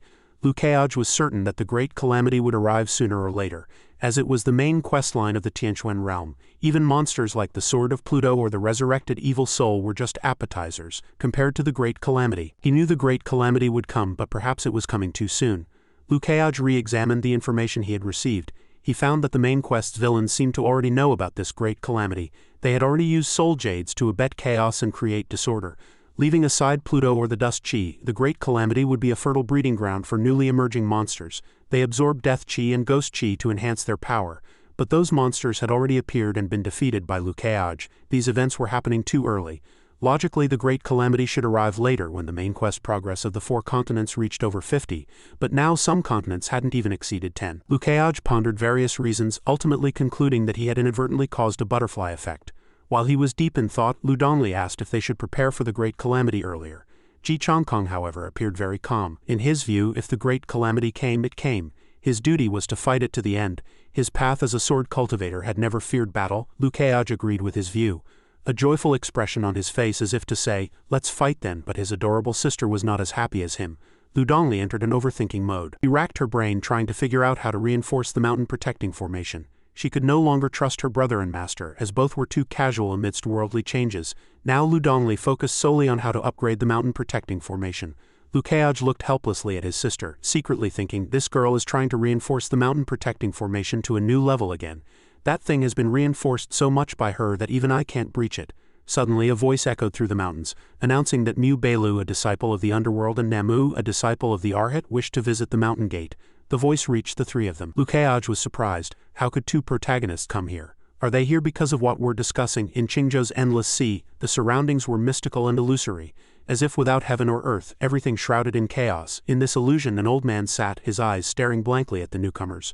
Hao Shan needed to convene an urgent meeting to discuss important matters. Hao Shan looked back at the chaotic scene and said he had invited everyone here to discuss something. The 4 invited individuals respectfully listened to Hao Shan. The atmosphere grew serious. Hao Shan gazed into the void and then said, "Should the great calamity of Tianquan be revealed to the world?" His eyes remained indifferent. The people behind him remained silent, perhaps pondering, perhaps waiting for his next words. Before them, Sword Venerable, Arhat, Saint Master and Underworld were holding a small meeting amidst heaven and earth. The Underworld Mu Beilu said emotionlessly, "Firstly, this matter is indeed significant. If everyone knew, it would suddenly cause disaster." Beside her, the Arhat Namu, with closed eyes, flowing white beard, bald head and prayer beads clasped in his hands, agreed.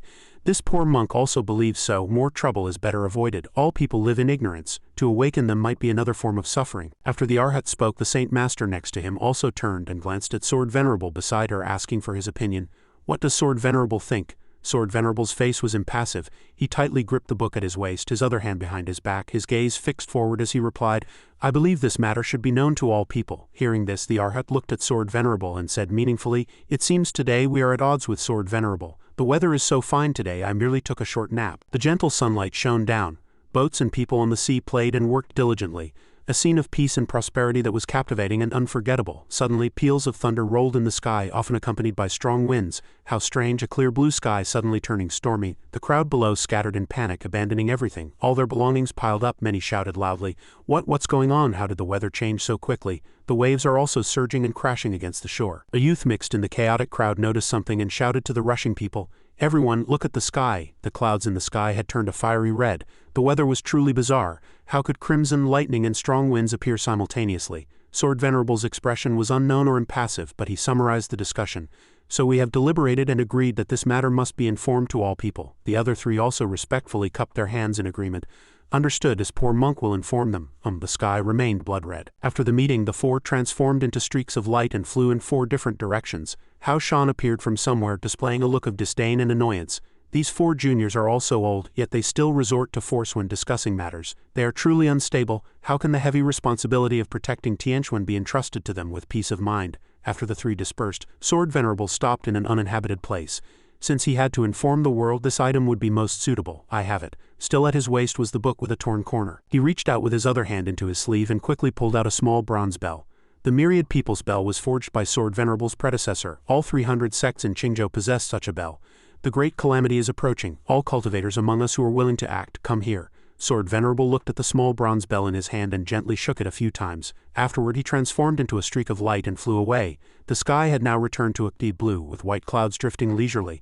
The myriad people's bells of Qingzhou's 300 sects rang out, their sound spreading in all directions, followed by the sound of a huge bronze bell. The charming young woman Mu Beilu and Namu immediately showed surprise. They both heard the bell tolling from Qingzhou.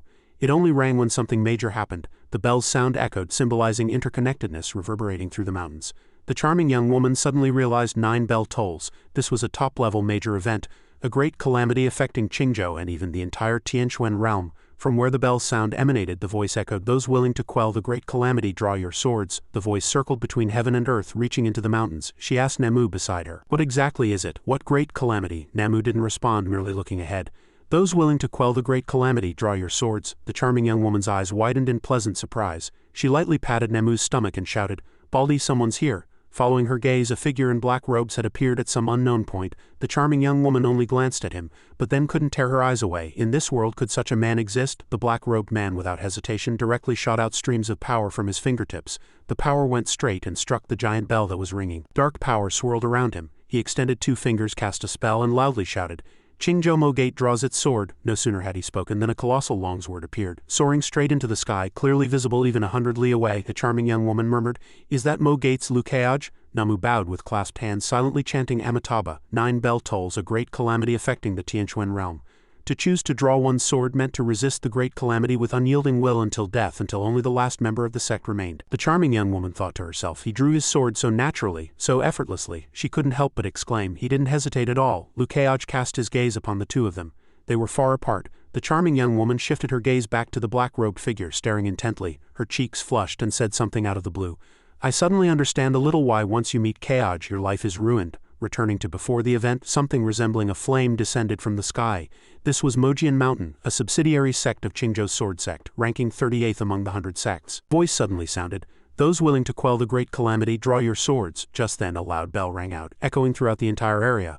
All those below who witnessed this magnificent spectacle were stunned speechless. They looked up at the flying text in the sky. 9 peals of thunder, Master's message transmitted 5 years ago. This was still the first time. This matter was truly rare and unbelievable. Even Sun Kijing, the sect master of Mojian Mountain, who held the highest status and power among them, was puzzled. He said cautiously, "Something major is about to happen." Everyone was in a panic now, not knowing what to do, so they asked the sect master for instructions. "Should we draw our swords?" But before Sun Kijing could speak, the people behind them had already begun to chatter. "Once you draw your sword, it means the entire sect must pour out all its strength fighting to the death.